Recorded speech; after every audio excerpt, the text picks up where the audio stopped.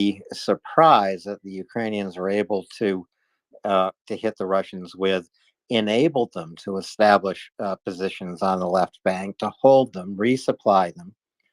The fighting has been intense. The little villages of Krinky and Kazachi Lahari have been completely destroyed as the fighting has progressed on the left bank. Ukraine has enlarged its bridgehead. It now includes not only solid land on the left bank of the Dnipro, but additional islands in the river channel as well. So it continues to be an area of intense fighting, one where Ukrainian troops are outnumbered, are taking a toll on the much more numerous Russian forces opposing them. But Russia has had no success whatsoever for months and months and months in driving the Ukrainian troops back across the river. And I don't think they will have any success as spring turns to summer, Tracy. I hope not, Alan. By the sounds of these reports, I don't think so. And it is really interesting because actually I'm glad you mentioned that about Chuck Farrer before we continue on, and whilst we build the audience back up. I would love all of our listeners in the community to be able to experience this story. You know, these people, well, one, they are allowed now at this point to be able to give that information publicly because it's been released by, you know, official sources, but then two, to be able to speak of these things and to share these experiences with us. I think it's crucial because it's the only way people like myself, for example, especially people who don't have military knowledge like Chuck Farrer, who know how these operations tend to go, or even if you do know how these operations tend to go, this one's very unique, as we've said, in many aspects of this genocidal invasion, and the way that they're being forced to fight, the Ukrainians have been forced to fight, is very unique. Some because of new innovative digital capabilities, and some because we're staggered by how it seems to be, well, so things that we've forgotten about, that not forgotten about, but things that we don't do anymore, should I say. I should word these things properly. Battles of times gone by that we don't expect people to have to fight nowadays. I'm speaking, of course, of trench warfare and those types of things, and just the brutal nature of some of the battles that they have to fight. And, you know, it does also as well remind me of many things that Chuck Farrer has spoken to us about, has explained to us and our listeners here, not just to all you listeners, but to me too, because of course I'm privileged to be part of this community and listen to our expert guests. And who actually, Chuck Farrer's not just an expert guest anymore, he's also occasional co-host as well, along with you and a few others, Alan. So he's adapting new skills also, like we all inevitably do around here. We haven't seen Chuck lately, but Chuck is going to be back with us probably in early June. It depends on how this special mission goes. Special missions are special in that they have no definite ending, Tracy. Absolutely. And you know, the other thing I'm reminded of is conversations that I think it was Alexander from SBU, wasn't it? If I remember rightly, it's a while ago now. I'm pretty sure it was Alexander from SBU who MriyaReport was introduced to, thanks to the incredible War Doggo, who's also a long-time friend and very good friend of MriyaReport. And he helps us to make those horizontal connections that we would not have been lucky enough to make if it had not been for him. And Alexander from SBU is one of those people.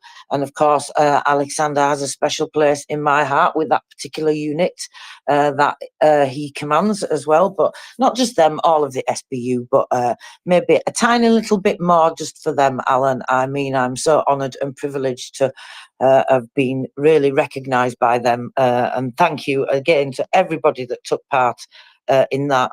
And, you know, I really don't deserve it. I really don't feel even at this stage that I've done anything incredible to deserve it. But I also always like to mention it because I feel that I should do so, because it was a privilege and it was an absolute honour to be given a patch by Alexander and his unit from the SBU. And so that really is very special to me. Anyway, I'm waffling now. I'm getting sidetracked, Alan. I cannot help it. I tried to explain this I don't know what. I try to give people the information, but I get all caught up by the emotion, because even after such a long time of receiving it a while ago, I don't think it's ever going to feel any different than it did the first day that I received it. Well, it should keep giving you, I think, deep satisfaction, Tracy. We still need listeners' help here to retweet this space and bring back the hundreds of listeners who were with us when Twitter rudely crashed our space a few minutes ago. This will give us an opportunity to get some tweets up into the nest. I can try to do that, Tracy, as well as bring folks up to date with two pieces of breaking news. According to Biden administration officials, a new $400 million aid package, military aid package to Ukraine will be announced possibly later today. It will include additional Patriot missiles, Stinger anti-aircraft missiles, more Bradley fighting vehicles. Those are absolutely treasured by Ukrainian troops on the front lines.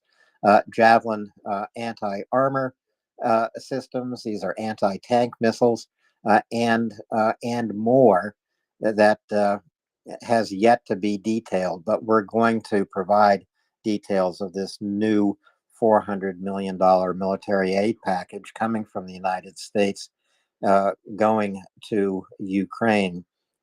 And it's announced on the very day that Russia appears to have launched some kind of operation north of Kharkiv, um, beginning around 5 a.m. this morning.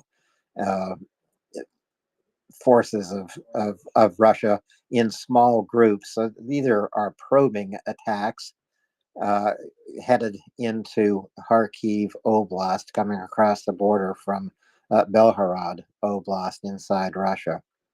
Uh, you might regard them as reconnaissance units, probably reconnaissance in force, which means they might have been supported by a couple of tanks or armored personnel carriers, etc.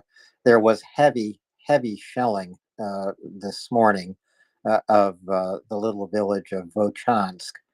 A lot of destruction as a result of this shelling. Civilians have begun to evacuate themselves uh, in their family cars, heading out of the village of Chansk, and Ukrainian officials are evacuating other civilians in Vochansk who have no transportation or who are simply too elderly to get out of town themselves. Ukraine has kept its eye on this part of the front line for several weeks. President Zelensky has talked both about the buildup of Russian forces in Belgorod Oblast. Intelligence indicates somewhere between 40,000 and 50,000 Russian troops have assembled there to undertake this operation. The Institute for the Study of War suggests this is an insufficient force to occupy Kharkiv. So there's, I guess I'd say that the Institute for the Study of War is not especially concerned about Russia making such an attempt on the city of Kharkiv itself. Remember, there are 1.3 million Ukrainians still living in Kharkiv. It's the second largest city in Ukraine. Ukraine has already positioned reinforcements in this area of the front line. And we'll keep you updated as we receive news from Kharkiv, Tracy. Yeah, absolutely. Let's have a look at just that, in fact, shall we, Alan, and see what's going on whilst we get ourselves assembled. I've put some tweets in the nest, first of all, for everybody. So we've got, of course, our fundraising tweet there. Don't forget about that if you haven't donated already, or if you have and you're able to again, fantastic. And actually, massive thanks to every single one of you. I really cannot thank you enough. We all do here. It's a massive campaign for all of us to really try and do as much as we can here. And it's just amazing to be able to have the power of this community and to be lucky enough to be part of being part of this community and being able to pull together like this and do these things. I remember the days before I found MriyaReport, Alan, feeling so powerless and wanting to do so much more to help, watching these terrible scenes in those days that were still on the news media constantly. And just, like I say, that powerlessness and just thinking, where do I turn to help? What do I do to help? How can I help these people? This is all I could think, and it was absolutely horrible to not be able to do that. So to be able to now use the power of this community and play a small part in targeting where we can put our help as well, especially in this case, it really does mean a great deal to me anyway, personally. And it's not about me, and it's not about having any meaning or anything, because it's just such an honor to be able to be a part of that, a privilege. We use these words all the time, humbling, but these words, even though we repeat them, they don't have any less meaning the more times that we repeat them. They still carry the same amount of weight, and the incredible power of this community goes towards that might and towards that weight that we all push out, and we use it really for good. It really does fill my heart every day, Alan, and every single one of these people here, all our listeners. We are all in that community together. So sorry, I'm getting I don't know, you know what I get like sometimes. Anyway, we're talking about donating. That's what we're doing. So go ahead and donate, go ahead and retweet, go ahead and share, and do all those incredible, wonderful things that you all do. And also talking about that, there is the podcast in the nest as well, from our incredible 5 heroines, our 5 women doctors that came to speak to us, to Alan and I recently. We were lucky enough to be able to be co-hosts. And again, what an absolute honour to have such esteemed guests to be able to speak to and to be co-hosts, part of that segment. And of course, not forgetting the amazing leader and all the incredible work that she does as well. And everybody on the team, really. We have to mention everybody because there are many people behind the scenes, right, Alan, doing all the work in coordinating all this effort in this fundraising campaign to get these solar generators to power to medical units and hospitals and surgeries, surgical units, all sorts of types of things within medical facilities and hospitals in Kharkiv, whilst Russia is trying to constantly cut off their energy supply completely. 2 thermal power plants have been, 2 hydroelectric power plants were put out of commission yesterday. That's on top of the thermal power plants that were attacked within the region. 5 out of 6 of those in Kharkiv being incredibly badly damaged. And even with the donations of various types of equipment from partner countries of new and decommissioned equipment from their power stations, it's still going to take 12 to 18 months to repair all these things because it's absolutely staggering the amount of work that needs to be done.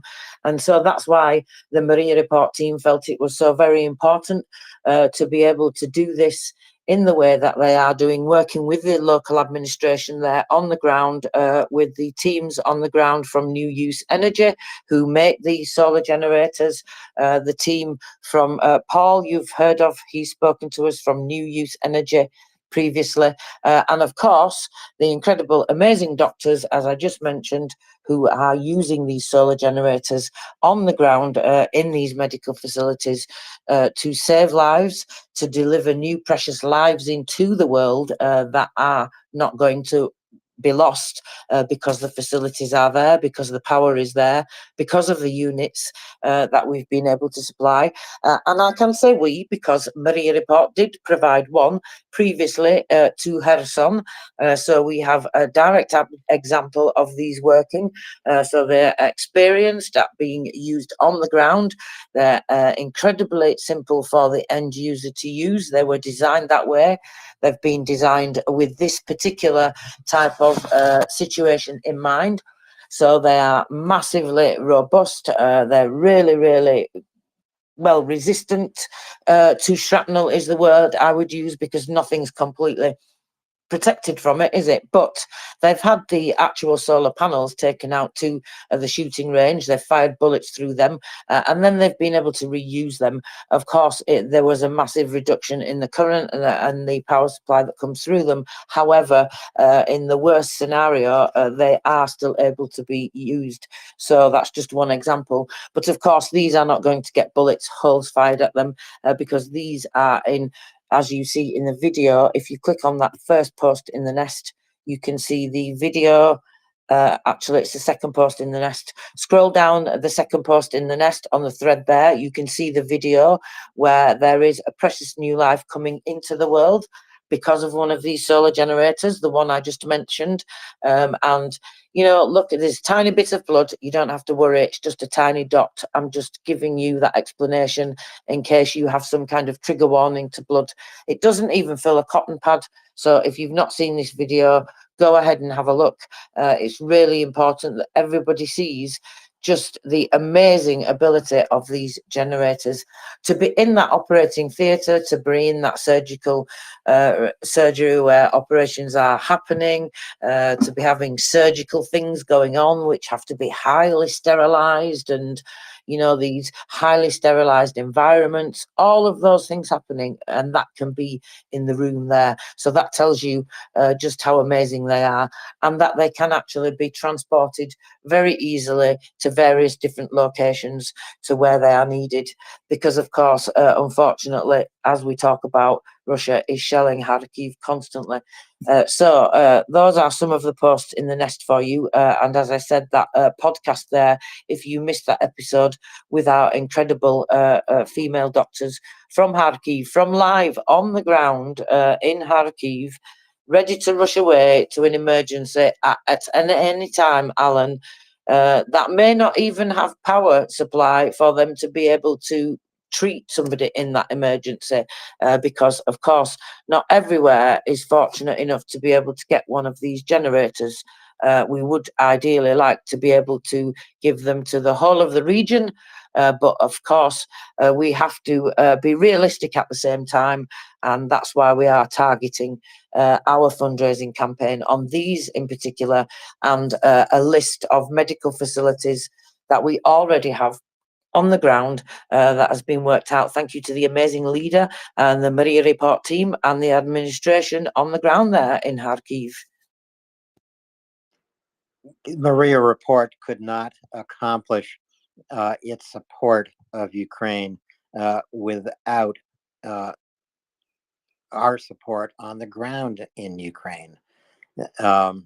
We have contacts there with frontline military units to whom we have supplied individual first aid kits, various kinds of tactical gear, tough boots, helmets, ear protection, etc. But right now, through our contacts in Ukraine, we are helping the hospitals in Kharkiv, which are going to be very, very busy, Tracy. You know, I want to share a story that I'm looking at right now from Ukraine of an 81-year-old pensioner named Tamara, who lives in Lutsk. Uh, she's shown in a photograph speaking with General Budanov. Why would General Budanov be calling an 81-year-old pensioner in Ukraine? I'll tell you why. Because Tamara supports the Ukrainian military with donations for sea drones. This is how she describes her support. When my pension arrives, now I want to repeat that. When my pension arrives, I donate for sea drones, then I buy medications and I use the rest for sweets. This is how a pensioner is dividing a very small pension she receives every month from Ukraine. She thinks first, what can I do to help Ukraine today? And she makes small donations to purchase, to manufacture sea drones in Ukraine. Well, that was the question that Christopher James always asked, wasn't it, Tracy? What have I done today to help Ukraine? What have you done today to help Ukraine? The opportunity for you to help Ukraine is right up in the nest. It's the first tweet. Just click on it, follow the donation links to MriyaReport.org. Be just as generous as you possibly can so we can deliver solar powered generators to hospitals in Ukraine. As you go through the day today, by the way, and keep yourself updated on news from Kharkiv and the Russian operation on the border of Kharkiv Oblast, remember this is not coming as a surprise. Ukraine has been watching Russia assemble forces. They have uh, all been suspecting that Russia would attempt something along the border with Kharkiv Oblast. And indeed, this morning around 5 a.m., some of the Russian forces did cross the border in uh, reconnaissance groups. All of these Russian advances have been repelled, and it would appear that Ukraine had reinforcements in place on hand, anticipating this Russian operation. But we will keep you updated as the day goes on here. It is now 6 p.m. In Ukraine. So evening is coming along. It will be another long night, we're sure, for the city of Kharkiv and for other cities in Ukraine, all the way from Lvov to Kharkiv, all the way from Kharkiv to Kherson. There's no doubt that Russia will keep up its shelling, its drone attacks, its missile attacks. Uh, Everywhere it can reach inside Ukraine.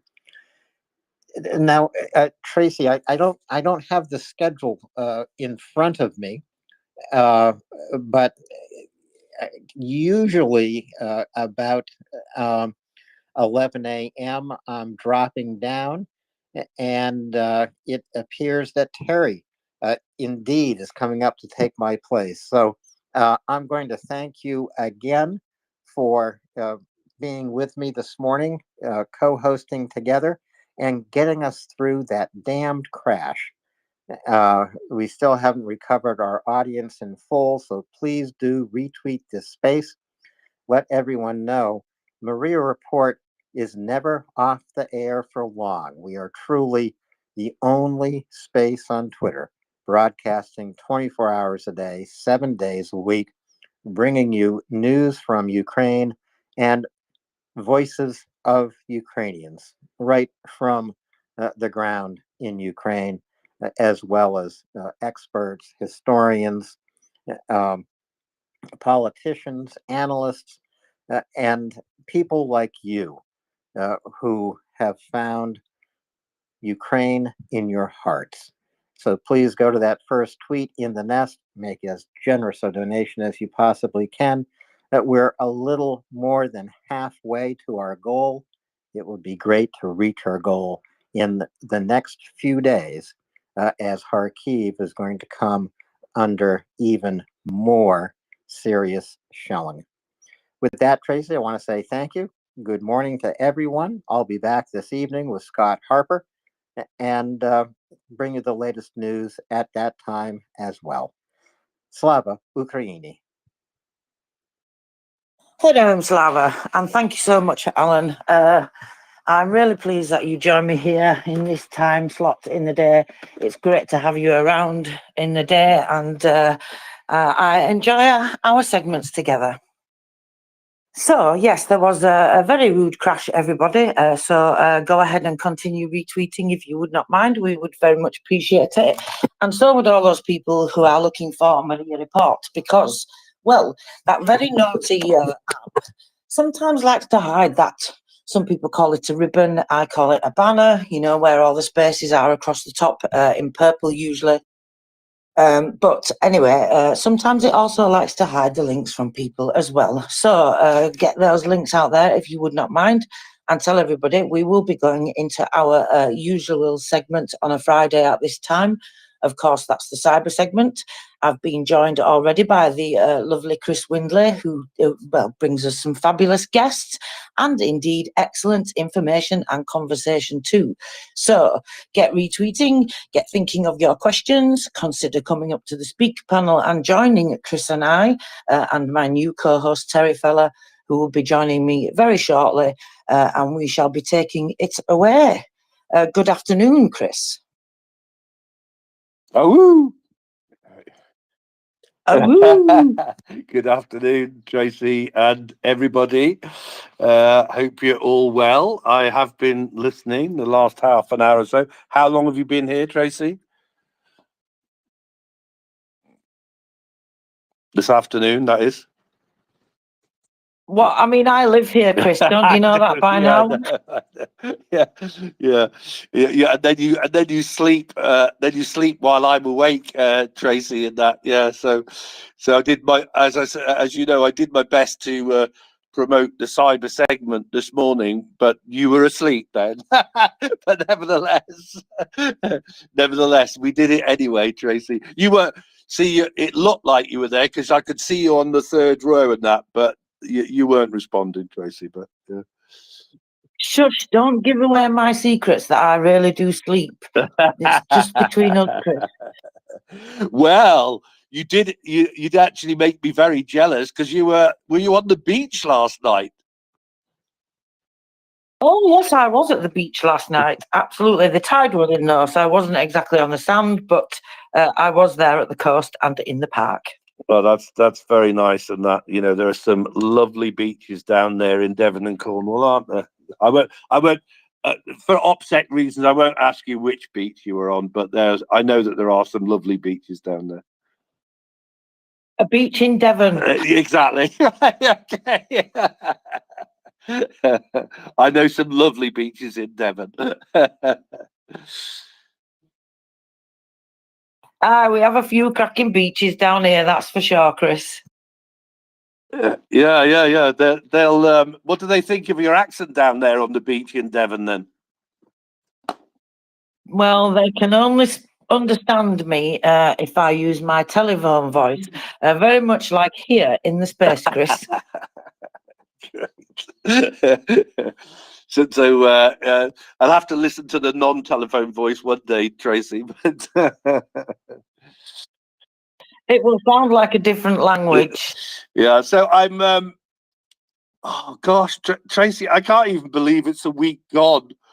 And so many things have happened this week. I'm just doing a couple of tweets of some of the things that I've been sent and I've come across and stuff like that. So I'm just like doing that in the background. So I'm not sure I can, because I'm only a man, I'm not sure that I can multitask, right?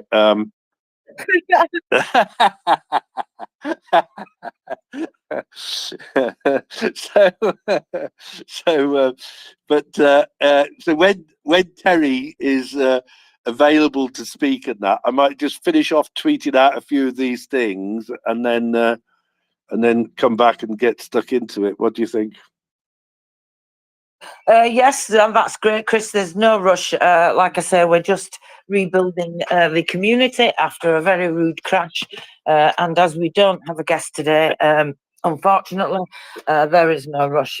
So sadly, we will not be joined by our guest today, but we will no doubt get that pinned down for you very shortly. As many of you may be aware, well, he just returned from Ukraine, didn't he? So I kind of thought maybe this might be a little bit too soon, you know, Chris. Well, I'm not sure I should give away this private information, right? But No, of course not. I just no, mean no, no, no, he, no, he no, wouldn't have no, had no, time no. to even. What I'm about to say, Tracy, but I think I can. I think I can, right? So John is with his wife, and they are visiting various countries in Europe. Right now, he is working a lot, but he is also, Tracy, trying to keep his wife happy. Now, so I probably said enough there, haven't I? I think you might have said enough, Chris. I was just going to say that he's only just returned from Ukraine after having all those very important meetings and obviously sharing his technology, etc. And probably hasn't even had a chance to really pull back together the information or work on everything that he's been doing there yet, really, was all. But safe to say, if he does need a break, then that's completely understandable as well. He's been working very hard, hasn't he? Having lots of meetings. And of course, it's the cyber security defense thing has been going on in various different countries, the UK being one of them.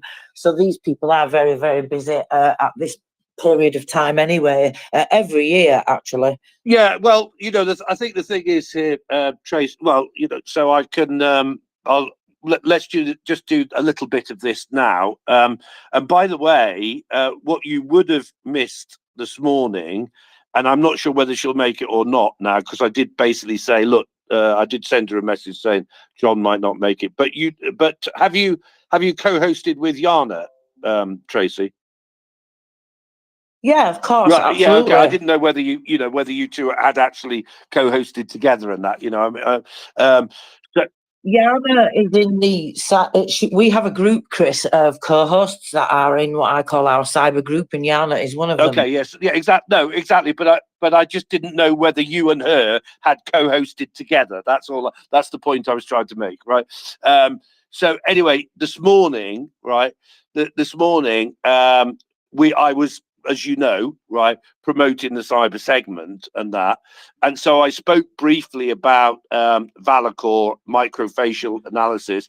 And Yana knows quite a lot about this, actually. So I actually said to her, "Oh well, maybe you can come and join us then in the cyber segment." So I don't know whether she'll turn up or not, Tracy, but she might, right? And it was actually quite fascinating. I do remember now that she said it this morning. I do remember that she told me that last time, or a previous time when I mentioned it, right, that she did know something about it. She clearly does, because she went into a bit more detail about it this morning. And so I was going to just say, yeah. So one of the things I talked about was something that I've mentioned to you, I think, is that when John was in Ukraine and that he had this meeting with, as it turns out, Tracy, a sort of like a round table of ladies, yeah, and he was talking to them about Valacor and microfacial analysis, right? And they basically said, well, okay, very interesting. Why don't you do it on us then, John? Right now, I don't know what the right term for this is yet, Tracy. We did mention it before, didn't we? And I was saying I thought this was very brave of them, right? Because there were they might have known one another, but they might not have known one another, and they might have been from different companies or different departments in companies and that, and yet they were all prepared to subject themselves to microfacial analysis, right? and then have it shared with everybody around the table as well. And I mean, I don't know what you think, because we did discuss this, didn't we, the other day? Yeah, we did. I mean, I was quite staggered at the response, to be honest. But then I guess if you get a round of people that are telling the truth and they're confident in their own assessment of that and their own emotional intelligence, because that's, of course, what this AI has been hopefully developed for, to help people understand and develop their own emotional intelligence. And I think, yeah, it's incredible, but not wholly surprising. I think, given what we've learned, especially of Ukrainian women, but of Ukraine in general, it's that whole thing that we pointed to the other day about the civil society. Shaking off that old Soviet corruption, because it's not Ukrainian to be like that. It's the old Soviet system. So it's not wholly unsurprising. But I guess the proper term would be case studies. Some may call them guinea pigs, but case studies, I guess, would be the proper term for them, Chris. But yeah, it's absolutely fantastic that they've offered to do this and to have that shared as well. That's, of course, the important thing that we have to emphasize, is that they have given their permission to have that shared. And the other thing I was thinking of is, I'm not sure if it was Yana or not, Chris, but I thought Yana was in the very first segment when John joined us and explained about this assessment that he'd done, using it to do that, analyse that video speech of that indicted child snatcher. It could be somebody else I'm mixing her up with. But No, anyway, well, you continue. you could well be right, Tracy. You could well be right. I mean, put it like this. She reminded me that she had we had talked about it before, and that, so it could well have been that, Tracy. So I mean, yes, I think it was, as you say, fascinating and probably in character, that these Ukrainian women and that were happy to have the inner workings of their minds exposed, right? And then so the other sort of like fascinating thing I think that came out was like, so let me just see. I mean, I think one of the things I can say is that one of the discussions that's going on at the minute in Ukraine is about using this to help with PTSD, right? Which we've spoken about this before, haven't we? Right. So this is one of the purposes, right? That, because, and I'm not an expert on PTSD, I'm not even sure that I've met anybody that's really suffered from it, to be honest with you, despite having been in the military. What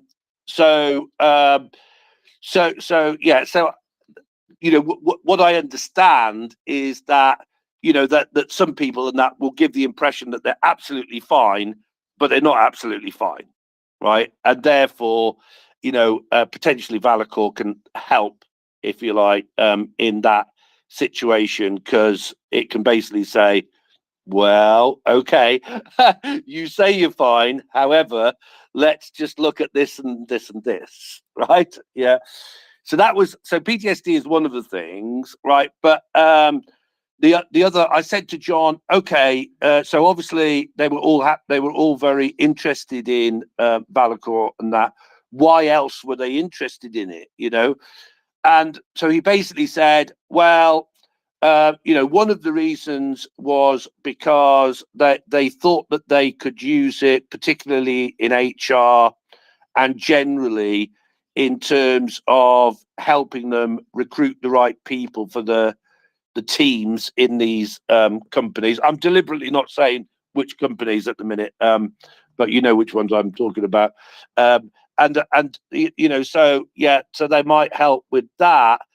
But they also strongly felt that it might help with exposing corruption as well in Ukraine and helping them identify people that were basically lying, right, or misleading people, Tracy, which I thought was also interesting, that they're, again, a demonstration that they're basically determined to clean things up there. Yeah, I think it's really interesting as well, especially looking at these things moving forward, Chris, because as you know, that's obviously where I look at things with the intelligence and corruption and those types of things. And then we know that this software, this AI reading, micro expression reading software, it's available and used and has been used, for a little bit. It's not exactly something new, but of course, the way that it's being used here and the updates to the software, etc., in terms of what Valicor has done specifically, that's where the direction is slightly different. I think it's used quite a lot in, what do they call them? CRMs, is it, Chris? You probably know that, customer, or is it CSMs, customer service management systems, or something like that, for people to understand each other better in capacity like that. I'd spoken to you previously about, I could imagine this being used. Of course, you would have to have people agree to it, given data protection, and those laws would be different in each country. But I was thinking, like in job interviews, for example, because people making those exaggerations with their, their, as we know, CVs. But of course, the data protection thing is important, isn't it? Because again, to be clear to everybody, we are anonymizing anything here. We won't be giving away personal information, but there are so many different applications, and the corruption thing is definitely one of them. But answer me this question, Chris. We have different laws here in the UK in terms of lie detector tests, for example. We would never consider something like that admissible in court. However, in the UK, those laws are in the US, those laws are slightly different. So would this not have to come under something like that? Well, yes. I mean, I don't know whether it would or wouldn't, but you're right. It could do, right. That there could be definitely a challenge to using it for that purpose and that, right. And so actually, it's interesting. I didn't know what you said there, Tracy. Right. You're saying you actually are not allowed to use lie detectors as evidence in the UK. Is that right? Yeah, well, they're not considered reliable enough, Right. so that's why basically they don't have them, Right. because they can never rule out, the fact that there is a small percentage that are incorrect, and therefore that's not acceptable to the UK justice system. Yeah. Okay. Fair enough. I mean, we this morning with Yana and that, I got on to talking about, it's a bit of a weird thing and that, but when I did a long time ago now, when I did like an advanced selling course, they taught us supposedly how to use Myers-Briggs profiling to speak to our prospects. Find out basically what Myers-Briggs profile they fitted, and then speak back to them in their language. Right. That was the idea of it, right. All of these things, and Yana said this actually this morning, they're tools, aren't they? They are, they're contributory, but they shouldn't be the only thing that you rely on. If you agree with me? Yeah, absolutely, Chris. I think that's exactly the point. Yeah, and it depends on what you use them for. Of course, to be able to use them in a legal nature for cases of law and things like that is vastly different to using them in certain other situations. And there are many things that are used, within society that are not 100% guaranteed. That doesn't mean that we don't use them, that we don't rely on them, and that we don't trust them in some instances. And so I just thought that's why I find it very interesting, the difference between the perspective of one country and another as to how accurate these things are and whether or not they can be included in cases of law.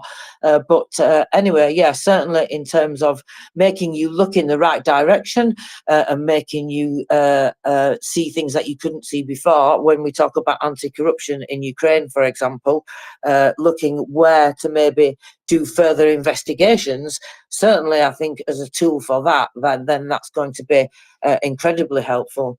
Go ahead, Chris.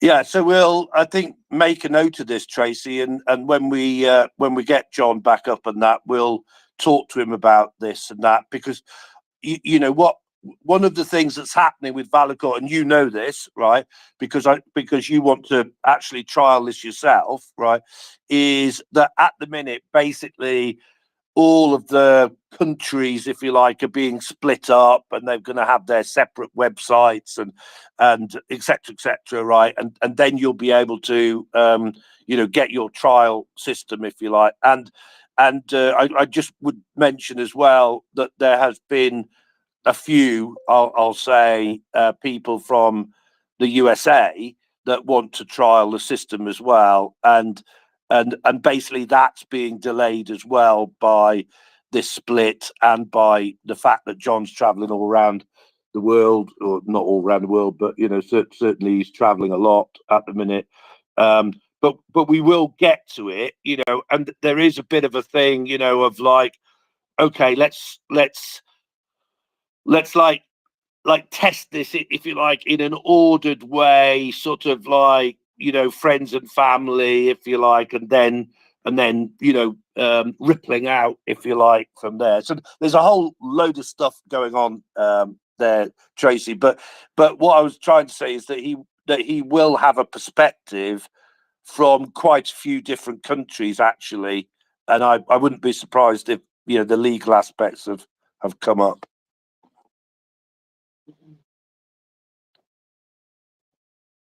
Tracy?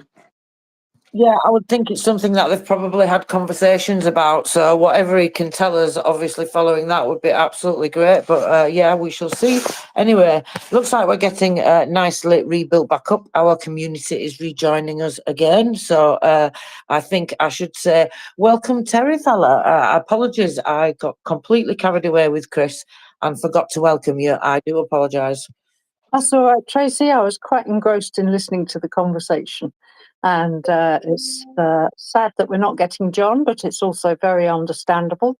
Yeah, I think I was aware of the crash. That's just as I was coming online, having finished chatting with my Ukrainian buddy, Olena, with our hourly chat each week. So it was rather a shame. I was half thinking, oh, was it because I'd just joined that the whole thing crashed? But there we go. We are building back up again slowly. So looking forward to this section. And I might just add as well, before we go on too further, I have got workmen right outside my house. Apparently they're putting in fibre optic broadband. So they're digging up the entire road. And I thought they've been there since 8 o'clock this morning, drilling away. A small nuisance, I must admit, but it does kind of interfere. So if I don't come up to speak and I do a thumbs down instead, it's because they're making so much noise. I'm inside on this beautiful day with the windows and the doors all closed because there's just so much noise. Hopefully they'll be finished soon and I'll be able to sit out in the sunshine for the last bit. So lovely to have some good weather again. But anyway, enough of my rambling, and let's see if we can get everything underway. Lovely to be with you both. Thank you very much. Chris, go ahead. Yes, well, you've reminded me of something there, Terry, right? Which I could speak on for about a week, probably, right? And that is the challenge of getting fibre optic cable to my house in the country. And well, so I'll just give you a few headlines. It took over 20 years. Is one, right? The other one is that. One of my past careers, if you like, is actually in the laying of fibre optic cable. And not that I personally did that, but I was in companies that did that, right? And we laid fibre optic cable down the towpaths of canals in the UK, Terry, right? Not all of them.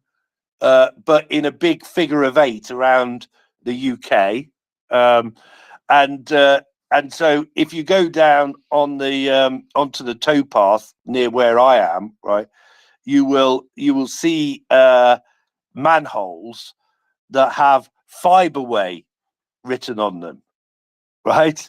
And that is exactly what it says, right? It is a fiberway that runs down the towpath of canals here, right? So the very frustrating thing for me, Terry, was that I knew that there was masses of fiber optic cable just down the bottom of my field on a towpath, and yet I couldn't get it to my house. That must have been so frustrating. I must admit, I've been with BT for quite a while, and I actually thought I already had fibre optic broadband. But maybe I haven't. But yeah, they're making a lovely mess of the road. They are now filling in the holes that they've made. But yeah, and it's still not going to be connected. Now we've got to actually, they've just put it up to the boundary, and then apparently then we'll get we have to request for it to come into our houses or something. But yes, Yeah, that's just noisy. that sounds right, Terry. It's actually but I'm sure you can probably imagine this, right? I got extremely nosy because I haven't ever actually installed it myself, right? But I wanted to know the deep detail. So you would find me and the Malamutes, actually, I don't know whether I could find them now, but me and the Malamutes, right, poking our noses into manholes and things like that, and looking up poles and that to see exactly what they were installing. And actually, when they were coming down the main lane near us, right, I got talking to them, and that's how I eventually got the fibre to my house, because I met some ex-military people that were speaking with that were sort of working with BT as fiber optic installation engineers and that. So I struck up a bit of a relationship with them, and eventually that led to me getting my fiber optic cable. So anyway, It's often the best way. I must admit, I was out there having a chat with them, telling them, I mean, it's not exactly a lie, is it? But I was saying, well, I'm going to be on the radio this afternoon from 4 o'clock onwards. Are you going to be done by? Oh, yes, it won't take long at all. Blah, blah, blah, blah, blah. But I did figure out a little bit of what they were doing. But I came inside thinking, oh, well, I haven't got to put up with the noise for too long. But here we go. Such are the trials and tribulations of ordinary life in a safe country. So I guess we shouldn't really moan too much. Indeed, that's what happens, isn't it? You have to tell yourself this, because we do not have to fight what Ukrainians have to fight every day. And that's not always easy, is it? It doesn't stop you suffering trials and tribulations in your own life. But I think we do have to put these things in perspective, Terry Fella. Nowadays, you're absolutely right. And of course, that's one of the reasons why we engage with this information and try and share it as much as we can, about what's going on in and around Ukraine. About anything that we can do to help support Ukraine as a community, whether it's donating or sharing the information, countering Russian propaganda, cyber strong Ukraine, advocating for Ukraine, contacting our representatives, all of those things. But yeah, these are, what did I hear someone say? I think I like the phrase, nicer problems to have. If everybody understands me. In other words, your problems could be much worse than the ones that you do have right now. Exactly.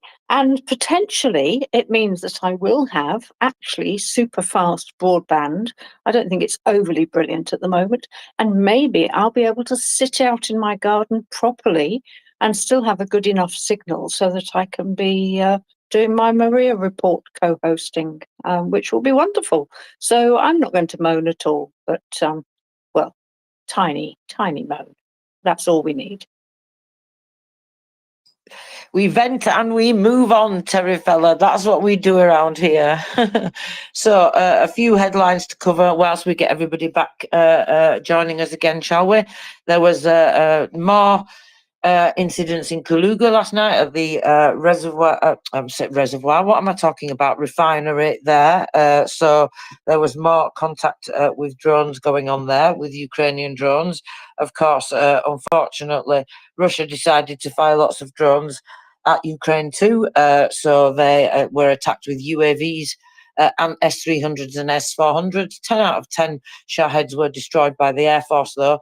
I'm very pleased to say, unfortunately, there were some hits, as you would expect, in Kharkiv. At 3:20 this morning, the occupiers struck Kharkiv in particular, in that one incident there. S-300s and S-400s.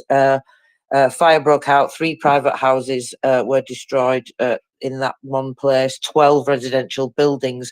Important to point out, when they say residential buildings, they more often than not mean multi-story apartment buildings. This was explained to me recently. So I always think we should highlight that, because this is what we see them target most of all the time now, these multi-story apartment buildings. 2 people were injured in that one incident, 11-year-old child being one of them, and a 72-year-old woman. And then later on in Dnipro, there were more attacks as well. Actually, I was just looking at the updates from there. But I'm just trying to give you a few of the headlines for now, and then I will give you the more detailed information about the regional updates. Well, a little bit later on, when Chris Windley has to go Malammuting. Oh, Chris, you've got your hand up. Sorry, I don't want to keep you waiting. Please go ahead. Yeah, no worries. Actually, Terry was saying that she was telling the fibre optic engineers that she was on the radio. Well, of course, this week I was on the telly, Tracy, as you know, right? Well, I say I was on the telly. There has been quite a reaction to this, Tracy. People have said to me something along the lines of, "You weren't on the telly, Chris. You were on the UK's version of Fox News, right?" And I narrowly avoided being interviewed with or co-hosting with Nigel Farage, as it happens. Right? Now that would have been bad. That would have been bad, Tracy. So I'm glad that didn't happen. And instead I was up with Jacob Rees-Mogg, Mogg, and he has Mogg mails and Mogg messages or something like that, right? So, but anyway, now I was there to talk about the Ministry of Defence hack, Tracy, which I know that you know about, right? But and I could talk about that, but Tracy, I sent this to you, and I don't know what you thought about it, but it was bad enough to think I might actually have had my data stolen, right? Since I'm a veteran, right? Yeah, and so my data might have been amongst that stolen by the inverted commas or question mark Chinese, right? Bad enough for that, right? But Tracy, what did you think about the 330 schools that have been hacked and the children's information might have been given to paedophiles? Did you see that? Well, I mean, can it get any worse, Chris? I don't think it can, Tracy. We've got a hand up there. Do you want to take that hand? Because I'm about to read you something, but I can wait to take that person's hand if you want to, Martinez. Sure, thank you, Chris. Go ahead, Martina. Welcome. Hi, Tracy. I wanted to ask if you have already spoken about the visit our German Defense Minister, Boris Pistorius, made to the United States and the outcome. No, please go ahead. Yeah, so our German Defense Minister visited the United States, met with Jack Sullivan and also with Lloyd Austin. And so what Germany is going to do, or what Germany did, what was announced there, is that we purchased 3 HIMARS from the United States, and we will donate it to the Ukraine. So that was one thing. And then the other thing was that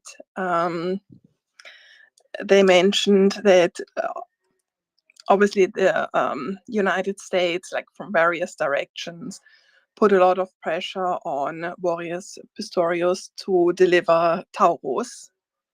So now pressure comes from all sides. It's already like from the German side, from all parties, and now it also comes from the United States. And so, yeah, usually I don't know if our chancellor will still say no, but if the pressure comes from the United States, it carries a lot of weight.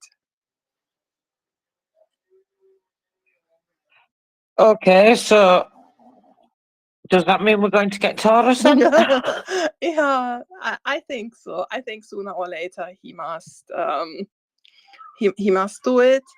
You know, if it now comes from the United States, and if all the public is for it and all the other parties, so then it gets harder and harder for him to be the only person in the universe who is against it. And it seems, based on what I heard from the media and from other people who are familiar with the discussions that took place, it more sounded like the Americans did not really see good reasons to not do it. So in Germany, just for your information, the discussions, because they were like, at the beginning, they always told us why they don't deliver Taurus.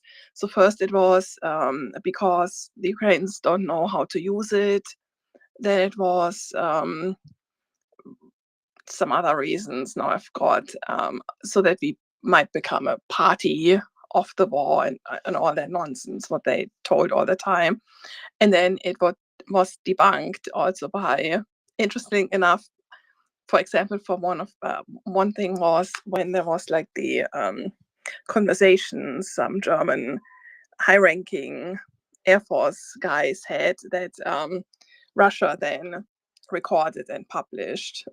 And in one of those, they also said it would be possible to deliver Taurus without being involved directly. And yeah, so then the last thing, when Pistorius was in one of the talk shows, he said, oh, the reasons are deeper, and they are so secret because it's national security thing. So therefore he can't tell what the real reasons are, but they are deeper, were his words.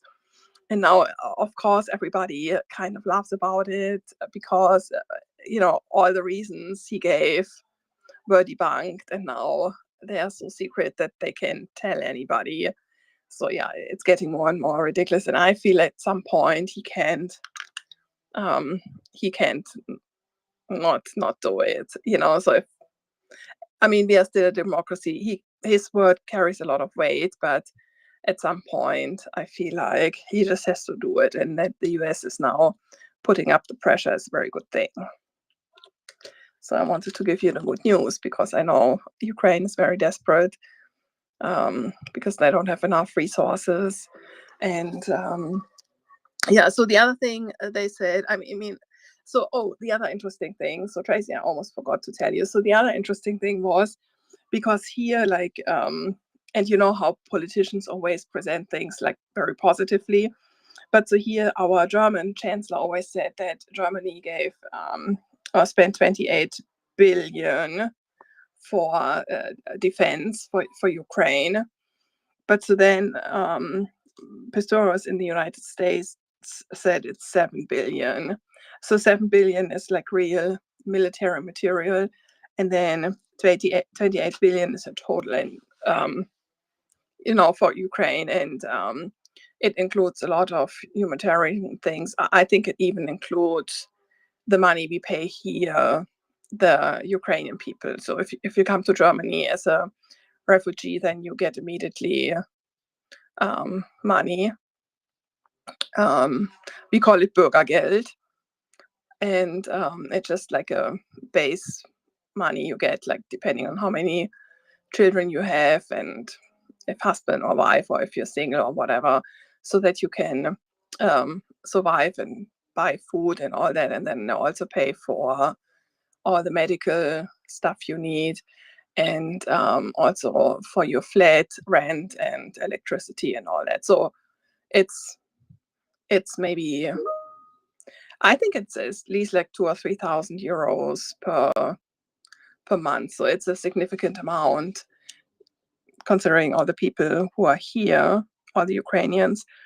So therefore, I think 28 billion is the correct amount, but includes like then everything. So not only military equipment and pure military equipment, they said it's 7 billion. And so he said that we as the third largest economy will not be able to stand on the sidelines and watch how the war is going on, and we want to take our responsibilities seriously and do more, but we also expect from other countries to do more. So that was also, I think, positive that he acknowledged everybody has to do more, and we are also willing to carry our weight.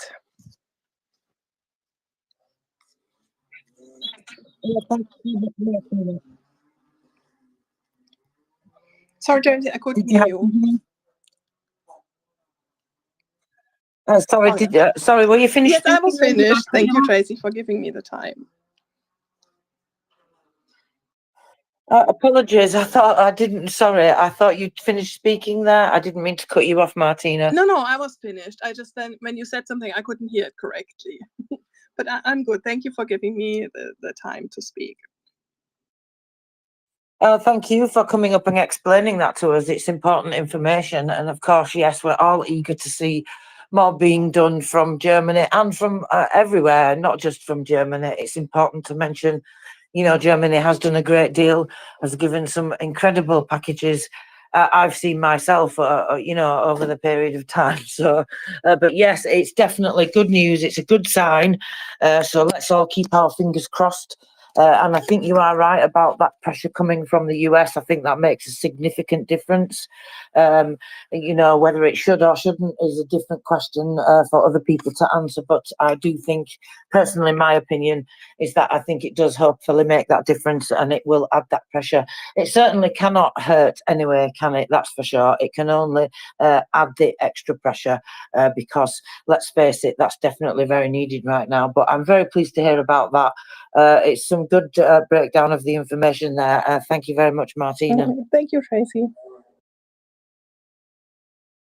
Go ahead, Chris.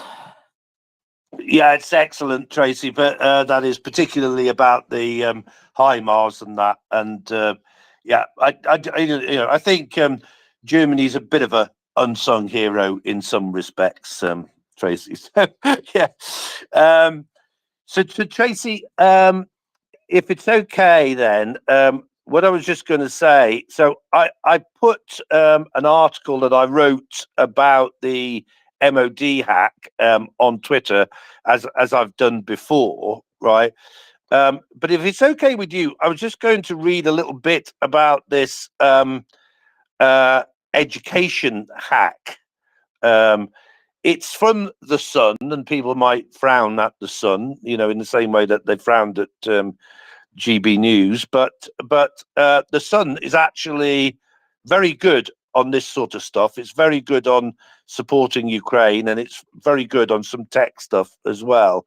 So that okay if I just read a little bit of this? It's not very long anyway, the whole thing, Tracy.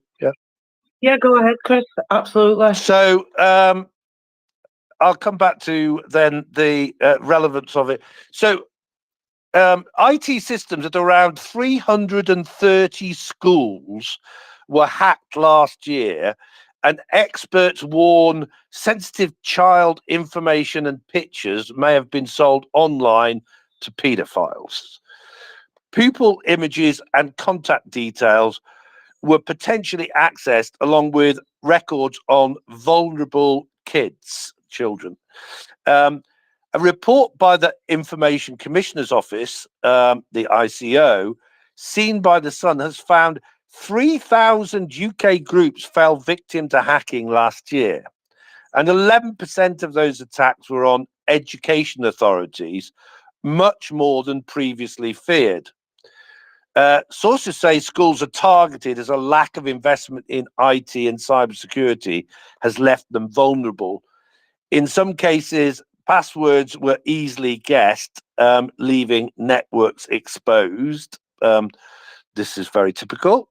Experts also warn that squeezed budgets mean schools often rely on donated computers with old security software, while heads of IT are shared. Stephen Bonner, the ICO's Deputy Commissioner of Regulatory Supervision, said, while cyber attacks are growing more sophisticated, we find that many organizations are not responding accordingly and are still neglecting the very foundations of cyber security. Cyber expert Professor Alan Woodward at the University of Surrey said, these hackers chiefly do it to make money, which leads to grim thoughts of where they're going to make money from data on children. I'm afraid to say that ultimately that data is of value on the dark web, and that's how they monetize it. He added, schools do a lot teaching children about how to keep themselves safe online, a cyber equivalent of don't talk to strangers.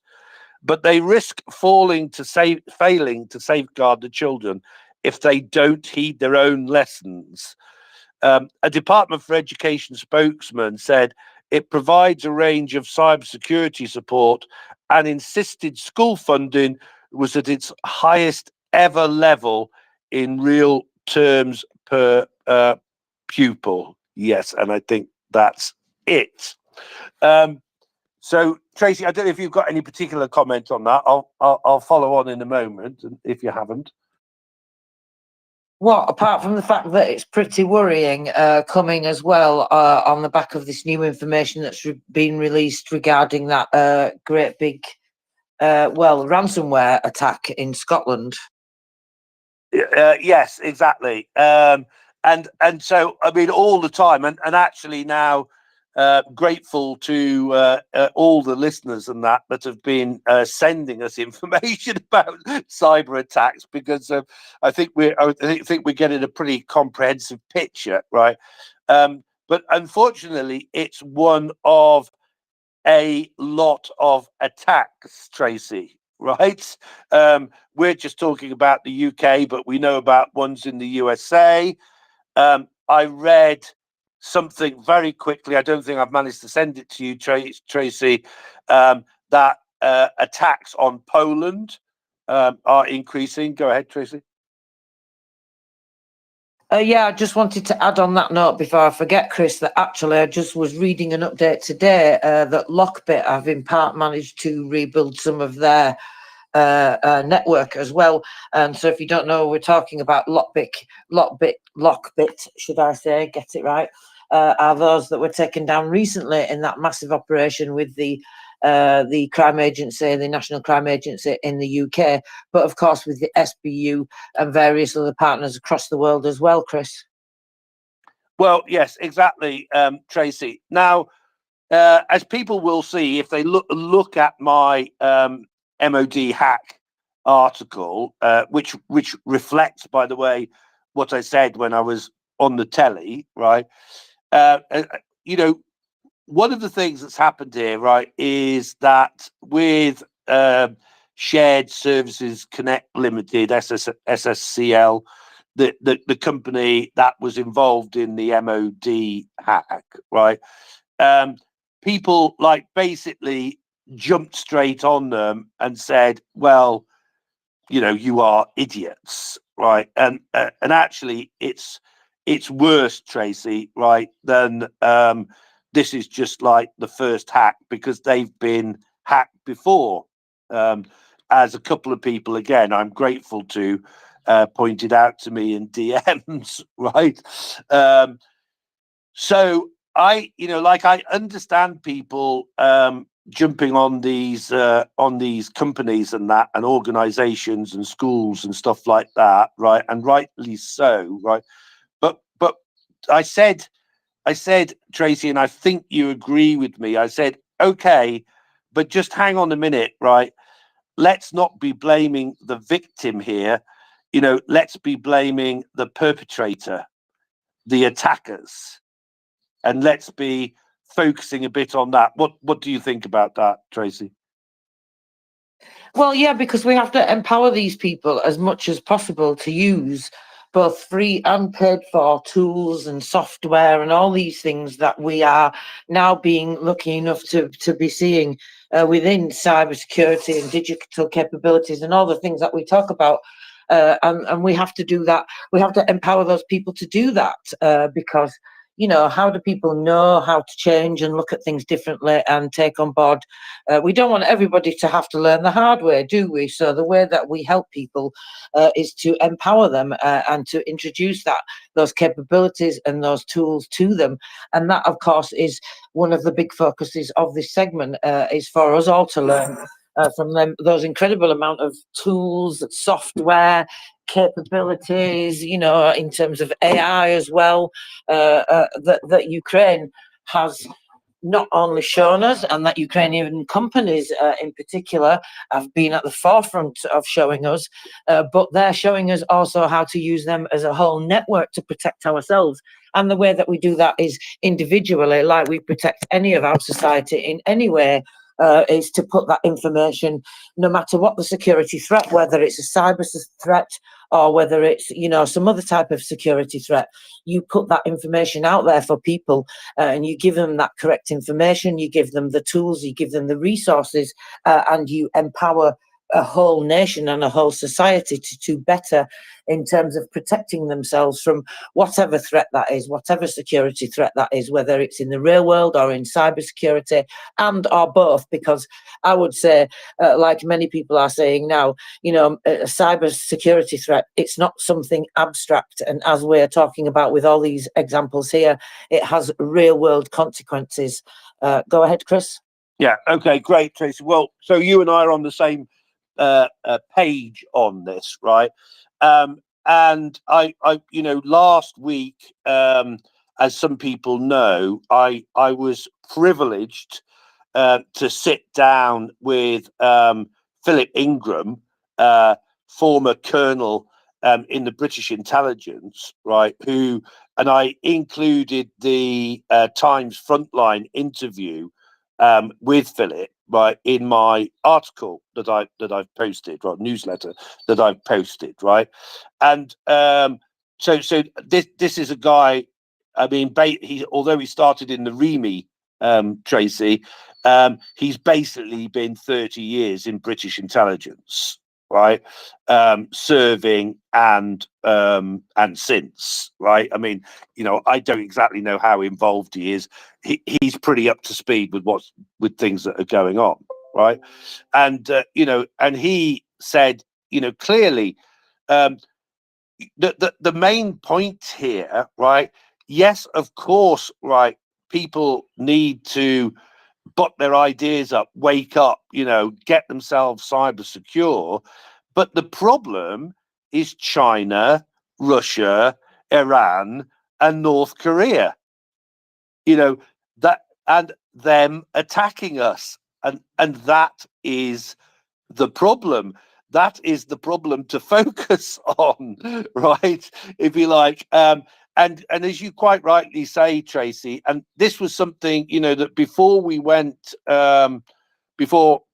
I went on the telly representing UK Cyber Security Group, right, we decided that we were going to take, if you like, this slant on it, right? Yes, right. The problem. Yes, you can say that these organisations, right, need to improve their cybersecurity, and they do, right. And frankly, Tracy, like the excuse that these schools apparently are making, right, that they don't have enough money and they don't do. I mean, I know that they don't have unlimited budgets and that, but the things that they need to do are not expensive, in fact, right? You know, they just need to get their head round some of the basic things, and they need to do those, and they'll stop most of the cyber attacks, right? But the real problem is, what are we doing about the fact that Russia, China, Iran, and North Korea are attacking us all the time? Well, not a great deal, by given what we were just talking about 5 minutes ago. But yeah, absolutely. This is the thing. We need to do more. And this is why I always talk of this in that hybrid warfare, because there's this angle of it, and then there are the other angles of it as well. But it is becoming a massive threat. I mean, Russian hackers with links to the Russian intelligence is becoming a massive worldwide threat. And it's not just Russia now, it's, as you mentioned as well, Chris, of course, they're all working together now. And Christopher James would speak very often of this to me privately, actually, about, well, just Russia selling information to China, and then enabling China to be able to do more of this, as if they're not doing already enough of this themselves. So when they're all working together and they've all got the same goal, and when we're not doing what it seems like a great deal about it. I mean, the MOD, for goodness sake, the MOD being hacked. Yes, well, this is not an excuse.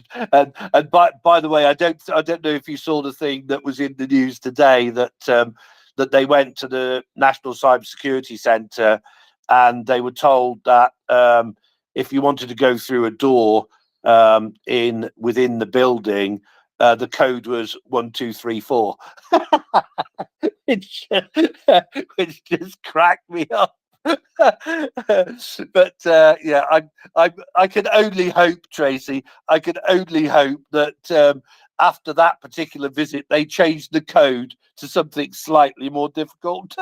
You know, but yeah, no. I mean, you're absolutely right. This is what we, you know, part of. Well, I said this when I was on the telly, right? You know, my understanding is that we're supposed to be moving onto a war footing. Have you heard that, Tracy? Well, yes, but let's face it, that was Rishi Sunak's version of what this means. What you and I consider for that meaning is two completely different things to what Rishi Sunak means. Yeah, okay.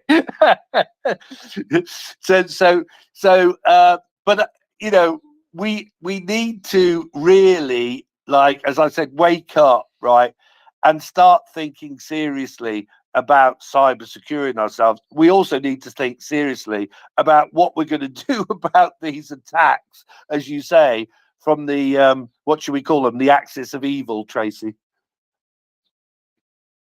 Yeah, absolutely. And just before we continue on, Chris, as well, don't let us make this all about the UK, by the way, everybody. If you have anything that you would like to discuss regarding similar incidences in your country regarding cybersecurity, then please come and tell us, because all this is linked up and we all need to know more about these things.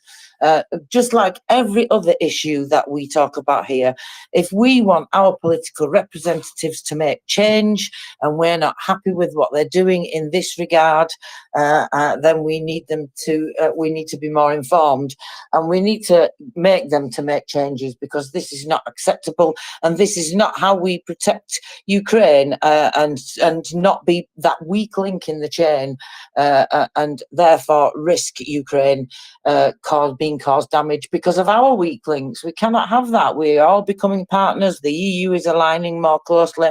NATO is aligning more closely with Ukraine. We cannot be responsible for being a weak link when Ukraine has struggled with this issue for such a long time, and they've been so very patient and gracious to teach us all this information, to show us all these tools, and to not be judgmental over the fact that we've, well, really let them down and not listened a great deal sooner. Chris? No, absolutely, Tracy. I was going to say something else, but do you want to let Terry and Pickled Fella go? Thank you. I appreciate that. Thank you. Welcome back, Terry fella. Where did you go? Up and down the stairs? I know, I fell all the way downstairs. I've got a big bruise on my bum now, but I finally got myself back up with a bit of difficulty, and here I am.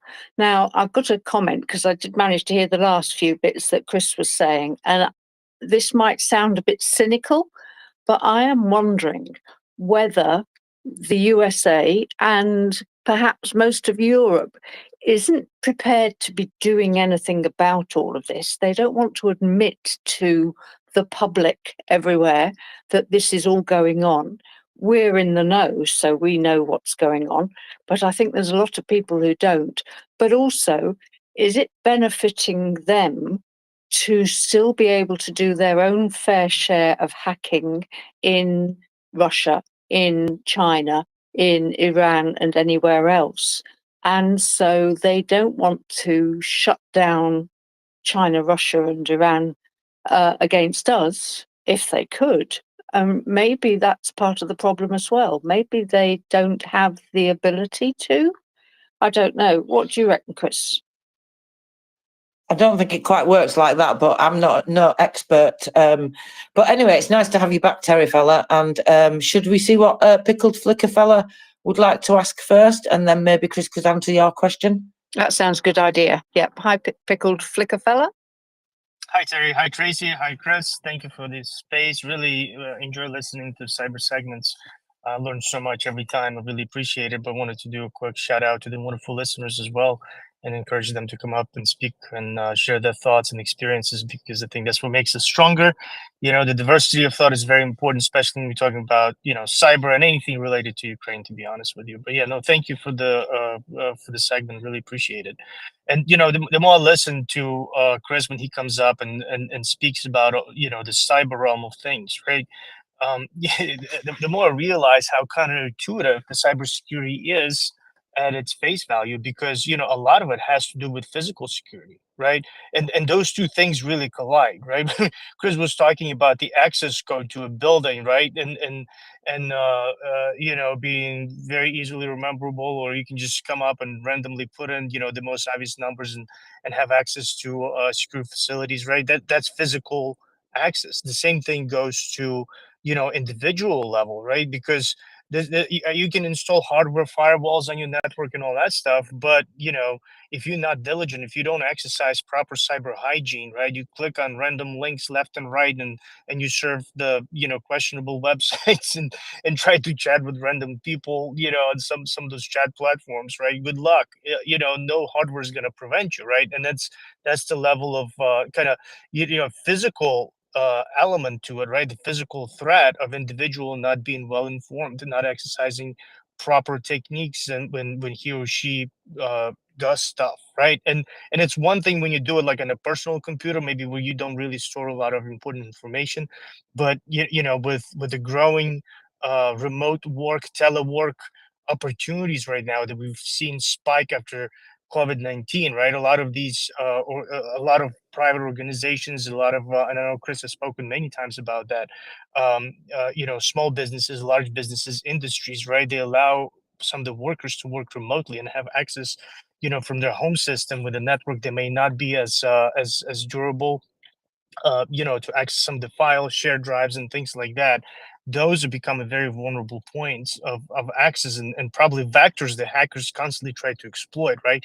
By implementing different techniques of social engineering. And to me, right, all of that, that's a really real, you know, element to cybersecurity, that physical space that we operate in, right? And we essentially are the conduit, right? So the really number one firewall that needs to be installed is the one in our brains, right? And it comes through education, through increased awareness. And this is one of the reasons I really like to see, you know, here in the States at least, and I'm sure that's happening, you know, our governments working, and other entities that involved in cybersecurity, right? Because there's a lot of private companies who do this stuff. And I know Microsoft has been very vocal support of Ukraine, and doing a lot to help Ukraine to defend their cyberspace against Russian intrusions. But you know, to have that level of interoperability and exchange of information, because the cyber threat evolves on a daily basis, right?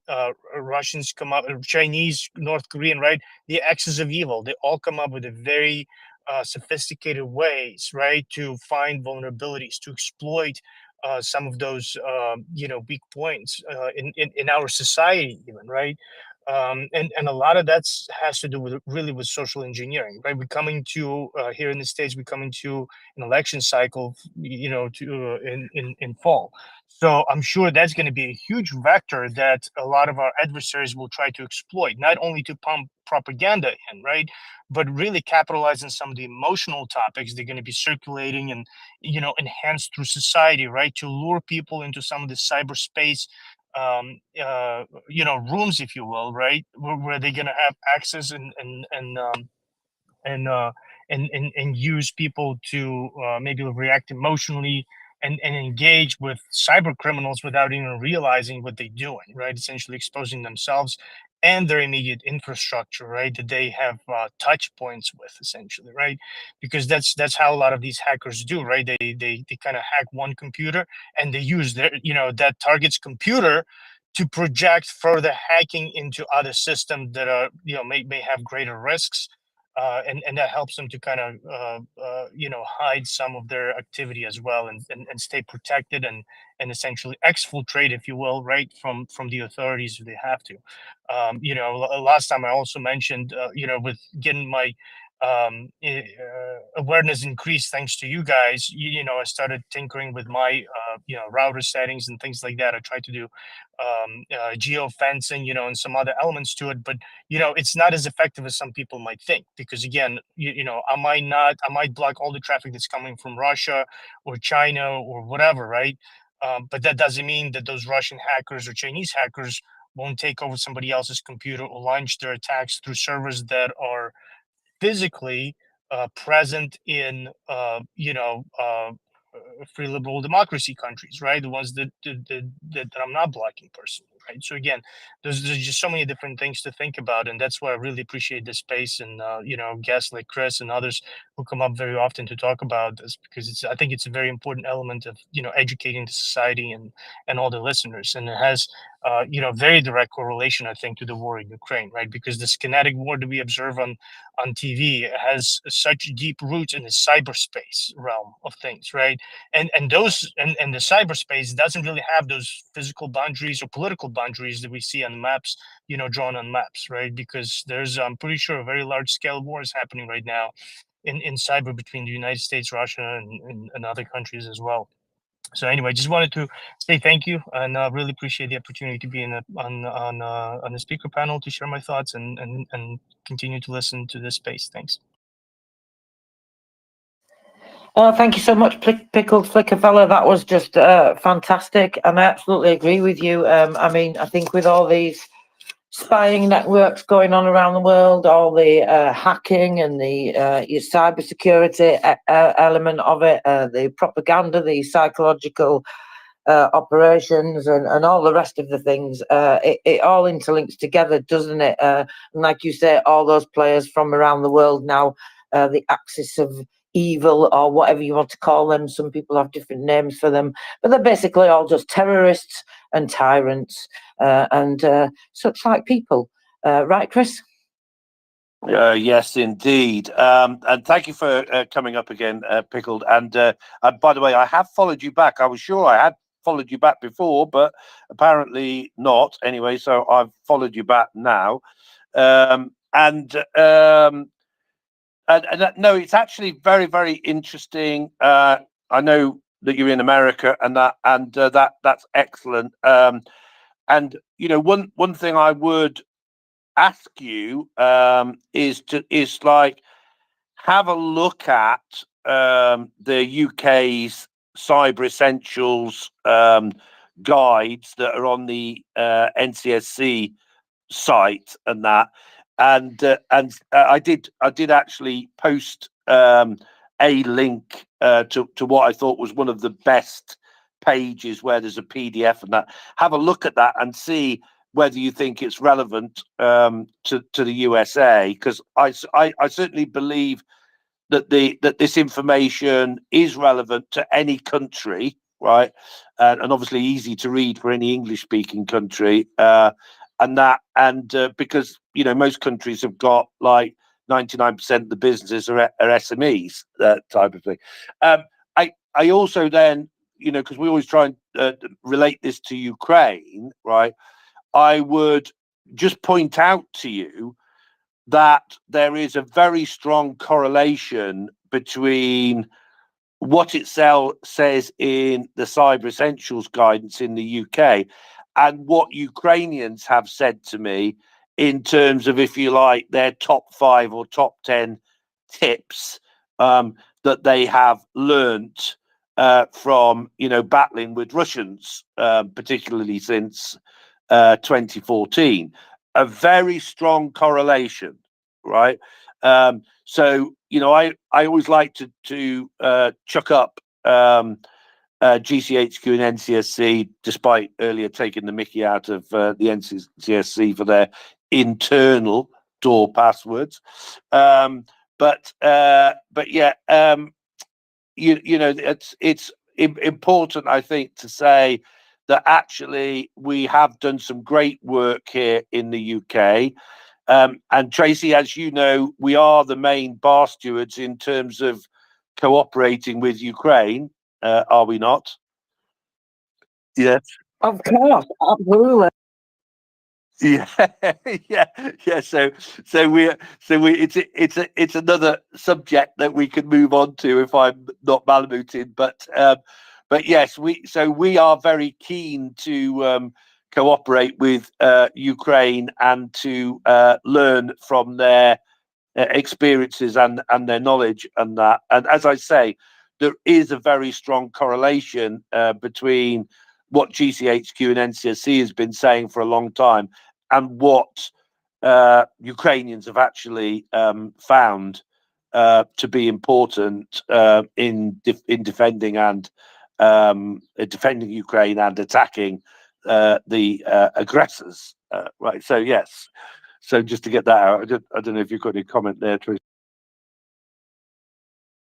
No, I agree with you. There's been a lot of work done, Chris, but absolutely we need to keep continuing to do more, don't we? Because and we can always just learn from all these examples and talk about all these things, because this is one of the ways that Russia uses to destabilize the rest of the world, by these infiltrations in politics.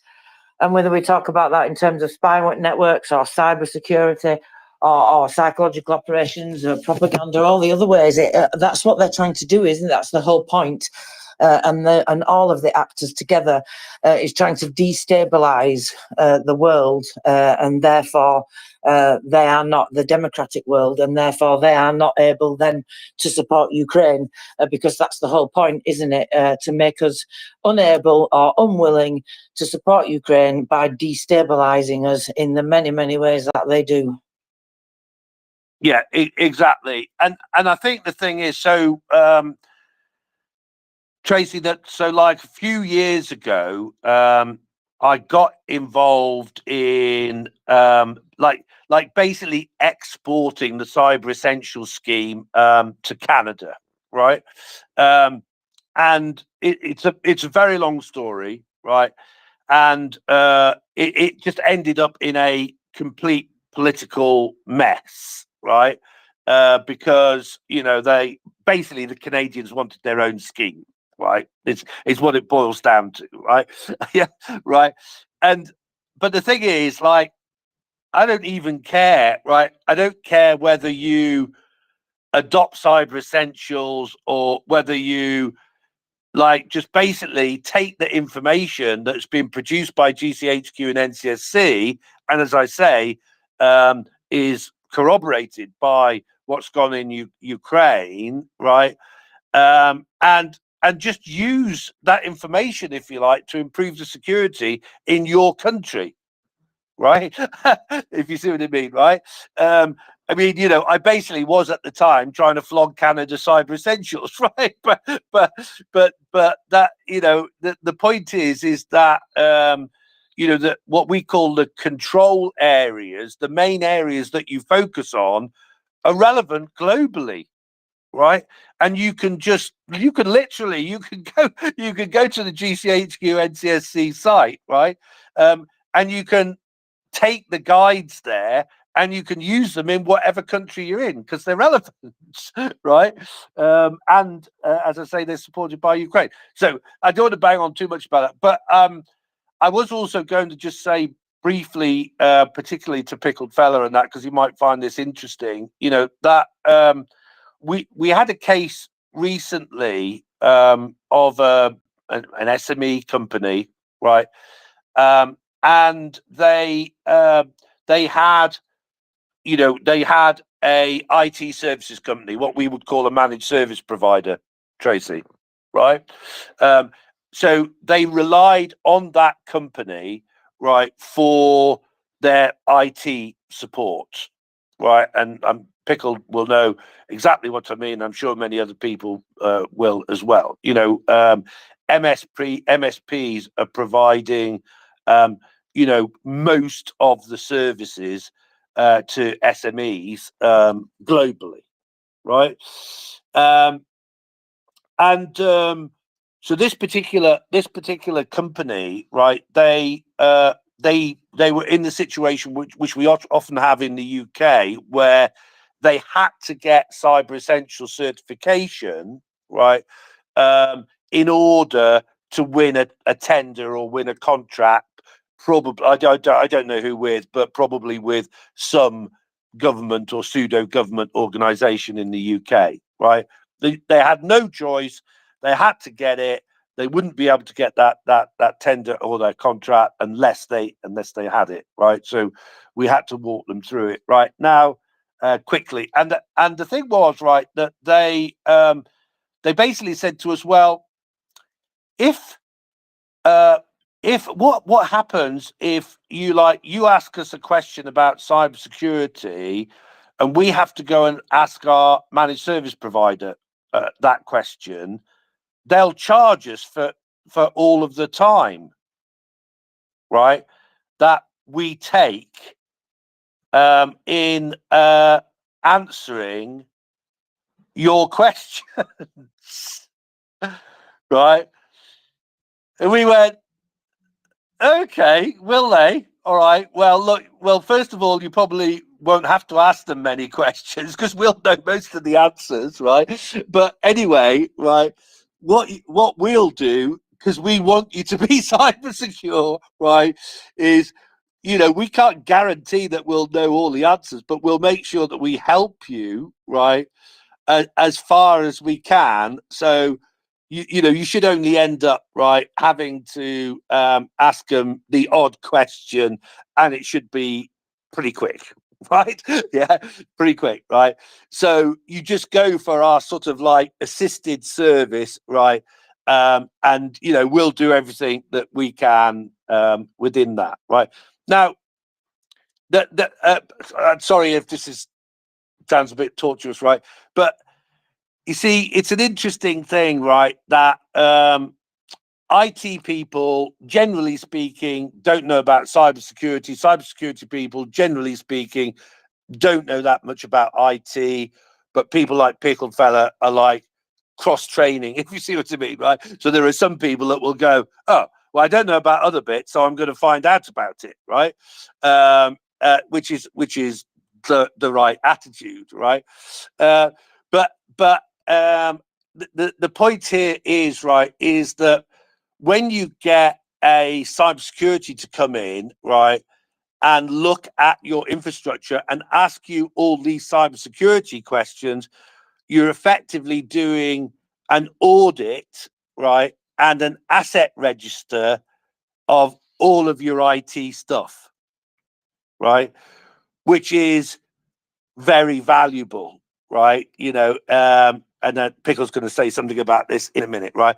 But I can tell you, so not only have you got the certification that you need to get the contract, right, or or win the tender and that, but also you've had like a full audit and in effect risk assessment, and you've probably eliminated most of the issues that might have caused you to be hacked. So hopefully I didn't go on too much about that.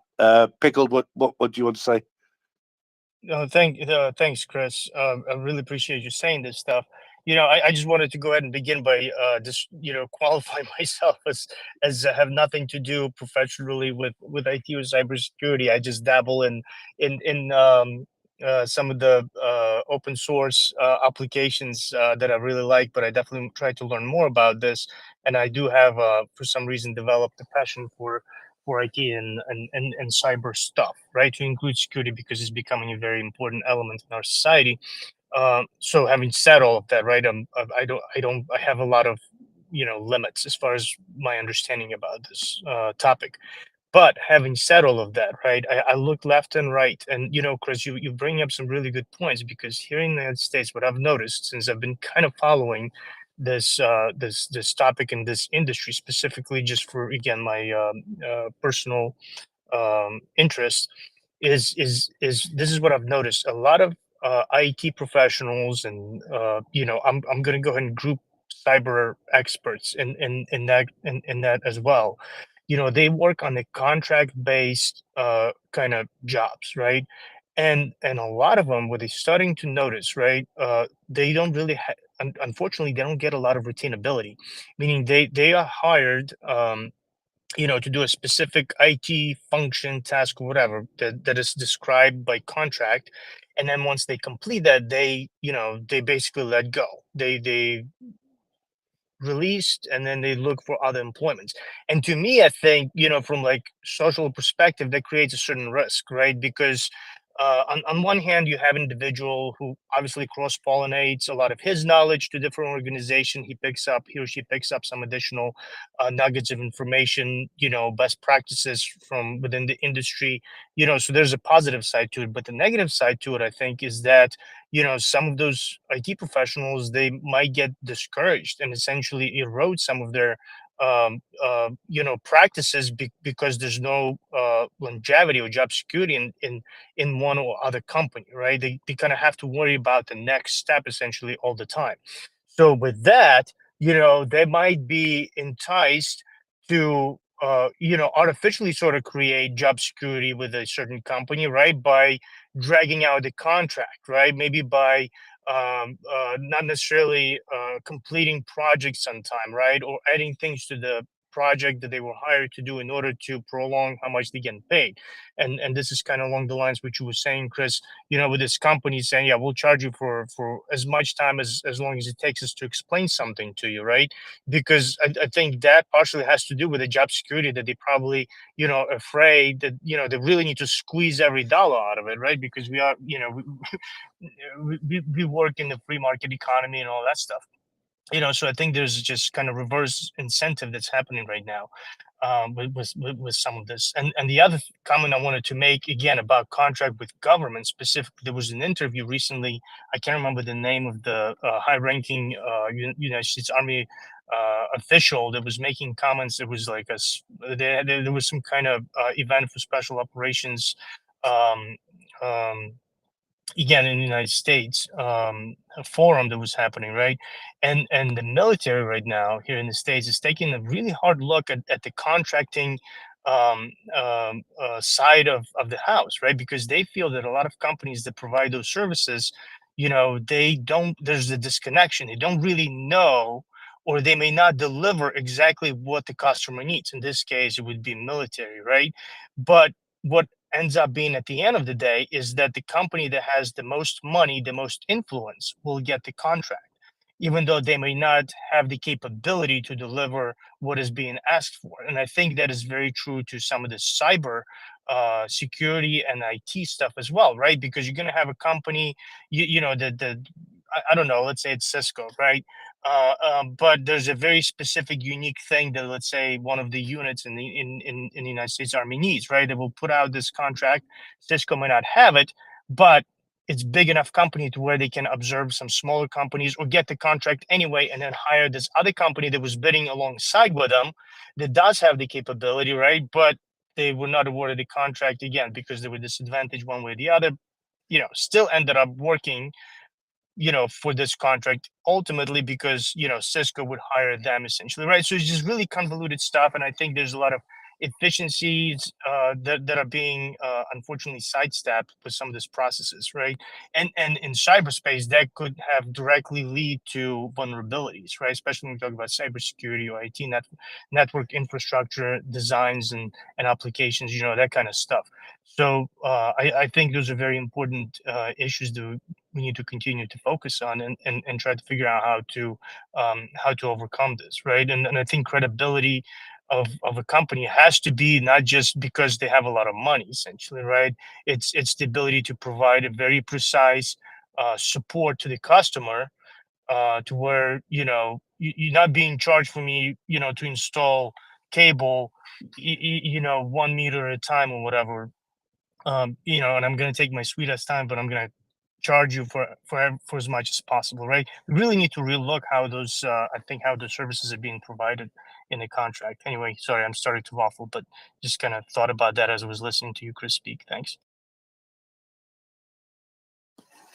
Go ahead, Chris. Yeah, sorry, I got kicked off the balcony. That was something there. I thought the whole thing had crashed and that, but no, it was just me landing on my bum. Well, what I heard of that, Pickled, 100% agree with you, right? And of course, partially because of this latest MOD hack, right? Some of the points that you made there have been brought up, right? Hang on a minute, right? Because if you go to this company, and by the way, you can go to this company's website unless it's down, but if you go to this company, Shared Services Connected Limited, SSCL, right? They say right there up front, we are the largest provider of critical services to government, the MOD, and the police. Right? They also, and this sounds a little bit weird, but give me a moment. Right? They also had the higher level of Cyber Essentials, right, which is called Cyber Essentials Plus in the UK. Right? They had that certification. Right? But here's so that is a positive factor. I referred to an article. Well, I mentioned it in my last newsletter that I posted, that you'll find in my Twitter feed there, right? But an article that I wrote about a company called Interserve, that's a construction company, or was a construction company, right, in the UK, that was fined by the ICO, the Information Commissioner's Office here. They were fined £4.4 million, right? The ICO made an example of them because they basically said, well, the reason that we fined you £4.4 million, right, is because you basically didn't do anything, right? You didn't, or anything that you should have done, that it is your fiduciary duty as directors of the company to your stakeholders to have done. You didn't do anything, right? You didn't go through the Cyber Essentials certification or Cyber Essentials Plus, right? You didn't train your people. So here we go now beyond just having the certification, Cyber Essentials or Cyber Essentials Plus, right? You didn't do that, right? You didn't have that certification. You didn't train your people. You didn't have a process in place whereby you kept all of your software updated to the latest patch levels, right? And you didn't have any system in place for detecting attacks and for remediating, for solving the issues that arise from them, right? Because you didn't have any of those things in place, right? You're absolutely effing useless, and we're going to fine you £4.4 million, right? And we're going to tell, by the way, we're going to tell the whole world, well, at least the whole of the UK, that we did fine you £4.4 million, and we're going to tell them why, and we're going to tell them that if they don't do these things either, they're also going to get fined as much as we can possibly fine them. If I haven't gone on too much about that. So the point I'm making is that it's great to go through, and it's very important to go through Cyber Essentials and Cyber Essentials Plus, for example, in the UK, because that should stop at least 80% of common cyber attacks, right? So it's great to do that, but you've got to do other things as well. You've got to train your people. You've got to keep your software up to date. Ideally, you've got to have some form of security operations center or virtual security operations center in operation as well. And you're absolutely right, Pickled, right? Well, we'll see what happens with the ICO investigation. And Grant Shapps has actually said, not only, well, I think he means not only will there be an ICO investigation into this company, but there will also be a inverted commas special investigation, which sounds very scary. By the way, somebody pointed out to me the other day that shortly before all the news came out, about three of the directors of that company resigned. Or were asked to resign, right? So heads have already rolled there, but the verdict will come out from the ICO, and that will, and they will make their judgment on it. But all of these companies that governments in the US and the UK and everywhere else are outsourcing to should be scrutinised more carefully. I 100% agree. Thank you very much, Chris. It kind of reminds me of the situation in terms of military aid. Nobody's doing enough, apart from Ukraine, maybe that is, and everybody needs to stop moaning at each other to do more and get on with taking their own advice. I was just looking at a few things whilst you were talking about that, both of you, in relation to that, and it struck me as I was looking at these things that we've got France warning various people about, propaganda networks and infiltrations, this, that, and the other. Then we've got the Europeans saying that they've made crackdowns in the EU regarding certain things. Then still following on from that, we've got infiltrations into German government, despite all these warnings, these various warnings that have all gone back and forth between all these relevant partner countries, apparently, it seems. So I'm kind of wondering what the heck is going on and why we are not doing a great deal more. But like I said, it's just like the military aid situation, isn't it? Maybe we do need to get Rishi Sunak on a real war footing, Chris. I think that's the answer. Yeah, I 100% agree, Tracy, right? And if only it were so simple, right, from the cybersecurity side of things, right, and you can say, well, you're bound to say that, Chris, right? But I'm not necessarily personally benefiting from it, right? If every country were to basically insist that all of its companies went through Cyber Essentials Plus, or something, if you like, with similar control areas, that would immediately wipe out 80% of attacks across all of those countries. Basically.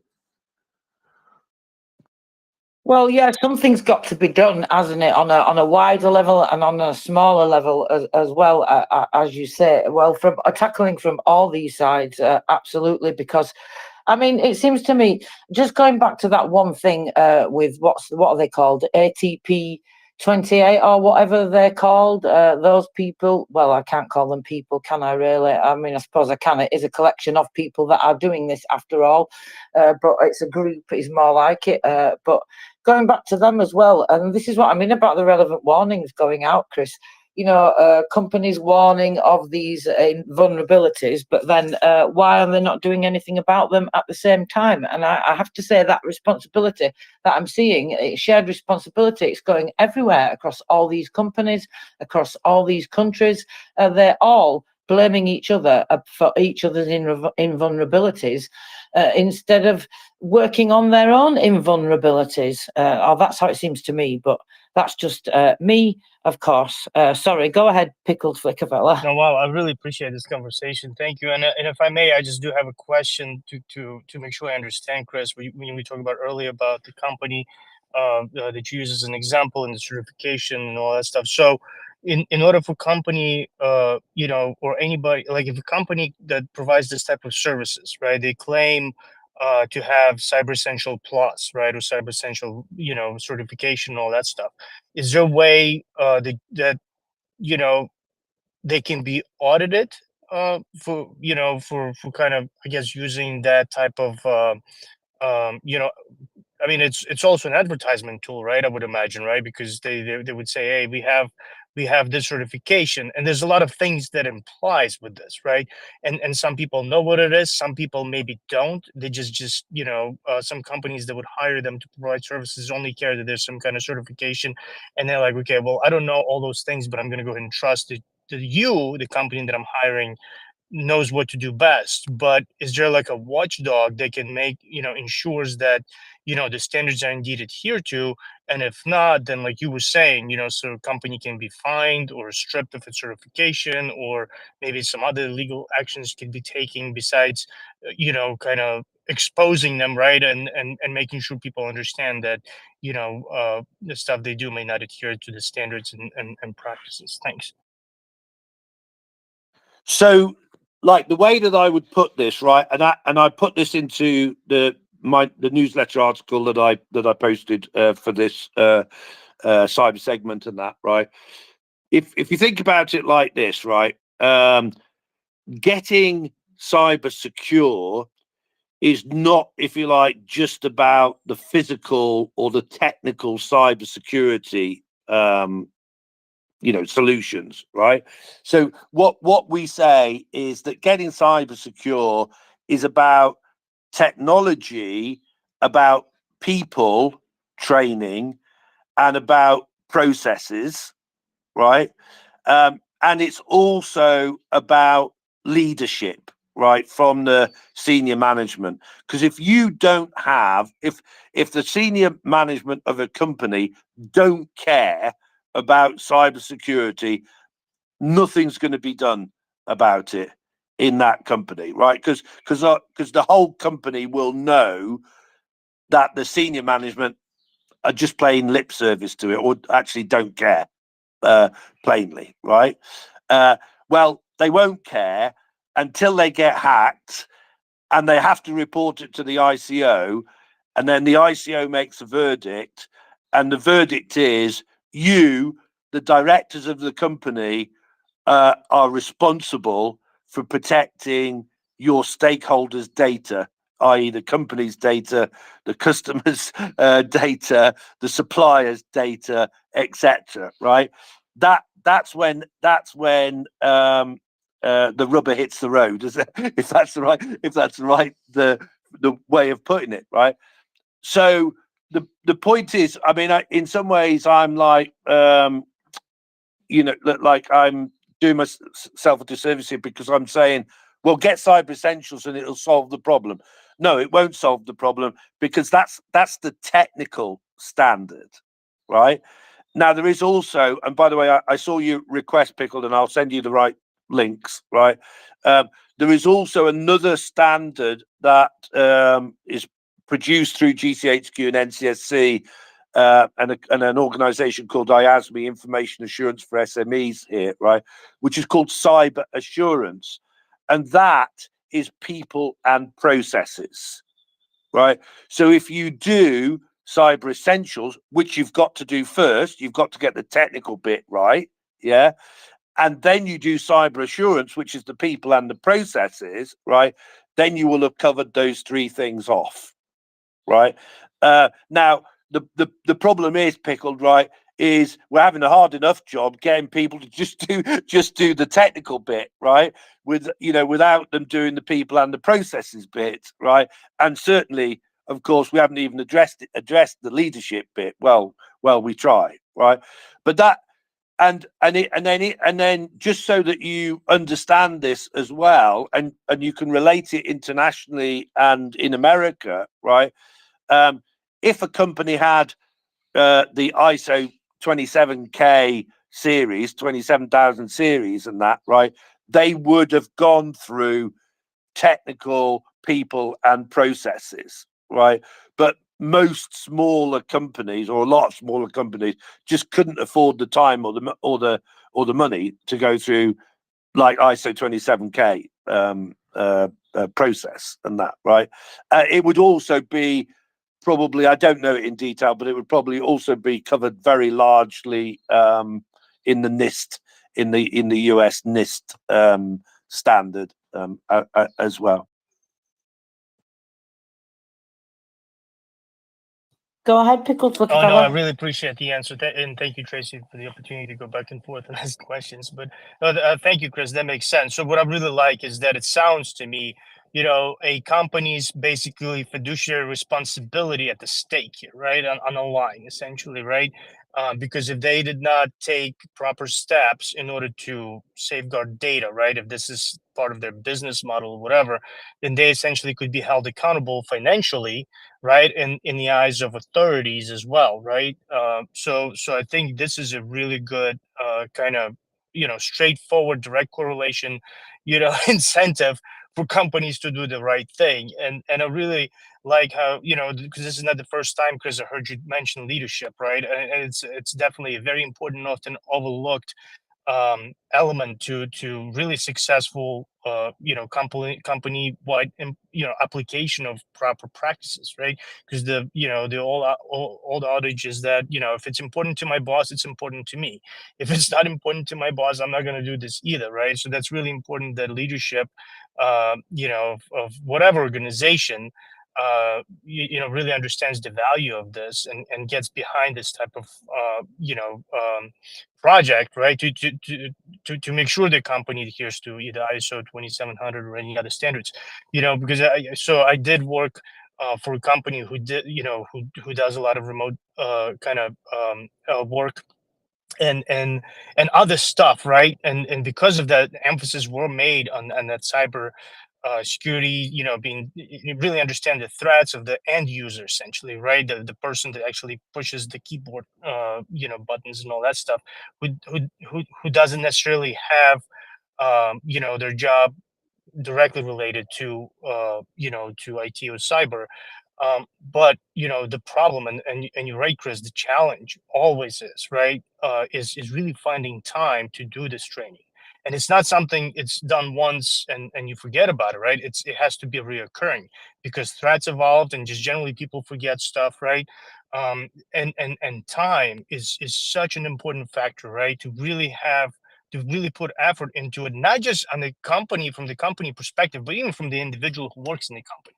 Because I remember going through some of those, mandatory training stuff, and it was like pulling teeth for me, because I'm sitting there, I'm muscling through the, some of the content, some of the curriculum, right? And I remember the first, stages of that, curriculum development, it was really dry. It was really difficult to consume.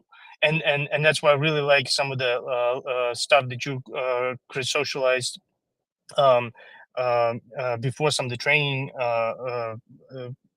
I think online training that you provided or helped to create. I remember going through that, and it felt very, very natural to me. So I really like that.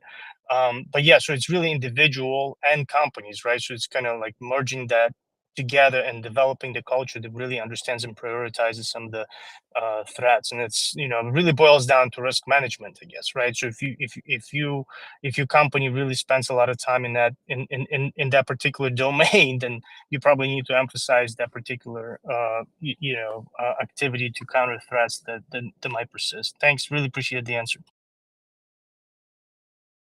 No, welcome, and again, you make some really great points there. And obviously, I don't exactly know what the situation is in the US. I imagine it would be similar, right, in terms of the fiduciary duty element, but it may be slightly different in the US, right?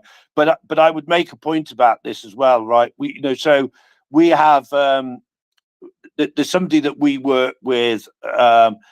He's like a recommender to us, right?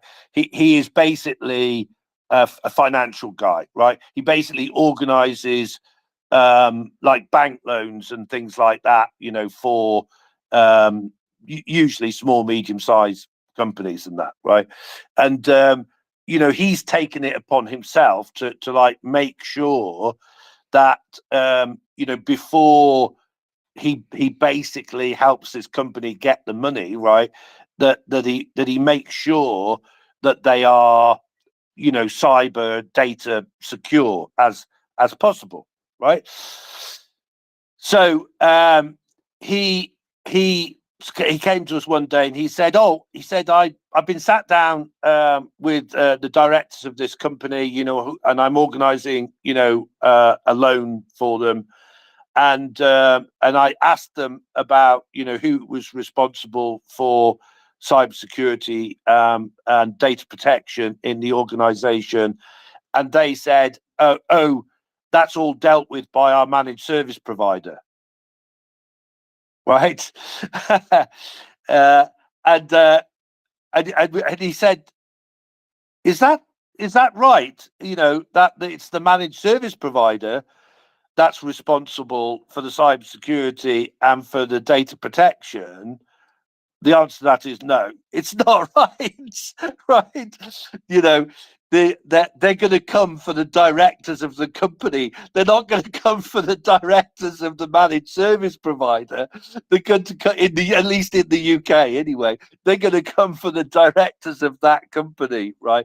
So he basically had us. He said, "Could you put that down in writing for me somewhere so that I can, basically go back to them and say, no. This is your fiduciary duty, right? It's not the managed service providers or IT services companies' fiduciary duty. It's yours. Get it done."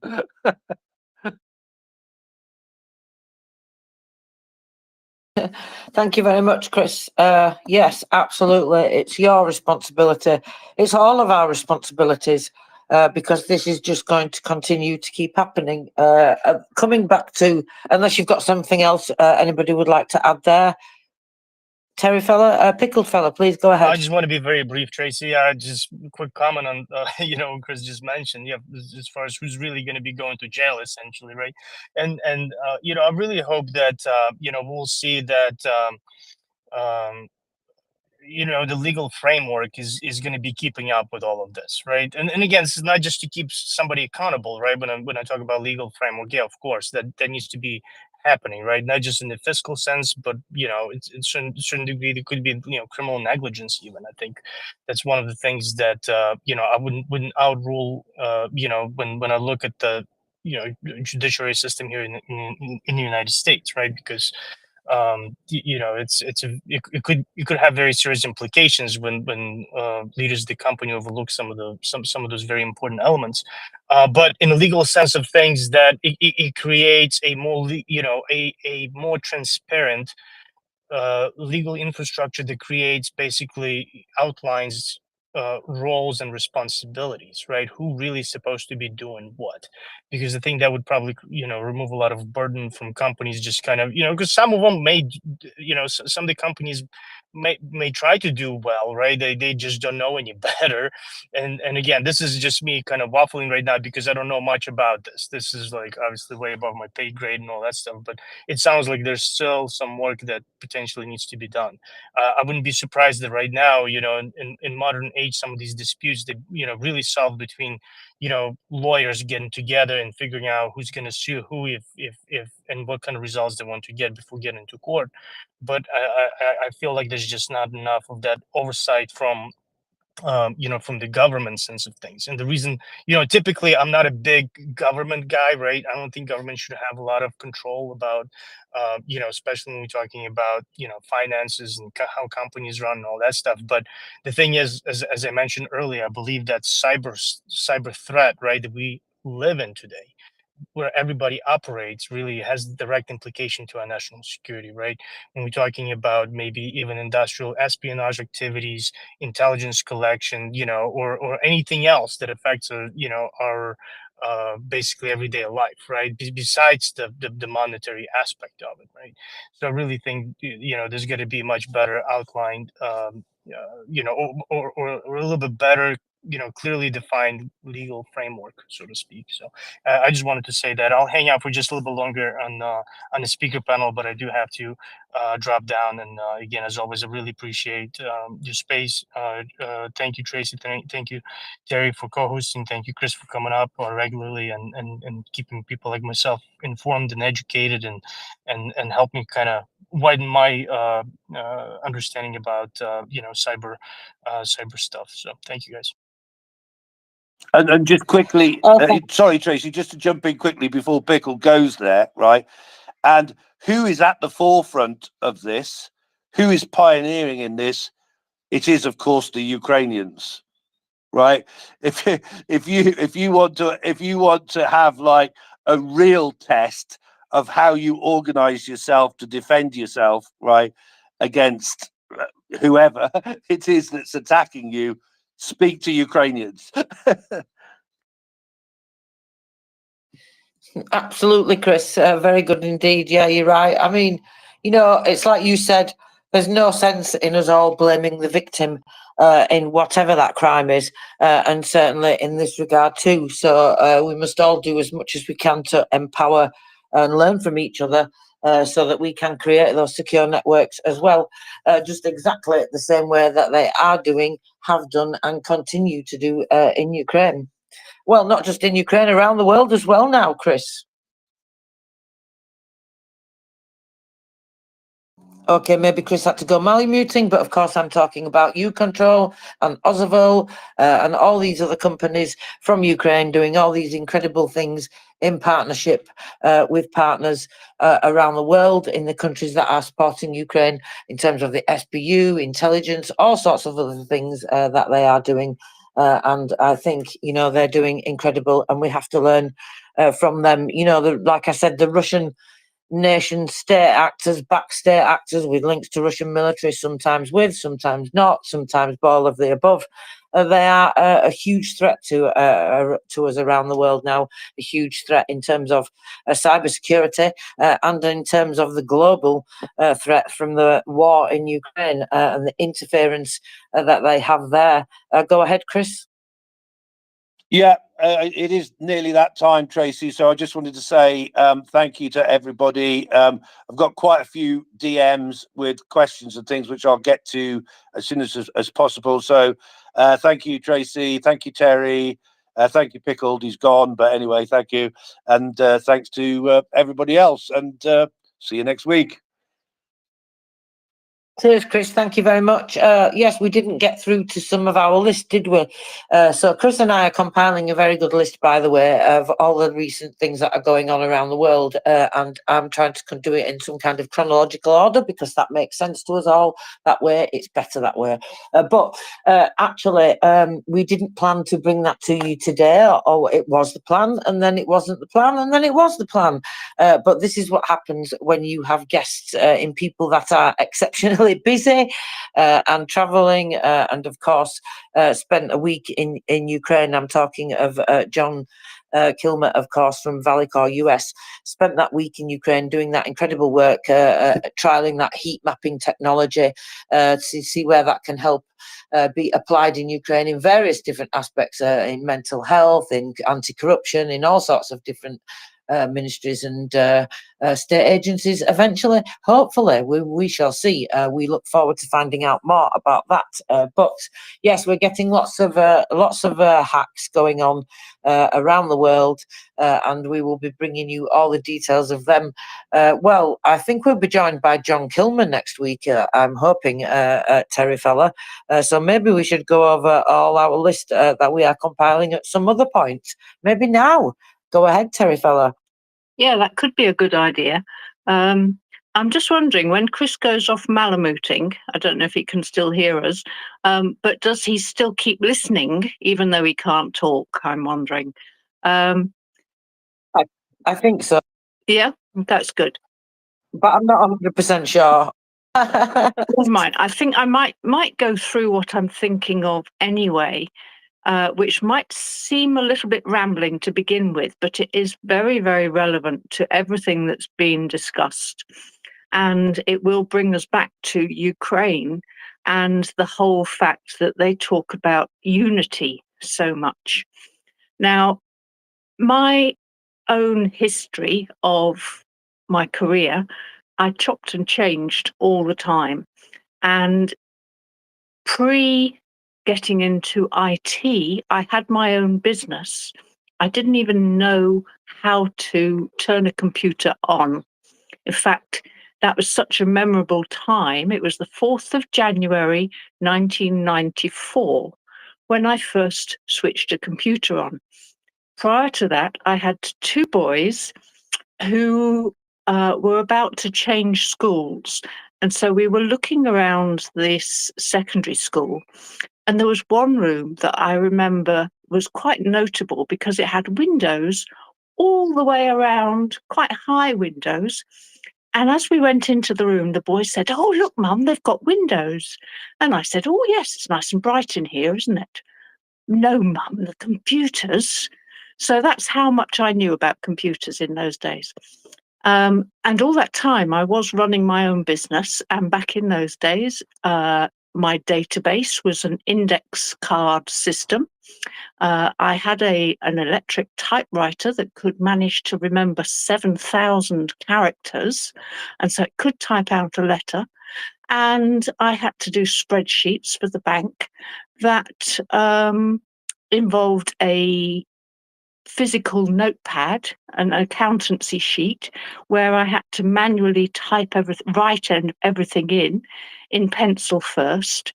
And I used to be up until 4 o'clock in the morning trying to do some of these things. Anyway, then the business collapsed thanks to one of our recessions in the UK. And I ended up out of work for a while. Then I managed to get onto this course that taught you how to use computers. And 8 months later, I was then an IT tutor because I'd learned so much. And 18 months after that, I went to work for Microsoft. Wasn't Microsoft direct, it was outsourced. And that's one of the big things that Chris was talking about, that everything, even back in those days, this is the mid-1990s, everything was outsourced. I worked for a company called ICL, but we used to say that we were part of the Microsoft support team. But even there, I can remember having to learn about MS-DOS architecture and Windows architecture. I didn't want to know. I wanted to know how to work the application that I was an expert in, supposedly. And even within that company, there were so many things that this department knew this bit, another department knew that bit, and another one knew this. And never did any of them all really meet. Not even at higher levels, I think. It was all just sort of pushed away. Anyway, a few years later after that, and I had a wonderful time coming up to the year 2000 because there was all sorts of stuff going on. But then I ended up working in health and safety. Now, as Chris was saying, if you're the director of a company, then if there's a problem, well, as the director, as the leading managing director, you are responsible. But in those days, I learnt that an awful lot of managing directors didn't really know much about anything other than maybe playing golf or going down the club in the evening and drinking with their mates, or how to fly around the world. But behind all of that was the health and safety executive. But even then, I don't think it really took a large part of working with data, because there was no real need to worry too much about data because we hadn't got the internet. But once we had got the internet, then things changed quite drastically. But I don't think anybody has really joined up the letters and joined up everything. And eventually, after working in health and safety, then I worked for our wonderful NHS. And there I began to see that the people at the top definitely knew nothing about what was happening down below. This is where I think now I'm bringing it to Ukraine, and Ukraine is beginning to see that actually we need all of these people and we need them all to be connected. And I think this business of outsourcing, which is what seems to go on in so many places with, well, let's get the expert in this bit to do that little bit, and then an expert in that bit to do this bit. And they've got so many different companies where the responsibility only goes so far that everybody within a company can say, oh, well, we outsource that to that company, they're responsible. Well, actually, no, you're not, because you're the one that owns the company, or you're the one that owns this organization. And I think until we can get our heads around the fact that we need all of the people, because it's all based on money at the moment, and it's whoever can do things the cheapest and the quickest and everything else. Nobody is joining up and connecting themselves together. So we should have experts in various different branches, people expert, computer experts, management experts, coming together and jointly being responsible. And when you then multiply that up from one organisation to a country's organisations to then a whole of societies organisations, it just seems unfathomable. So we do need the people at the top finding a way, I think, to manage the whole thing, to actually be responsible for implementing the controls that are necessary, because we certainly don't have the controls that are needed. And I don't think that can be left down to governments, because I think they know even less than some of the people that own these businesses. I don't know if all that made sense, but that's how my head has been absorbing all of this at the moment. Did that get a bit out of control, Tracy, or did that make sense? No, that made sense, Terry fella. Thank you very much. Yeah. Well, we all need to do more and take responsibility, don't we? And I think if we learned anything by the past 2 years or over 2 years of this full-scale investigation, this full-scale invasion, I'm talking about investigations into cybersecurity now, I'm getting the two mixed up. This full-scale invasion, genocidal invasion by Russia, that there's much more that we can all do, and we can always keep informing ourselves of more. I mean, Russia has become a significant global threat in terms of cybersecurity. There's various different reports been coming out. Like I speak about this lockbit in particular, which are now trying to rebuild themselves again. I've seen some more reporting coming out of that recently. The leading cybersecurity firm has reported various operations by Sandworm and other Russian hackers recently as well. And of course, that coincides with a recent report from the US as well about intelligence operations. So there's different groups going on, like there's the Sandworm, there's the Lockbit carry on. They've been able to, in part, try to rebuild some of their network, it seems. We've been joined by a Gunny. Look, maybe Gunny has a topic change. Go ahead, Gunny. Welcome. No, it's about the cyber security thing. So I work, and I have worked at a couple of places, and one of the things that's fallen into our purview is finding stuff lying around that shouldn't be lying around, let's say. And our problem, I think Chris would agree that one of our problems is you can put all the safeguarding protocols in place through your site procedures and whatnot that people sign and say that they understand. But if a company isn't robust enough in implementing them, you're going to get catastrophic fails. The number of times I've found IT equipment with a yellow peril on it, with a username and password, being someone's wife's name and the password was password with a couple of digits after it, beggars belief. Absolutely beggars belief.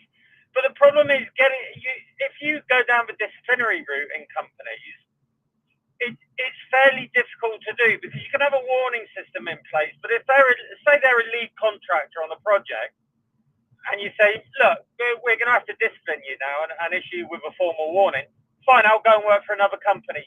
Shove the project up your ass. So it's actually quite difficult unless the person who's done it is fairly low down the food chain. The higher up the food chain you go in companies, the less common sense there seems to be. And trying to explain to people that, you say, well, you left your username and password, and your password is, it's going to be either your wife or one of your kids. Yeah, that's fine. Yeah, but what they do is the hackers will data mine people of interest. So they'll look at you, they'll look at your Facebook account that's open to the public. They'll look at your wife's account that's open to the public. They'll look at the kids who've got Facebook accounts. The amount of information you can pick off Facebook about people in the military, as well as, maybe work in national critical infrastructure, is incredible. And what that does is that translates through to passwords. So if they gain backdoor access to a bit of kit, and on Facebook you and your wife have been going on about your holiday to Antigua and it's 2024, that might be a good start for a password hack, or your wife's birthday or something like that. So, it's really difficult. I've found stuff lying around that has beggared belief, not just in Civvy Street, but in the military as well. And there's kind of a collective unwillingness to tackle it and absolutely hammer individuals to get the message home to that organization that you've got to be more careful. No, you can't put an encryption key with your laptop or your passwords and leave it in the car park of fucking McDonald's and drive off, because that's happened. And I luckily we got it handed over to us, and I opened it, and all I foresaw was incident reports for the next 10 years of my life. And this was a senior person. So, cybersecurity is absolutely vital. But I do think that until we have a massive cyber strike and companies and organizations are told, here is how it happened, this is how they got caught out, these people are going to be going to jail, get your admin in order. To be honest with you, the standard of common sense across the board with many people who are intelligent enough to know better, I think we're asking for trouble. I don't know if there is a formal kind of warning order that goes out to major organizations every time there is a hack. You would like to think so. But if there is, and a lot of these attacks are backdoor attacks using people, one of our big problems, for instance, was laptops being taken home once the first lockdown had occurred. Well, if you're doing sensitive stuff, I wonder how many companies didn't properly profile workers' home networks, and in the panic, just went, yeah, where you go and work from home remotely. Or I can guarantee there were probably a few. So, you know, it's a massive problem. I've been looking at it for years.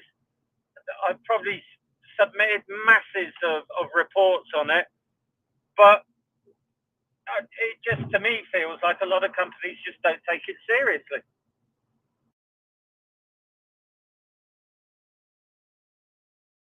Go ahead, Terry fella. Thank you for gonna. Oh, Chris is back. Let's let Chris go. Go ahead, Chris. Yeah, great to hear you, Gunny. Well, Gunny, I tell you what, I was just going to. I've done this like previously, right? Let's just flip this a minute. Can you think of a pretty good example of a company that had got it right? I hope you can. I've worked for 3 civvy companies. They're all as bad as each other, and the military was absolutely dire sometimes. If I told you a safe for BRs, Chris, jigsawed the back out because they forgot the combination, so they just jigsawed it. That's the sort of thing that we were discovering and sort of holding our head in our hands. So you can imagine what was happening with other stuff. Yeah. Okay. So listen. I mean, it is hard to find a good example, right? But I think there are out there some like good examples that you can sort of highlight. You know. Oh God, I'm going to go off on a bit of too much of a tangent here. What I was going, it's a bit like Gunny, right?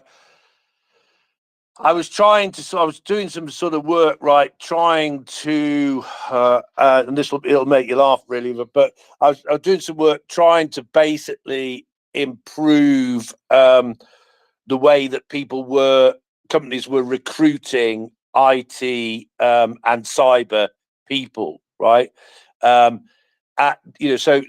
like basically trying to get them to, particularly for cybersecurity people, to put like out a reasonable job spec, if you see what I mean. I think you know what I mean, right? And a job spec that actually like concentrated on the important things, and a lot of those things would be good things that military people have done. You know what I mean? And anyway, and I was like, do you know what I'm going to do? I'm going to create a list of like basically all the people that are not doing this right, and highlight it and publish it, right? And then I thought, no, that'll probably be a bad idea. What I'll do is I'll create. Comrade, very good idea. You publish list, huh? You publish list, and we have looked for you. I said no. I'll create a list of the ones that are getting it right, and I'll publish that list in instead, right? Yeah. Because they probably won't moan at me, right, for saying that they're doing a really brilliant job, right? Yeah. And they won't sue me either, right? So, yeah, but, well, I mean, STL won't be on that list because everyone's getting their paychecks in Chinese. So. Yeah. Is it right that I saw this thing and I haven't had time to verify it? Is it right that just before all the news came out, most of the directors have resigned? I wouldn't be surprised. Some of the memes that have been coming out, but like, I mean, here's a basic thing that I do. So I've got my IT department and I've got my cyber team. I would have one of them going around each department on a monthly basis with the department head and doing a IT security inspection. So what terminals are you using? What passwords are you using? What restrictions in the workplace do you, as the departmental head, put on bringing in IT, mobile phones, all of that kind of thing in sensitive areas? How do you police your protected workspaces? How do you log in, log out personal IT stuff? Are your phone lockers suitable for use? All of that kind of thing. And I would make the departmental heads have to put this in their diary once a month or maybe 3 monthly. And then certain stuff could be noted down. They could be issued with warning orders for it and told it needs to be better, improved within the 12 weeks. And then that report goes to the MD or head of ops so that they're CC'd in. And then the department, because if there's one thing in Civvy Street I've learned is you get fuck all done unless the threat of the MD finding out you're a bit of an idiot rears its ugly head. And then suddenly people are over it like tramps on hot chips. But I've never worked for somewhere where the IT department has sent a IT security guy down and said, right, talk me through what you do electronically. Talk me through how you handle and dispose of your IT and any paper records. Let me have a look at your GDPR requirements, and let's do an inspection. I tell you what, if you had that, I think a lot of companies would just discover how bad that they are. But the problem with it is, it's going to involve effort. IT departments are notoriously hard to get hold of anyway. And would they take action against fairly high up, employees who were blatantly disregarding the most basic protocols? I mean, simple stuff like password sharing. Seen that going on. The little things, Chris, like terminals left logged on for an hour, used for protectively marked material. And you just bang your head against the wall, don't you? And you say, well, what were you thinking, mate? Wow, everyone in my office is cleared, same as I am. Just fucking log off. How hard is it? But normally it is, isn't it? If I may, Tracy, just so it's really interesting, actually, Gunny, and so just out of curiosity, right? Are you familiar with Cyber Essentials and Cyber Essentials Plus and that stuff? No, I'm an IT mong, but I do more of the physical assets, if you know what I mean. Yeah, but yeah, okay. Well, let me put it to you like this, right? The things that you've just said, a lot of those are what they call Cyber Essentials controls, right? So I'm going to send you a bit of information, which is like because other people have asked for it, right? Which is really readable, Gunny, right? And you will see, right, that a lot of those things that you've just said, right, and then it's just like common dog, isn't it? It's just like these are the basic things you've got to do. As we know, Gunny, not everybody thinks like you, right? But thank God, some might say. But yeah, but the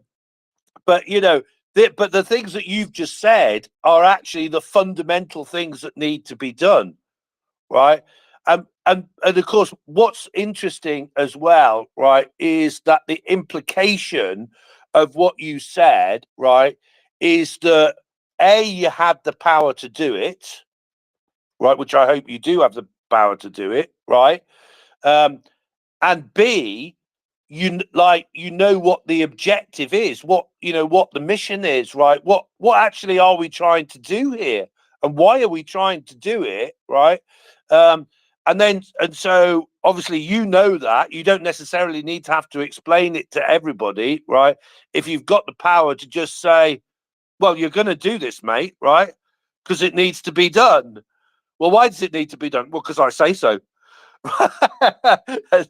right.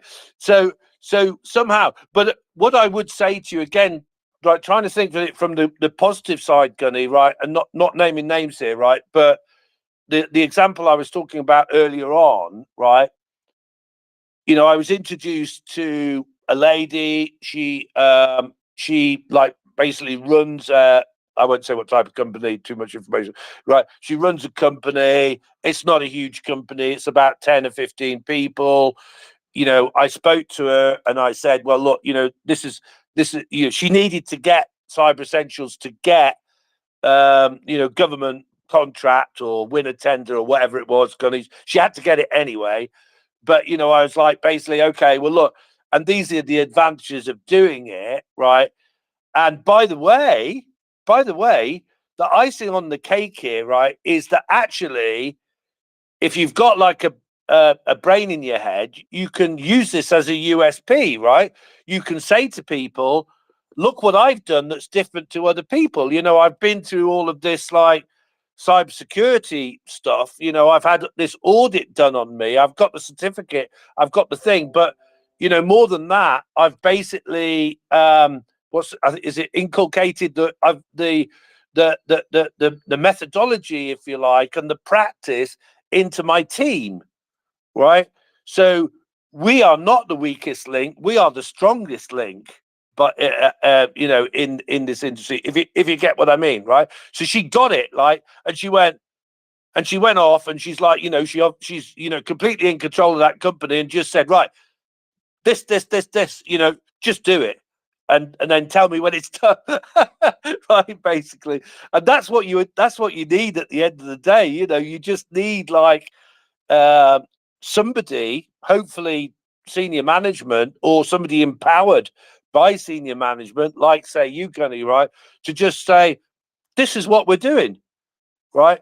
If you want me to explain why we're doing it, you know, I'll give you a version of that, right? But basically, we're just doing it. Did you want to follow up, Gunnar? Okie dokie, no follow up from Gunnar. Go ahead, Terry fella.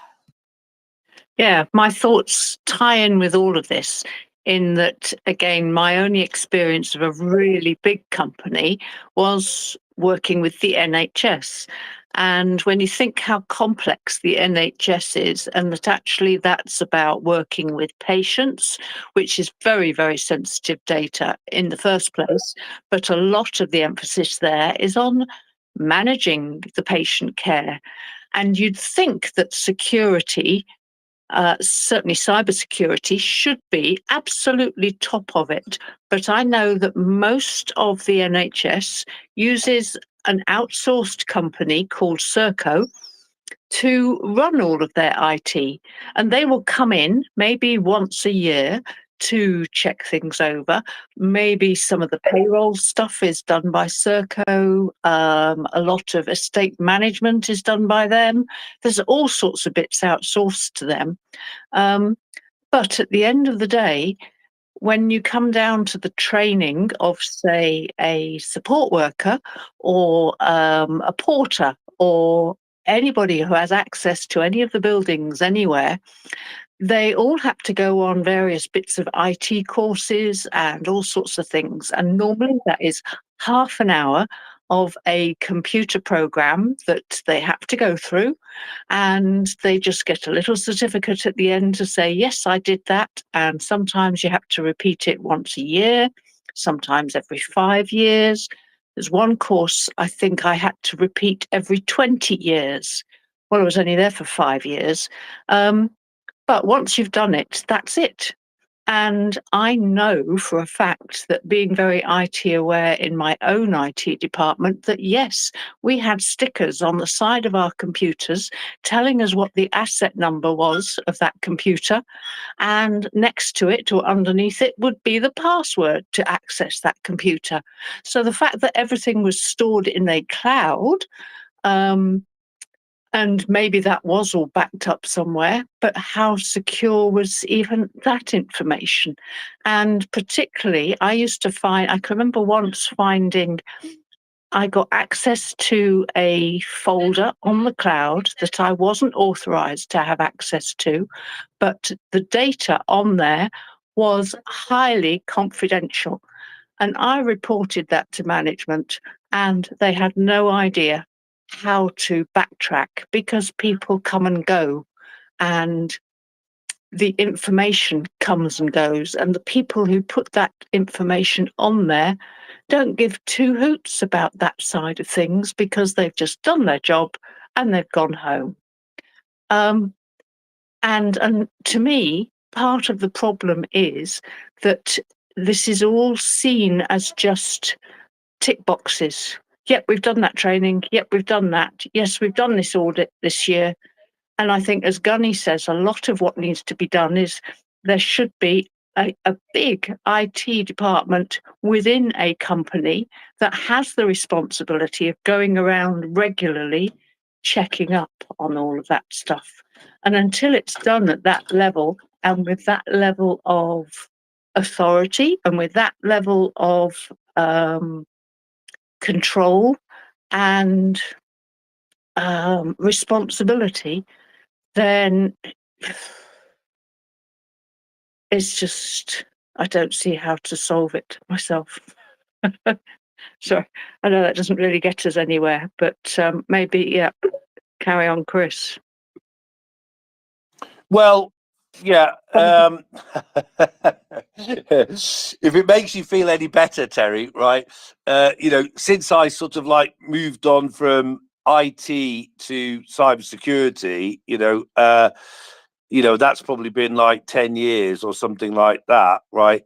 I have wrestled with the challenge of how to get people to do this. Right? Now you can see that you can hear that I'm still laughing, right? I'm not beaten, Terry, right? But what Chris. no, not yet. No, not yet. I promise you, I never will be beaten, right? But what I do have to do is I have to, come up with different ways of persuading people to do it, right? And I have tried all sorts of ways, many of which I still use, right? One of them, of course, is, I have accepted that it's incumbent upon me to like simplify things, if you like, or attempt to simplify, what are sometimes complicated things. Yeah. And I've just for Pickled asked me to send him the NCSC link, right, for the Cyber Essentials stuff. There are many potential links that you could go to, right? But this link I quite like because it gives you a simple overview of what Cyber Essentials is all about. It gives you a PDF download, if you like, which, in fairly plain English, it explains what needs to be done. Basically, the sorts of things that Gunny was saying, as I said, right? So that, so I think that is the first thing that we have to basically say, look, this is how it works simply, right? And all I can tell you on that is that we're constantly trying to improve that, right? Different things do work with different people, right? Because there is the scare the shit out of people approach, right? Which does work with some people. And there is the educate approach, which does work with some people, if you like, but like nothing works with everybody, right? So, and for there is no, I mean, you won't be surprised to know, I don't think there is any easy way of doing this, but and well, of course, in a war situation, in the situation that Ukraine is in, they work together to a common goal, and that's what we don't have, generally speaking. Right. And by the way, I'm not advocating that we go to war in order to get that, right? But unless we have to, right? But there you go. Sorry, waffling a bit.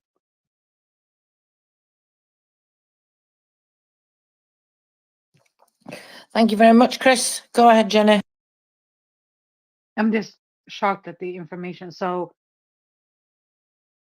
each hospital doesn't have an IT department, and each like doctor's office doesn't have an IT department or like IT people, or every school, because that's how it is in Sweden.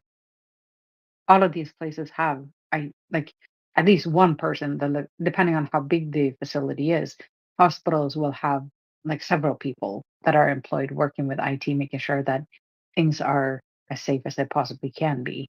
And if something breaks down, also in order to use the computer in Sweden in the health department, they have like a key card with a chip that they put into the keyboard. And whenever they leave the room, they have to, like, whenever they leave the computer, actually, they have to remove the card, which locks the computer. And if somebody else comes in and wants to use that computer, they have to use their key card and their personal code. And whatever the doctor one worked on will not appear for doctor number two or nurse number or the nurse that comes in. So everybody has their own login, and nobody should have access to your medical records except for your doctor. Those are for your doctor's eyes only. And I know that when I moved from the north to where I live now, I actually had to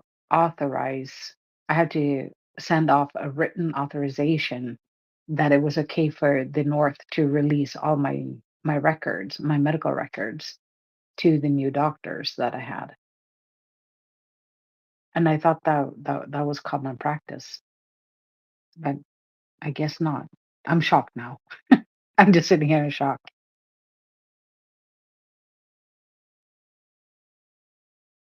No, they do have these things, Jenny. Maybe not every individual private practice may on a smaller level, but on a wider level, on a bigger level, nationally, and any regional local government offices and things like that, they do. But it's the people that don't take care of the information hygiene and do things like, Chris was just describing earlier, and Gunny was talking about people working in intelligence and working in the military and things like that, walking away and leaving their computer open after logging onto it and then saying, well, it doesn't matter, does it? Everybody in my office has passed, the same security level clearance, which of course they have. But that doesn't mean that somebody is not going to be, shall we say, thinking that they can get away with doing something wrong if they do it in somebody else's name. So if that person sees your computer access open, are they going to give in to being bribed, or being blackmailed, or being paid to do something, or all of these things, compromise? Are they going to give in to those things and use that open access there on somebody else's computer in somebody else's name if they think they can get away with it? And I think that's the thing, isn't it? So while we talk about everybody has to play a personal responsibility, I think basically we have to make changes on a government and partner level, as we're talking about. And one of those big things that we do is learn from Ukraine in exactly that way. And I was thinking of something Gunny was saying earlier, actually, in terms of that exactly, is that Ukraine, I don't know exactly how much they do this in detail, because I can only know what they allow me to know in the public reporting. But I have seen it reported from the official cybersecurity departments that they do check devices, they do check computers, they do check systems, even down to this one specific example that I'm referencing, that they were talking about, this one report. They were talking about even going out into the field and checking devices that the military use, and that's for two types of, so that person using that device in a way that they're not supposed to do as part of their military duties. And then, of course, from being hacked from outside, infiltration as well, coming in from outside and accessing devices in that type of a way. So I thought that was quite interesting. So we have to make people take more personal responsibility for when they slack off on these rules and these frameworks and these regulations and things that are put in place. So that's part of it, I think. But as well, then I wondered how much we have to change in terms of legislation to make companies be allowed to make people more responsible on a personal level for just basic, lackadaisicalness when it comes to information security and cyber security. Chris, Terry Fella, did you want to add something there before we go back to Chris?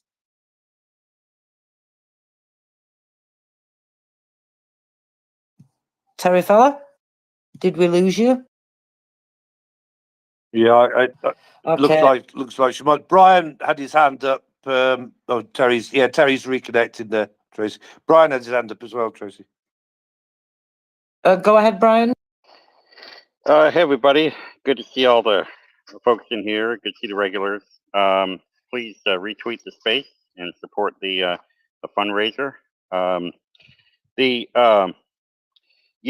worked in hospitals and I've been in healthcare, I guess, many more decades than I care to admit nowadays to myself. I can tell to Yenny's question. There are very well capitalized IT departments in these hospitals in the United States. I can speak to the United States specifically. They are typically very well capitalized, well financed, and very professional at what they do. And they are charged with absolutely with maintaining security of health records. They also work, of course, with outside business partners to provide who provide the electronic medical records that they use in the hospitals, and so there's a security component. Also, security resources deployed by the electronic medical record vendor to try to ensure that this stuff is locked down. And there are safeguards that have to be in place. These hospitals are inspected on a regular basis. They have to go through accreditation on a periodic basis, and their safeguards are looked at in terms of what they're doing, both technology but also training. Right to the point that was made. It's ironic. I just had to sign off this morning I'm now in the industry side of the business, so. I work in for a medical device company, and so we have to sign off on. I had to sign off on phishing training safeguards against being phished by email into compromising my company's security or passwords or whatever. So it definitely is a thing here, and it's just really a part of good corporate hygiene nowadays to be, and a company that is well organized in this area will have regular training. I have to sign off on this stuff on an annual basis that has to do with cybersecurity, and also for patient privacy, because that's actually a law here in the United States, the HIPAA, the Health Insurance Portability and Accountability Act, and so that actually is something that has to be complied with. You have to be careful about information safeguards, disclosing patients' names, personally identifiable information without authorization, and all of that stuff. So, just a little color on that particular topic. Back to you. Thank you, Brian. Terry Fella, I see you requesting now, so hopefully I've been able to add you there. We will see. I think you are having about as much luck as I did yesterday, so apologies for that. Hopefully you can rejoin us very shortly, and we shall continue on. Thank you very much for that, Brian.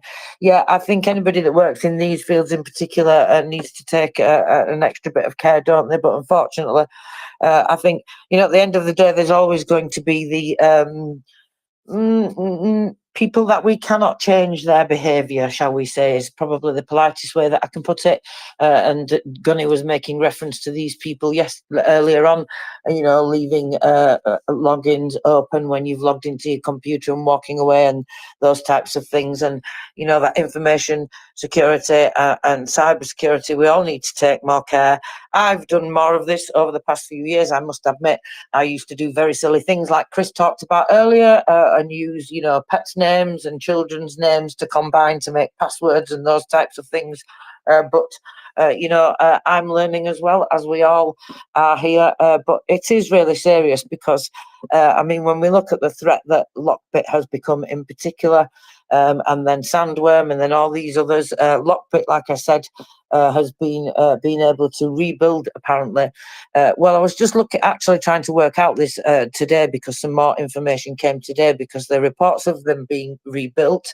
There were reports of them making some rubbish apparently to the operation that was undertaken by the National Crime Agency in the UK, the SBU in Ukraine, various other partners across the world, the US being one of them, and they have rebuilt themselves apparently a little bit, but nothing like they were previously. But unfortunately, things are still continuing to go on, and this is why I think, along with all the other threats that we talk about.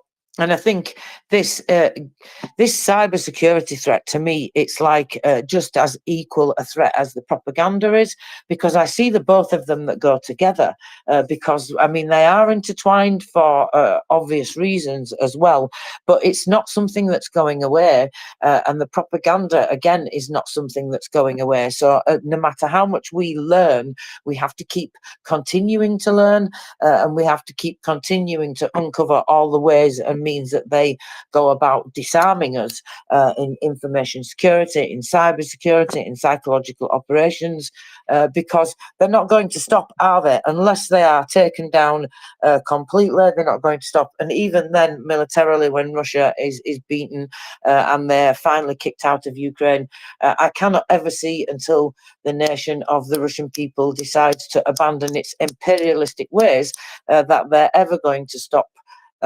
propaganda, cybersecurity infiltration, hacking, all these different things. I just can't see it ever stopping. And infiltrating politics and infiltrating us through cybersecurity is one of these big things that's not going to stop. Chris? Yeah, Tracy, I was I was just about to say something then, an analogy, but I think I'm just going to put it to one side for a minute. But well, I just want to say that I've tweeted out and tagged a few of you on this National Cybersecurity Centre guidance, right? And I would just draw people's attention to the part on there on that web page where it says, "How do I meet the requirements for Cyber Essentials certification?" You'll need to provide evidence against 5 technical controls, and there's also what's called a Cyber Essentials readiness toolkit, right?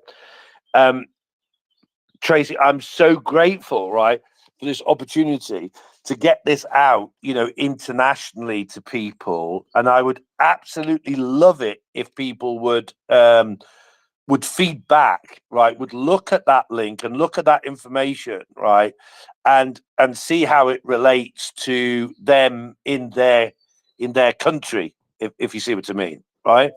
What I was going to say, I think, is that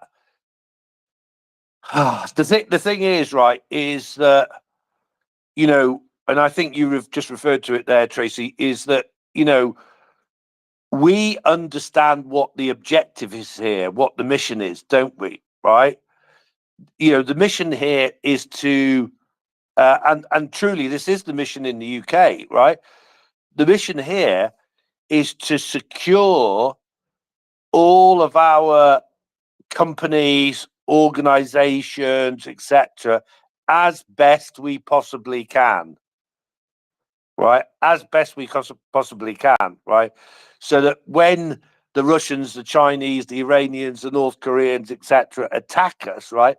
At least we can stop 80% or more, right, of the cyber attacks, right? I mean, I tell you that the government would absolutely kill for this. I mean, they won't do what needs to be done to get it, right? But they would it's absolutely what they want, that it's what they dream about, that every organization, every business in the UK, right, is cyber secure to this level. It is absolutely their objective, right? So it's dinner, as you might have heard.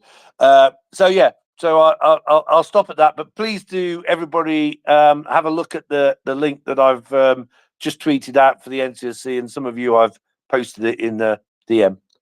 And I'll catch you later. Thank you, Tracy. Thank you, Terry. Thank you, everybody. Thank you very much, Chris. Much appreciated. As always, it's been a very information-packed afternoon. So I hope you will all take this information and use it wisely, as with all the information that you learn here. And I include myself in that, of course, because I am not a subject matter expert. I have just posted a post out for everybody, though. If you would just like to have a look at some of the incidents that have happened, and there is a big long list of them going back, quite some time, a couple of years. Just go and have a look at that website there that I've posted for the csis.org website, and that will tell you just some of the significant cyber incidents that have gone on around the world recently. That's dated up to, I think, about March. I think the last time I had a look, I think the last entry that I was looking at was March. It usually goes month by month, and they usually do that page will show you an overall update as well. Update month by month, but there are, of course, other pages that you will see when you check out that website anyway. But I think it's definitely very useful for people. Go ahead, Dan. I'm just going to make a generalized comment. Thanks, Chris. I think the gist of what you're saying is we all should take this seriously, and especially governments and companies. And we need to all do our homework. We need to be responsible to the level of these days, being on the internet. We have to be as responsible as we are when we're behind the wheel of a car, or using a firearm, or anything else that requires safety issues, because it can be just as dangerous. It can cause just as much harm, I believe. So I think it is a serious thing. I'm pretty frustrated today because the space crashed, and now every time the purple button's gone and I'm hitting it, and I'm just getting a thing that tells you to post, and it only lets you post once. But it just, yeah. I made a comment about something about somebody posted, I don't know if it was in the Nest, the Pentagon, about, I don't know if it was an old post or whatever, but I read it, and I think it was fairly new, and the Pentagon had put a block by themselves without consulting Elon. They put a block on Starlink in occupied areas for Russia to be hacking into. I made a comment about it, and I also made a comment that further action needs to happen within our government as far as somebody controlling an entity, a public entity like this, and not having any controls on them, because this is a public entity. It is. You can have stock in it, but it's a public entity. So I said something, and now I can't find the post. It's gone. So I hope I didn't. I don't think I crashed anything. But anyways, yeah, internet use is as serious as driving a car. And unfortunately, I don't know, here in America, each state gets to decide who gets insurance, who gets their car inspected. It's not across the board, and it needs to be nationalized. All that, you shouldn't get to do one thing in one state and come over into another county or state and do something different that's against the law in another state. You see what I'm just saying? If it makes any sense. But yeah, the internet needs to be as safe as driving a car or shooting a gun. Thank you. Thank you, Dan. You know, you reminded me of when we didn't have seatbelt laws in the UK and then seatbelt laws came into effect. And it's kind of like the same thing, isn't it? We're all catching up with that realization of the safety and how much it makes a difference to our safety and security and defence. And so it's the same here, I think. It's like we're all catching up. And then there are those people that have really caught up over the last few years, and some people that still need to catch up a bit more. I think what we hope to really, we cannot make everybody change their ways. As I said, there are always going to be those percentage of people, no matter how much you inform them, or no matter how much you incentivize them, because by saying that they'll have to take personal responsibility if they don't take better care of their security, cyber security, all the rest of it. No matter how much you do all of those things, there's always going to be those percentage of people that won't listen, just like there will always still at this stage, even many years after the implementation of seatbelt law in the UK, still think that it makes sense to drive around without a seatbelt. So it just shows you, unfortunately, there will always be those people. But yes, I think we all need to basically get more active in terms of cyber security, cyber defense, that's for sure. And, you know, the Internet of Things is one big thing that I think about in that aspect all the time. And we spoke about that in depth last week, because how many of those devices that you have connected to your relevant Wi-Fi network also have security software in them, or internet security, the same way your PC may, or your other devices may have, for example. I know my washing machine does not, for example, therefore I don't connect it to the Wi-Fi or any internet for that matter, Terry fella, despite the fact that it gives me extra functions if I do so. Exactly. Totally agree with you there. Okay, so I think we better get to some other news, don't you? It's been a fantastic news of cyber security information, cyber defense, all sorts of bits of things. We didn't have time to go into the list. I wanted to go down one by one, but nevertheless, I think it's been a very valuable conversation. So I hope people have taken some good information from this. And like I said, I've posted that page for you all to have a look at, that relevant website there. You can look at those individual ones in a little more detail if you would like to. Of course, that's not the full list that I have, but I cannot give access to my files away on well, social networks now, can I, Terry fella? I will have to copy and paste that first. Exactly. Have you posted those in the nest? Because I still only see 4 items in the nest, or have you put it on your timeline? Just wondering. No, it's on my profile for everybody to have a look at. So if you're looking for it, it's just a picture that you will see. Basically, let me see what's in the picture. Well, it looks like electronic. It says significant cyber incident, CSIS, in the CSIS is in capital letters. And it's, let me see, it's on my profile now is the post, so I can see it there. That's brilliant. Just needed to clarify that. I was wondering if it was my view of the nest that wasn't working. And I think somebody commented about the purple pill, which is definitely still blank at the moment. Very strange things that our Muskrat is doing to this space at the moment. But there we go. Anyway, back to you. Maybe a little bit of news, although it's already 7 o'clock, but see how we go. It is, but I do not see our replacements here. So until I see them, I shall continue. Of course, we have a few posts in the nest, as Terry Feller said. The first and probably most important right now is the one for the fundraiser, and that's because we are trying to raise funds for generators, solar generators, a very specific, really robust, previously tested in the field in Kherson, for example, and in Mykolaiv and Odessa, solar generators that are to power hospitals and medical facilities in Kharkiv. So if you are able to contribute towards doing that, please go ahead and click on that first tweet in the nest and make a payment using that link there, that little blue writing there, bit.ly/. MR_donate. That's the link. That's our payment link that we use. It's the same link that's on the website, but please feel free to go across to the website and donate from there. That's MriyaReport.org.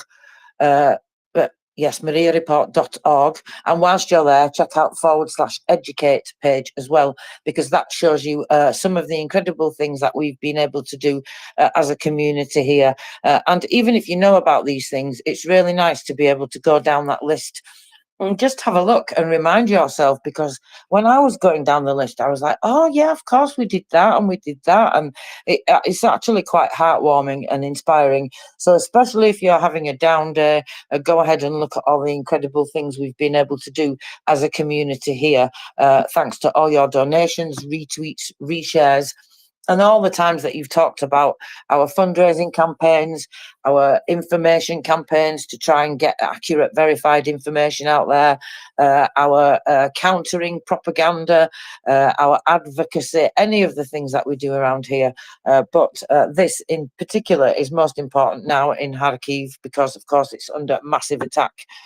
Has been constantly all day. I was looking earlier, actually, at reports that had been shared in various Ukrainian media about the intensity, speaking about the intensity of the bombardments there in Kharkiv. In fact, actually, let's just look and see if there are any more updates since the evening update from the military administration there. In fact, the military administration also warned today, not just about the damage reports and various warnings that they give out. They also talked about the operational situation and the psychological offensive that Russia is mounting in the region. And that's because Russia is trying to, of course, make everybody flee from Kharkiv. They want to create a humanitarian crisis amongst all the Ukrainians that they don't manage to murder in their genocidal invasion.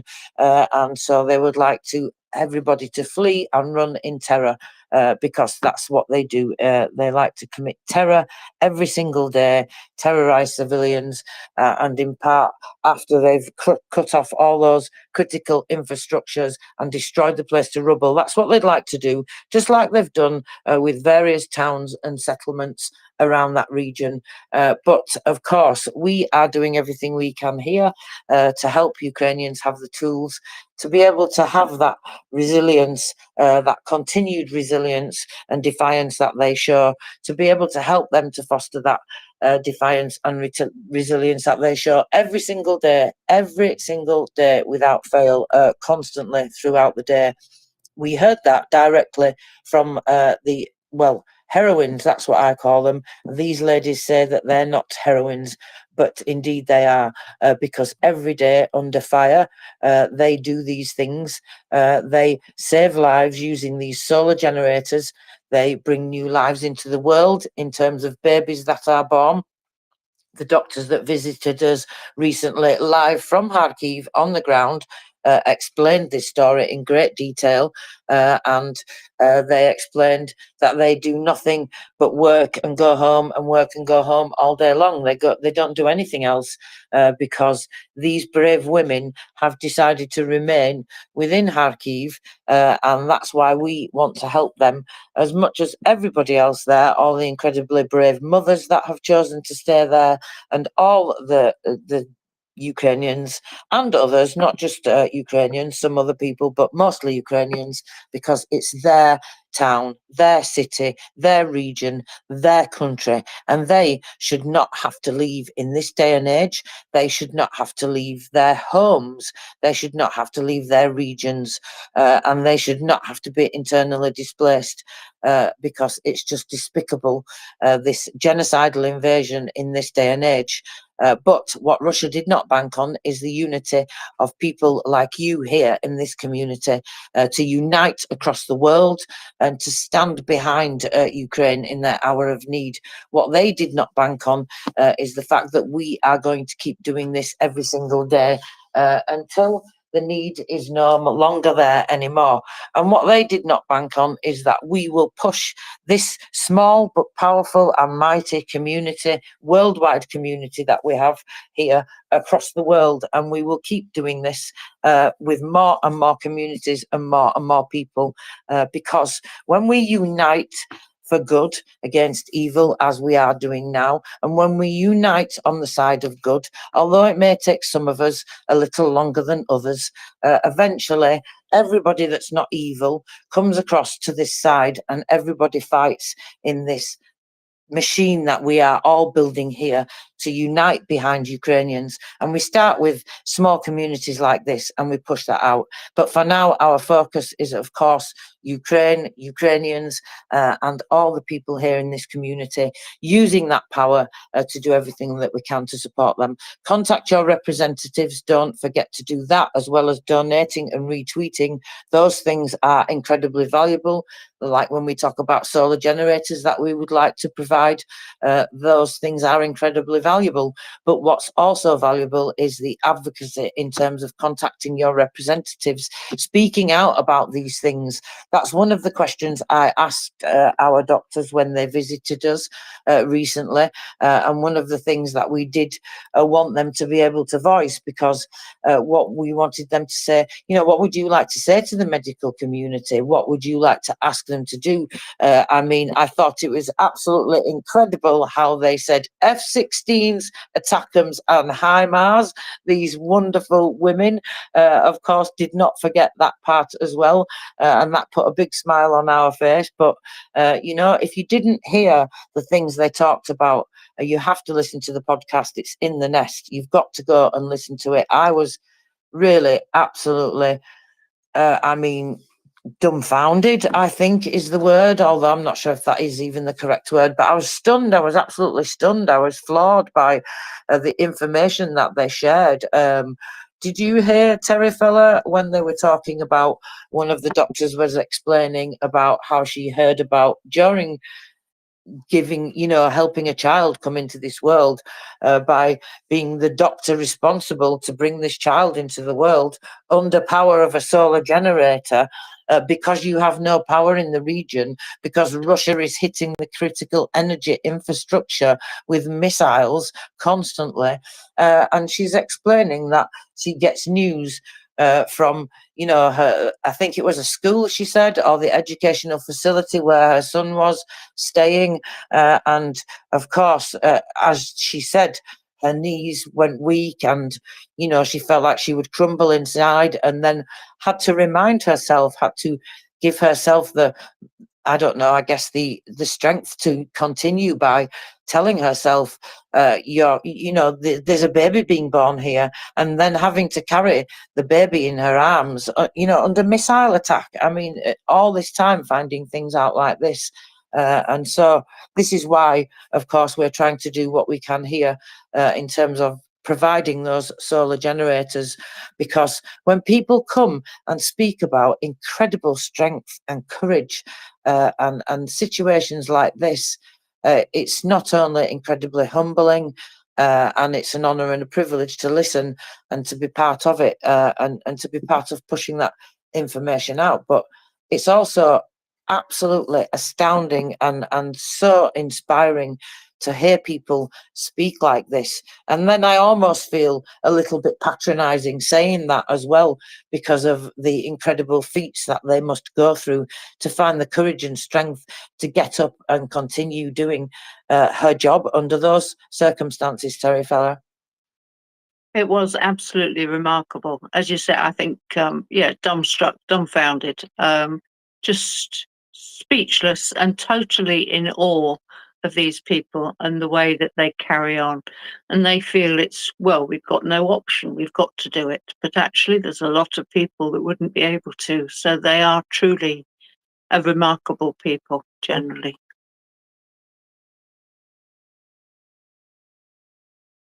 Yes, I apologise. I got waffling on then. I got all carried away and I know I did not do that explanation any justice whatsoever. So please, you must go and listen to the podcast.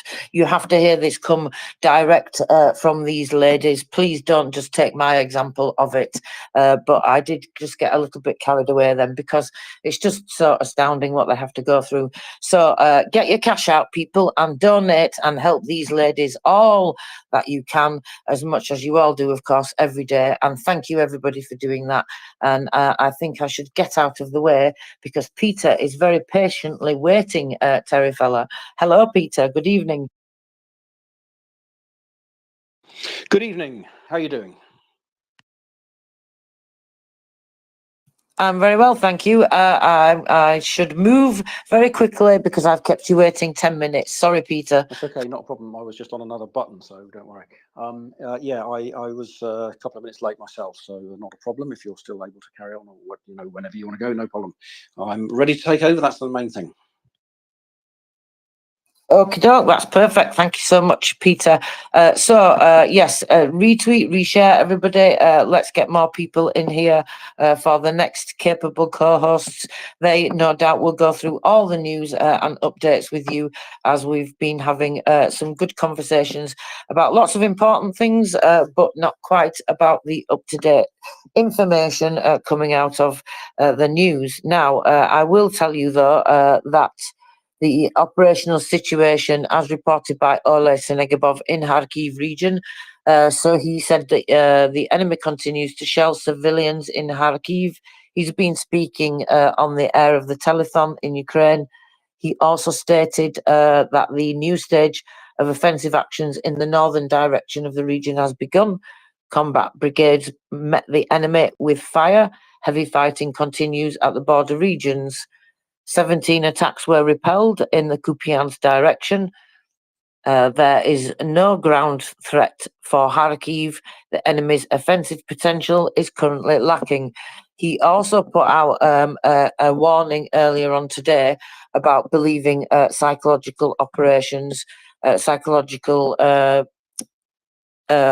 do they call them? Psyops by Russia into the region and propaganda. The border communities are intensively under fire, he said. There is continued, intensified, massive enemy shelling. Like I said, there was lots of destruction and damage reported throughout the region, but staggeringly, up to now, it still remains with the same amount of injuries and deaths that I'd reported previously, which was very, very low, really. Which is really, I cannot believe it. I mean, I'm absolutely over the moon that that's the case, and I really, really hope that that continues to be the case. So they've intensified shelling in the Vajansk direction, he says, from anti-aircraft guns as well. The armed forces of Ukraine confidently hold positions. Not a single metre has been lost. This has been reported by the military administration. The enemy group does not pose a threat to Kharkiv. Its forces are sufficient only for provocations in the northern direction. All authorities work and are on the ground and perform their duties. We call on the civilian population of border settlements to stay in shelters because it makes no difference to the enemy whether to strike military infrastructure or unharmed civilians, which of course that's just become the norm, unfortunately, hasn't it? They are asking people repeatedly throughout the day to stay in shelters and reminding that evacuations are still going on. There are still mandatory evacuations going on in certain areas of the region. And in fact, actually, I was looking at that this morning because more people were still evacuated, even under continuous shelling throughout the region. So some information there coming out of Kharkiv. Now, I will leave the amazing Peter and whoever else is going to be coming up to join Peter, Masilius, to take you away for the rest of the news. And I will be around if anybody needs any help or any advice with that. Oh, we don't have, wait a minute, we have not got you popped up to join us yet, Peter. I thought you would be there by now, but nevertheless, we shall continue on. Did you want to take over, Peter, or should I continue? Yeah, just waiting for my invite. Hasn't come through yet, but I can carry on from speaker if you want. Have you had chance to look at any news today, or anything interesting piqued your attention? No, I'm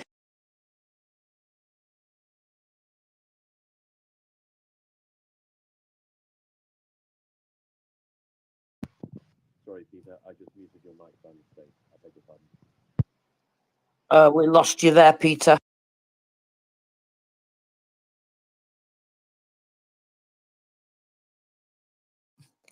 Okay. sorry. Yeah, it went off. I think that's because my invite came through and it turned the microphone off bizarrely. Anyway, can you hear me now? Yes, we can hear you now. Yeah. Okay. So yeah, I've been a bit out of it this afternoon. I've been tied up doing other things, so I haven't really stayed ahead of the news. But I do gather there is sort of renewed fighting in the northern Kharkiv border from about 0400, I assume, local time this morning. And then there seem to be contrasting reports on what is being said. Some people are saying it's not an offensive; it's just a usual Russian thing. Some people are saying it's an offensive, but it won't. Seems pretty clear that it won't get as far as Kharkiv because they just don't have the forces to be able to take a city of that size. So we'll have to see. And it gives all the sort of smell of the Russians trying to do something before the reinforcements arrive imminently and are able to repel an attack like this quite readily, hopefully, but maybe not able to at the moment.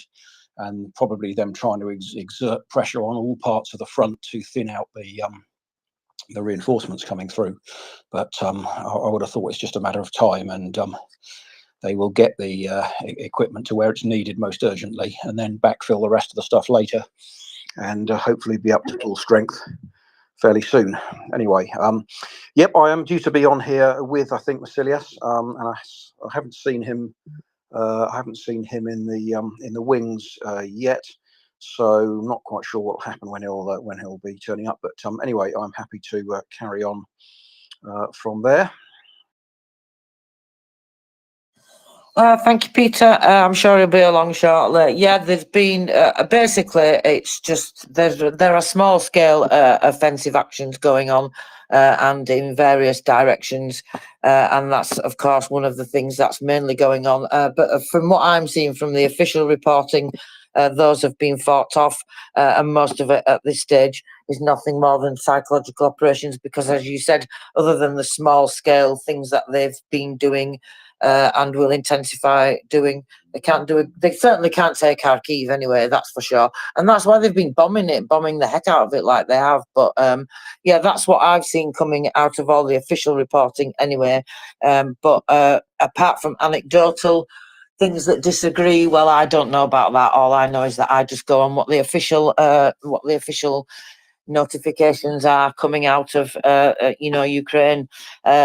Stratcom, for example, like I said, the military administration there. But of course, that's not to minimise either the intensity of the fighting or anything that is going on. So I'm not trying to say that at all, just to be clear, in case I'm giving that impression. But oops, did you want to add something there, Peter? No, okay, sorry, okay. no, nothing I've got to add there. Yeah, it's just difficult to know with all the information blur and that. So yeah, you're probably right to go from the official sources, but yeah, I think what it seems is that they're trying to sort of push an advantage while they still think they've got time before the reinforcements arrive. The reinforcements in munitions and ammunition and that arrive. So. Yeah, I think we'll just have to see, but hopefully they will get repelled. I saw one report saying they had taken 4 towns in the border area. Whether that is reliable, I really don't know. But I just can't keep up with it, to be honest. Yeah, we'll have to await more news and confirm developments. Well, I can go over the official information if needed, but Carl's with us at the moment, so he has a hand up. So shall we go there? Sounds like a good idea. Hey guys. Regarding Kharkiv, I agree that it's almost 0 probability that they could, take Kharkiv. But what I'm really curious about is how far do they need to punch in for major population centers in Kharkiv to be within artillery range, right? Because there's a difference to be able to terrorize, a small number of people in spread out villages than it is to have, hundreds of thousands of people within artillery range. So that's kind of the dimension that I'm kind of probably be trying to keep an eye on as this develops or doesn't develop over the next few days. Yeah, that sounds quite fair enough, because the last thing you'd want them to do is get near enough Kharkiv that they can threaten it by artillery. I would have thought they probably can already, actually, from the border, because the border's only about 30-40 kilometers away from the city, I think, if my memory is right. The railway border there is, can't remember the name, but it's not very far from Kharkiv main station at all. So, and it sort of directly fronts onto Belgorod, which is again about only another 30-40 kilometers, maximum 50 or so inside Russia. So it's all very close proximity, and hence why Belgorod is so sort of accessible from Kharkiv to the Ukrainians. But anyway, yeah, difficult to know what's happening in such a sort of short space of time, and there's lots of conflicting reports, and some of them of which are likely to be disinformation. It's I think we have to sort of really just await confirmed developments. Anyway, Indeed, yeah. I don't know how many people, but when they did the initial attack and trying to surround Kharkiv early on in the war, I think they used artillery shelling against apartments and that a lot more, right? Since then it's been rockets, glide bombs, S-200s, kamikaze drones, etc. But at that time, I don't know how many hundreds of thousands left Kharkiv, right? But a chunky subset of those have since returned. So I think it's going to be an interesting, a hard set of decisions. Like if you are a civilian there at the moment, right, and you want to be defiant against Russia, as in like, this is our hometown, we're defended, we're going to live our lives.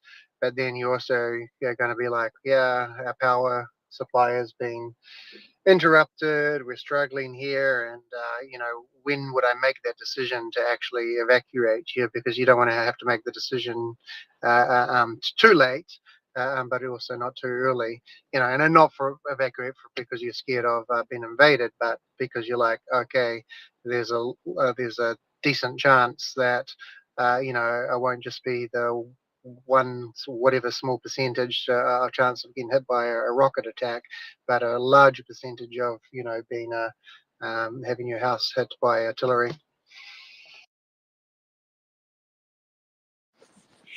yeah, I'm sure that's the case. I do wonder actually how many civilians are taking the opportunity to leave Kharkiv, and how many just through sheer sort of stubbornness are determined to stay there. And it's difficult from a military point of view, of course, because when they're protecting civilians, that's a sort of a hindrance in a way. But I don't think you can. It's not really realistic to evacuate a city of 1.3 million, and I've no idea how many of the 1.3 million are already sort of evacuated, and how many people are actually still in residence there. But I guess that there's a sort of priority list, and they ought to be sort of thinking about evacuating children and elderly first, and then. But it's not that easy. If people refuse to go, then what do? You can't really force them out. Well, you can, but that's a sort of further down the line kind of thing. I don't think you'd want to force them out of a city like Kharkiv when there's other cities that are full as well, with displaced people from Kherson and all over the place, in Crimea and God knows where else. So not an easy conundrum to want to solve. Anyway, Right, we don't have any more hands at the moment, so this is probably a good time to tell you that you are listening to MriyaReport, which is Twitter's only 24/7 space and dedicated to news developments and expert interviews and guests from Ukraine and in support of Ukraine and against Russia's genocidal invasion of that country. And we hopefully will be here until Russia gets ejected from Ukraine, and that is pretty certain to be the outcome. It's clear almost 2 years ago now that Russia cannot win this war. They don't have the means to do so, and they are going to lose in one form or another. And unfortunately, that has taken a long time, much as it did in World War II. This is the most this is the worst form of aggression and violence we've seen in Europe since in the last 70 years. And those of us who live in this continent have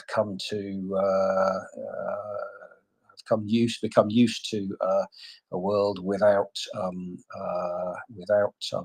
borders being challenged and naked aggression on the European continent. But that was all brought to an end really in 2014 when Crimea was invaded, and the lack of response to that by the international community in the West in particular, and that in effect, historically speaking, I think we will come to see, simply gave Putin the green light to go further, and he launched his full-scale invasion on Ukraine in February 2022, and that in my view, was a catastrophic miscalculation. He thought he'd get away with it.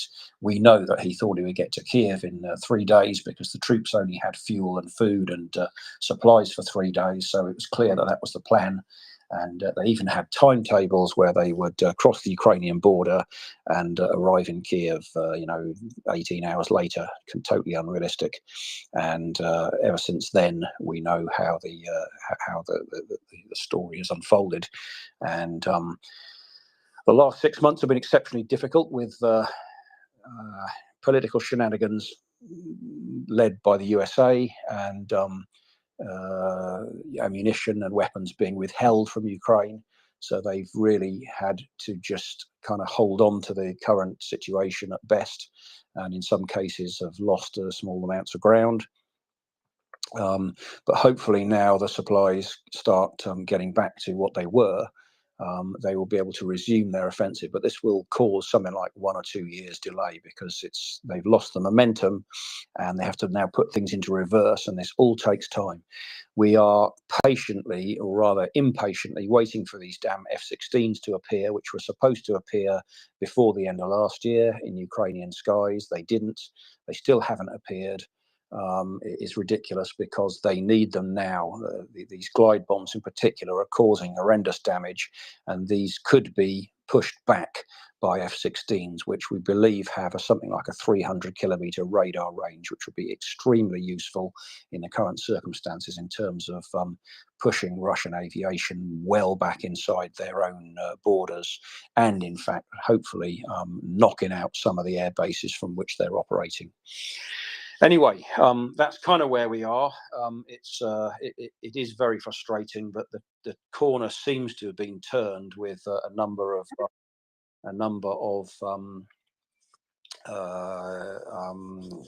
ATACMS missiles provided to Ukraine and actually used within the last week, and hopefully more stuff on its way, so that the Ukrainians will begin to retake the upper hand and make sure the situation on the ground develops in their favour, rather than giving the Russians the opportunity to take advantage of the Ukrainian lack of supplies. Anyway, we got Lexicon's hand up, so let's go to Lexicon. Thank you so much, Peter, and hello to everybody. I think you're absolutely right that this is an attack is an attempt to take advantage of this, what Russians perceive as a window of opportunity that they have here until this heavy stuff arrives. And I think it's an effort to sow panic. You know, they've been talking about this, sowing the seeds of panic as best they could, as is their wont. And it's really it's affected all of us. So how much more so the people who are under bombardment.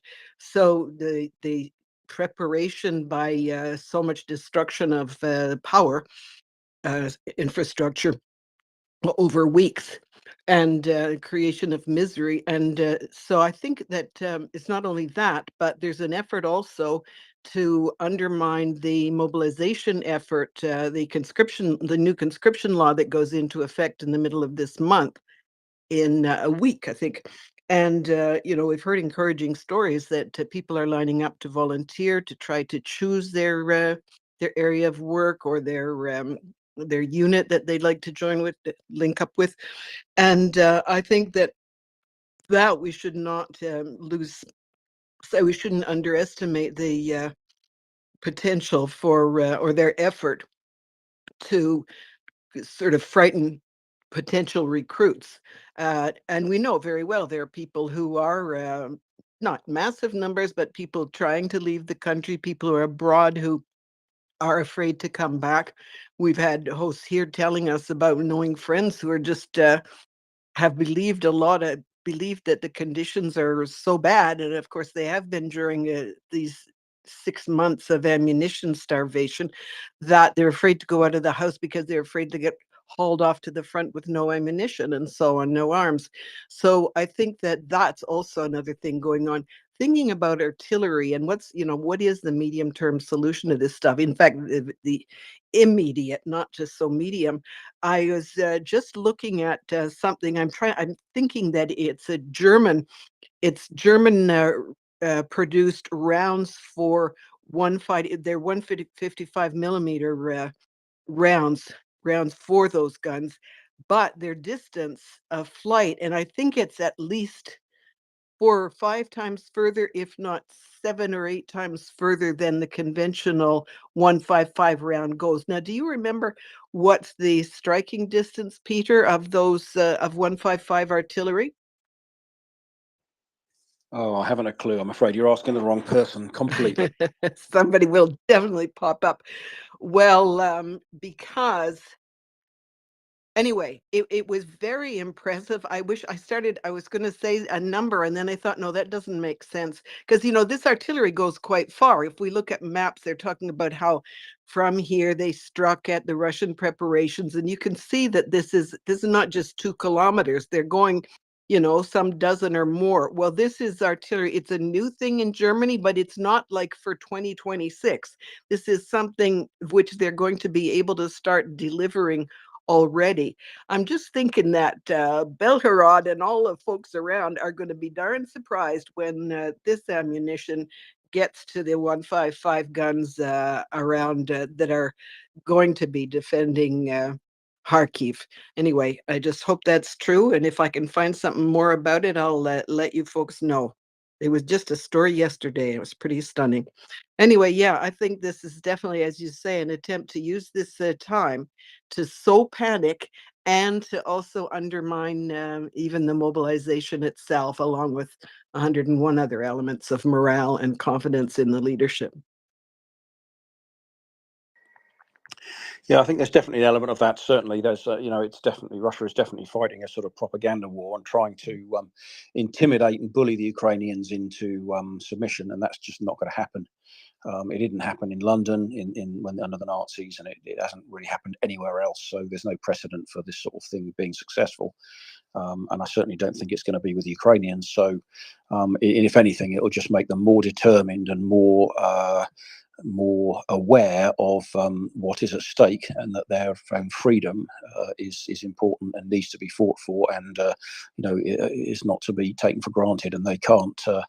They know what kind of world they would look forward to, where they would have to contend with, rather, if Russians did take over. And there's plenty of evidence of that in the occupied parts of Ukraine now, as to what they're dealing with mass graves, interrogations, torture, rapes, deportations, all that kind of stuff, typical Russian stuff. If you look at Russia over the centuries, that's entirely consistent with how they've always done things, and basically nothing's changed. Russia's still stuck in the 17th century, and whilst the rest of the world has changed and developed and cooperates, Russia is really still in the dark ages, and with a leader who belongs in the 17th century, if he doesn't belong in The Hague.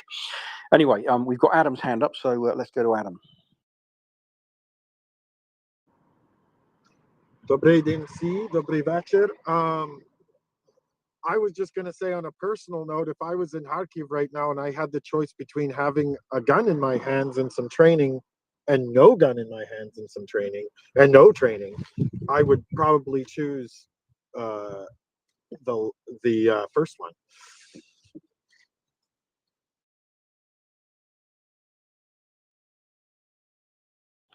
Yeah, that's probably a fair comment.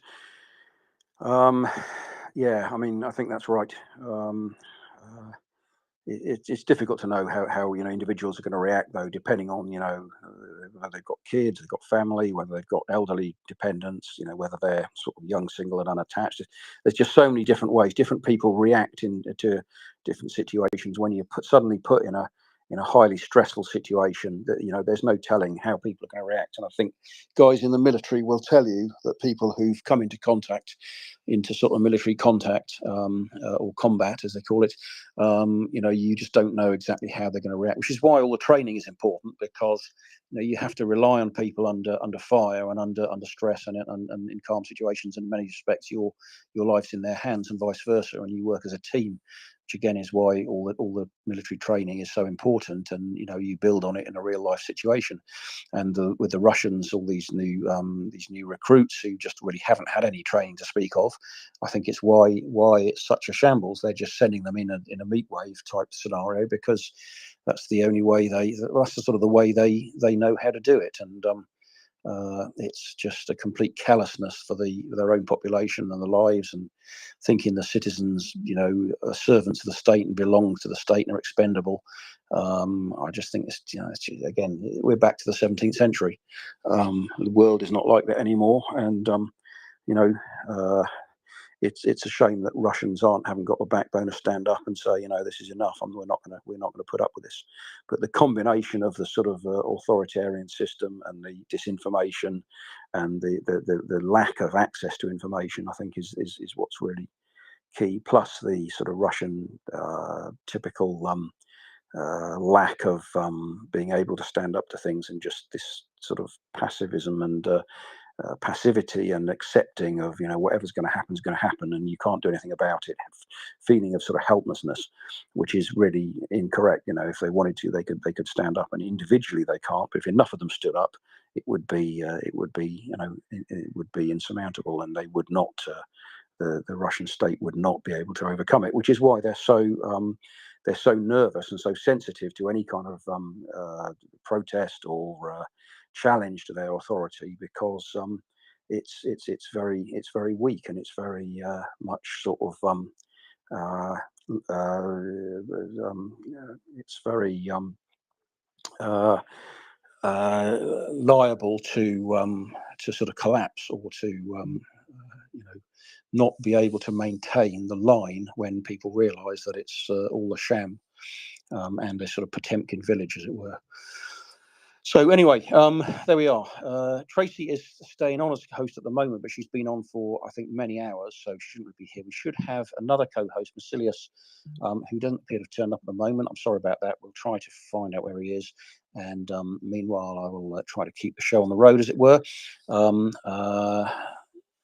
Anyway, the main news, I think, for today, if you've just tuned in, is that Kharkiv has come under fairly severe attack, and the border areas bordering Kharkiv Oblast in the north of Kharkiv city have come under attack. And there are some reports that about 4 or so towns have been taken, others saying that's not correct. It's a bit unclear exactly what's going on, but what seems to have happened is the Russians have sent people across the border. I think the border there was pretty much sort of back to its 1991 border, so they're trying to do that. Whether it's, I don't think it's really a serious attack on the city of Kharkiv, because they simply won't get that far with the amount of people they've got, but it does cause problems, and will divert Ukrainian attention to deal with these incursions, and it could be just a way of trying to prevent the Russian legions, the Russian Free Legions, or whatever they are, these incursions into Belgorod Oblast, which hopefully are overdue. Some more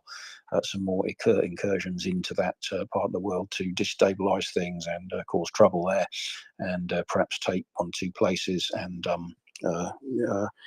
knock out some military or police or whatever other targets in that area to make things difficult for the Russians. So there we are. That's kind of where we are at the moment.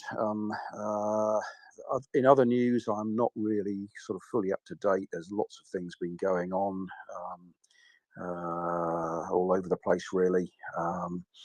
Not sure I'm best placed to say about that, because I haven't really been covering it. Well, I have been sort of listening to it, but I can't reel it off what all the issues are, to be honest, because my brain gets overloaded with so much going on. But in essence, we are in a fairly the world is in a fairly dire state and needs straightening out, and the people who usually straighten it out don't seem to be doing their usual job. So we have challenges from China and Iran and North Korea and, of course, Russia wanting to upend the security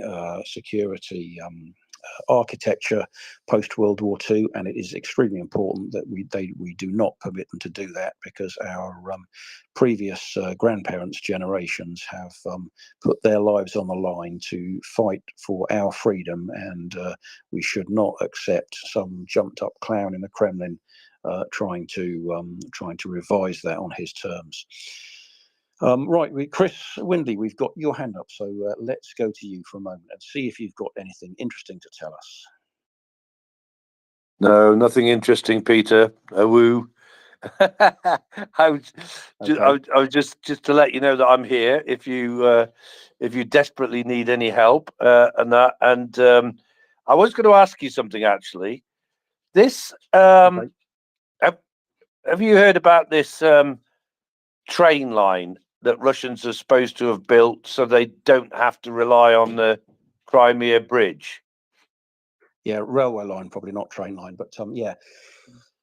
So is it new or is it complete? Is it new or is it old? Part of it's new, and depending on exactly what it is, all of it may be new. But in effect, the old railway line down towards Mariupol doesn't go along the shore. There's no railway line that goes along the coast of Ukraine. So we're talking about from Mariupol onto Berdyansk and then on to effectively Melitopol. So the railway line, just first of all, it goes further to the north within sort of artillery range of the Ukrainians, so that's kind of no good for a military supply line. And secondly, the line down to Mariupol effectively goes right through Donetsk and then through Volnovakha and that, which is totally within Ukrainian firing range. So they haven't been using that for many years, almost 10 years, because it's sort of predates the full-scale invasion. So what the Russians have done, and they're generally pretty good at doing this, the military in effect, is just building a new railway line east of Taganrog, which is a big sort of military supply point anyway, and going directly across the Ukrainian border to Mariupol. And it looks like that line, they've been working on it for the last 6 months. And to be honest, 6 months is about all they'd need to open a brand new railway line at that distance. It's not very far. It's only, I think it's less than 50 to 80 kilometers or something. It's not a massive gap. And then I think once they get to Mariupol, they can supply sort of Mariupol city and reinforce Mariupol from there if they can get trains in there reliably. Whilst they were building it, there's a couple of sort of smallest bridges that came under Ukrainian attack and were destroyed, but they've probably just rebuilt them. It wouldn't take very long to rebuild that. So it looks like one of the costs for the last 6 months delay is that the Russians have reached Mariupol with this new railway line, and that's going to be difficult because it's going to mean that they're going to be able to supply Mariupol, by rail, when otherwise they wouldn't be able to do so. They were relying on doing it by ship or by road, and that's pretty tricky. And then I think once they get to Mariupol, they're pressing further east to Berdyansk. There was a railway line from Berdyansk, to Berdyansk rather, but it came from the north from a junction, and sort of further up, again further into Zaporizhia Oblast, which is probably, kind of very much round the houses. So I think they are heading onto Berdyansk, presumably with this railway line, and then going on, I think, to Melitopol, and then that hooks into the existing line south to Crimea. So in effect, the critical part of it is new, but some bits of it are probably old or original, and it'll feed in with the existing rail infrastructure at Mariupol and Berdyansk and certainly Melitopol. And so hopefully, does that answer the question? Yeah. So you could basically draw where this railway line is, right, Peter? I mean, you could just like sketch out where it is. Roughly. Yeah, it basically hugs the coast.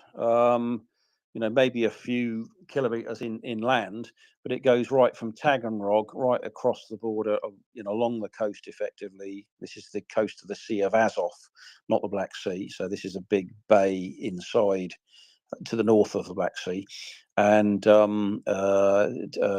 then once it passes through Mariupol, it continues on along the coast towards Berdyansk, and then instead of going on along the coast towards Crimea, it actually goes up towards Melitopol, which is again on the existing rail line, and then to Crimea, which is an existing line from Melitopol down towards through Sviaj, I think is the border point, not border point, the crossing point into Crimea, which is not a border point, of course.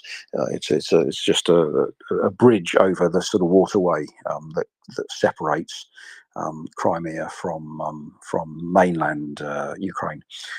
And then on to Simferopol and Sevastopol, and there are branches to Yevpatoria, to Feodosia, and onto Kerch, and it's the branch of the Kerch which continues along the Kerch Bridge, and that's the way most of the freight was coming in directly to Crimea, much further to the south, and because they kind of appear to have realised the bridge is either unusable currently or too vulnerable to be usable, they have put a lot of effort into building this new railway to Mariupol and then on to Crimea that way, and are intending to supply Crimea that way, but I don't think that will be viable, because once the Ukrainians have ATACMS in any kind of numbers, that railway becomes fully into sort of firing range, and they can just, if you hit an ammunition train, then boom.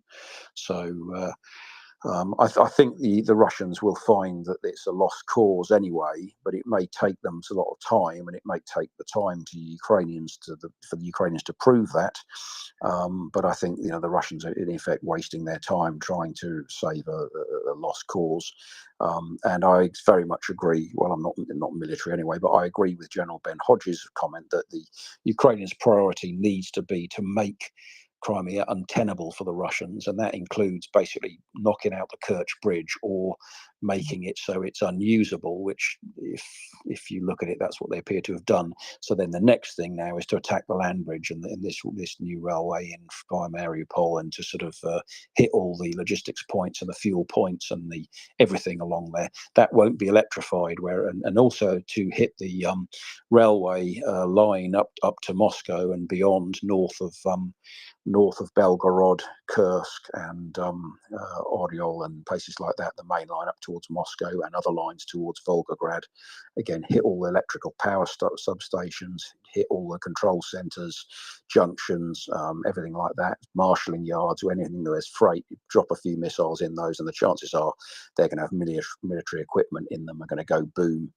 And you know, that's that. I would have said that's what they ought to be concentrating on. Of course, there are various restrictions on, you know, certain missiles and things that can't be used on Russian territory, which is frankly ridiculous. But that's the world as it is at the moment. So that's what they have to work around. And you know, who knows how many of these missiles they've got, and how many, you know, what kind of flow they're going to continue to get.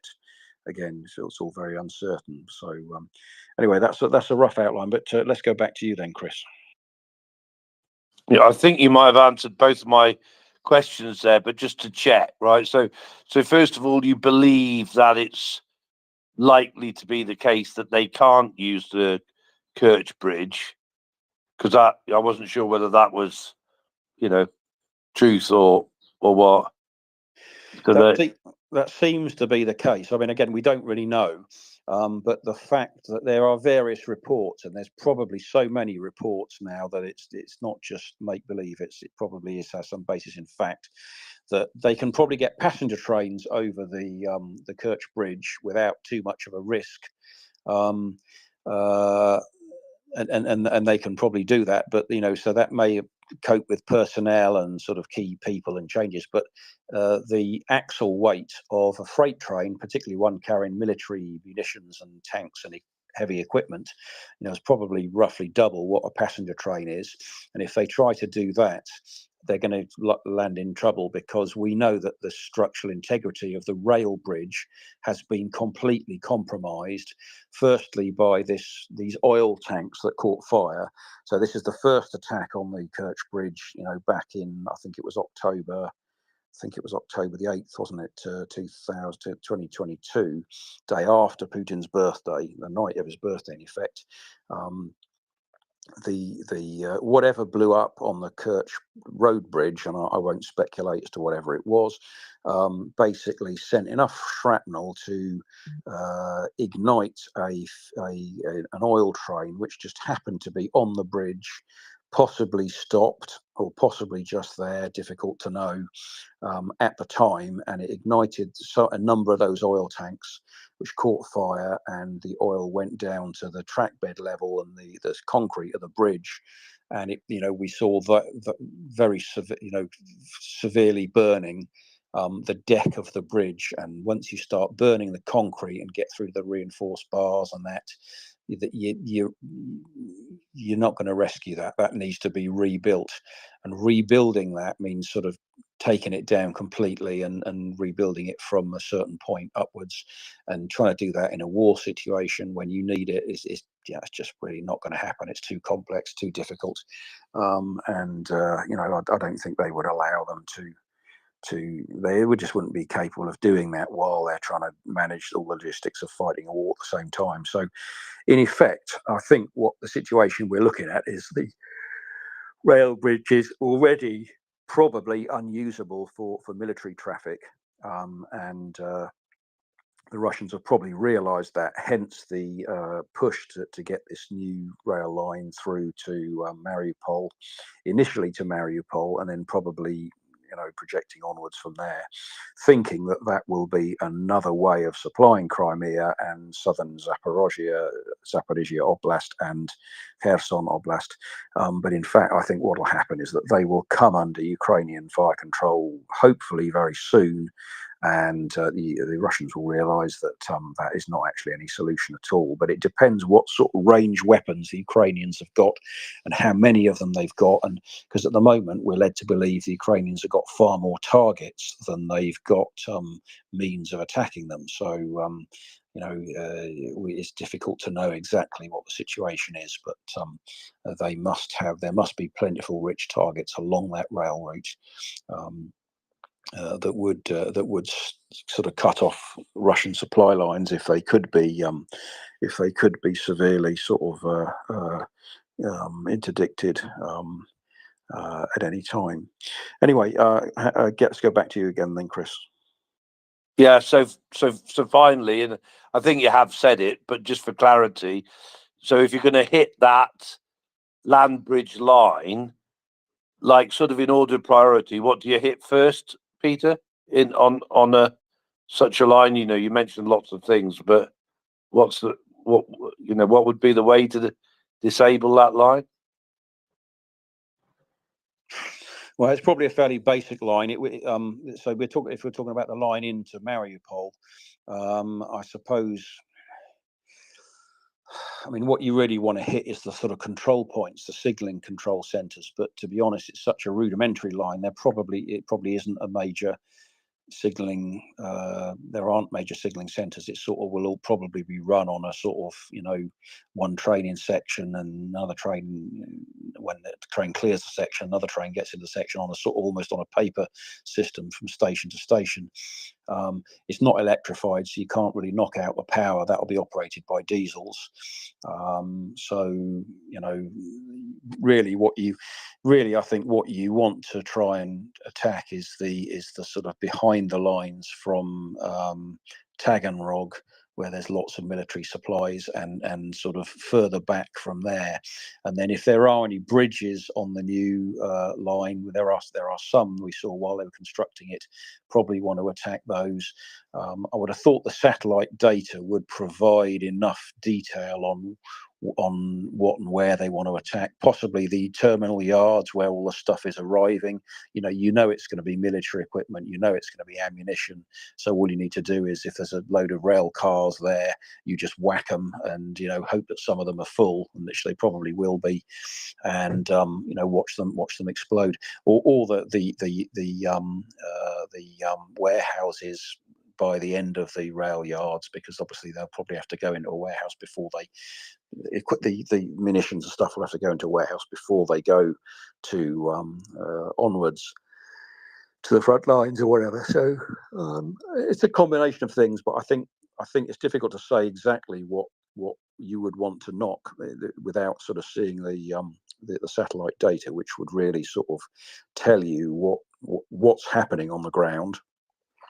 From the satellite data, you would work out what the sort of logistics chain is, and then that would tell you what your order of priority of targets in terms of trying to knock out the railway line. I mean, you can knock out bridges, and if there's probably no tunnels on that section of line, but but there's ways, you know, that they can actually get one of these sort of military engineering type bridges in pretty quickly, probably, you know, within, you know, even 24, 48 hours or something. So, you know, you might not be, by knocking out a bridge, you might not actually be causing that much of a delay or that much of an interdiction. There may be better ways of doing it. Generally, control systems are pretty good. This is why these relay cabinets on the main network have been targeted, plus the electrical power systems finally. So, yeah, I mean, it's that's roughly the order I would have said. But again, it does depend a bit on the sort of what the data is on the ground as to what the lay of the land is, and how things are being operated. And I think the Ukrainians ought to have enough info on that score to be able to make some fairly good decisions on sort of what are the priority of things to hit. But certainly what they want to do is knock out that supply line. And it is a very long supply line, because once it's got to Mariupol, that's only just inside Ukraine, and to get to Melitopol, that's, you know, hundreds of kilometers further. So there's plenty of opportunity for targeting things on the way. It'll be a single track railway line, so basically trains will have to cross in passing loops, generally at stations. So that's another place to look out for. You know, whack two trains when they're passing each other. Or when one's waiting for another one, you know, that's another way of finding a target. So yeah, I mean, there's various ways of prioritizing the target list along there. But I think, as I said, the Ukrainians haven't got any shortage of targets. It's the shortage of ammunition and appropriate long-range weapons to actually hit those targets that are the issue. So as soon as they get those long-range ammunitions, they should sort of have a field day, turkey shoot, just shooting all the things that they know about that they're not able to reach previously, and hopefully make a difference. But certainly they will need to be knocking out that as a supply line, and then if they can do that, it will leave Kherson Oblast very vulnerable, which it is already, and also places like Melitopol and Tokmak up there, which are sort of fairly exposed, and if they can be starved of ammunition, then it would make a big difference to the whole of the front. So hopefully that's what they're looking at doing, and we'll move forward with that. Okay, Chris, anything else you want to say? No, brilliant, mate. Thank you very much. Okay, I was hoping you'd ask more questions because there's deathly silence otherwise. I don't think it's fair to ask Tracy to do any more because she's been on for hours. So I will try and hold the fort. All right, there's a Northern Lights show in the UK at the moment as well tonight, I think, and other places in Europe. Anyway, that's nothing to do with Ukraine.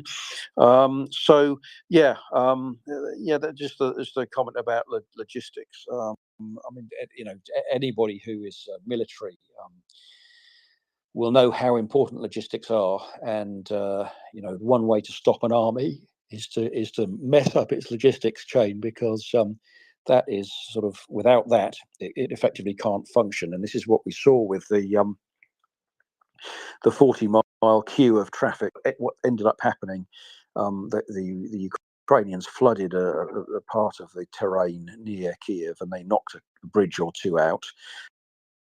And in effect, you know, this massive convoy just got stuck, and the Ukrainians then picked off all the fuel trucks one by one, you know, all the way back along the line, and they had means of getting sort of along the lines, and trucks picked off.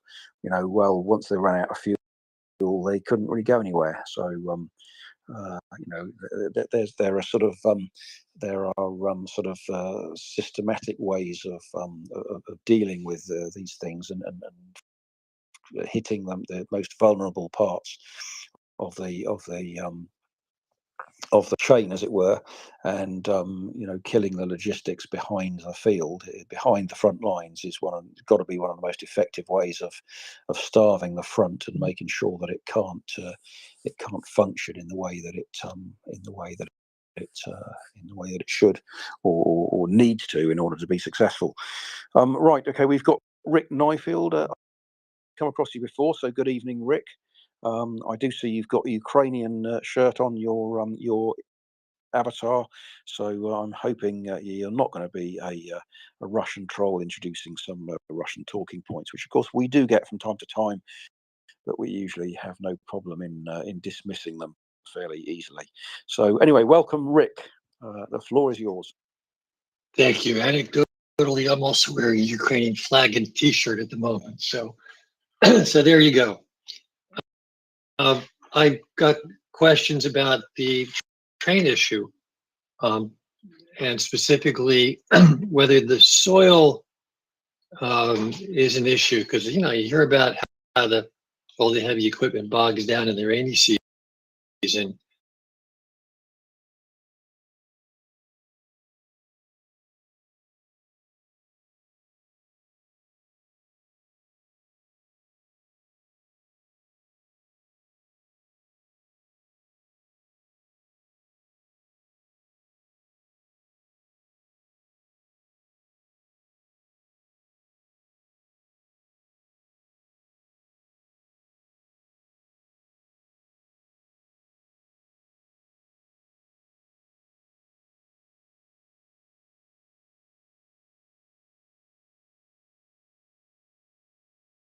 That the trains, you know, go up and down the East Coast, they're really crappy, but the rails are really crappy, and they have to slow down in the summer when it heats up. Stretch a rail because the support's weak and the line is unstable, even if it's not a bridge, simply just over, you know, fields where the type of soil is that type that mushes when wet. I'll probably step down now. I've got to get in the car shortly and want to have a mixed signal. So if you could address that, I appreciate it.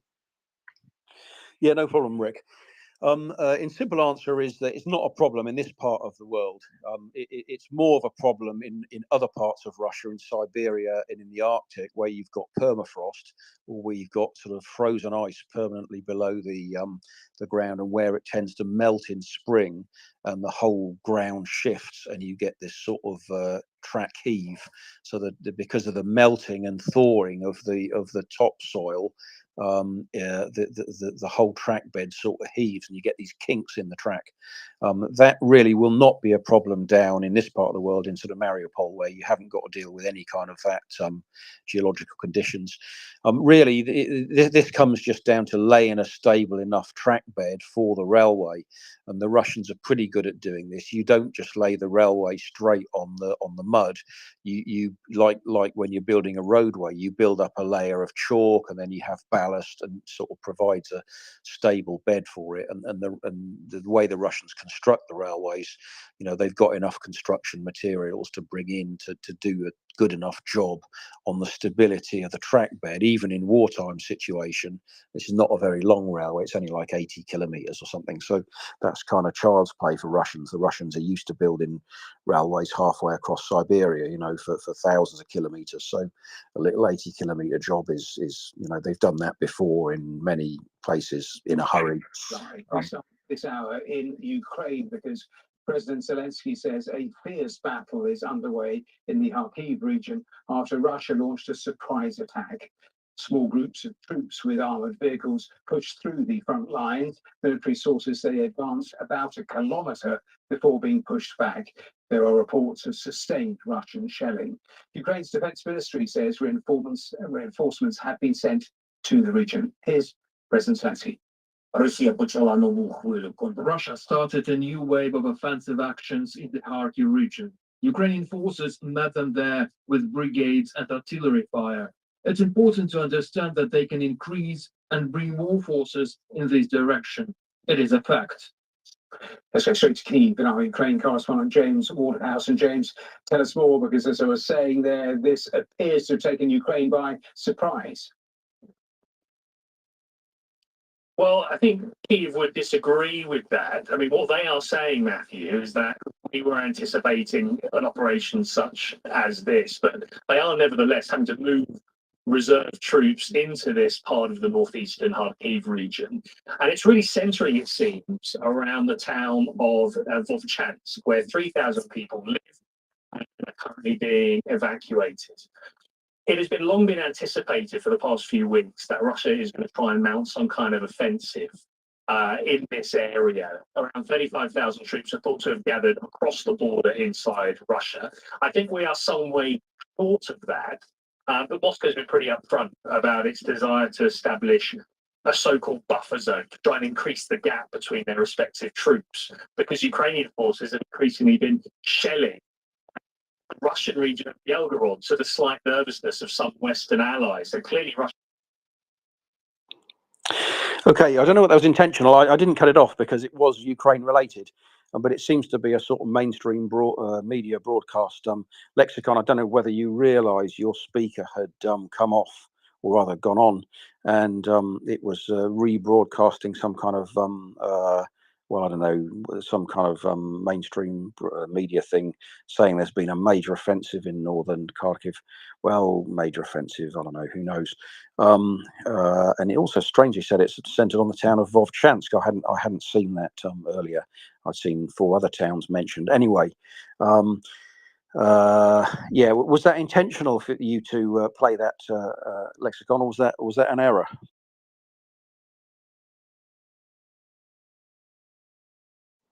Hello, Lexicon, are you there? Well, probably not by the sound of it. Okay. Well, maybe that was an error. I didn't cut it off because at least it was Ukraine related, but or I cut it off only later anyway. I don't know. Yeah, we don't tend to play sort of commercial broadcast things because you can see those elsewhere. But anyway.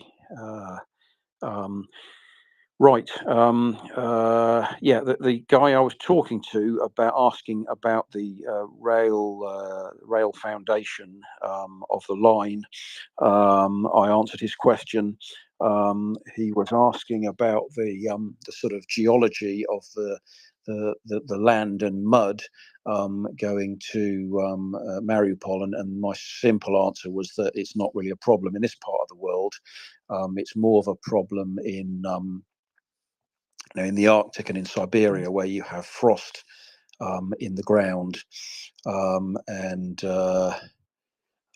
where they have sort of particularly difficult geological conditions. This is not really the case down in the south. I mean, if they got some incredible unusual level of rainfall, then it could be an issue. And they do have mud in that part of Russia in the autumn and spring seasons. But the railways will be geared up for that, and that's why you build the sort of base chalk or whatever of the base of the rail, and then have ballast and that on top of it, so it provides a stable foundation for rail operations and dispersing the weight along the length of the earth.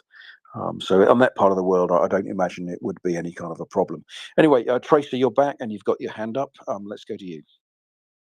Thank you, Peter. Sorry, I came out of the space because I thought we were having, or I was having some kind of technical issue.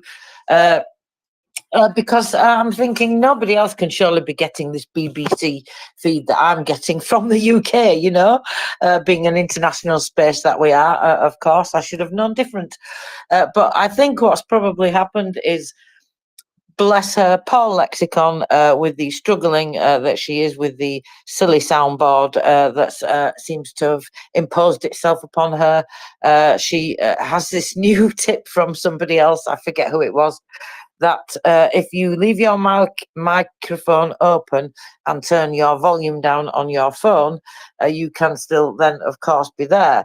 I guess that's maybe what she did, and somehow the microphone came back on, and of course she couldn't hear us because her volume was down, Peter. So I think that's possibly what's happened. Maybe Lexicon will explain to us if I am incorrect at that now. Lexicon. Wow, well, for heaven's sake, who would have thought? Well, I think I must have done that because rather than turning you off, in fact, it miraculously, because I keep reinstalling my Twitter because of this damn thing, and actually, it's a Hallelujah Day. I reinstalled today, and lo and behold, the wand has moved over like a full centimeter out of the way where it used to be, and so I haven't had that problem. So I did turn it down to 0 so I could come back. I wanted to know what James Waterhouse had to say, or I mean, I did go and listen to James Waterhouse reporting. So I would like to tell you folks about that, but I absolutely apologize. I had no idea that my so-called 0, it would pick up your my BBC feed. Maybe you've now all heard James Waterhouse, have you? Yes, we did. Sorry, go ahead, Peter. I've no idea who it was, but it was a report that just I'd more or less finished answering the previous question, and then suddenly this I don't know whether it was BBC or whatever it was, but it was somebody came up with a report, some from what was obviously mainstream media. So I left it on for a while because it was Ukraine related, so it wasn't sort of irrelevant or anything, and it wasn't anything kind of dodgy or any kind of hack or scam. But it was weird that it managed to pick up your whatever you were listening to and rebroadcast it, which I don't think I've had before. Anyway, so yeah. Yeah, well, I haven't never done that, I don't think. So I'm so sorry. Okay, so you did hear then, I guess, that he said, well, we had Zelensky before him saying that doing it looks like a sort of a rapid press conference, or he's standing in front of I don't know what. You just see him there. But he explains that Russia has launched this attack. And so I guess you heard that it's basically focused on Vovchansk. and that it's 3,000 people that Ukraine is more or less evacuating from Vovchansk, and that yes, Ukraine was not in fact surprised by it, as the BBC announcer was saying, but it's just that as they were accumulating forces around, it was pretty hard to predict where exactly they were going to go, but it looks like Ukraine was quite ready for it. So I guess you've heard this news at least twice now. Sorry. Well, that's okay. I haven't really heard it. I mean, to be honest, and to be perfectly fair, I've been so appalled by the BBC's coverage of the Ukraine situation, about which I know a reasonable amount. I kind of just dismiss them as just way behind the curve, and just sensationalist stuff, and just, you know, spewing out stuff that they get factually wrong a lot of the time. So I wouldn't personally give a lot of sway to what they say, what the BBC, if it was the BBC, what they are reporting. Previously, I was quite, you know, prepared to take BBC as sort of relatively authoritative accounts, and give them the sort of what's the word? It's sort of weighting that they used to justify in the world of mainstream media, but now I think some of the stuff I've seen is just so poor. I've kind of given up listening to them and taking what they say, and even to the extent that whatever they say, I'd take it with a pinch of salt, quite honestly.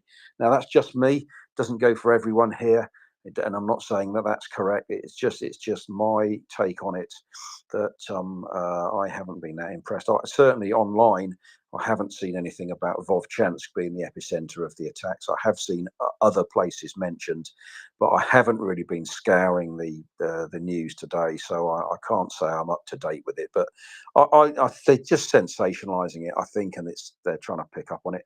I think it's just attack on the border, and the Ukrainians probably will repel it. I think they were expecting it. They knew there was some sort of level of troops massed there, but nowhere near enough would be necessary to have an attack or even take Kharkiv. So it's just it just seems to be a desperate attempt for the Russians to do something before they know that the reinforcements and the ammunition is going to arrive, and to try and take some sort of initiative, but they don't have enough there to do anything. So describing it as a major offensive, I mean, major offensive major offensives take weeks and months. They don't take a day. So to declare it a major offensive, you know, within 12 hours of it having started, is frankly, I would have said, a load of nonsense. And you know, they should know better to sort of describe it like that after such a short amount of time.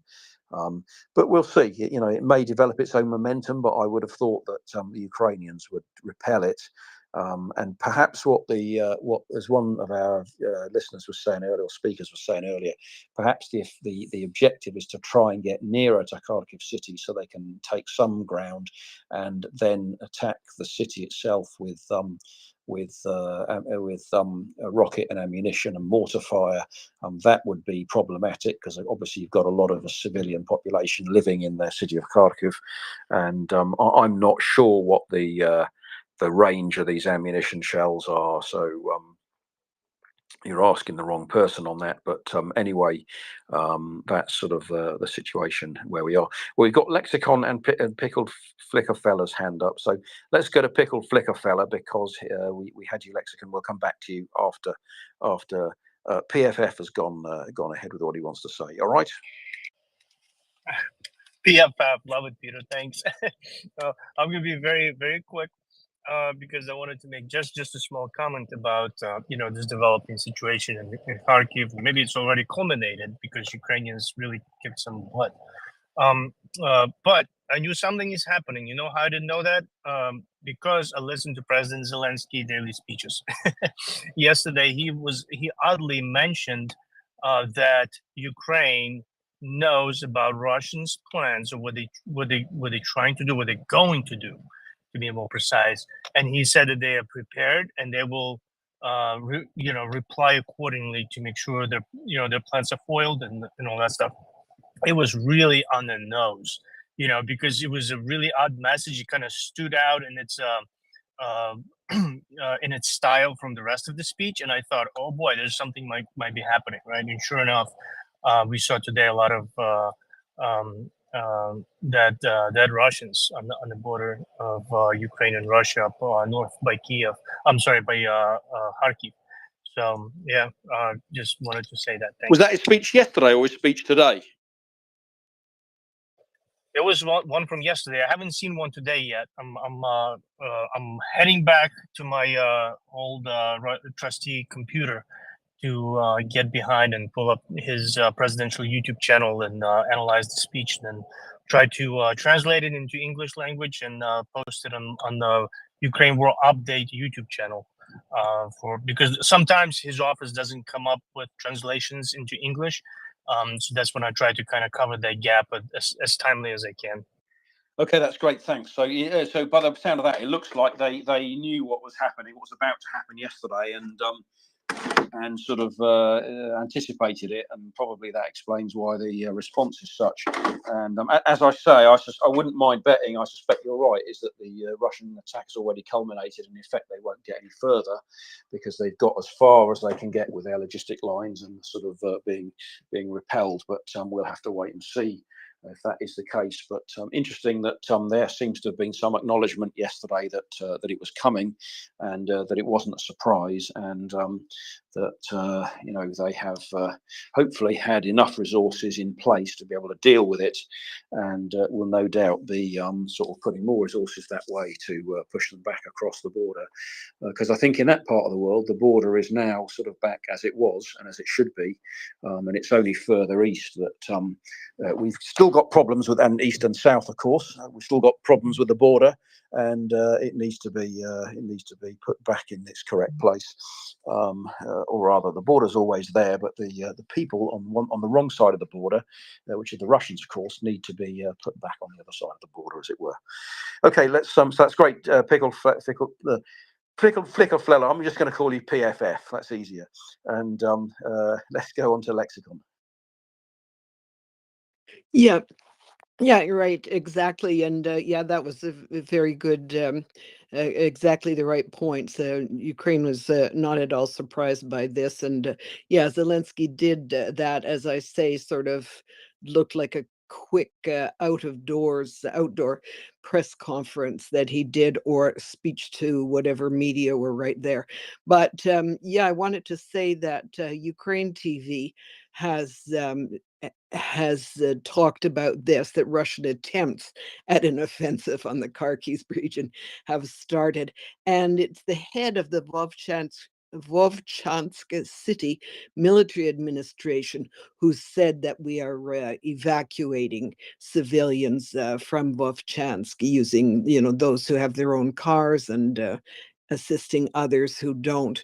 And they have a humanitarian center there, and so that, as you were saying, Peter, he hadn't necessarily heard it was Vovchansk. Well, so that's pretty official coming out of UATV, and the Tamaz Gambaraj, can't see the rest of it, who's the head of the city military administration.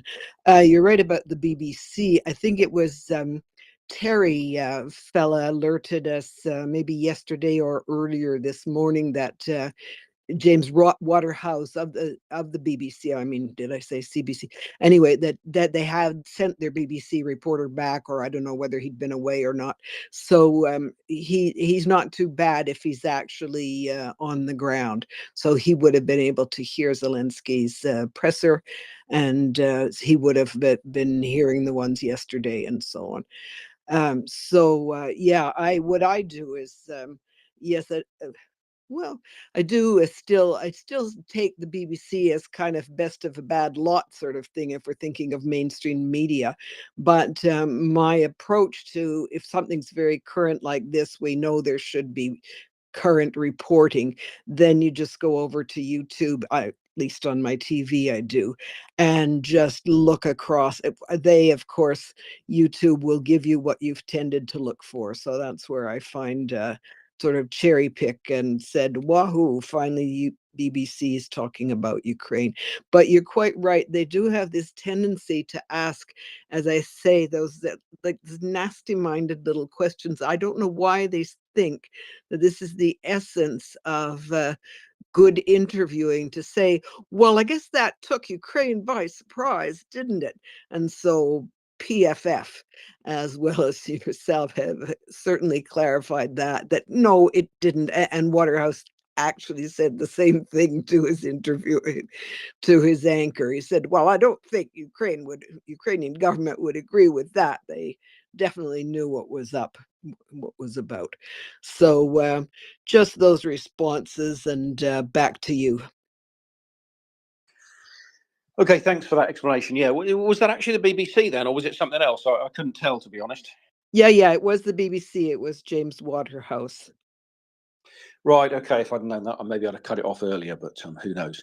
Anyway, yeah. I mean, I gathered sort of our listeners would probably realise what was going on. Tracy had managed to confuse Tracy. She thought it was something had crashed completely and logged out and came back in. But I could see that your speaker was going, and it obviously wasn't you. It was something that your computer was listening to. So, as it was Ukraine related, I let it run for a while until I'd worked out what it was. But probably we shouldn't be rebroadcasting any commercial things work. And that usually, most of the time, frankly, I think we can provide much better coverage, and we do provide much better coverage than the BBC.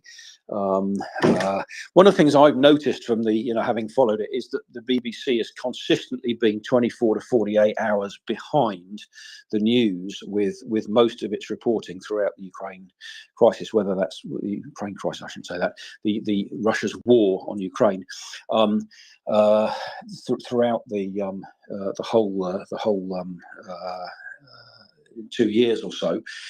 They have, whether it's because they have to sort of verify their facts or sources or whatever, I don't know, but the sort of trusted accounts on Twitter, people who whose word is good, are consistently being 24 to 48 hours ahead in reporting sort of facts on the grounds than the BBC, and probably, I dare say, a lot of the other mainstream media reporters. I don't know how many of them have frankly even got sort of staff and people on the ground in Ukraine now. I think in many cases they're sort of bored with it and they've gone on to other things and just can't be bothered to have the people stay there all the time and report on it, which is all part of the problem.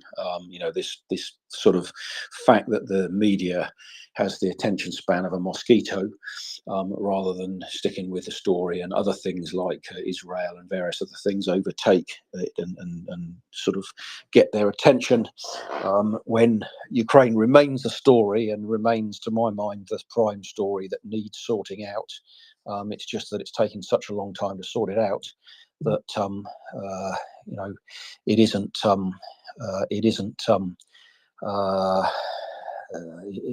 sort of top of their list of priorities, when frankly it should be, because if we don't get this sorted out, we're all in trouble, and that includes organizations like the BBC and all other kind of organizations that support our way of life, because everything's under threat.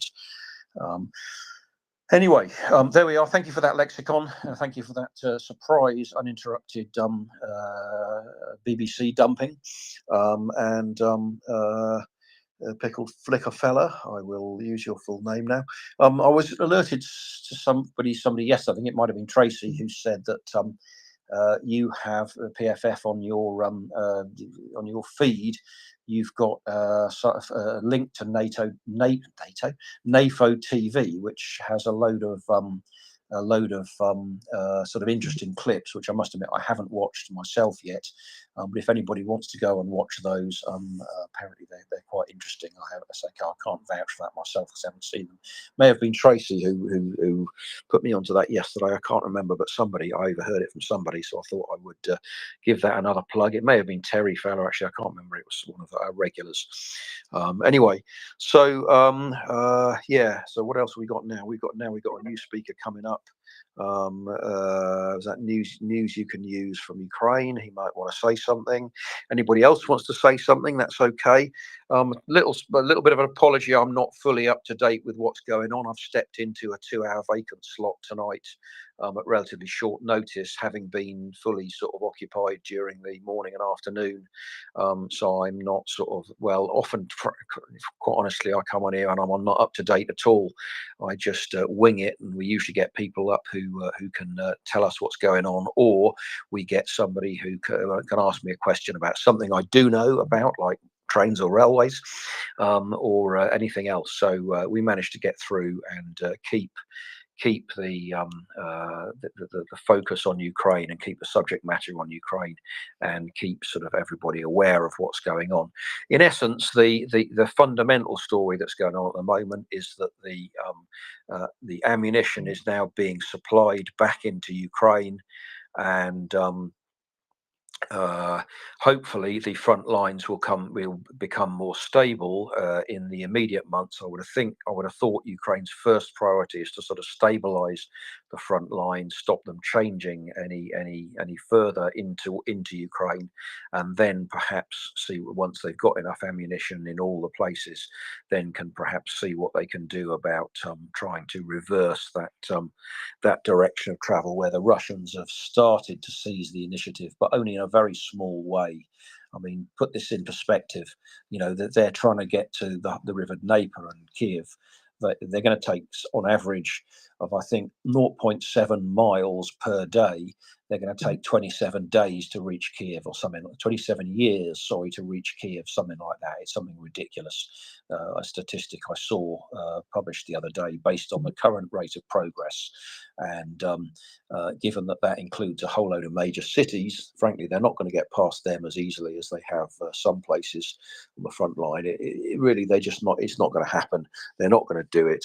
And they would be better off to just literally head the other way and go home and pack it up and call it a bad job and get on with the problems in their own country, which are enormous and getting more enormous by the day, because the problems within Russia, economically, socially, demographically, everything, every kind of aspect, is you know, the place is a mess, and it needs sorting out, and it's absolutely clear the present management aren't going to do that. So it basically needs new management. Now, how that's going to be achieved, who knows? And it could be pretty difficult. I have said here before that I think Russia is heading towards a sort of collapse of the Russian Federation, and it will most likely result in civil war. I can't really see any other outcome now. It's possible that when Putin does go, and he's not going to last forever, and he's already, 71 or something, which is well over the average life expectancy of a Russian male, the chances are somebody worse might come along. But the trouble is, they won't be able to hold all the various organs of state security together, who have been very deliberately pitched against each other, so they sort of, no single one of them can overthrow the Tsar, is strong enough to overthrow the Tsar at the current basis. And they've been, the sort of various power structures have been very deliberately balanced against each other. You've got all manner of trouble likely to kick off in the South Caucasus with the Chechnya and Dagestan and other intrinsically sort of unstable republics around there, many of whom are frankly pretty desperate to get away from the Russian Federation. And then you've got sort of other questions in other parts of Russia as well, further afield, into Siberia and into the north. And of course, when you go to the Far East, you've got China on the doorstep, and a very big question mark there about the future of the Russian Far East, and probably a chunk of Siberia equal to about half of it. And Siberia, by the way, is enormous. And what's likely to happen there, who knows? Because historically, Russia and China have not been partners at all. They've been basically enemies or adversaries territories, and I don't think that has changed one iota. And the current tie-up is just a matter of convenience and expediency, and the long-term outcome is that it's not going to end happily, and it's highly likely China will want to retake vast chunks of that territory over in the east, and that's going to cause some trouble. And at the moment, they're probably just taken over by stealth economically and subjugating Russia economically, so that they can do it anyway, and just watching Russia's military be slowly annihilated. And it has been said that something like 90% of Russia's military capacity and capability is now tied up in Ukraine, most of it having been vaporized in Ukraine. And that is now no longer available for the defense of the rest of the Russian borders, which are absolutely huge, stretching many thousands of kilometers. The Russian border with China alone is something like 5,000 or 6,000 kilometers, I would have thought. And then you've got large chunks with Mongolia, Kazakhstan, and other republics. So difficult times ahead, and we already see Kazakhstan starting to drift away from the Russian orbit, and same with Armenia, Georgia, and other parts in of the former Soviet Empire, not keen to stay within the orbit of Moscow. Of course, there have been very large demonstrations in Georgia recently up to last weekend. I haven't heard the latest in the last few days, so maybe things have died down a bit during the middle of the week, but I think up to and beyond last weekend, things were getting pretty heated, with the Georgians sending the Georgian Russian stooge government, in effect, sending in a load of paramilitaries to crack down on peaceful protests, and starting to harass opposition politicians. And of course, they have put this ridiculous law on the draconian law about not having any foreign NGOs or something like that able to operate in Georgia. Ironic, since the Georgian government itself is effectively run by this Russian-backed oligarch who has effectively hijacked the place, and it looks like that this may reach a sort of tipping point with the Georgian population. Anyway, I see we've got James up now as co-host, who I've just noticed. I hadn't noticed that Tracy had dropped, but Tracy had been on for a very long time. So thank you, Tracy, and well done for manning the fort a bit longer than you were supposed to. And welcome up, James. Can you hear me okay? Yes, I can. And good evening, Peter. Good to be with you. And Tracy is a trooper and held the fort. So yes, she did good. She always is here, it feels like. And she's only an hour's nap away from being ready again. I'm exaggerating a little bit. But anyways, Peter, nice summary of the news. The Georgia situation does not look very good. It is a very violent kind of crackdown on protesters, and police and goons, goons, I should say, going to some people's homes and arresting them. So it's getting out of hand, I guess you could say, and it does not look like it will be peacefully resolved as is. It can't at this point. It's just not a peaceful situation any longer, and we'll see. I don't know how these things resolve themselves. Maybe revolution. I'm not quite sure about that. Not quite sure what the likelihood of success is either. You probably know a lot more about it than I do, but it is a situation worth watching because it's another part of former USSR that Putin would like to get back, and so he's in a desperate state about these things, willing to do just about anything, it seems. So prognosis not good for peaceful outcome, but perhaps there is room for a good outcome, even if it's not peaceful. Yeah, well, of course, he's already got 20% of Georgia back in terms of Abkhazia, which is a stooge Russian state, and there's South Ossetia, which is kind of a nonsense, but further into Georgia, which again, you know, they invaded in 2008 on the pretext of protecting the Russian population there. It seems pretty bizarre to me that that for 12 years or so, Georgia could have been run with a Kremlin-backed government, given the history of Georgia, but it's all to do with money. You know, you know, Georgia's a relatively poor country, and the Kremlin can just put a lot of money into bribing officials and people and any form of anybody in power. And I'm sure that's what they've done, and I'm sure they've managed 12 years. But I think there comes a point when, you know, this is just not acceptable, and people realise this is not on. And I think this is what happened in Ukraine with Maidan, where Ukrainians decided they wanted a different course for their future, or the majority of Ukrainians did, and we may well get to the same situation in Georgia. And of course, if Russia wasn't heavily committed in Ukraine, overcommitted in Ukraine, the Georgian thing might have a different outcome. But I think partly Georgia's been sort of under the foot, as it were, because they're not big enough to be able to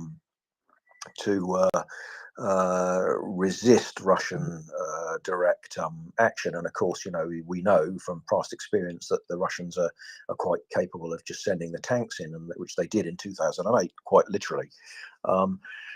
So that's probably the Russians have attempted to take over it by stealth, but these all dictators and autocrats always overplay their hand, and this is what Putin has repeatedly done. And I think that will be his undoing in the sense of the Russian the special military operation in Ukraine is backfiring on him, because he's basically writing checks that his military can't cash. And whilst he thought Ukraine would be a walk in the park, it's not turned out to be the case. Georgia in 2008 was in effect, but it did apparently demonstrate there were major failings in the Russian military, after which they sort of updated and upgraded a lot of their systems apparently, and procedures and methods. And of course, at that time, the West, I think, was a bit caught out by surprise, didn't expect it to happen, and didn't quite know how to react, and you know, and effectively let Georgia down. I think with Ukraine, it's a different situation, because the scale is different. The population is a whole different ballgame to little Georgia, and hopefully Georgia can sort of piggyback on the back of the Ukrainian thing at a time when the Russians don't have the military capability or the bandwidth to actually go and sort out Georgia, what they would see as sort out Georgia, because they're just so heavily overcommitted to Ukraine and they can't fight on all fronts. And it would be good if other places sort of joined in as well and made the Russians life difficult. And I'm thinking particularly Syria. I'm thinking of all these places in Africa, which are now coming under Russian influence through money and corruption. And I'm also thinking of you know, Transnistria and all the other frozen conflicts that really need to be sorted out. But anyway. Right, so we've got two hands up again. Let's go to Lexicon first, and then back to PFF. Hi, thank you. Well, yeah, I've been trying to follow Georgia, or at least, you know, those friends of ours who come up and tell us about what's going on, and trying to look for any evolution of the I don't know, the approach of the demonstrators, because I think there are always some who are kind of provide a bit of leadership sort of organizationally, and will have some tactical views.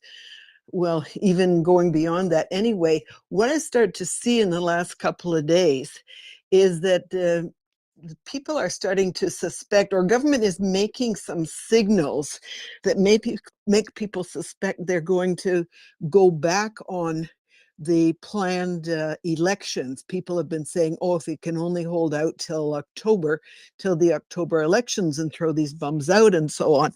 Well, you know very well, these bums are not just on their own. As you say, they've got this backing, and this is prime coast on the Black Sea, and there's no way Putin wants to lose this. Whether or not he can, what he can do, we're not so sure. But at any rate, we've been seeing he's been taking the Titushki or Berkut route, attacking the protesters now.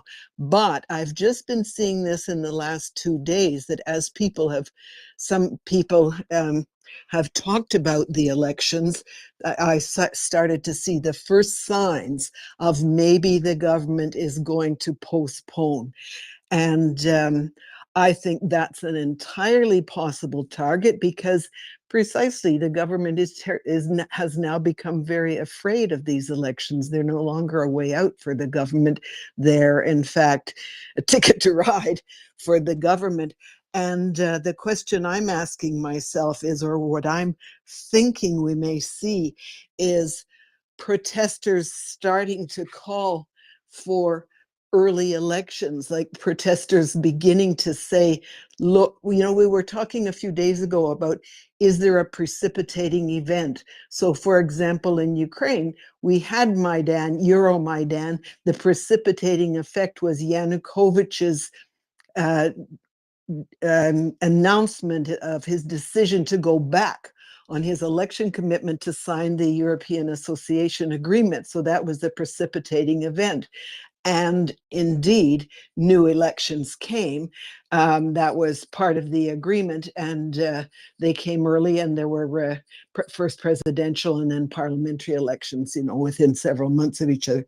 And precipitating events in other situations can be elections themselves, which the people will feel were unfairly counted, as in Belarus, but in the Orange Revolution in Ukraine in 2004. So I think that it may turn out to be that the precipitating event here is the government's kind of, I would say, a rupture of the sort of social contract with the people, that we go along and you tolerate us because whatever, we keep the peace and so on. And at any rate, whatever their engagement to the population is, by all this beating and attacking, which I think is only going to get worse, they have broken the unspoken agreement, or unwritten agreement, and that unwritten agreement constituting that you can all sort things out when you have elections every few years.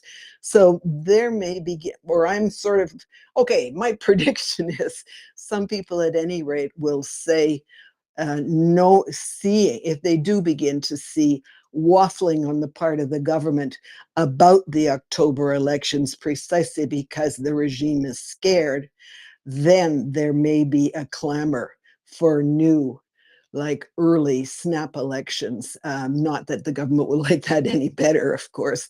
But anyway, I think the elections themselves and the date of the elections will start to become a point of tussle. So maybe PFF was coming up to talk about that, or James, you might have an opinion about that, or somebody. Back to you guys. Well, I have opinions, but they're probably not as well as informed as Pickled Flicker fella. Welcome. Thank you, James. You're too kind, but I 100% disagree. You guys are a lot more knowledgeable about all this stuff that's happening, and I really appreciate all the other speakers that come up. Because I really appreciate the diversity of thought and analysis that I hear in this space. So that's how I learn things. So to answer your question, no, I don't know any better, James. I do have my own opinion, of course, but I think in the grand scheme of things, Lexicon really, kind of provided way deeper analysis that I could have ever about the unfolding situation, like in Georgia. I think what we're looking at is a really fundamentally different approach in Georgian society to how they're going to be interacting essentially with government, which is a lot closer to the Ukrainian way, right? Because what we observed in Ukraine in 2014, it was a very bright example of that, is that Ukrainians get together and say, no. The power is coming from the people. If we want to change whatever we want to change, then the government will no way. And of course, Russia used that turmoil to their advantage because at the time the government was led by pro-Russian leaders. But it's eventually Ukrainians won, and so will this victory. And I think this is what we see in Georgia, right? They're really adapting that type of approach to the relationship, right? Because they do have to overcome this in a sense traditional post-Soviet bloc respect for authority, right? Totalitarian communist party that was in charge, grilled into everybody's heads that it's the party that's the power, not the people, essentially, right? So I think what we see is a drastic step towards a more democratic, liberal way of doing business, essentially, right? And I think Georgians they do have a great opportunity here to see Russians out. I don't think Russia is able to keep paying off these politicians in Georgia that took over the power to keep them on their side. It's just not feasible. But what I did wanted to say, provide another comment about as Peter was mentioning all the different areas, to include Moldova that has the opportunity right now essentially to really fix this Russian imperialism that was spreading across some of this post-Soviet bloc space. And again, yesterday during Zelensky's speech, he did mention very much explicitly that Ukraine and Moldova working on developing bilateral security cooperation mechanisms that will ultimately lead to both states benefiting from it, right? I mean, he danced as much as anyone could possibly dance around the fact that they probably scheming together to take out Russians from Transnistria, and I'm sure soon we'll be able to see some very good results about this as well. Again, that's unfortunately at this stage we just kind of left in the dark, probably just guessing and hoping, to see those types of security cooperations come into play as soon as possible. But I'm sure this is a very comprehensive and complex, problem that they're trying to solve, right? Because they have to synchronize a lot of, very dynamic political landscape right now that's, dominating the world right now, right? Specifically, I'm thinking of presidential elections here in the United States. But besides the political domain, right? They really got to consider, and think about the military solutions, right? The social elements to it. So there's a lot in place, but I'm sure, um, you know, Moldova and Ukraine, and I'm sure other partner countries in that region is going to be able to, get together and fix this Russia problem once and for all, one region at a time. I wouldn't be surprised, honestly, if in a long term, jumping back to Georgia right now, that we would see South Ossetia coming back to Georgian control as well, because again, that was annexed by force. There was maybe some minority, very small number of people who lived there, wanted to be affiliated to Russia, but I believe majority of people there really prefer Georgian government. So we'll see. Of course, we definitely need to keep a close look on this. But that's why I like this space in particular. Anytime I have the opportunity to get additional information and analysis from your special guests here and regular visitors like Lexicon and I see Chris still there and all the different co-hosts. That's why I come to this place to get some information and bounce some of the ideas and thoughts that I have about the topic too. Thank you. Thank you, Pickle Flicker Fella. Appreciate that. These are these are a lot of problems that face Georgia, and the violent solution is the least best, but it may be the only. So I don't know enough about their laws. Don't understand what it is that would trigger an election, except for, I guess, demand by the representatives to hold one. I don't know what's considered legal or not by way of insisting on that. So we'll have to see about that. But the South Ossetia situation sounds so much like the Donbass and Russia's, claim that it had to protect Russian-speaking, people in the area, and so that same pretense at play again. And they've had it now for a while, so they've probably solidified a lot of things there. So it is going to be difficult, I think, to pry it from them. And so the things that would benefit Ukraine, such as a collapse of Russia, would also obviously benefit Georgia and might be enough to, actually set up the conditions where they could retake South Ossetia. It seems like a long shot, however, at this point, but things are changing. Russia's situation is getting worse, and I hope it does continue. I don't see this being anything like imminent or in time to help Georgia with this. So I don't know. I just don't know. That's the problem I've got, is I am really largely ignorant of the what's going on there. So I don't know enough to really predict what's going to happen. Who can predict what's going to happen with surety? Nobody. But Peter, I don't know what else to say except that I'm glad that there's more than one country who wants to leave Russia at the same time. I think it's very helpful that they rely on each other. I would hope that third parties, all of the countries that are helping Ukraine, would step up and voice their concern about what's going on in Georgia to draw the world's attention to it, as we try to draw attention to Ukraine's situation. And I don't know that I'm hearing that. I'm not hearing that out of the United States president at this time, but I have not been on the White House site in a week, so it could be there and just not carried by the news. That would be typical, I would say.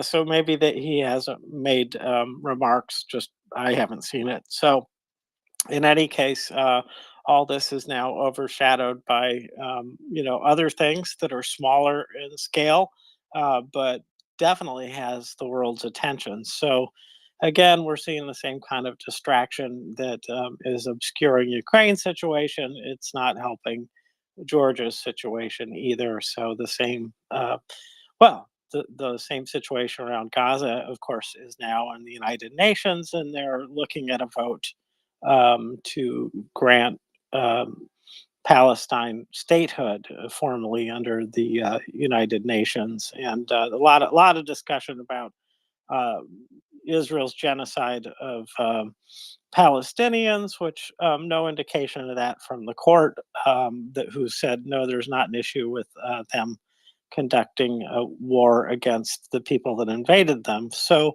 we'll just have to wait and see what happens with that. But there are a lot of pressures here, and we're just going to have to stay tuned. I don't know what else to say, Peter. What do you think?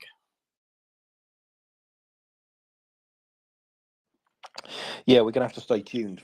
That's for sure. Sorry, I was a bit slow on my button there. Yeah, we're gonna have to stay tuned for sure.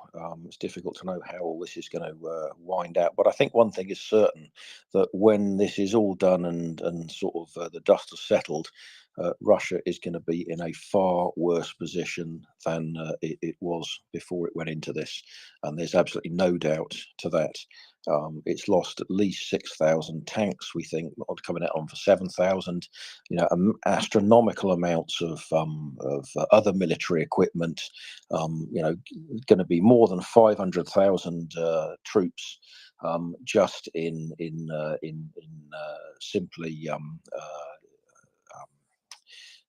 What do you call it? Actually killed in action, let alone all the ones who've been injured and maimed or whatever. Effectively, they've lost a generation, and they were already in a demographic mess for this sort of younger generation, with continuously falling birth rates over the last 10, 20 years, and they're just not going to be able to get out of this.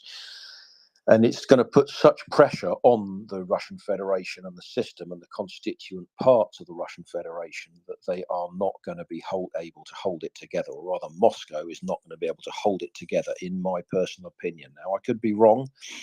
There are many other opinions, but you have to have an understanding of Russia and how the sort of country works and how it's held together very much by coercion, like the Soviet Union was.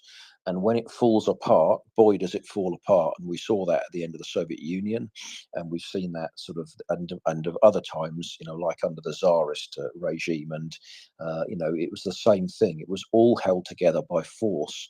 And it's like a pressure cooker or a sort of dam bursting. When it bursts, and you can't do these things gradually. It doesn't work that way. Because of the sort of pressure that's been allowed to build up, or has built up deliberately and has been sort of pent up, you just get this explosion of consequences.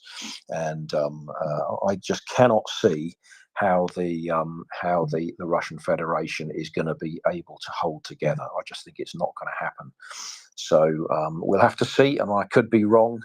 We could be back here in 20 years' time and find that Russia still exists, but I really can't see it. We certainly know that as a result of something like 20,000 dead in Afghanistan over 9 years, or 25,000 roughly from the Soviet Union, this was over 9 years, and a lot of those, of course, were Ukrainians. That put sufficient pressure on the Soviet Union, both economic and social, and not to mention the shambles with the communist economy being a mess as well. That really sort of, the Soviet Union was unable to withstand that pressure, and I think this will be a lot more pressure, and of course there's a lot more repression and a lot more pent up force waiting to explode. Kadyrov's not a well man. Putin's not a well man. Something's gonna give. It has to, and when it does, the chances are there'll be consequences that flow on from that, and you'll end up likely having a sort of domino effect, where one thing triggers the next. And as I've said before on this space, the three things to me that are key is the economic situation, the political situation, and the military situation. And all of those are teetering on the brink of serious trouble. Politically, there's been a big juggling act to try and keep the show on the road and hold everything together. And as we know with Prigozhin, it almost didn't get held together. And there are undoubtedly major pressures behind the scenes that we don't know about.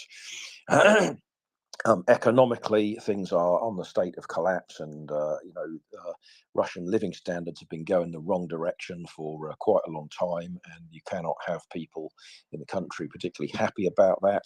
When they start to ration fuel and all the rest of it, that's going to be another level of hardship that some people won't want to be happy to endure, and the general sort of economy going down the toilet, and then you have a potential collapse on the military front. We already had a collapse in Kharkiv Oblast, where the Ukrainians just romped across, the 40 and 50 kilometers a day and liberated a large chunk of the country that had been occupied when they had the weapons and the ammunition to do so and the resources to do so. And they simply had to stop because they were in danger of stretching their own supply lines too strongly. And if that were to happen, a similar thing were to happen with regards to Crimea, now that's much more difficult, because entering Crimea from the north is a tricky matter completely, because it's sort of swamps and will no doubt have been heavily protected, and there's not easy terrain to get through. But the Ukrainians will develop ways of doing that, and may not go in the obvious route. But if they were to get significantly into Crimea and deliver the Russians a thumping defeat there, then you could easily find a collapse militarily, and a military collapse would likely have political or economic consequences, sort of fallout consequences, possibly a collapse of the other one or two there. So which one goes first, we don't know, but we will have to wait and see. But my personal view is that we come back in 5, 10, 20 years time. I don't think the Russian Federation as it's currently constituted will still be with us. But I could be wrong. You never know, and we'll have to wait and see. But the Russian Federation is effectively a sort of hodgepodge of different things, consisting of a rump sort of Muscovy state of Russia, and then a whole load of outlying what's basically satellite empires areas, a lot of which are the stands and the independent countries have already gone their own way already in effect, and whilst Russia may not like it, there's nothing really it can do about it. And the next step is really for the rest of the Russian Empire to be freed. So we're talking about Siberia, the Arctic North, the Russian Far East, all the southern republics, and everything except a very small sort of ring of about 1,000 kilometers or so around Moscow. And that's really all Russia should be left with. And if all the money from all these far-flung places was not all siphoned off to Moscow, then Moscow would not be able to engage in its military adventures that it's been doing all over the place in Africa, Syria, and elsewhere, and trying to pretend that it's a major player on the world stage when, frankly, it really isn't. Anyway, there's a few thoughts, James, and I've now reached my 2100 UK time, which is my clock off time. So I'm not sure if we've got the next person up who's booked to be relieving me. I'll just have a quick look at the diary to work out who that is. But meanwhile, if I hand over back to you, James, we have also got Pickled Flicker Fella up, so you may want to go to him. You bet, will do. And let me just say that that's probably is what's going to happen. I don't know how long Russia will stay down. What I'm sure is that the KGB part, I know it's not called that anymore, of Russia is resilient, and they're diversified geographically. They're funded, and they have a lot of money stashed secretly, so they could likely come back. And you just have to think of the USSR collapse and how they came back from that, and it's possible. And to me, the big variable in this equation is China, and how dedicated are they to Russian success in this war, and or Russia's political survival. Ultimately, I think it will largely be determined by that factor, China. So, Pickled Flicker Fella. Hey, thank you very much, James. I just want to really quick to use the opportunity and wish Peter gentle descent from the co-host seat. I hope it's not going to be a violent drop with a change of co-hosts, as it sometimes happens. But I really appreciate his work as well and analysis, and just like you, James, and Peter just mentioned. I definitely share the sentiment about the future of Russia, right? Which is basically there is none for them, and in the medium to long term, probably just if we take and look at the generational problems that they had with demographics, it's going to be a big hit on them that is just non sustainable. But I wanted to provide just a quick thought on the comment that Peter mentioned about the like Soviet Union Afghanistan war, right? There wasn't as many casualties, right, as Russia sustaining today in war in Ukraine, but it was one of the major contributing factors to Soviet Union falling apart, right? Besides the economic and some other ones, because that there was a huge stigma that persisted through societies across all 15 republics back then, that were related to veterans that were deployed to Afghanistan, right? And looking at the scale that of of casualties that Russia's facing today is just unfathomable to think that they're going to be able to somehow sustain this as a society, right? And I think what we really observe, with this war is that Ukrainians inflicting these casualties at such a rate that Russians just not able to digest that, right? Really not able to feel, the level of pain that is really being inflicted at 'em. And I think it's kind of like human body nerve system reacts to some of the trauma with the delay, right? Or maybe there's a mechanism that prevents you to really feel some of this pain just because of the shock. Um, but it's definitely there, right? And I feel that that's exactly what's happening right now with Russia.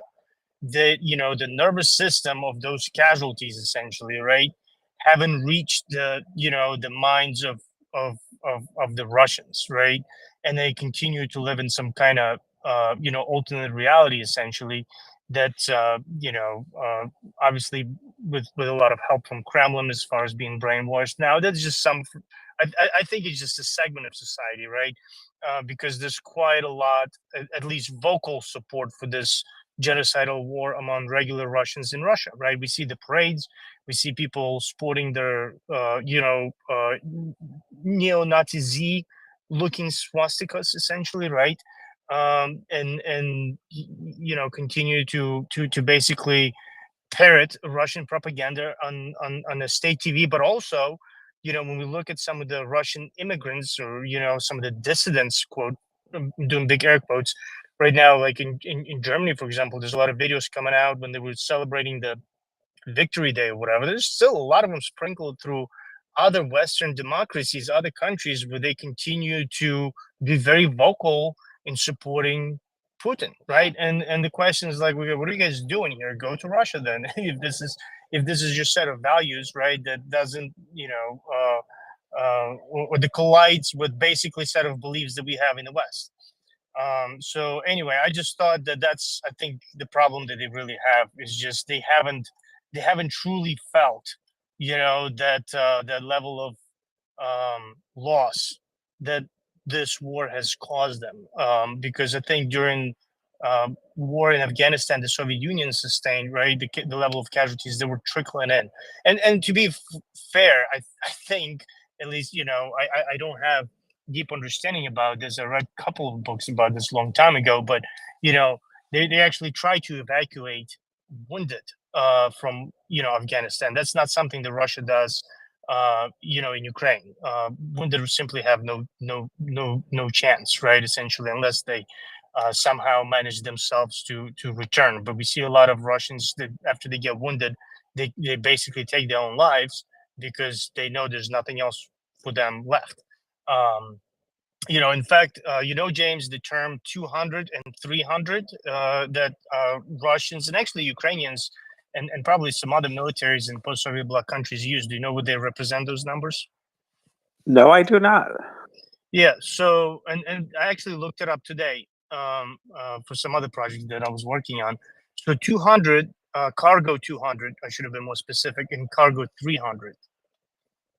So cargo 200 is, I want to say, actually, I had it right here. Let me look it up. Because it's either, I always mistake them too. But one is referred to being wounded, and the other one, yeah. So cargo 200 is somebody that's dead, and cargo 300 is somebody that's wounded. But nobody's sure about the history of this, of how these number system came to be around. And I think some people speculate that it's from actually a war between Soviet Union and in Afghanistan, because there was like some kind of bureaucratic order that came down from the central system, essentially saying that a average weight of a human body, corpse, right, actually is 200 pounds or something like that, right? Because they were trying to standardize of how they're going to evacuate essentially dead or wounded, using the the planes back then in the Soviet Afghan war, and I think that some people speculated that's how they ended up adapting the term. But anyway, so I just wanted to kind of share some of my thoughts about this. Yeah, I think once they really grasp the scale of casualties they sustain as a society, that's going to have a very huge, I think, effect on them, and it's probably going to lead to a lot of turmoil, in addition to all the other problems that they're facing, like economic and others. So, thanks. Well, we have seen a lot of unhappy Russians back in the homeland. The moms came out and protested at one point and kind of got shushed up with some money. And there have been other various complaints about Navalny dying and a small protest about that. And so we see a little bit of unrest, but the news, of course, is obscured to Russian commoners, I should say, as well. Can I call them commoners? Whatever. Not the elite, but rather the people at the bottom of the pyramid who, they have to take the news that they can get. It's probably more open than it's ever been at this point. Maybe the beginning of the war is a little more open, but over the decades, this is probably the most open decade they've had about getting news. Yet they're still not getting, I don't think, a good picture of what's going on at the front. Sometimes it is clearly the case that it is the emperor with no clothes. And I am thinking about the Avdiivka little, I don't know what you call that, with Putin. And he was talking about the 19 houses that they had taken from Ukrainians. And they were celebrating that, if you'll recall, as if it was a great victory. I mean, if Putin's talking about it, it must be a great victory, right? So I think they're still getting a very distorted view of the world, and so don't know that they're ready to jump off a big cliff and have a mutiny or rebellion or anything like that. Far from it. I suspect that's not going to happen. The full collapse of Russia into separate parts, though, that could well happen. I could very much see that they would not have the strength or the money to keep, well, I think as Peter said about continuing to corrupt people with money. They're going to run out of that kind of spending, I think. But I just don't see this big revolutionary change coming out of Russia. I do see that they'll probably be beaten and they'll probably go down and it'll be a collapse, but that's happened once. So they came back from that. I expect it'll happen again. And I just wonder what we'll do to make it different. And one thing for sure that we're going to do differently is we're not going to just say, well, hey, the markets, they'll take care of themselves and that will bring along change and democracy, et cetera. Because we saw that clearly was not the case. So, pickled fella. Yeah, no, absolutely, James. Thank you for saying that. And I probably should have been a little bit more. Well, actually, before I address that point, commoners is a very nice way to say it. I just refer to them as peasants because there's typically two categories: those who cannot leave country, those are peasants, and those who travel abroad and have their children in schools, and that's the elites over there. That's about it. But it's just my opinion, anyway. But what I wanted to just kind of clarify.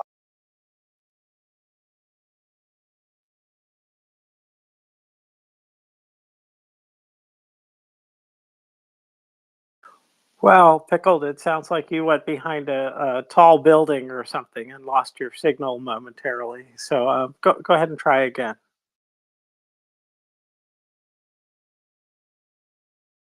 Is that I don't think they will uprise just because they realize, that there was some kind of injustice served in form of.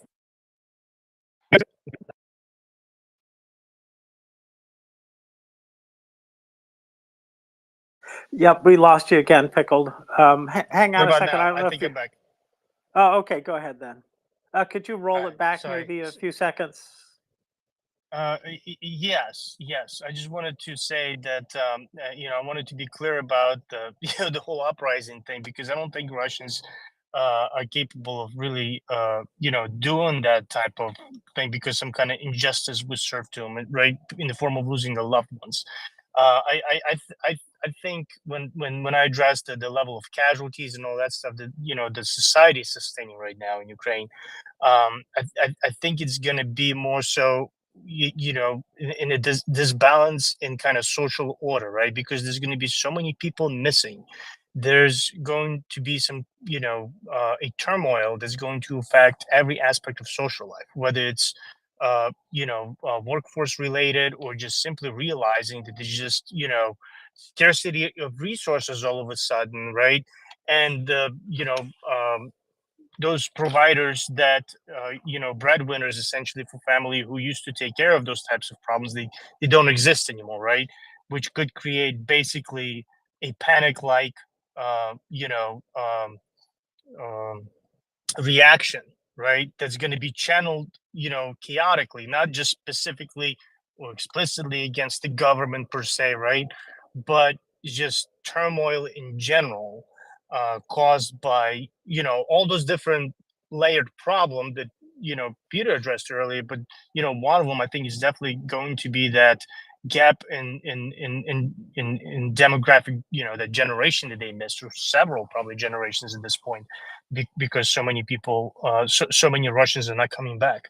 I think that's what's really going to be causing that turmoil. Again, I think it's going to be more multi-directional and chaotic rather than directed against the government in order to blame the government, for failure and stuff. Because I don't think Russia's capable of doing that. And that's all I wanted to say. Thanks, appreciate it, James. Well, I appreciate your input, Pickles, like a fella. You have good insight. I think that we will find out. But what I do know is that Russia still has capability, and even though the military is not doing as well, they're doing better than at the beginning of the year, or I'm sorry, at the beginning of the large-scale invasion. And so they are still a dangerous force, and they're still killing too many Ukrainians. So I think one of their hopes is that they'll be able to once again break off aid. And that is a real possibility because we do have an election coming up, and that would be a tremendous reversal of fortune. And I think one thing to keep pressing America about and America's politicians is just where do they stand on Ukraine? What will they promise to do? And can we get a bilateral security agreement in place before the election that Congress passes? That would be a huge win for Ukraine, and I think it would settle things. However, the wrong president would definitely set things back, regardless of what laws were in place.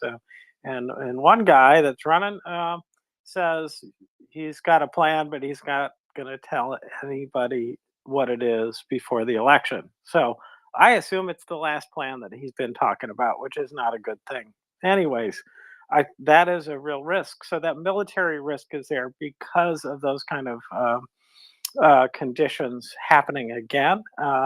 And it may not be America this time. It may be somebody else who just decides, no, we're not going to do this anymore because of a change in their government. And it may not have as large an impact, but it may still be another supply setback for Ukraine. And so, again, that could be very damaging potentially for Ukraine. The other kind of setbacks that Ukraine could have could be because that although the mobilization seems like it's taking off pretty well at the outset, it may not bring in enough. I think this is a relatively unlikely thing. I think that people are highly motivated still and understand that, in fact, despite some setbacks, that the war is actually going pretty well for a nation that is an underdog in terms of the population difference and the amount of equipment difference. They understood from the beginning this was not going to be, kind of a one and done big battle and then they win. This really does come down to attrition, and I I think they're doing a great job of that. But if they don't get enough recruitment, well, of course, they're going to conscript people, but that could be another point of failure in the military realm. And the other thing I think that could be a point of failure is that the F-16s continue to be unavailable, because it's pretty clear that taking out the bombers and fighters that can drop the glide bombs and other large munitions like that are having a devastating impact on Ukraine's largest city, or well, Kharkiv, and other places, even along the front lines. So that would be another horrible thing. The other potential military change that could happen is that China really ups its supplies to Russia, and thus defying the promised sanctions that are, they've been kind of put in place. We shall see about that, and I wonder if you know what their motives are at this point. I mean, what is it that they think is the better, safer route? Do they, might they just say, Russia's pretty clearly going to lose, and we should back out of this before we're, entangled in a larger battle. That's one way to look at what China might do. The other might be that they think that, given all the other things in the world, that Russia is going to be on the winning side, so they may be more openly willing to defy the sanctions and provide literally, military aid equipment, planes, tanks, etc. And of course, they have a large industrial base. So that could be another thing that could go wrong. So there are lots of opportunities, and I think they're all being managed. I think that the United States and other allies are doing a lot of things to manage these things, but there's no guarantees these will be effective. And Putin has shown some resourcefulness in distracting the world, and I think that's another thing that continues to bother me, primarily that we don't see what's going on because there's so many distractions around the world. The Middle East situation is definitely doing that, and what's going on at the UN today is going to be another big distraction. And boy, does that deter from point number 5 of the peace plan about making the United Nations Charter work and assuring that people, how do I want to put this? That the territorial integrity of Ukraine really is maintained. That's the other point of point 5. And so they're talking about making Palestine a formal state under the UN. And that might be okay. But the open discussion about the genocide by Israel is not okay, because even the court doesn't seem to agree with that. So I don't know where it'll all come down. But these are some of the dangers in the military realm. In the larger world, there's just a lot of things that can happen, and Putin may trigger still more discord in another part of the world. I think the Houthi situation is sort of, I wouldn't say it stopped. I think there's still a lot of risk there, and I think it is still having that impact of driving up the cost of doing business. But we'll see about that. So, and then otherwise, Russia has got other threats that are there for it, and the economic one is clearly the one where they're the worst off, and it's something that seems like it's going to get worse. So, 3 cheers for the refineries blowing up and the like. And so I'm hopeful that'll continue, and that will continue to cut into their income stream, and also eventually cut into by blowing up the depots, their fuel reserves, and that would certainly slow the military down. So, anyways, and then this latest move to the northern border of Ukraine by Russia is very interesting situation here. It doesn't, to my way of thinking, it doesn't seem like a likely prospect that it would be successful. But again, we'll just have to wait and see what all is going to come of that. What Russia might do. I have no idea. And will they use Belarus to enter the country again? Likely. Anyway, so let me go to some news and hold on just a second, and I'm gonna.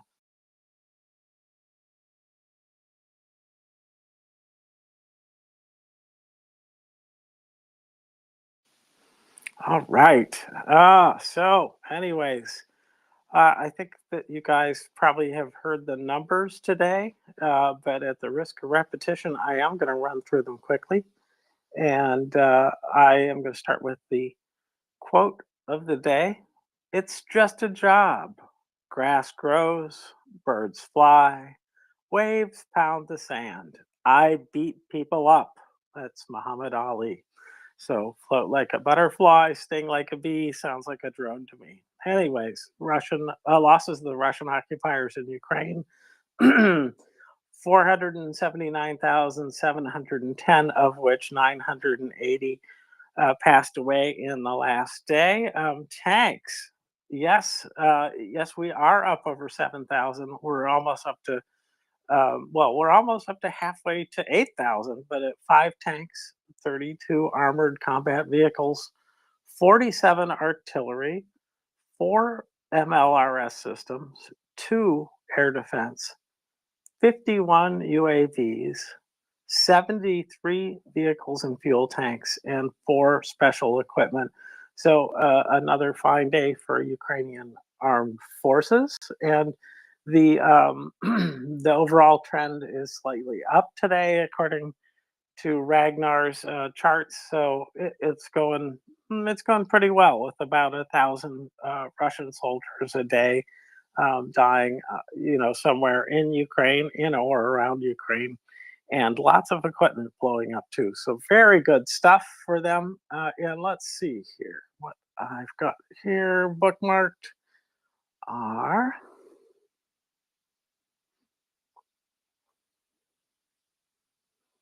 Okay. Sorry, folks, a little slow on the computer here. Did we talk about, you probably did, so I am risking repeating things, but that's the nature of 24-hour cycles. Got to be some repetition in there somewhere.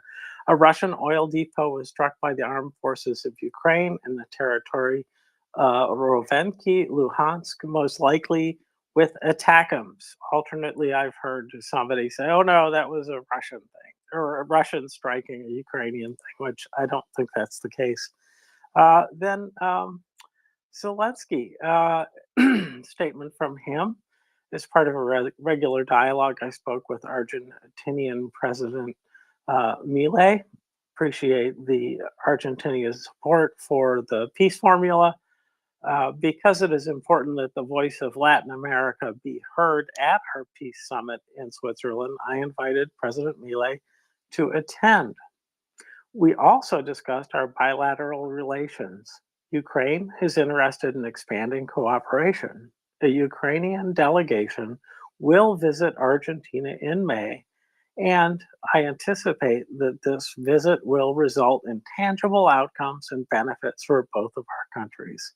So that is Zelensky talking about what we all hope is another ally for Ukraine, and certainly someone who's at least, joining in on one of the planks in the 10-point peace plan. So this is more good news. And getting the world on your side in a war like this is critical. And so Zelensky continues to do a great job of garnering that kind of support. Yes. So this came up in the discussion a little bit earlier, and I'm not sure if it was Peter or Pickle Flicker Fella who talked about it. That some Russians are deciding, in fact, to take out, to take themselves out of the war And it is never a pretty sight that when Russians kill themselves, but it is better than them killing someone else. And so in this short video, which I'll just describe so you don't have to watch it, yeah, apparently there is a soldier who is with his buddy who's maybe wounded, and he decides that the war's over for them, and so he puts a grenade between their two bodies, and well, with predictable results. So this is disturbing that this happens. It is indicative of the despair of many of the Russian troops on the front lines, the horrible conditions that they face. Probably, while we think there's an ammunition shortage, and there is for Ukraine, for the Russians, there's a total lack of respect. There's a total lack of many aspects that would keep a normal force going, and they are not getting it from their leadership. In fact, they're getting really bad leadership, and so many of them, understandably, don't see hope in the future. So they take their own lives.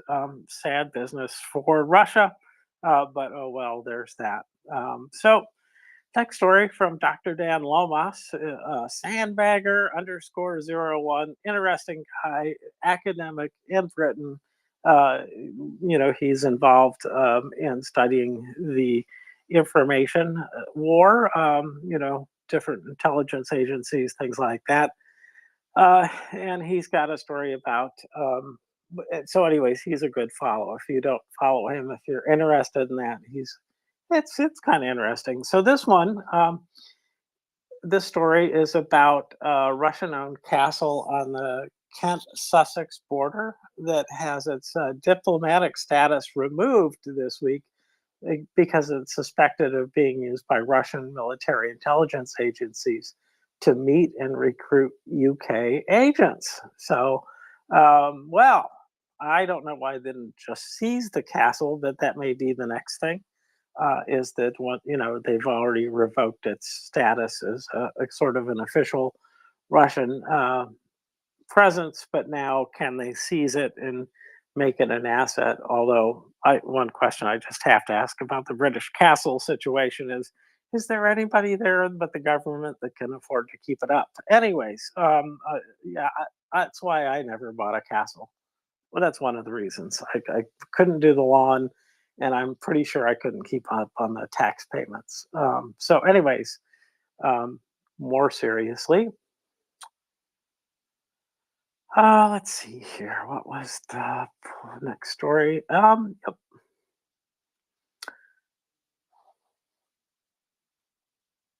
So this is a very nice story from Anton Garashenko about a lady who is donating to Ukraine's armed forces.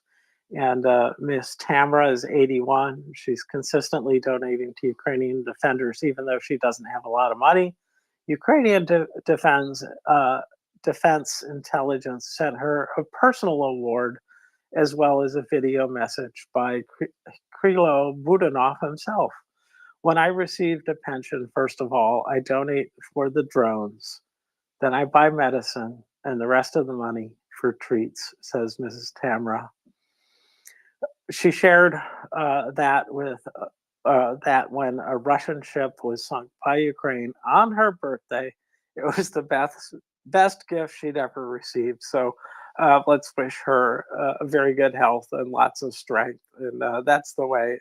So as you're thinking about donating to MriyaReport to help our fundraiser get power equipment to hospitals in Kharkiv, just think about this lady who's she's there.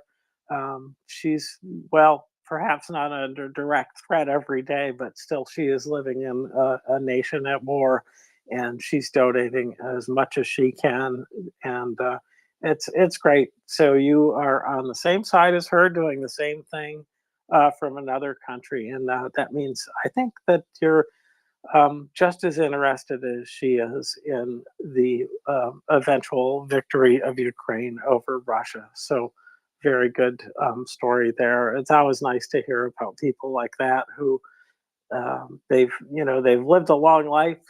They've done probably a lot of things. Obviously, have lived somebody that old has been around long enough to have lived under Soviet control, and so she knows a thing or two about what the cost of a loss to Russia would be, and yet she is still giving, and this is really motivating. So, anyways. So the next story I had up was about France is going to supply Ukraine with more long-range Scalp missiles, but there is a nuance. It says here, anyways, the missiles that they're going to transfer um, are within the framework of the Chrysalis program, which maybe somebody can tell me what that is exactly. But we're talking about missiles that were assembled from expired components. So there'll be some testing of this, but maybe these things might not be as reliable as the very newest equipment. Well, I don't think that they're going to put these in a trench and blow them up or anything like that. I think that they're going to risk using them in Ukraine, and I'm excited to see that the Scalp missiles are going through, even if they're not the very best ones that can be sent. But it's important that Ukraine get weapons, and so I think they're willing to accept even the risk of not the best equipment. I'll put it that way. So, okay. I hope everybody has seen the Russian bus and in St. Petersburg. Now this one, I have to tell you that I just let it loop and as I drank my coffee, and I think I watched it about 4 times. And maybe I should apologize for being gleeful about somebody's very bad day. But this bus driver, I don't know if they fell asleep or if they were drunk or maybe they had some sort of seizure or maybe they had such a bad day that a dip in the river seemed like a good idea. But I put it up in the nest. I hope you find it as interesting as I did. But yeah, it didn't take long to find how deep that river is. So it looks like it's just about as deep as the height of the bus, or maybe it's just floating there. The video probably isn't long enough to know whether or not it actually sinks. But in any case, yes, a bad day for Russians is a good day for Ukraine.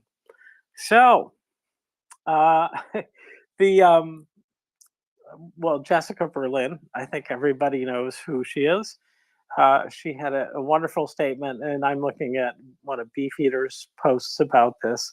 And the precious quote from this is that Russia needs to crawl out of Ukraine on their knees. And I like that. I like that idea. I'm happy if they walk out. I'm happy if they get driven out. I'm happy if they go by train, plane, car, mules. I don't care really as long as they go. But on their knees would be fine by me as well. And I think we're all expecting that this is going to happen someday. In other words, that they're grief.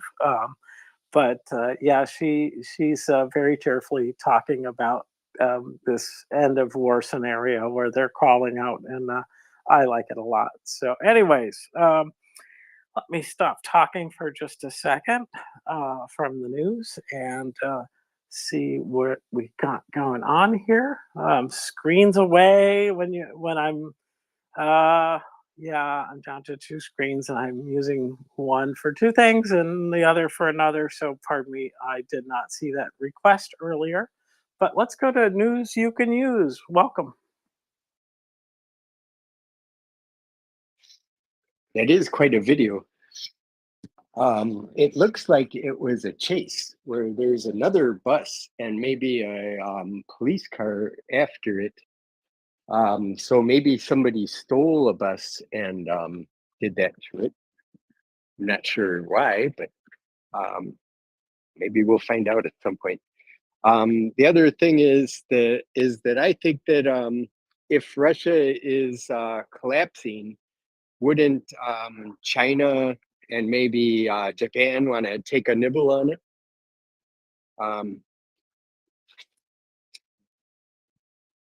Absolutely. I think that China most definitely might be interested in some of the scraps that are close to their border, easy pickings. I don't think they want to get into any prolonged war, but quite possible. I had not thought of the chase scenario. I like the chase scenario a lot. Anything's possible in Russia, apparently. So yeah, it could be news you can use that. That's exactly what happened. It is a strange video. I was trying to figure out just why the brake pedal wasn't working, and maybe that's what it was. That the brake pedal no longer worked, and then suddenly the gas pedal got stuck, and then suddenly the steering wheel failed to rotate as directed. Anyways, I have no idea, but I like your alternative there. Yeah, maybe it is, and we'll wait and hear the news. But anyway, so thank you, news you could use. Well, we'll see. But Bacher, welcome. Good to see you. Yeah, I knew you'd call on me then, just as I was getting stuck with everything. Right, okay.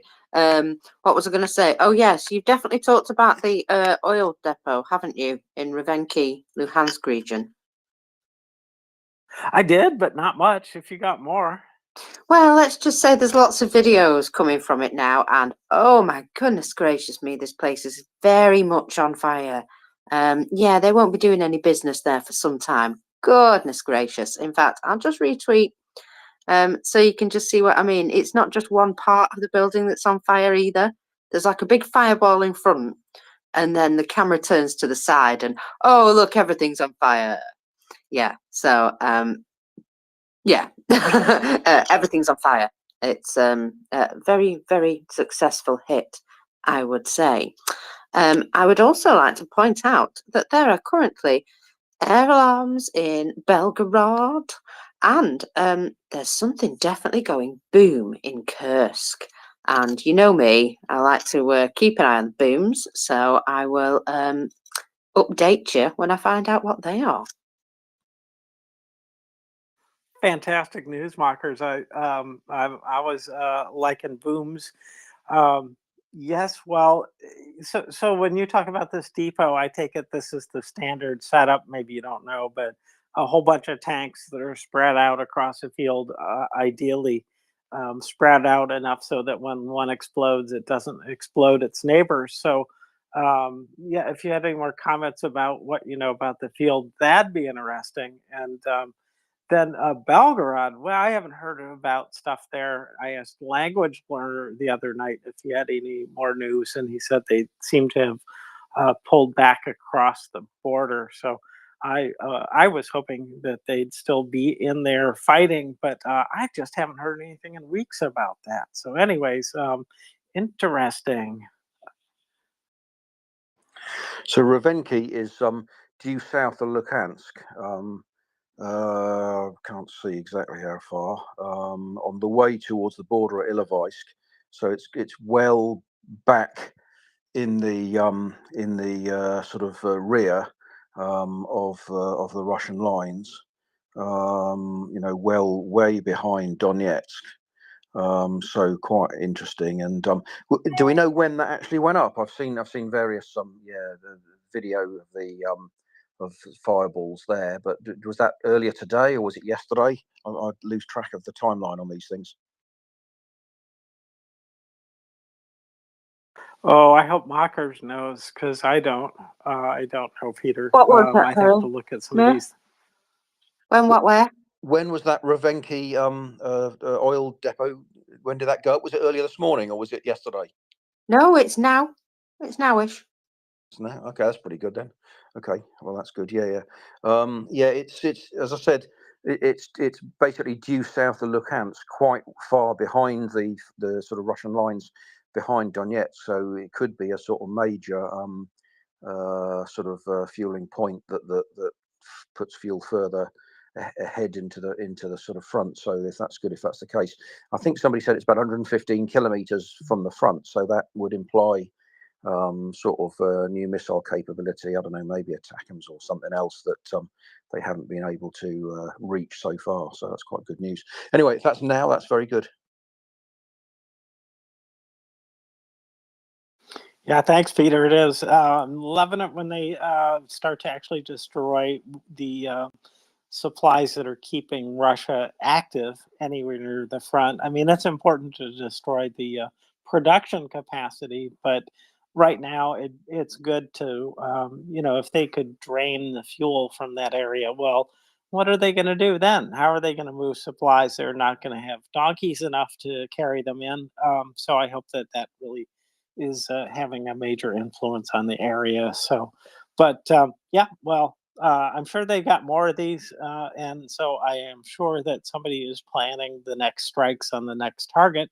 Well, we'll just have to wait and see about that. So, okay, so I had bookmarked some things and I got through those. So now I can talk about other things in general. And so one of the things, Peter, that I wanted to talk about was just a little bit more about the peace plan, because it came up the other day and I really got thinking a lot about it. And I realized that there has been a lot done about the peace plan in various aspects. The one that really stuck out to me that I don't think we've talked about is the recognition that the war is over, or acknowledgement that the war is over, was the point that is sort of probably at the very back end of what needs to be done. But I I just was thinking that that probably means a signed document that they're going to come up with a long list of things, and they're going to say, okay, Putin or Putin replacement, put your John Hancockovich here, and then we'll be assured that you really mean the war's over. And I didn't know if there was anybody who knew more about that or what form it might take. But anyways, Makar, you've got your hands up. Maybe you're going to address this very point. Well, I do have something else to make a point about, but I would say no signature on a piece of paper means F all at this point. They need to be soundly beaten, and only then can discussions happen. However, would you like to share in my joy that one of my internet friends is back online and has just popped a few things out here, which I think we should all just keep in mind. Because, you see, there's a few problems in Russia, and you know me, I like to sort of revel in these problems a tiny bit. It makes me feel so much better. Would you like to know what today's problem is? What is today's problem? Ooh, well, I'll pick labour shortage today. There's a lot, you see, there's a lot. But yes, in the Russian oil and gas industry, due to mobilisation, there is now a shortage of 40,000 workers. Oops. Remember Gazprom had PMCs and then employees were pressured to join them, and then PMCs got incorporated into the military, and that was that, off they went. Yeah, so guess what happened? They ran out of workers. And they were recruiting all of these people before they were legally allowed to have PMCs, of course. Now, somebody suggested, will Russian women start to protest when they have to do the men's jobs? Well, no, they won't, because they're already working, some of them already doing the men's jobs, and there's no real labour force left to pull from. So they are in trouble. So yeah, just pointing that out. They have even been recruiting young persons, haven't they, to build Shahed drones. And I believe now they're recruiting more and more of these young persons to, build military stuff. So that sounds like fun, doesn't it? Sounds great. I like tales of woe when they're Russian tales of woe. So I'm so sorry that they don't have enough people to have enough workers to go around. And that's just so sad, isn't it? So thank you for that. I wonder if maybe if they get busy making more babies, maybe that's happening. Maybe that's their secret plan, is to have a bunch of babies, and then they'll in 20 years or so they'll be ready for this. What do you think? Do you think that'll work out? No, in fact, their population is declining quite quickly. Yeah, no, it's all gone bad. They got past the point of being able to boost their population with a baby boom 10 more years ago. Yeah, they are declining, and everything they're doing is making that sort of, decline faster, because what they're getting rid of their military age men, which are, obviously the people who would probably father those children. That was a good way of putting it. They've got a lot of people leaving the country as well, including families, because you see, men disappeared out of the country some time ago and then sent word for their families to join them, and they all exodused out the country as well sometime later. So yeah, there's that problem that you've got to kind of have both men and women in order to have babies. So that's a start, but also, yeah, 20 years, probably a while to wait yet before they can actually overwhelm Ukraine. And if they're thinking of fighting all this time, they're going to have to build some more tanks. But they don't really have enough people to build them some more tanks. Doesn't matter, because they're running out of them. Well, they're running out of hulls that they can upgrade, at least. That everywhere you look, there's another small problem that crops up. Like, well, we can build that, but we don't have these parts. So we can send it out without those parts, but without those parts, it doesn't perform as well. And so on and so forth until, well, we've managed to kill off all our trained soldiers. So now we'll just train people for 10 days and then kill them off. And some people probably didn't even get that luxury of training. It's all very haphazard. There's a gun, you point it in that direction. If you need ammo, look around you, there's plenty of dead guys. That I'm not sure that's the way to win a war, just be honest. You might be onto something there. That maybe a steady stream of supplies, not coming off of corpses, would be the thing for that. And maybe if they could figure out how to fight so that there are less corpses, you know what I mean? But I'm not encouraging them to study on that. I don't think it would do them any good to study. So I think the best thing is to continue to fail, or at least for Ukraine. So I'm hoping, wishing for that, and they seem to be intent on that too. So they're really pointed at getting lots of Russians dead. And it. I think originally they thought maybe that would terrorize people. We don't care how many people we will lose. It'll be like zombie wars, and they'll just keep coming and coming and coming. And that part is true. They keep on coming. It's just that they can't get ahead of the game and build up, a surplus enough to make a major strike. Which I think that was the plan, Mockers, was that they'd recruit so many people all at once that they then have like double the forces, and that doesn't seem to be the case. So I'm really I'm pleased with that outcome. But going back to the baby idea, didn't all the men leave behind samples that women could use, and why don't they just do that? I don't know, Mockers. Have you seen the hospital infrastructure? Just saying. Maybe some of it might be worth retrieving, but yeah, no.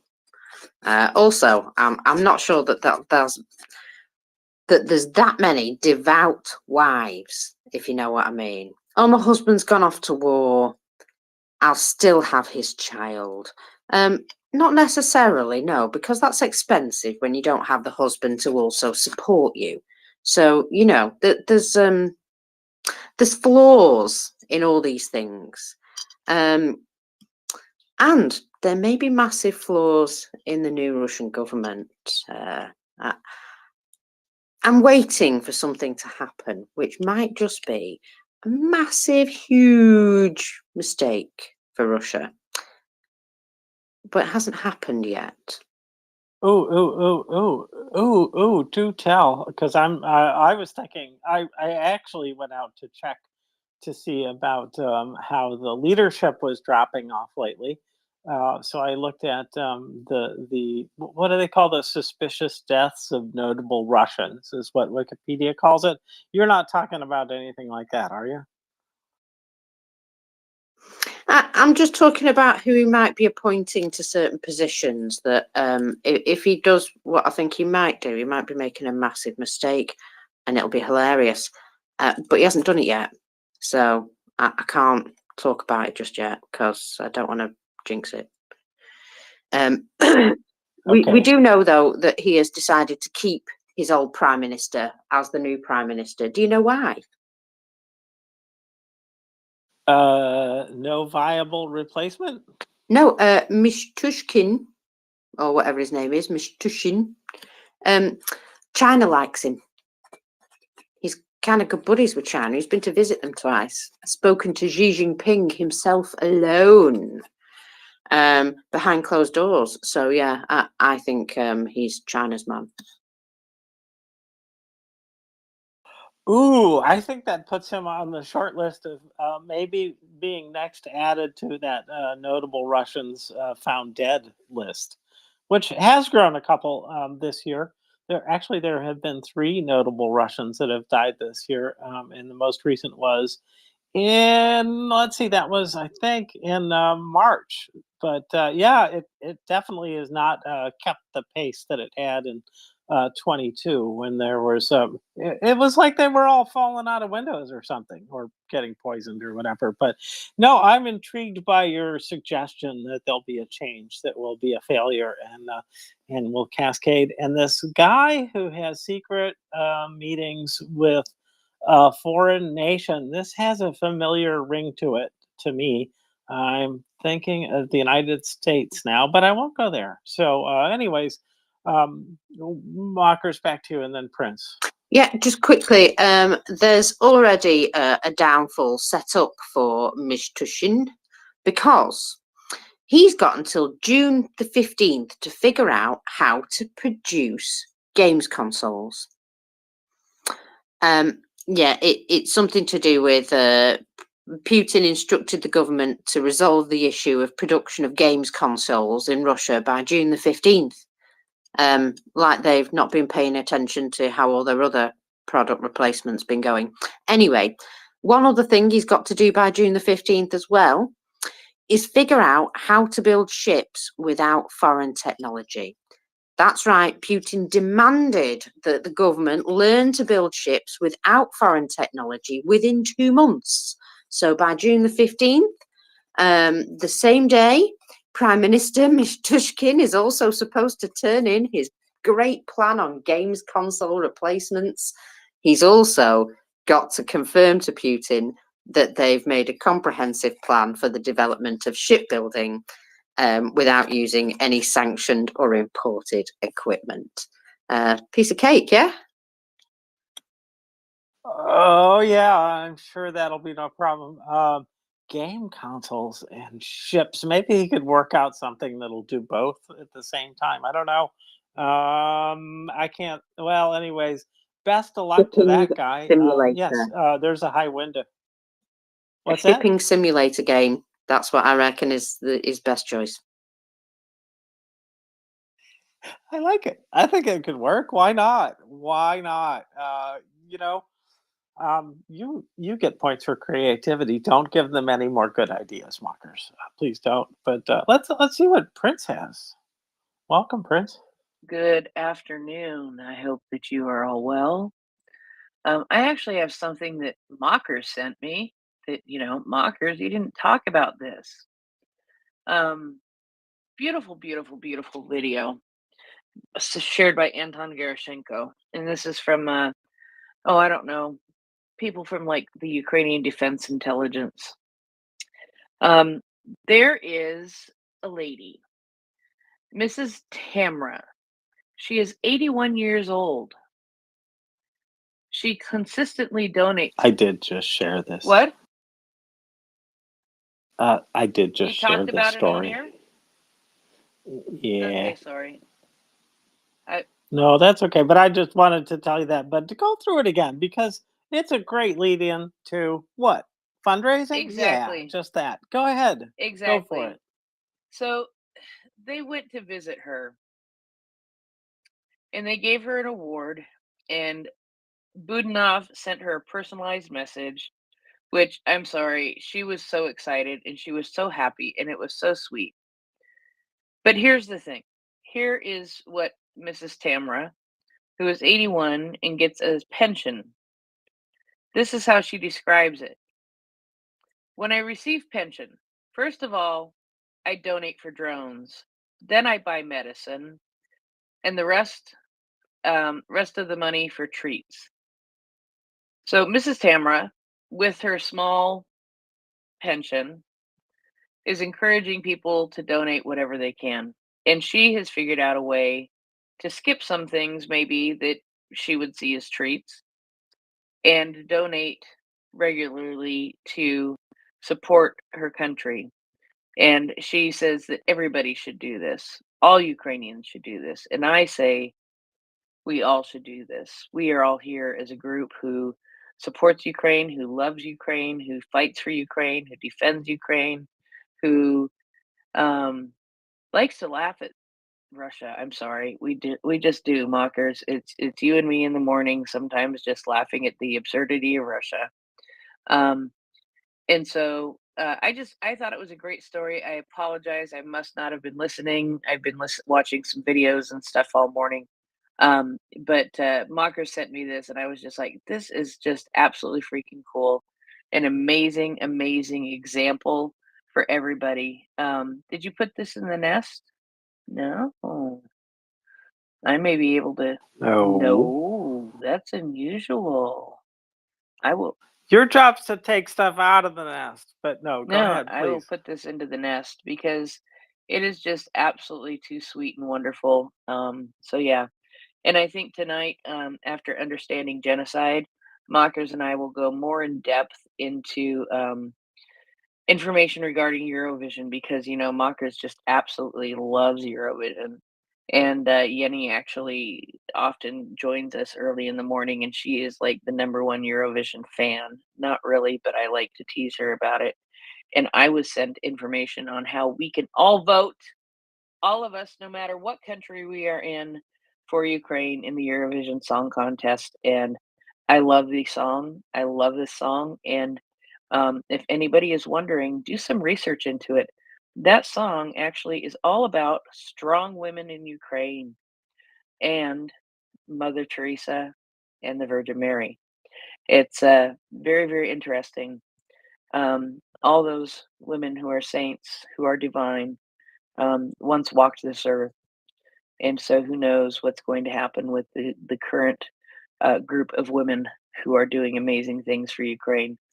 I talked about this last night, and Mockers basically said, Heather, you took your night pills, go to bed. And maybe I sound a little bit better this morning. I'm not quite sure. It's still morning in my mind. But anyway, I just wanted to share that. And so if you can donate, go and watch that video of Mrs. Tamra. She's quite the example. I love her. Slava Ukraini. Herom Slava, Prince. Thank you. I posted the video of the St. Petersburg bus, which inspired me to stay off of Russian buses. I've added that to the not flying over Russia list. There's no Russian buses No going underwater, in a Russian river James, on you a gotta bus either. yeah, Yes. up your goals, man. Your goal needs to be banned from Russia. That is my goal. And I want a t-shirt for it. I'm banned from Russia. I mean, I can ban myself, but it's not as good as being on an official list. Now, I have a really sick and warped sense of humor. And actually, it was interesting. I was putting on a shirt today, and you're never gonna guess. I mean, this is a shirt that would be like the mugga shirt. I am wearing a shirt that says Kofefi. Not kidding. That's the only thing this shirt says. This shirt is black with white letters that says Kofefi. So, I want a banned from Russia t-shirt.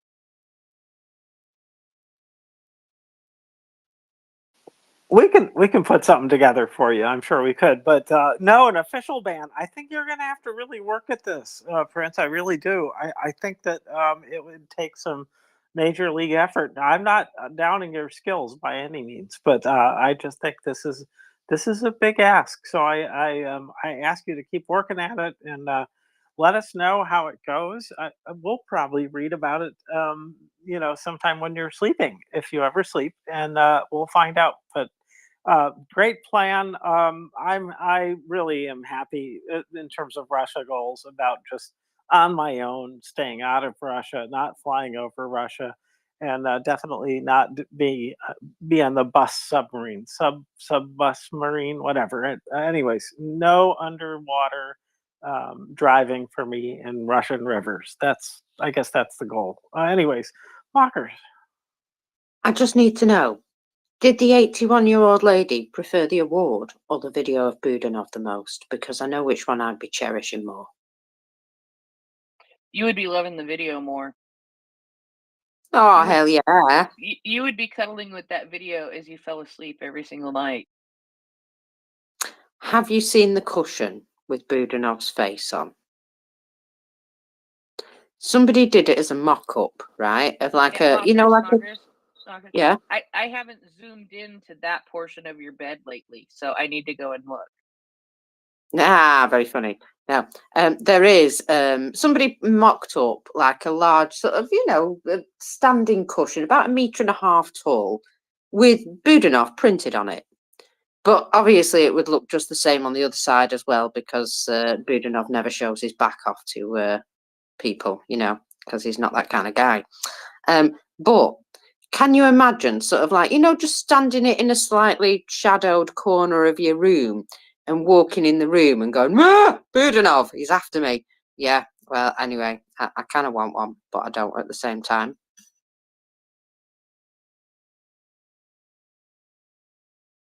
You need one. You need one. You definitely need one. You would cuddle with Budanov every single night. I've already got Elmo, my ginger boyfriend, I'm afraid. Nobody takes the place of Elmo, the ginger cat. Oh, thank God it's the cat you're talking about. I was really worried for you, and I'm thinking, Ginger, what? But now I understand, the cat. Okay, that's good. Not that other Elmo. Yeah, if you ever, never, ever wear a T-shirt with his face on it, please, please don't. Anyways, well, now I ask you this about Budanov videos. Does he move his lips when he's on video talking, or is he just standing completely still as he usually is without twitching anything at all? But anyways, no, I've seen some of his interviews, and I love the last one I saw, which was the one about the the how did you take out this Tu-22?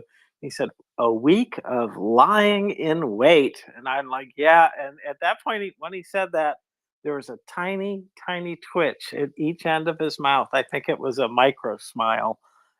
Maybe we'll have to get somebody to evaluate his facial twitches and see if he was indeed happy about that. But I loved it. It's like lying in wait. Yeah, did that, and I think that's how they did the Tu-25. Was it that just was brought down? So, anyways, but guess who's here? Alan Brewer. Hello, welcome.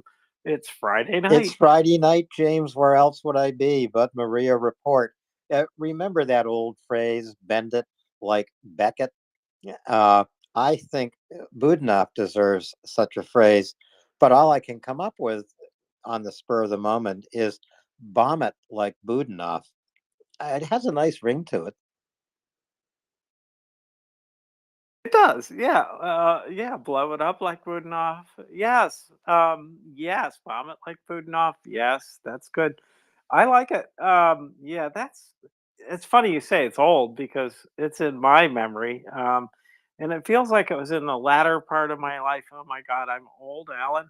I think it's from the 1950s, James. No, wait, that's too ancient. Um, Maybe from the 80s, possibly. I don't know.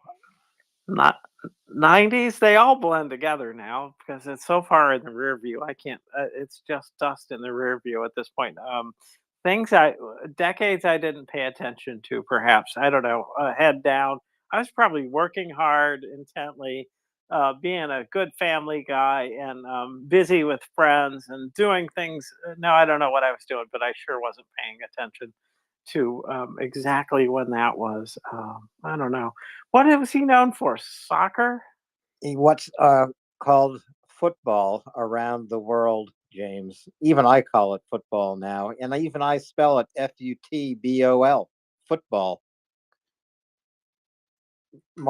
I'm a little bit retarded about these things. Mockers, go ahead. Well, I told you I would update you on what the heck was going on in Belgorod. And there's conflicting reports. You see, report number 1 says arrival of a jet drone in an industrial area of the city of Belgorod. And item number 2, well, and from the video, could well be Belgorod air defense self-defeating.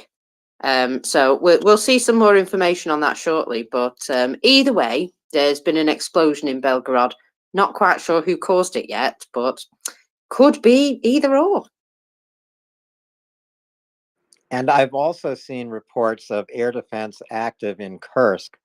So Ukraine has wasted no time in using its long range drones to strike back at the Russian forces inside Russia with this idea, which is completely mistaken, that they can launch some kind of assault on the city of Kharkiv. I mean, it's when you consider it, it's just crazy, crazy. Well, maybe it is, but they can try. But will they? I don't think they will. I thought the main effort right now today was this. Is it a feint up to the north, or is that a serious thing that's going on there? I'd heard that. I heard that the Kharkiv, whatever you want to call it, attack was just mis or disinformation, and I don't know what's going on. But Mockers probably does. Well, first of all, I just want to note that as the hit arrives in Belgorod, the streetlights go out. So just pointing that out. And also, with regards to what's happening in Kharkiv, well, a lot of things and not a lot of things at the same time. So they did make a huge artillery move, started hitting with loads of additional artillery and what have you along the border. Caused a lot of additional destruction in the border villages, and then started to send in recon teams, what we would call maybe a recon in force, and some sabotage units, all of which came to an early demise, it would appear. From the photos that I saw, they didn't get very far from their vehicles. So that failed. There is still troops held in the area of near by the border there. No main attacking force has made any move towards the border. It is possible they're doing this for a number of reasons. They appear to have started a general offensive across virtually the entire front line today. And they're looking for weakness. They're looking for a spot to find a weakness. And I suppose then they would try and exploit that with everything they've got. I don't really know why they think Kharkiv is particularly weak at this point, considering Ukraine's had an awful lot of time to prepare. They were also well aware that they were coming, so it's not like they were taken by surprise in any way. I actually think what Russia's doing here is trying to extend the front line, thinking that they're going to overextend Ukrainian forces.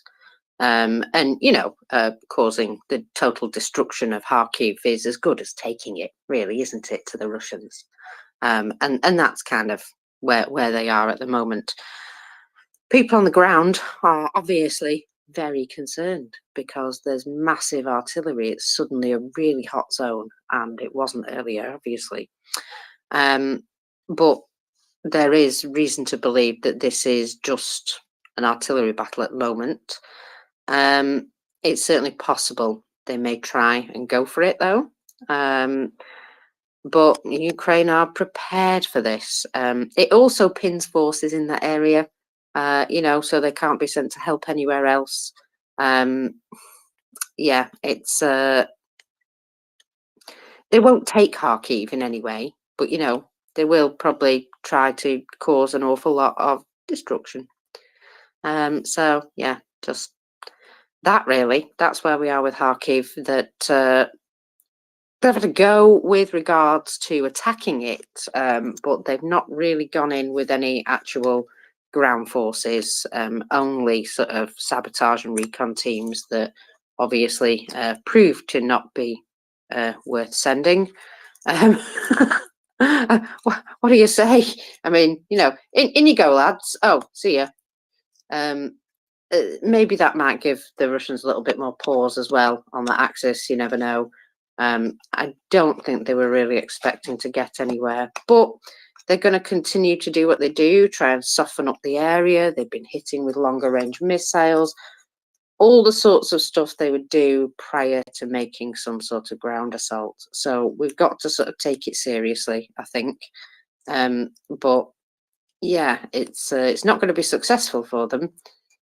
But it does cause an awful lot more death, destruction, terror. Massive place like Kharkiv. If they were to destroy that, what are they causing? I mean, they've already caused massive destruction to the energy facilities in the area. So they'd be causing another huge displacement of people within Ukraine and probably to outside of Ukraine as well. So, it's again something that if it's allowed to happen, we will end up with a bigger problem than, where we were before anyway. So that's my general assessment. I think that's an excellent assessment, Mockers. I really do think that this assault, call it what you will, reconnaissance in force, failed attack across the border into Kharkiv Oblast, call it what you will. I think it goes hand in hand with the Russian disinformation intended to trigger a widespread exodus from the city of Kharkiv. And this isn't going to work either. Mockers? Yeah, they did a massive disinfo campaign saying that they were running through the streets of Kharkiv itself and all this, and we've taken Kharkiv. Yes. I mean, verbally, they totally occupied the city, and it was entirely theirs, and they were looting it as we speak. And obviously, that wasn't the case. So they were obviously really trying to cause a lot of panic and concern. There was this big sort of propaganda push that went along with the artillery starting, and it was all pretty obvious that it was timed to do exactly what you say, create some sort of exodus. But well, Ukrainian people are really damn stubborn, They're damned defiant, damned resilient, and one thing they're not is damned, but the Russians are damned. I don't care how much they revive the Russian Orthodox Church. Patriarch Kirill can't save the whole damned place. and he can't save the damned Putin. Uh, Lots of other damned people as well. You just throw any name in there you want. Damn Medvedev, damn Lavrov, damn Shoigu, damn Gerasimov. They're just all damned to hell. Makes Kirill, I guess, the most important man in Russia, but he can't save them. I'd say, well, I'll be damned, but I'm not Russian. So, you know what? Damn Russians. Anyways, may they go home. May they go home in boxes, or not in boxes. Either way, I don't care if it's an open shipping container, or if they want to actually donate to enrich the soil. That's okay too, I guess. Right? That'd be fine by me. Anyways, no, that damn Kirill is not going to save anybody. Yeah, not their souls nor their bodies. So anyway, Russian religion was far from my mind. Alan, how did you drag that in here? I don't know, but because I was thinking about all the explodey things, and I didn't think of Kirill being one of those people. I know he's ex-KGB. No, is there any ex-KGB? I guess they call him FSB when at this point. But anyways, yeah, Carol. It's sort of it's very distasteful topic. So um, damn him. Anyway, yeah, Alan. At this point, I have a few other things, but not very important because I think they're dated. But one of them was the business about Skylink, or no, I'm sorry, Musk's Starlink. equipment. Starlink. Oh my gosh, we talked about this? Oh, well, we've talked about it a little bit, but it's a really important story, James, that the Pentagon has found a way to block Russian use of Starlink. So I think it's a very good story, and it makes a big difference to Ukrainian forces all along the front line, James. Well, no, and that's all that really needs to be said is that they've been denied these tools, and hopefully that lasts. Hopefully the Chinese don't pop in with their own version of it. I would not be a bit surprised about that. And then we might find out why Space Force got $37 billion in the 2025 military budget in the United States. Because that might be, I don't know, a component of the warfare that goes on. I'm not sure if maybe that's just for a big peaceful observation station in space, or maybe it's some equipment to take out many small satellites that are going around providing Russians with detailed information and communication methods. So I hope that that's the case. Anyways, James, it's really good news. You know what that budget for the U.S. Space Force is for? It's so that they can install what I've always called squeaky Star Trek doors in their offices, so that when you go to work in the morning, the door opens automatically, but it has that little squeak to it. Well, that's a lot of squeaky doors. I'm just thinking of my grocery store that's got one, two, three. Oh no, two of them are squeaky sliders, and then two of them at the entrance side, they're squeaky swingers. Yeah. So, anyways, it's amazing how much Star Trek technology really caught on, isn't it? But I did not know that, Alan. That's an amazing amount of squeaky doors. I think. Well, maybe they're like those toilet seats that were, I don't know, how much were they? Like $5,000 a piece or something like that. Maybe it's like that. God, I hope not. I don't want to go through another Pentagon spending scandal like that. Those toilet seats weren't even gold. But Alan, they're getting better. I mean, this is the I know it's nine what do they call it, audits in a row that they've failed, but they're getting better every time. So don't give them too hard a time about the keeping track of money thing. It's not something they do good. Yeah, it just isn't. And they're worried about Ukraine, losing stuff. Wow. Anyways, I don't think they lose anything. I just think they they have a hard time counting everything because it's the most far-flung organization in the world. I think it seems like it, anyways. But no, this is the good news is that they have been deprived of this technology, and long may that last in terms of that ability because it is really important on the battlefield. So it's a great story, even if it is a day old now. Did you see the Timothy Snyder about Russia can lose this war? The CNN story. I just like that he tossed it out there, and that there is this CNN piece about it, and wondered if you'd had a look at that. Yes, I have. I mean, anything Timothy Snyder says or writes about Ukraine, about Russia, about democracy, about the situation in the world today, I pay attention to because no one is as clear as Snyder. No one is as passionate as Snyder. And if any day you are in doubt about what to believe, what to do, what to think, how to engage your family, your friends, your neighbors, your work associates. Just pay attention to Timothy Snyder. He'll give you all the ammunition you need, intellectual ammunition, that is. Mockers? Yeah, I was just going to say, between him and Jessica Berlin, the message is coming that Russia must lose. In fact, it will be good for them if they do, because no imperial system has managed to hold up after a major loss in a war, apparently.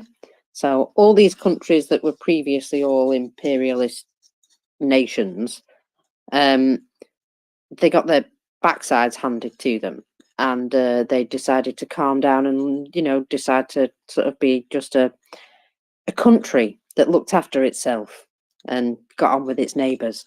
And so I absolutely feel it is 100% necessary for Russia to lose, and like Jessica Berlin said, go crawl home and lick their wounds and spend the next 20 years apologising in shame, as far as I'm concerned. Well, the other point that Snyder makes is that imperial powers, those powers with empires, or those powers seeking to restore an empire, always have to lose that imperial war or that colonial war overseas. But only by losing that war can they give up their imperial trappings. And this is, I think, a really pertinent point about Russia. This is another reason why Ukraine has to defeat Russia. The very first reason is self-defense and sovereignty and Ukraine's own future. But the second reason is if Russia doesn't lose this war decisively, as Mocker says, they have no reason to give up these fever dreams about rebuilding the Russian Empire. They have to wake up from this fever dream so the world isn't subjected to the nightmare that Russia wants to bring us all into. And Putin is dragging other countries into war as best he can. I saw the story about some attacks on various things in our allies' nations, things blowing up that shouldn't. And so I think there have been those kind of attacks. There have been obviously the Baltic Jammer, all of the cyber attacks, the Havana syndrome cases, many, many things where they're already at war, more or less kinetically, and they are certainly at war in the information space. So it's coming, and that open threat to France and Britain well, there you go. I mean, they're threatening it more and more specifically, and they're also complaining about Ukraine getting help, and that what they're going to do to all these people, that all these nations that are contributing, even personnel, right, to the battle, not directly on the front lines, but in support roles. And so, yeah, he's been really clear. So it's got to stop. And I thought one of the key things that he talked about, Snyder, that is, talked about, was that well, I'll read it. In the United States, there's a great nervousness about a Russian defeat. If something seems impossible, we cannot imagine what could happen next. And so there's a tendency, even among supporters, to think that the best solution is a tie. And it does seem that that is some of the thinking that is in Washington. And that is not a new thing. That is a very, very old thing, right? This Chicken Kiev speech, Chicken Kiev, pardon me, back then, that was indicative of that very sentiment, that you wanted to be sure that there was a stable USSR, because otherwise all these rogue states with nuclear weapons, blah, blah, blah. And what I think is clear is that Russia with nuclear weapons is much more dangerous than the individual states with them.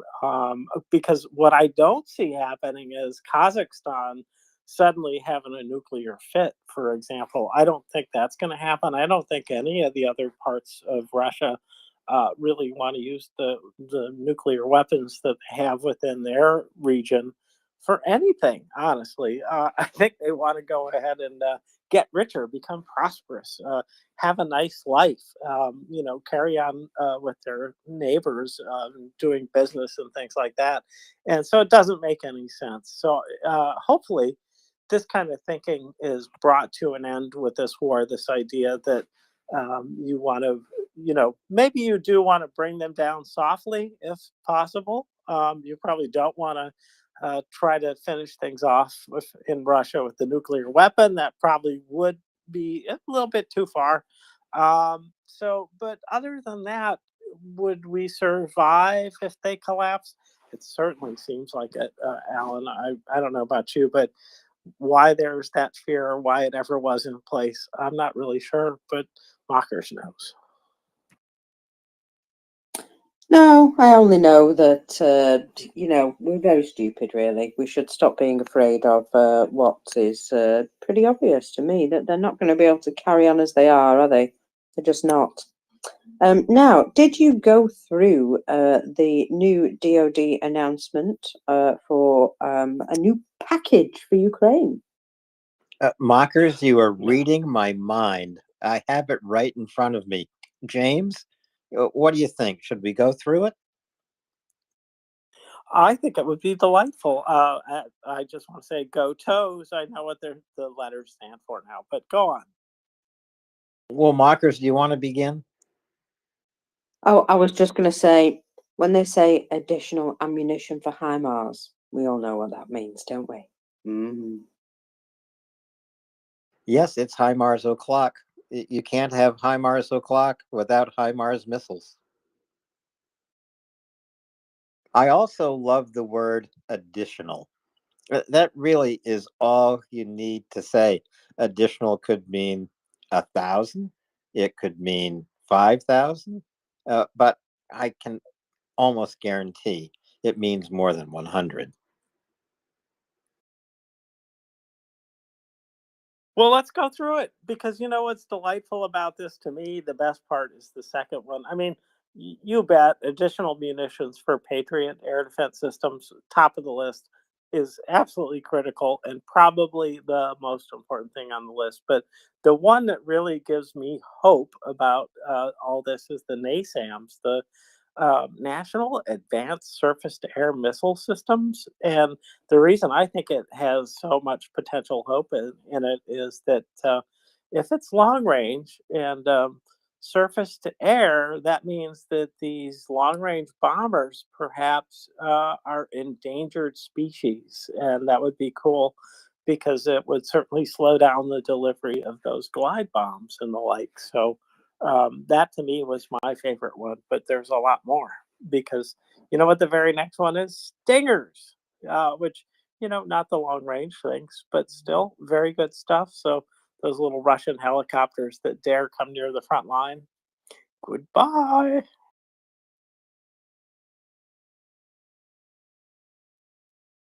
Well, the thing I like on the list, and there's a lot to like on this list, Bradley infantry fighting vehicles. You know, how many? Unstated. But there are tracking numbers. So summaries of U.S. aid to Ukraine appear from time to time. In April, there were more than 200 Bradley fighting vehicles that had been sent to Ukraine. Then that was revised upward to more than 300. Same thing with the M113 armored personnel carriers. It was 300. It's been revised upward to 400. So this is exactly the kind of armored, mobile, military equipment that Ukraine needs. They need it now. There's no question about that. They need this mobility on the battlefield now, but they need it whenever it arrives. That's the other thing I think we have to remember about Ukraine. They need everything now. There's nothing they don't need, and whenever everything arrives, they will need it all, and they can use it all. This is the position Ukraine is in. And they are in this position because after 807 days of this war, we still have to remember what Zelensky said on day one. I don't need a ride, I need ammo. That is still true. Ukraine needs ammo. Ammo is on this list.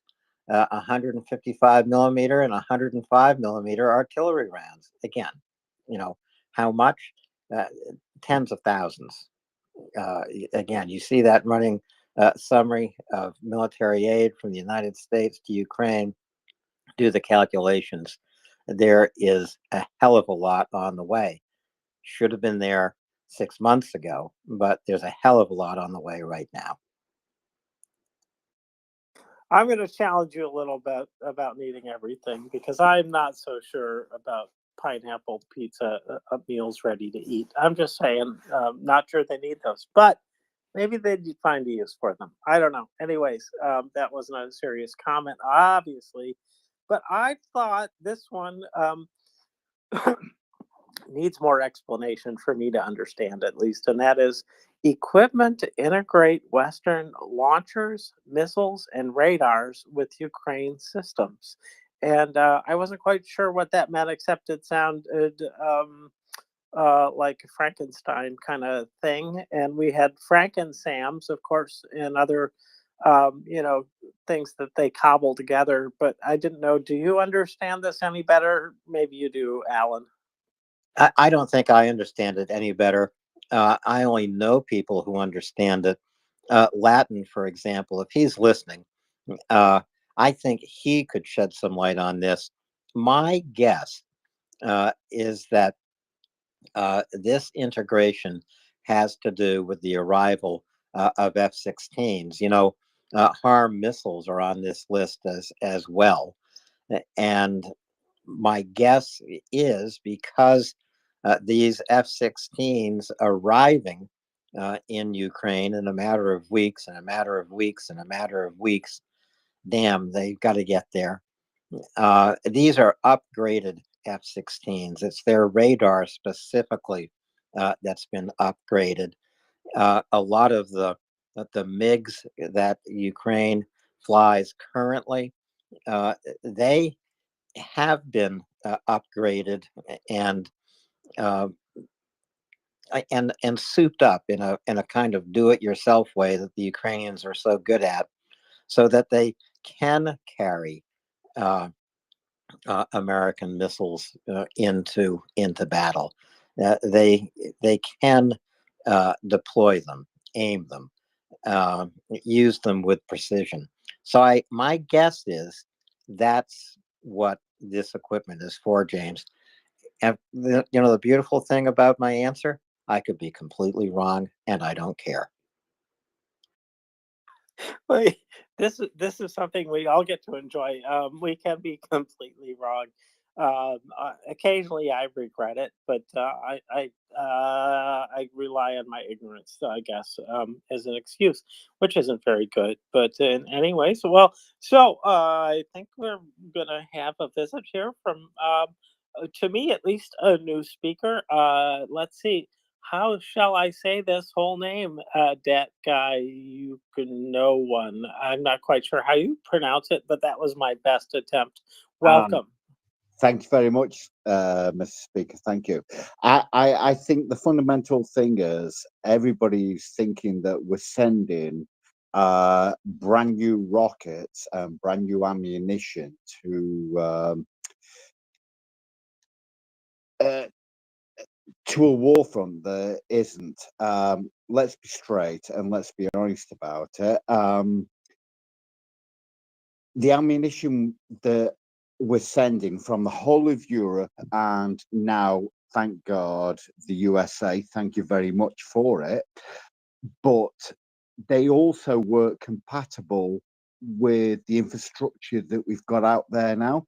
So whether they're F-16s, F-17s, whether even like the front soldiers are using like, say, Glock 17s or Glock 13 handguns, the ammunition still works exactly the same. And so it doesn't matter whether we're thinking about it on a monetary perspective, it's whatever you can provide, being the USA, you're making that in home. And I think that's what a lot of Americans forget to realize. You're making an arsenal and you're making money out of that. You're making billions and billions.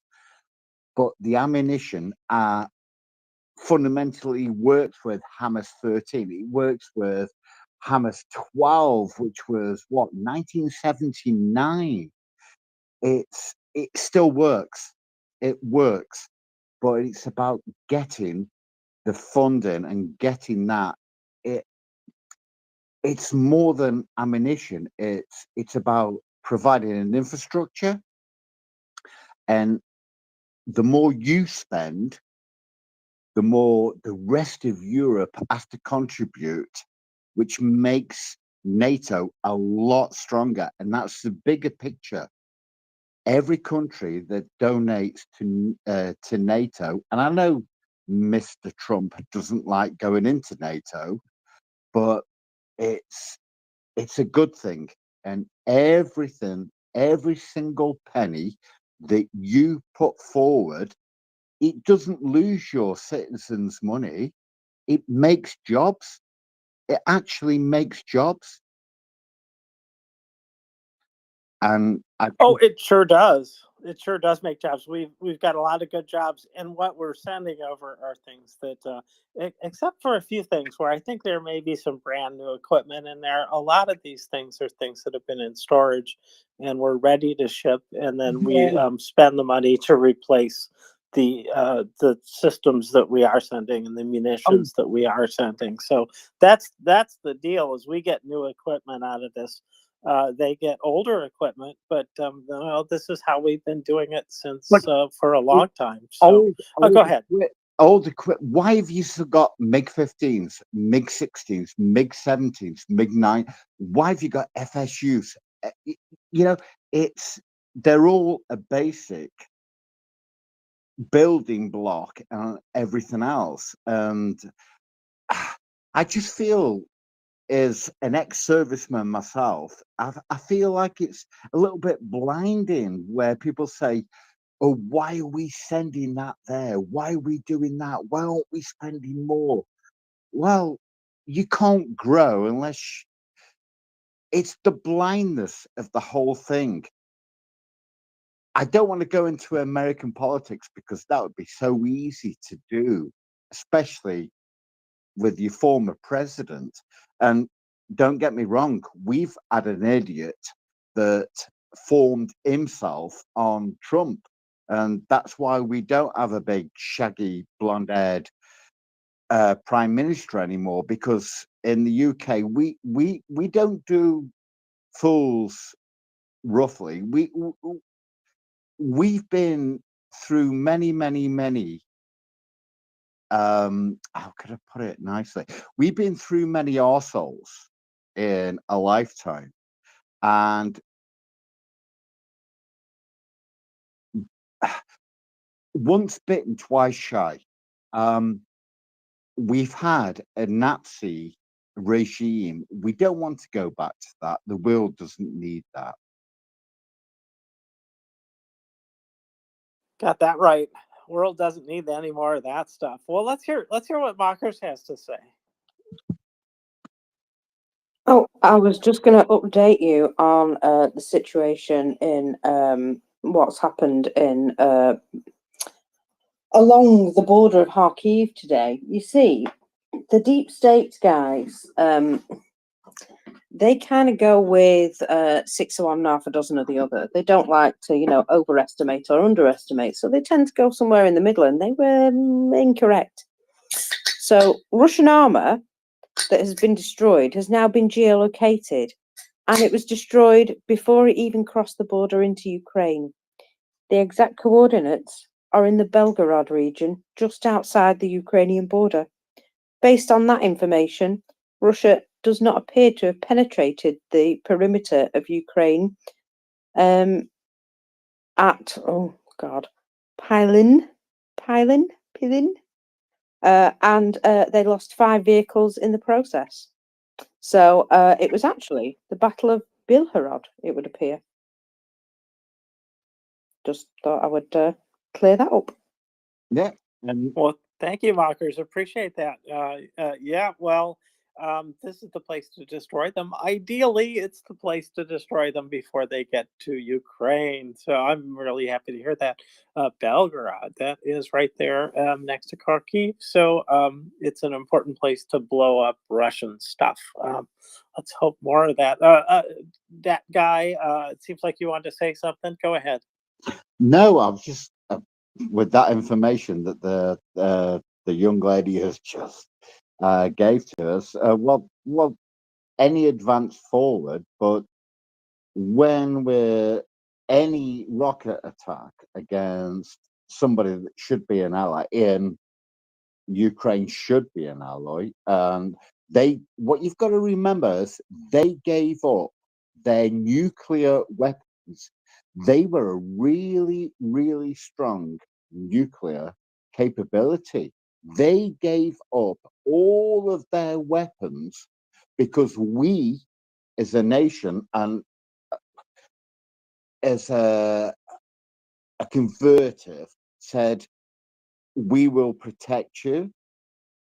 And we've just sat back and when Putin said, oh, just think about it, a couple of years ago, after COVID, we all came out. The next thing on the news is, oh, we're just doing exercises. We're doing exercises. It's, oh, we're not gonna, no, we're just here. How were we so wrong to let them do it when they did it exactly the same in Crimea? Oh, we're just exercising our relief over the bridge. We shouldn't be taking this. Like, they threat, and then they do. But sometimes they threat by saying, oh, we'll nuke you. They won't. They've got nothing. It's a threat. It's like the bully in the playground. It's like Trump. It's like, you don't testify against me and I won't attack you. It's playbook, bully. And we shouldn't be doing that now. Not now in the 21st century. Thank you, that guy. Yeah, well, yeah, we've been talking about these nuclear threats really for years because that's how long they have been at this game since the large scale invasion. I don't think there was much of a lag there when they started to talk about nuclear weapons, explosions. I guess the ones that I enjoyed the most, because I kind of enjoyed them as almost like an art form or something. You know, what can they say about this? But the one where they're going to swamp Britain by exploding a nuclear weapon underwater, and that will create this huge wave, and it will destroy Britain. And yeah, and it just that was it seems pretty crazy. And the likelihood of them doing that is well, you know, anything is possible. So I won't say zero, but I'll say next to zero, very very close. It's a very unlikely thing to have happen, and especially as an opening move in escalation. I don't think they're going to do anything like this because should they do that, then I think the warning that Russia received from the United States. You know, when was that? Was that a year ago or more? It was more than a year ago, I think. Since then, oh, hang on, I'll finish in just a second. And you sounded a little muffled, so maybe you need to move closer to the mic. But anyways, they did get a warning from the U.S. and they will. They have to remember that we're probably going to, should they launch a tactical nuke or any other kind, they would face the destruction of their army by you know, conventional methods. But go ahead, that guy.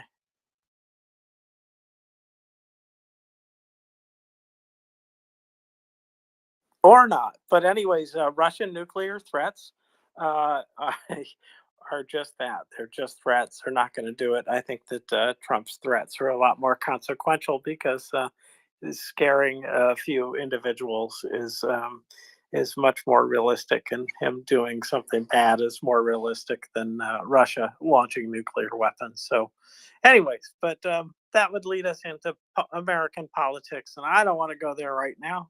I'm sure we'll get there eventually, but we don't need to go there right now, do we, Alan? No, we don't need to go through that revolving door, but we should go back to the newly announced military aid from the United States going to Ukraine. We've talked about additional munitions for Patriot air defense systems. We've talked about additional munitions for NASAMS, Stinger anti-aircraft missiles. The point that you picked up, James, the equipment needed to integrate Western launchers, missiles, and radars with Ukraine systems. I'd love to know more about that.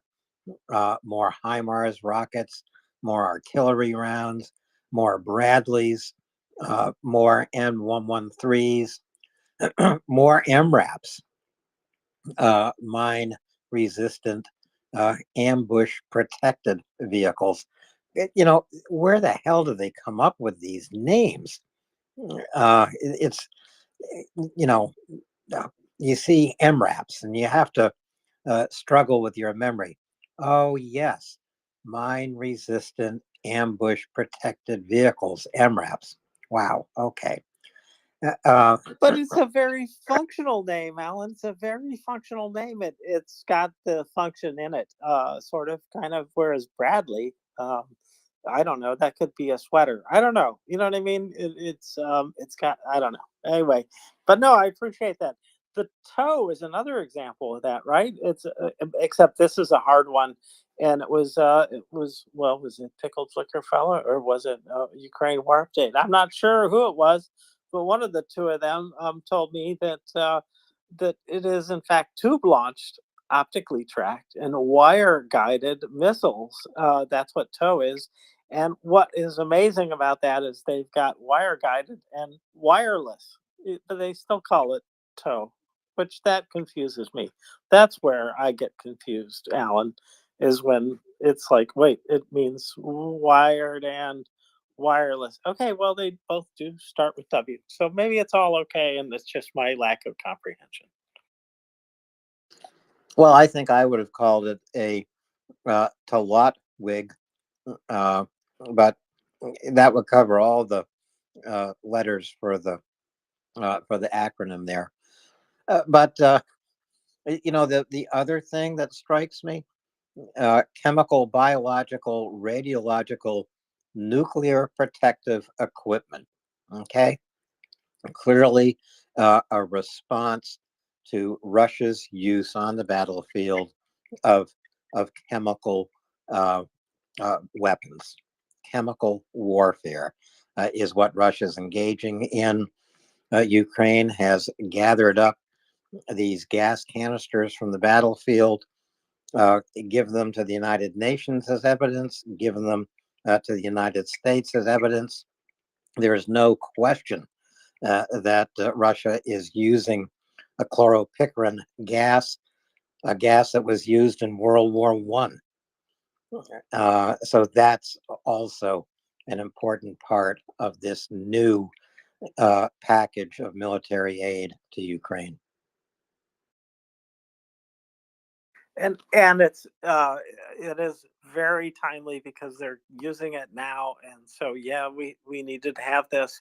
And I think that all of the nuclear protective equipment is needed just as a precaution, and there is the very real possibility that one of the nuclear plants could be attacked, and in that case, then soldiers who are stationed around there, they're going to need it then. And so it's sad that this equipment's going there, but it is better that it get there and not be needed, right?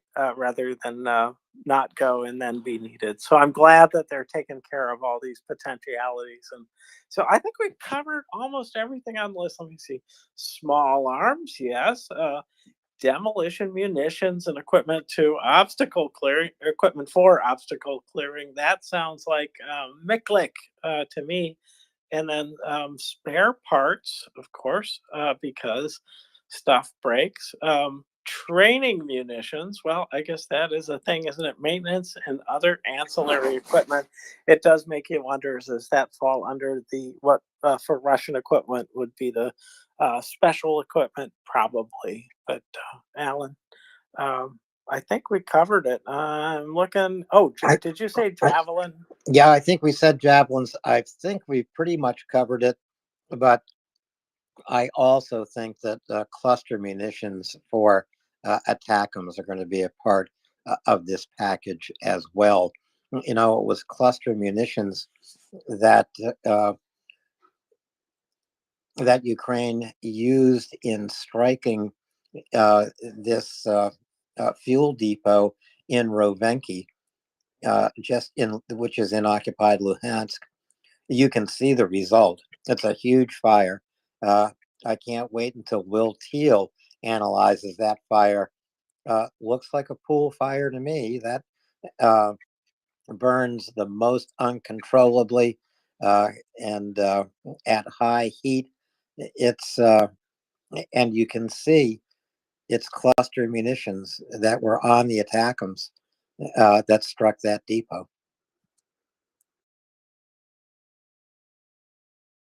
No complaints here about that. That guy, what's up? Hi. Yeah, just to confirm, there has been no NBC attacks because I don't think they would use NBC. Nuclear, biological, and chemical warfare can be restrained, but they have not used NBC. They've used the rockets that you've talked about in the last 30 seconds. And I wish I would have waited until you talked about it. But NBC is not the same as the rifles or the weapon that you're using right now. Do you understand? It's not. NBC is different. Well, they're banned munitions, and in fact, there are reliable reports of Russian use of chemical weapons in multiple places. So, So Yeah, yeah. yeah, I'm afraid, I we've understand heard that. I that understand, pretty but reliably. yeah, but NBC is Nuclear, biological, chemical. exactly, and that's not being used. So if we can be straight with that, Well, the chemical part has been used. but as nuclear biological, Well, we're talking we're talking about chemical now that's been used. So I the was biological. out in the Gulf in 1991, and when we used to have NBC suits, and when we used to have NBC respirators, and doing drills 3, 4, 5 times a day back in 1991 and in the storm. It's nothing. They aren't using NBC as per se. Well, if you are saying they're not using nuclear and they are not using biological, then you'd be correct. That's my Thank you. understanding is that Thank they are you. not That's using all I wanted to say, sir. sure, not nuclear weapons and not biological Let's not weapons. get Although exactly. Let's not go into the who. Thank you. oh, I'm going to bring this up. I don't care about that. I'm just going to say those biolabs that the Ukrainians they're crossing strawberries with rhinoceroses and coming up with mutants. Yeah, No, of not course. really. It's a joke. It's humor. It's Yeah, humor. yeah. I'm just They kidding. can do a C with an R and get a raspberry. Yeah.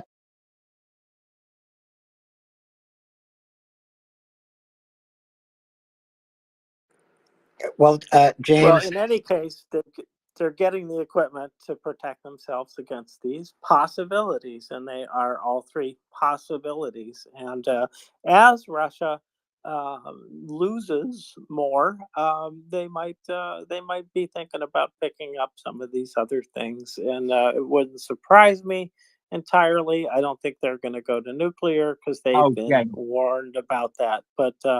Mr. I James, think that Mr. it's James, good. I It's don't think good they to have will. I don't think they will for 1 second of a day. that guy. That guy. Usually, what we do is we raise our hands and then we wait I've to got be a called picture on of my hand raised. because you do have your hand raised, but you can't start talking while somebody else is talking. The way that we usually do this is we wait and then Alan and myself are co-hosts, and so we kind of have to run the show. And we're not too inflexible here. We have some flexibility, and we do, but it is hard to have listeners understand us if we're talking over each other. So I'm just asking you if you'll wait until I finish speaking, and if we interrupt. It is a different game. Unfortunately, it's not fair. It's not fair. Alan and I have the co-host powers. We're empowered to use them to stop disinformation from getting out there, and so we've got a lot of latitude. But it isn't fair. But that's the rules. So I appreciate you following them. Appreciate it, and glad you come up to speak with us. It's good to have you here. So go ahead. I just wanted to say that before we went on. Go ahead, that guy. Apologies for not knowing the etiquette. I was just doing it from experience from war. That's all. Well, I have been in some spaces where it's pretty much a free for all, and what I found is Alan, I don't know about you, but I have a little reluctance in terms of using the mute button because otherwise it's like no, please stop, listen, and then I'll just as soon use the mute button. But there are some pretty wild spaces out there where they're all talking over each other, and it's not a good look, is it, that guy? It doesn't work as well, so we try to keep it civil. So appreciate that, and not saying you're having a problem here, just wanted to give you a heads up about that. So thank you. Apologies, sir. no problem, no problem at all. So, You know, but James, a slight change of direction. I just put a photo up in the nest to show you the sky over Donbass right now. It's not a photo filled with missile trails uh, or fighter bombers flying from Russia. Rather, it is a photo of northern lights, aurora borealis, uh, which will probably be seen if you have a clear night tonight and you are 40 degrees latitude and north. There's a really good chance you're going to see northern lights tonight because there's a huge sunspot pointed directly at the Earth, and three in a row coronal mass ejections have been aimed at Earth through space. So if you have clear skies, my God, if you're anywhere in Scandinavia and you have clear skies, if you're anywhere in Canada or the northern U.S., maybe as far south uh, as New York State, Connecticut, possibly. Uh, get outside tonight, and these being northern lights, look north. Try to get away from lights of your city, but you will probably see a pretty spectacular display of aurora borealis. It might even equal this magnificent display of northern lights over Ukraine tonight, James. It's just a reminder that the world brings beauty to us, nature brings beauty to us, even in the midst of tragedy like war. Adam, welcome. Go ahead. You're going to look up tonight, right? Yeah, you know what's great about living on I think probably like the 56 latitude is that you just have to look up. You don't even have to pick a direction. I just, Adam's movie reviews continue. I just wanted to tell you one more thing I noticed about Dovbush, the movie I told you guys about yesterday. I watched it with my dad and brother, and they both learned a bunch of Ukrainian from it because they haven't been practicing like I have. But when you listen to it while reading English subtitles, it really comes out. But anyways, I thought it was just a hilarious little touch. I didn't notice this before I had watched the movie with English subtitles, but there's a quick message right at the beginning, and they just say, "We love our Polish neighbors, and we love your current support." And what's not stated is, "We're sorry about making this movie where we kill thousands of you in this action flick for the next 2.5 hours." So they put because it's about them fighting. James, don't be scared. It's about them fighting Polish Lithuanian Commonwealth knights and stuff. And it's a Ukrainian movie from based in the 17th century. So but I thought it was just hilarious because they put this thing at the beginning of the movie pre-apologizing to the Polish people. okay, come again. What was the name of the movie again? Oh, it was Alan and Forrest yesterday. Sorry. It's called Dovbush, and it's so good. I set my VPN to Ukraine and managed to get on Netflix, and it's on Ukrainian Netflix right now.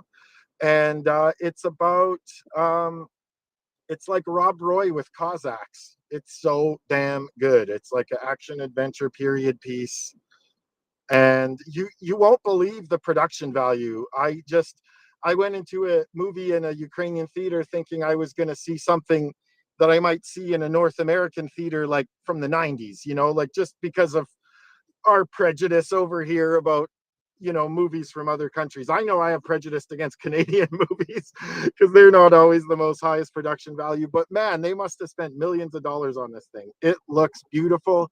And if you're interested in seeing some beautiful just shots of the Karpate, just of the Carpathian Mountains, like the scenery is unbelievable. And the name of that Well, film, Dovebush, Dovbush. Set your VPN to Kyiv. Not the most stable VPN point you can have, but it gives you access to a world of movies that you have no idea about.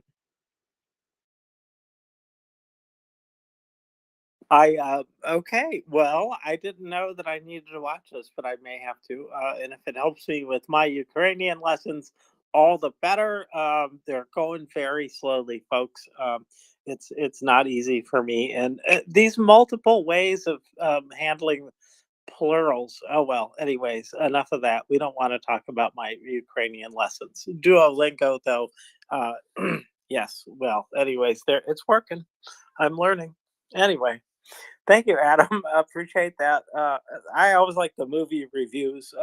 I know we were talking a lot last night about Servant of the People, and I don't know if you noticed that I put something in there about the DVD set that's available. So if you've got a DVD player, and who does, they're starting to go the way of CD players. But it would be a way to be able to watch. Servant of the People again and again. Anyways, which by the way, I recommend that series. I know that Lexicon was praising it, and I certainly thought it was good too. So, and especially given that the president made it, right? I mean, that's there we go. What higher honor than that? But Adam. Oh, what was I going to say? Um, Ukrainian Netflix. Oh, I completely forgot, you guys. You said something very great, James, and then it blew it out of my brain. Something about Talkflix or I don't know. No, I don't remember. Sorry, fellas. It's okay. It's no big deal. That's all right. It'll come back to you. It usually does. I was struggling last night for a word, and it was the word that described the political systems that were frequently in place in Ukraine and other nations, especially in Eastern Europe. And the word came to me last night. I sat bolt upright in bed and said, patronal. And yeah, that was the word, patronal, in fact. So now I know. Now I remember, I should say. I guess I always knew, but my inner librarian just is not as fast as it used to be. It doesn't always come up with the words I need right away. But in any case, that was referenced in the the book about Zelensky, the Zelensky effect, and it was the second author. Okay, now his name has escaped me because the first lady was Olga, but first author was Olga. Yeah, see, there goes my memory again. Darn it, Adam, help. I remembered what I was going to say, and you saying DVD box set made me think of it because I saw this movie in the theater in Ukraine, and I really wanted my dad and my brother to see it because it's the kind of movie that they would really love. Plus, it's Ukrainian. So I ordered on Amazon a Blu-ray of it.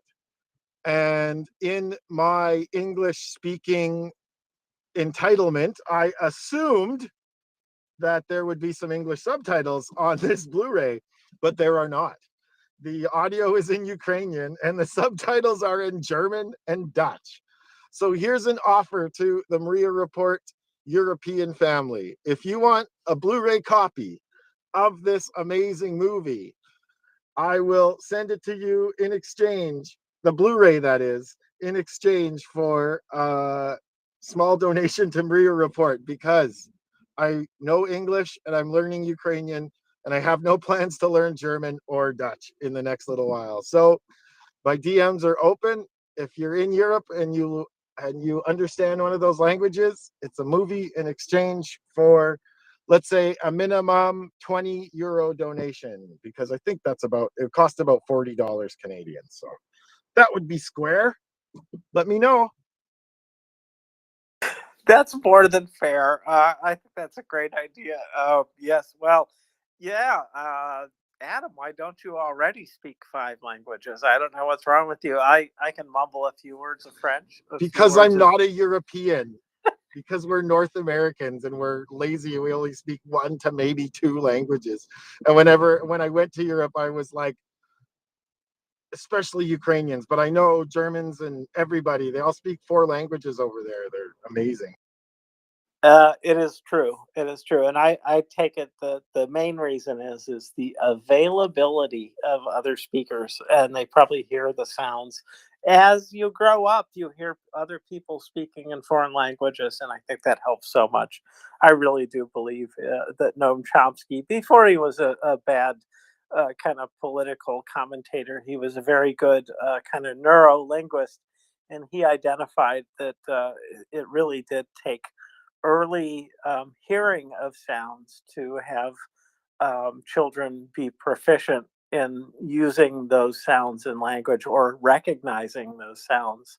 And I found that this is so true of Ukrainian versus English. There are just some sounds that we don't use in English that comprise parts of the Ukrainian language, and I have trouble forming those sounds, in fact. So I think that's what I blame it on, anyways. Maybe if I lived closer to the Canadian border, I would know Canadian.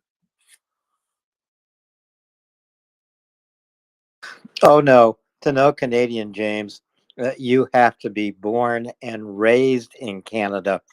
I've tried to fake knowing Canadian. It doesn't work. I've been exposed every single time as just another American trying to speak Canadian. Can't be done.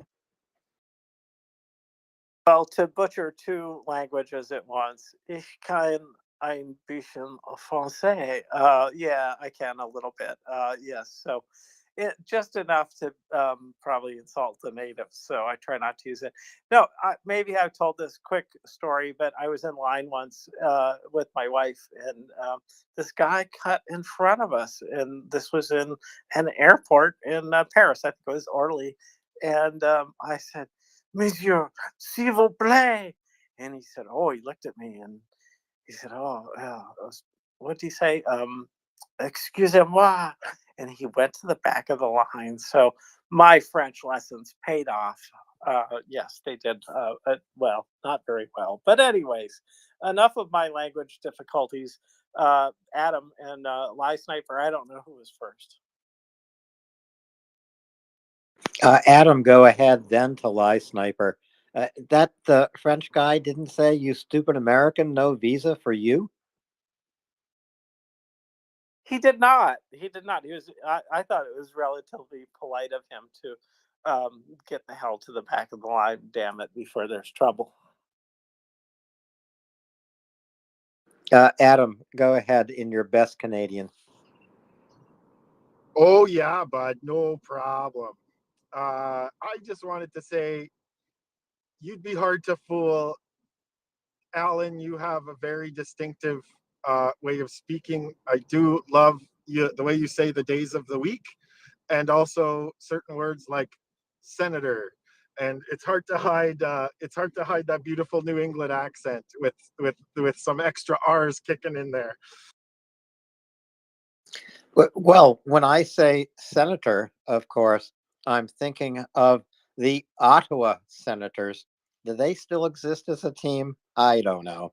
I can only remember the original 6 NHL teams.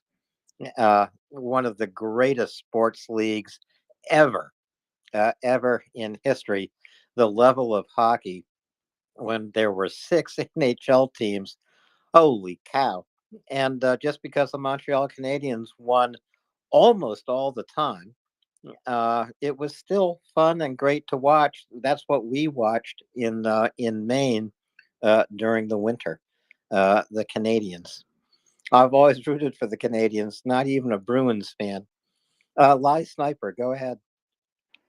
Yeah, thank you. I just wanted to say that regarding these languages and learning, and I think in Finland, Finland is a small country, thank God, so that the production companies don't have the money to invest in dubbing the films. I lived quite a while in Germany, like 27 years, and there all the films, like all the actors in American movies and everything, they spoke German, like audio. And in Finland, we have these subtitles, and that forces sort of the Finnish people, because subtitling is much more like, how do you say, cost efficient. And because Finland is such a small market, in Finland they have the subtitles and all the movies, and the people hear the original language and see the subtitles, so they learn automatically the language.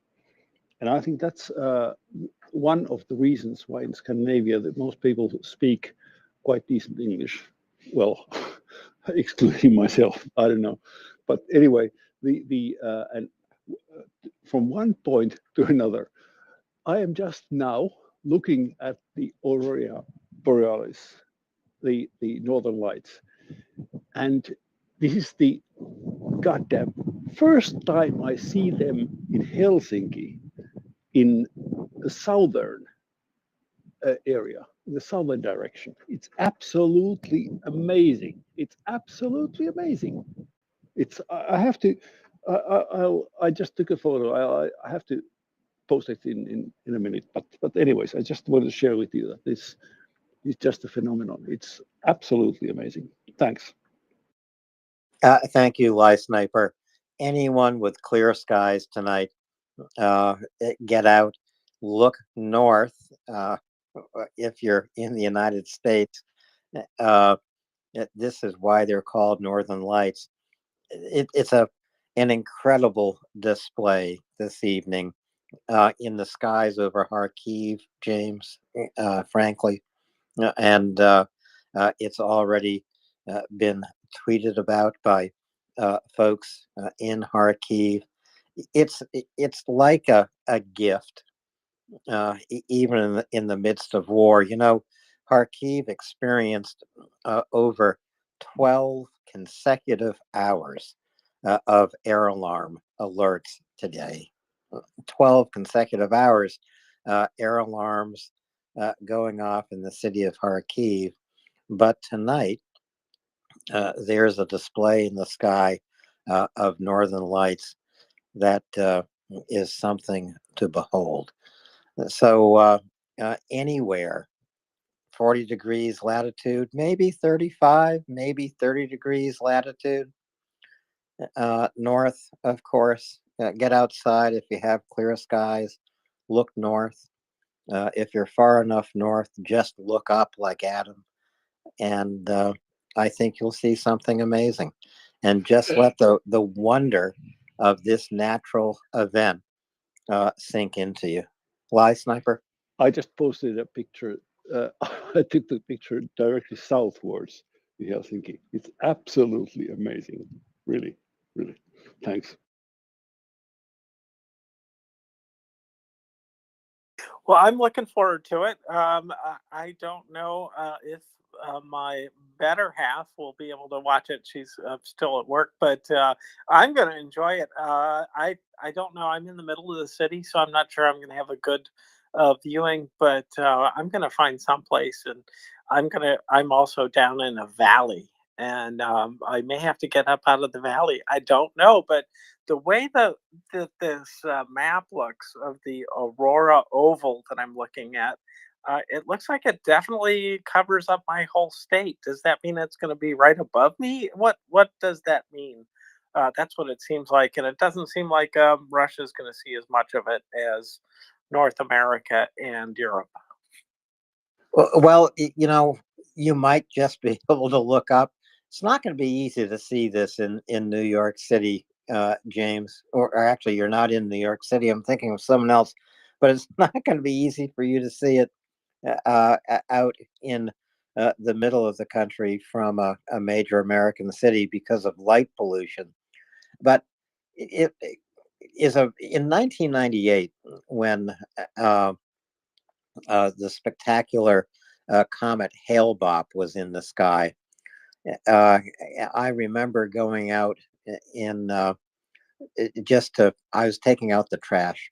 It was a December night or something like that. And I looked up for some reason, and directly above me was a brilliant display of northern lights in relatively southern latitudes, like 40 degrees north.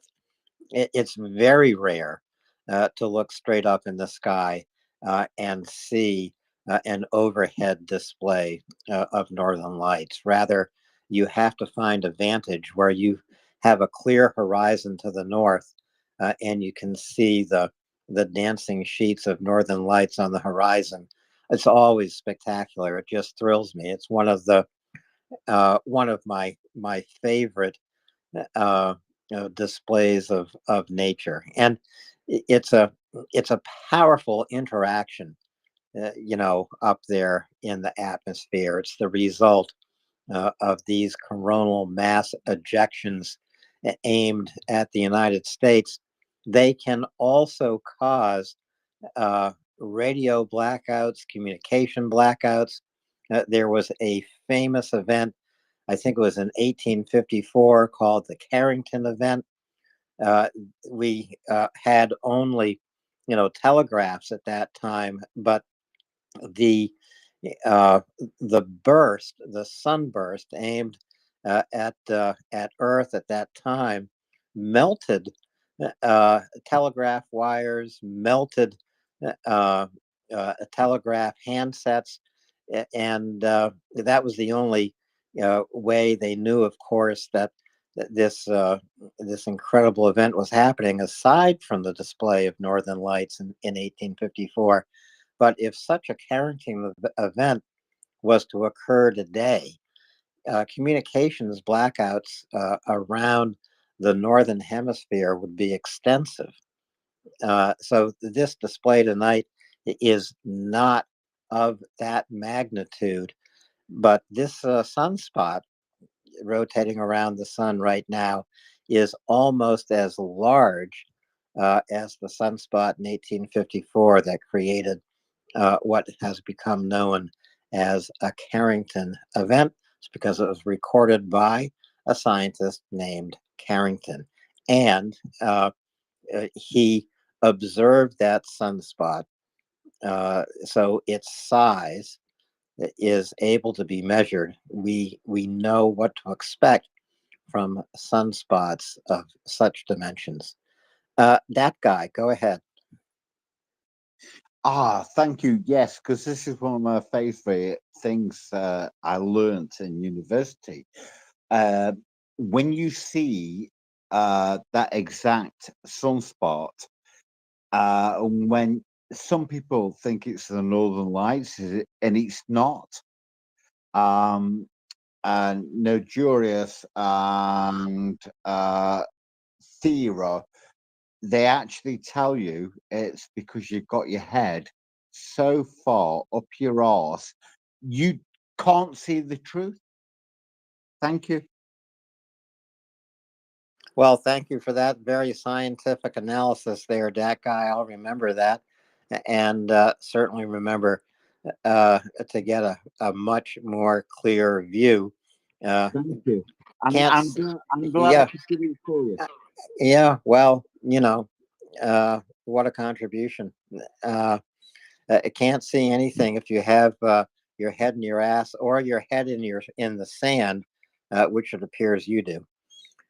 Um, yeah, James, where do we want to go from here? We've covered Northern Lights. We've covered the new American package of military supply to Ukraine. We've talked pretty extensively about what is apparently either a failed assault by Russia across the border into Kharkiv Oblast, or some kind of feint. Obviously, we're going to keep watching that because it's not clear yet exactly what's going on.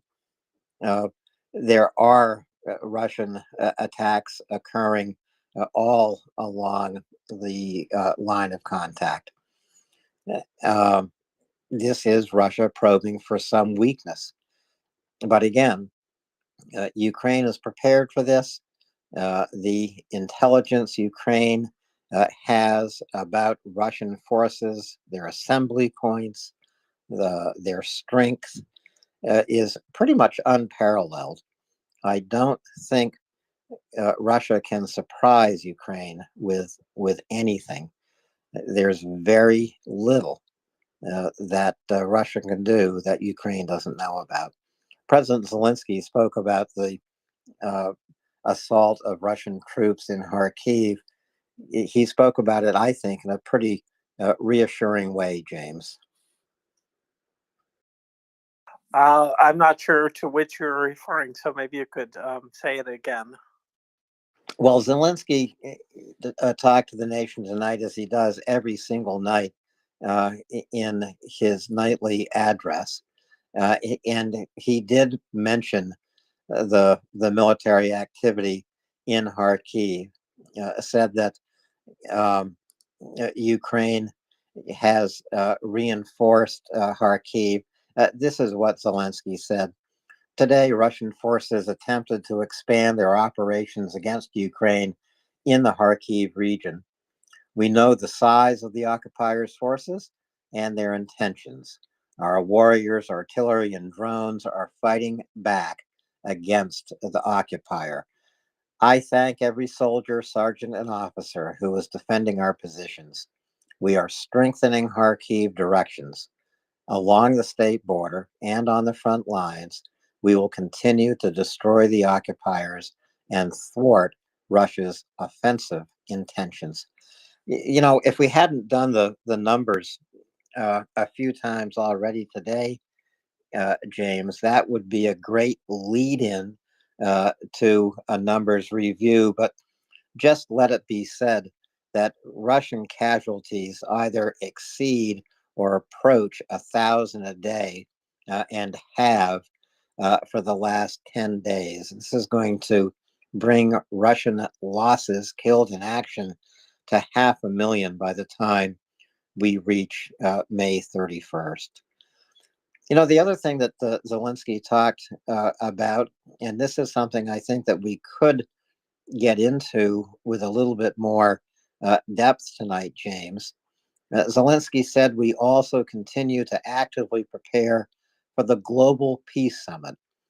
Our goal is to ensure that every leader can demonstrate effectiveness for the sake of the common good.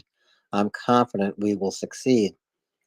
This Global Peace Summit that's being called by Ukraine, sponsored by Ukraine, will open in Switzerland June 15th, I believe. And it is a way for nations around the world, allied nations of Ukraine, to support Zelensky's 10-point peace plan in particular, but also to make pledges towards the implementation of that peace plan, James. Well, this is a big deal to have this kind of international meeting to talk about the peace plan, because ultimately it will be how this war is brought to a close and what happens afterwards. So very important. And what I thought was especially important was something you mentioned last night, that both the Chinese and Hungarians were invited to this. And even though the Chinese have their own peace plan, and it's got 2 more points, it must be better, right? No. But I thought that what is striking about that is the willingness of Ukraine to try to bring in people who are not necessarily friendly, but in fact they may be recognizing that there are points on this peace plan that make sense even to them. And so along those lines, I think that they both have interest in protecting nuclear facilities. Energy and food security ought to be of interest to every single nation on Earth. So this is a really important initiative, and it's one that has the possibility to grow over time. And I think that the countries who haven't made a decision one way or the other are kind of waiting to see how the war goes, and that the more successful Ukraine is in defeating Russia, then I think that more nations may in fact join in and recognize that this is not only just because they're winning, but also because the solutions that are on the table in that peace plan are ones that virtually every nation should get behind, except perhaps the Russians. But yeah, no, this is so important to bring the international community into discussions about Ukraine. And it's one of the ways that you don't have to go through the press to have discussions about this. It's hard for Russia to get in the way of these kind of meetings, although I'm sure they're trying, Alan. I agree, brother. Yeah, I'm sure they're trying to. Don't mistake a Ukrainian-sponsored peace summit as negotiations. This is not a summit of negotiation. This is a summit convened by Ukraine to look at a reasonable peace plan, a peace plan that would require Russia to pay for Ukraine's reconstruction. That enlists help of Ukraine's allies around the world to assist in reconstruction, and stop and think for a moment, just in the past 30 days, what Ukraine must now rebuild because Russia's destroyed it. 2 thermal power plants, 3 hydroelectric dams. Volodar. Yeah, thanks for that, Dylan. If you want to jump into the conversation, please do raise your hand and we will call on you. You can raise your hand just the way James did by tapping the heart icon, lower right part of your phone screen, and then tapping on the raised hand icon. But we'll talk more about the peace plan, James. James, go ahead then to Cece. And all I wanted to do is demonstrate the PC method. In case you're on a laptop computer, then you can just wave your hand like this until we take note of you, and then we'll call on you. And that's how we do it here. So thank you, Dylan, though, for coming up to speak. But Cece, how you doing? Is it Cece or is it Deeds or what is it now? Is it Distressed Poet? It's CC today. We have some very distressed Russians right now, in particular Putin. I come bearing great news.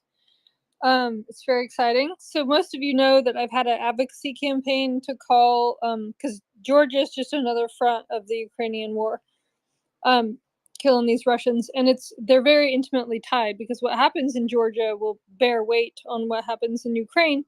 And so the Georgian Dream, which is mistitled, really should be titled Russian Dream, because they're the Russian compromised party, has been now officially been, drum roll, threatened with sanctions from my government. So all of our calls and letters hopefully worked. Do you want me to put the official congressional letter in the nest? Why not?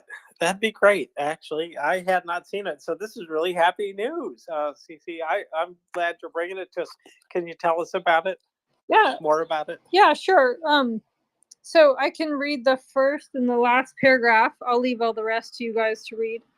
But it pretty much says it all. Dear Prime Minister, we write to express our grave concern regarding the Foreign Agents Bill that your government has reintroduced a year after it rightly withdrew it from consideration. Okay, with that sentence, I started cussing in my house because I thought this was just going to be a sternly worded letter of concern. But just hold on. This bill is fundamentally at odds with your government's professed desire to further integrate into transatlantic community and spirit of the 2009 U.S.-Georgia Charter on Strategic Partnership, which our two countries signed just months after Russian forces invaded your country. We strongly urge your government to once again withdraw this harmful bill and recommit Georgia to expanding democracy and economic freedom, protecting security and territorial integrity, strengthening the rule of law and respect for human rights as enshrined in the Charter. So that's the general part. It's in the nest if you want to read the middle. And then here's the good stuff, guys. So exciting. The situation in Georgia is clear. The government can choose to listen to the voices of the Georgian people or continue down a dark road to Russian-style authoritarianism. We state in no uncertain terms that choosing this later path would cause the U.S. to fundamentally reassess the nature of our relationship. Just as Congress took note of the authoritarian dissent in Belarus and passed the bipartisan Belarus Democracy Act of 2004, we are determined to respond to further attacks against prosperous Euro-Atlantic future that Georgia deserves. As such, we urge you to withdraw the bill and other measures that impede the rights and freedoms of of the Georgian people, after which we would be glad to hold direct talks to restore and reinvigorate our strategic partnership. Further, in the event this harmful legislation is not withdrawn, we would join our colleagues in the Senate in encouraging fundamental changes in U.S. policy toward Georgia, including reconsideration of U.S. financial assistance, the expansion of visa bans to the U.S., huzzah, and financial sanctions on those responsible for undermining Georgia's democratic development. So this is very exciting. That is that last part, having a better sense of what sanctions are and how they get applied. I hear that very clearly as targeted at individuals, not the whole state. And that to me is just exactly the right way to handle this. There are some people who are doing this. It's not the whole of Georgia that we want to hamper. It is just these few people from Russia. I guess they are, or at least Russian influenced. Either way. But yeah, thank you, Cece. This is great news. Putin is so pissed off, James. They thought we would stay silent. Oh, I'm so sorry. Did he cry? He did. A little tear rolled down his plastic fake implant of a cheek. But the fact that they were so specific in delineating not only sanctions but visa bans is Diplo speak for we're serious and we're specific, and just like you said, we're surgical, because a lot of these MPs in Parliament of the Georgian Dream are what some of us call the fashionista class. So they love going to the US, to New York and LA, and buying their signature brands, and it's a big huge part of their identity is traveling abroad. So them saying Euro-Atlantic partnership means you will not be shopping in Paris, New York, LA. You will not be coming to any of our countries. So you can kind of read into it that this is not a vague shot across sternly worded letter, but an actual shot across the bow. Good news. Well, I hope it's in time. And have you heard anything that the president may have said? Did Biden come out and speak? I haven't looked at the White House site in probably a week, so I haven't seen anything. No, someone from DC literally just sent me the letter that was just released, so it's all kind of happening here in real time. Awesome. Anyways, so thank you very much, Cece. I imagine that somebody in the White House is going to be talking about this.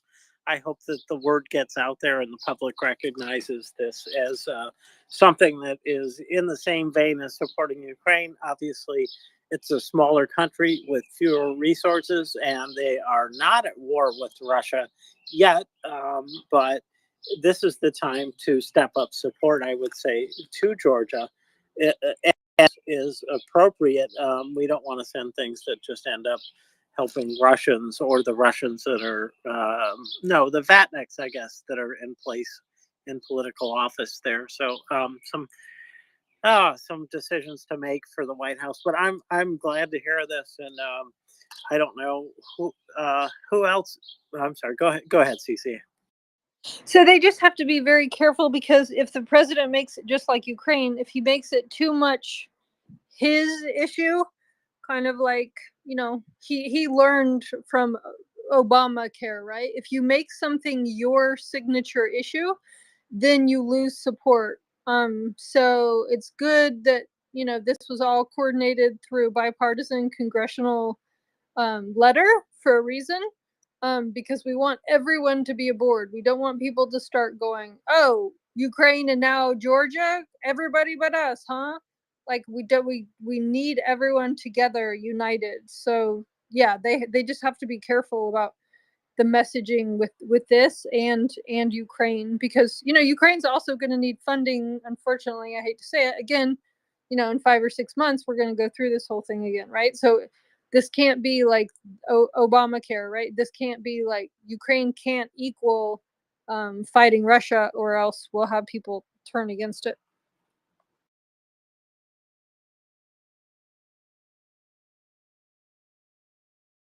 Good point, Cece.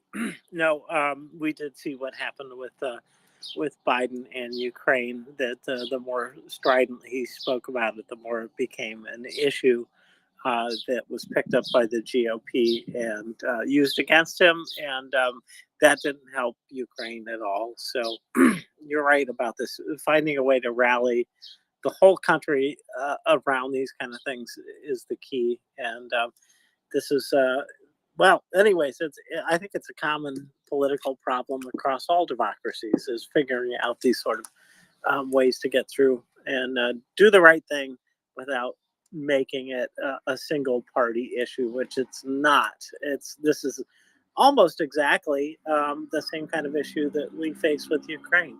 We've got more commitments to Ukraine in terms of the Budapest Memorandum, but we have the same interests, and that is that another democracy has chosen of their own free will to join the European Union, and they should have that right, and it should be unquestioned.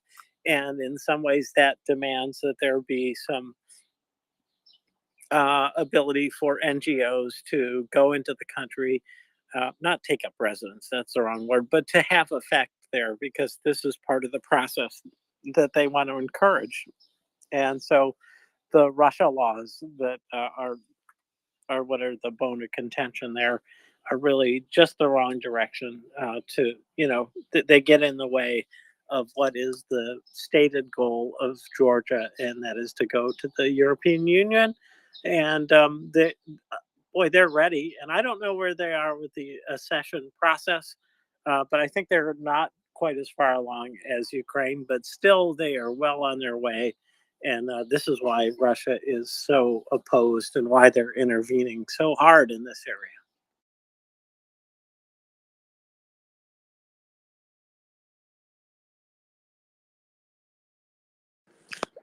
Thanks. Okay, Sorry, well, sorry, go James. ahead. I was otherwise engaged. That happens from time to time when you're a co-host on MriyaReport. You're not always at the ready. There's nobody in the back that choreographs our moves and say, over to you, George, or whatever it is. This is not how it happens. It is much more seat of the pants flying, in fact, and in different planes, as it were. So yes, no, we do the best we can. Yeah, there's no producer here. There's no one saying camera one, camera two, microphone one, microphone two, move closer, uh, you know, what have you. There's no one here doing that.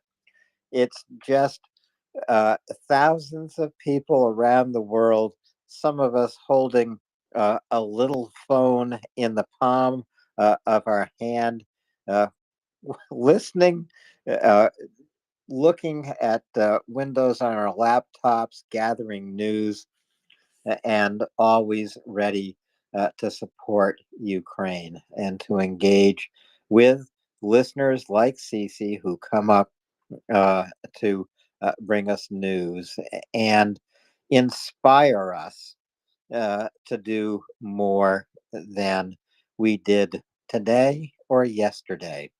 Gives us a chance to do more tomorrow. James, I've reordered tweets up in the nest for that very reason. I want to call people's attention to the first tweet in the nest, also to the second tweet, also to the third tweet, also to the fourth tweet. And you'll remember that fourth tweet, James. It's the story of the 81-year-old pensioner in Ukraine who, when she receives her modest pension from the state of Ukraine, first makes a donation to the Ukrainian military to keep producing drones. Then she buys her medicines. Then she buys some sweets. I guess she has a sweet tooth. Well, I want her to be an inspiration to listeners here tonight on Maria Report. When you look at the first tweet in the nest, you'll find links to go to MriyaReport.org to our donation page. We're raising money right now to fund solar powered generators that will be sent to hospitals in Kharkiv. I think everyone is aware of the news from Kharkiv tonight. I mentioned a few minutes ago that Kharkiv was under air alert for more than 12 consecutive hours today. More than 12 consecutive hours of air raid sirens sounding throughout the streets of Kharkiv. This is the threat that Russia is aiming at the citizens of Kharkiv. It's the threat Russia is aiming at the infrastructure in Kharkiv, already taking out thermal power plants, already denying hundreds of thousands of residents of Kharkiv consistent power. So, rolling blackouts, rolling through the neighborhoods of Kharkiv, 10 hours at a time. Such a blackout cannot happen at a hospital. These hospitals in Kharkiv are going to be more needed now than ever before. And the solar powered generators will keep critical units in the hospitals operating 24 hours a day as they need to in order to save lives, the lives of citizens in Kharkiv itself, the lives of Ukrainian soldiers on the front lines. And that front line is now on the border between Kharkiv Oblast in Ukraine and Belgorod Oblast in Russia. So it is critically important, especially now, to keep these hospitals resilient so Kharkiv can be defiant. I ask each and every one of you tonight to go to the donation links in that first tweet in the space to MriyaReport.org. Make as generous a contribution as you possibly can. We're more than halfway to our fundraising goal. I would really like to see a burst of donations tonight, equal in a way to the sunburst that has given us northern lights all around the northern hemisphere, even in the skies over Kharkiv. You can take a look at the very last tweet in the nest to see what it looks like tonight in the clear skies over Ukraine. Take inspiration from that. Take inspiration from the 81-year-old pensioner in Ukraine who devotes some of her monthly pension to Ukraine's military. What we're asking you to do is to use some of your disposable income to help hospitals in Kharkiv today.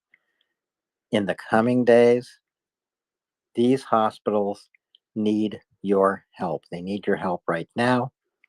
The solar generators, by the way, are manufactured in Ukraine. They can get to the hospitals quickly. They're easy to install. And thanks to you, you will be able to keep the lights on in Kharkiv's hospitals when Russia is trying to turn off the lights all over Kharkiv. James, that was a very, very long pitch. I apologize.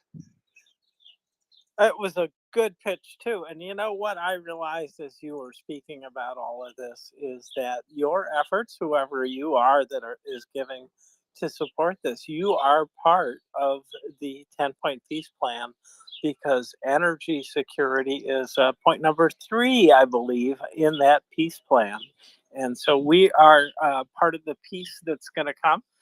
We're part of winning the war by providing Ukraine with uninterruptible power supply units and solar panel that will just further diversify the sources of energy that Ukraine is using. So why not be part of Ukraine's victory and part of the peace plan by donating? It really is an investment in all our futures, and it is a marvelous thing that we're donating to obtain these units, and they provide sustainable energy. 60 years of fossil fuels left, 120 years of nuclear fuel left. That's what some institutions say about our availability of fuel sources. And, they may be off by a decade or two, but there is at least 500 million years of solar energy left. And so why not tap into that? And in fact, that turns out to be the cheapest form of electricity that's out there in the world today. So it is also part of Ukraine's economic success, even if you will.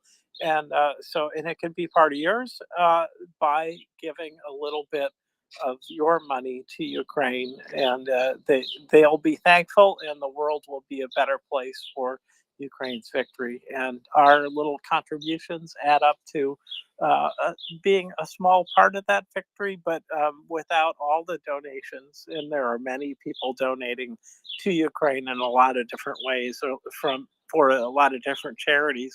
But we can be part of this one, and it's very meaningful. It's very important to Ukraine, and it will make a better future. And that's what we're investing in, is in a better future. So please do consider giving, and do so. Because considering it, I guess, isn't enough, Alan. But anyways, do you know what time it is, Alan? It is a time to change the guard, as it were. And no, it will not be Beefeater. He's got the suit on to be the guard, but that's not who's coming up to replace me.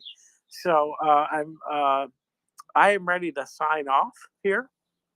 And thank you to everybody who came up to speak, new speakers and old reliables as well. I'm sorry, Light Sniper, you're not old, you're just reliable. Anyways, it is very good to be here with you all. And I will be talking to you guys again tomorrow morning. Well, unless you are a late riser or maybe born in the wrong part of the world or living in the wrong part of the world for this. Anyways, in any case, Alan, I will bid you adieu. That was fun, entertaining to co-host with you, and Cece, just a special shout out for bringing us this news about Georgia. That was very good news. So thank you very much, and Slava Ukraini, everybody. Herom Slava, James. Thank you as always, and always a pleasure. James, join the world tonight. Stay up late. If it's clear, go outside, look up, and admire the northern lights that you have a very good chance of seeing tonight. Live Sniper looked at your photo looking south from Helsinki. I love that. That looking south, you can see the northern lights. Who knows? Maybe I live far enough north in the northern hemisphere to do the same tonight. I keep gazing outside the window. Skies are clear right now. Rain's predicted for tomorrow. I hope those clouds don't roll in until the morning, because at the end of my shift tonight, I intend to get outside and look up or look north. Scott, welcome as speaker. I know you're going to join me in just a moment as co-host. I am, Alan, and I'm looking forward to it. Thank you so much. We have a lot of news to cover. I'm sure you're bringing news items that you've been following as well. And, you know, it's important for a space like MriyaReport, broadcasting 24 hours a day, 7 days a week, with all of the news from Ukraine, to sometimes repeat the stories of the day. There's a parade passing by here in MriyaReport, and not everyone catches the news that's broadcast earlier. So we do tend to repeat stories, to update stories as updates are available. We'll be doing that tonight with news from the front line, news from Kharkiv, news about the upcoming peace summit in Switzerland convened by Ukraine. This will begin June 15. Just today, Zelensky invited the new president of Argentina, Milei, to attend this peace summit. And we expect dozens of nations to be in attendance, not Russia, by the way, because Russia is not interested in peace, not interested in peace of any kind, except the kind of peace that I guess they claim they would be creating. I can't remember the Celtic warrior in Roman times in Britannia who fought the Romans. But she said, and it was a woman warrior, by the way, her name will come to me in a moment. She said that the Romans make a wasteland and call it peace. This would seem to be the goal of Russia with Ukraine. Scott?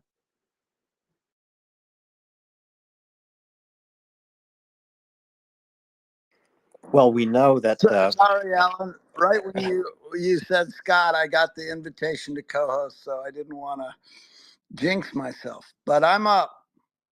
Go, continue your thoughts. Sorry about that. No worries. And I see you. I do the same thing myself. You know, when you get the invitation to co-host, you don't want to do anything to interrupt the signal. It might be a bat signal, but we're not Batman. I'm not Robin. Scott's not a superhero either. The only superheroes I know are fighting for Ukraine in Ukraine. So true, Alan. Those are our superheroes. We don't need to be able to fly or stick to walls or any bulk ourselves up or any of those good things. We just need to repeat the exploits of these brave warriors and the exploits of the governmental officials that are doing everything possible to get them help in the form of advanced and consistent supply of weapons. So we report the geopolitics of the day as it relates to Ukraine or Russia's defeat or Russian missteps in the rest of the world, and everything that relates to Ukraine, cultural, economic, military, geopolitical. So those are our superheroes, right, Alan? They are our superheroes. Even as donors here at MriyaReport, Scott, that doesn't transform us into superheroes or heroes of any kind. That's just ordinary people doing ordinary things to help the extraordinary people of Kharkiv resist Russia, defy Russia, and remain resilient. It doesn't make them superheroes, Alan, but it does transform them from listeners to participants to team members. So that is, and I've heard you. I'm repeating something you've said before. So thank you for that. I give you credit. Give you a citation. But that's what we encourage here is to just keep participating, join the team, and help us help our superheroes, and listen to them when they come up to tell us their stories, which they do quite frequently, and we're so grateful for it. Well, Scott, one of the tweets up the nest right now, it is the third tweet, is an interview that Tracy, Lita, Nancy, and I conducted with 5 doctors from hospitals in Kharkiv. This was earlier this week. It might have been Monday. The days have a way of joining together when you're a co-host on MriyaReport. I think it was Monday. But it is an interview well worth listening to because you hear doctors talking about their mission in their hospitals and talking about the experiences they have as residents of Kharkiv under fire, the experience they have had as mothers of Ukrainian children at risk, also under fire, and in danger. It's an extraordinary interview because of the participation of Tracy and Lita and Nancy, and just the willingness of these 5 very busy doctors to share with us for 90 minutes their experience in hospitals, their need in the hospital, and the benefit that these solar powered generators bring them. They're already bringing benefits to Kharkiv's hospitals, keeping ICUs online all day, 24 hours a day, keeping essential medical machinery powered up and saving lives throughout the day, providing refrigeration so that medical supplies are available as needed throughout the day. These hospitals in Kharkiv are frontline hospitals, and the front line is coming closer to Kharkiv today. Yeah, I just want to follow that with the fact that I was able to listen in live while you were doing that interview. And I agree. It was spectacular to listen to you and Tracy.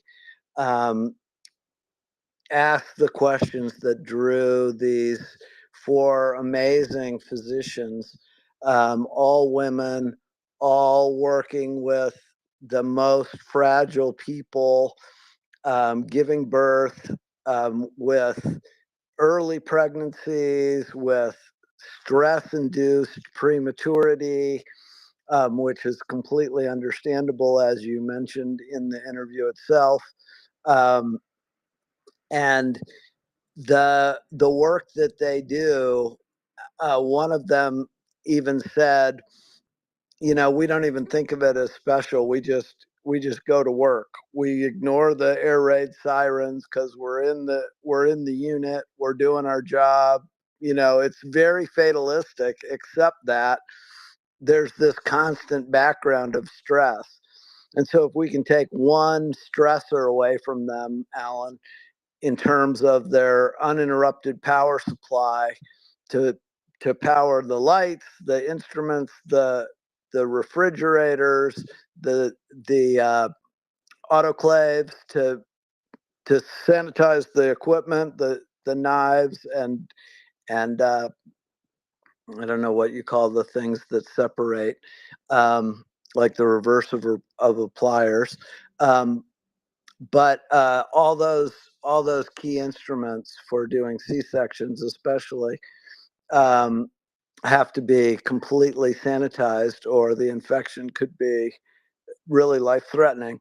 So the fatalism and I mean, that sounds negative, but I mean, it's like this undercurrent of, we're going to do what we have to do to keep Kharkiv functioning, to keep people here as long as possible so they don't emigrate to the West or to Europe, and to deliver these precious children, and stand up against Russian aggression right there.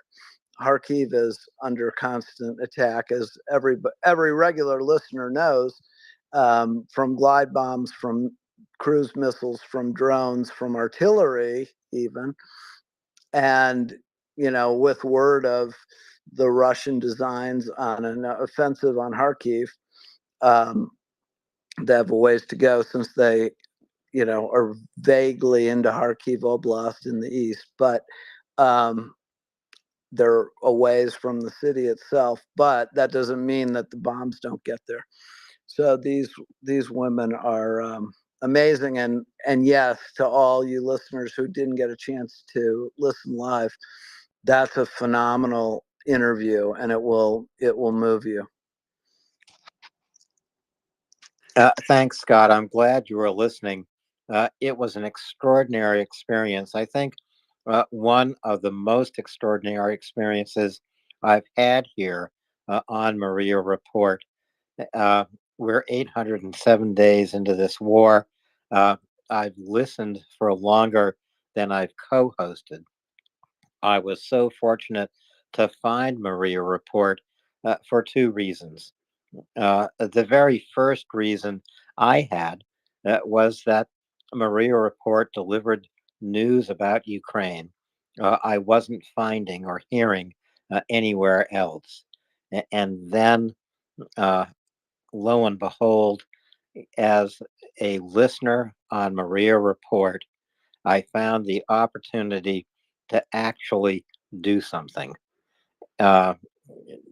Many weeks ago, I spoke about having this feeling of impotent rage, rage against what Russia was doing to Ukraine, impotent because I felt there was nothing I could do, that it was insufficient just to be an information consumer and to draw in friends and associates to support Ukraine.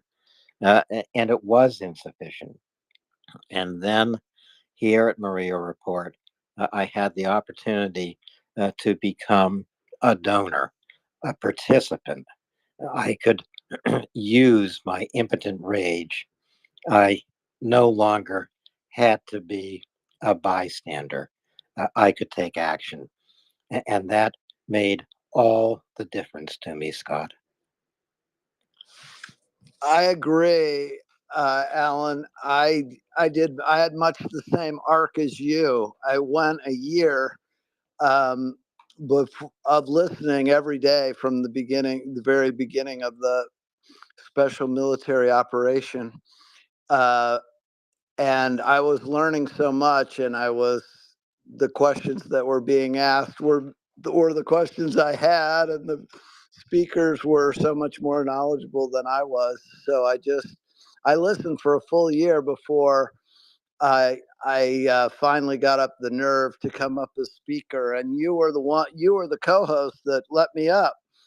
The first couple times I ever asked a question on the space, and then after my month in Ukraine, I decided that I really wanted to participate more in MriyaReport as a doer, I guess.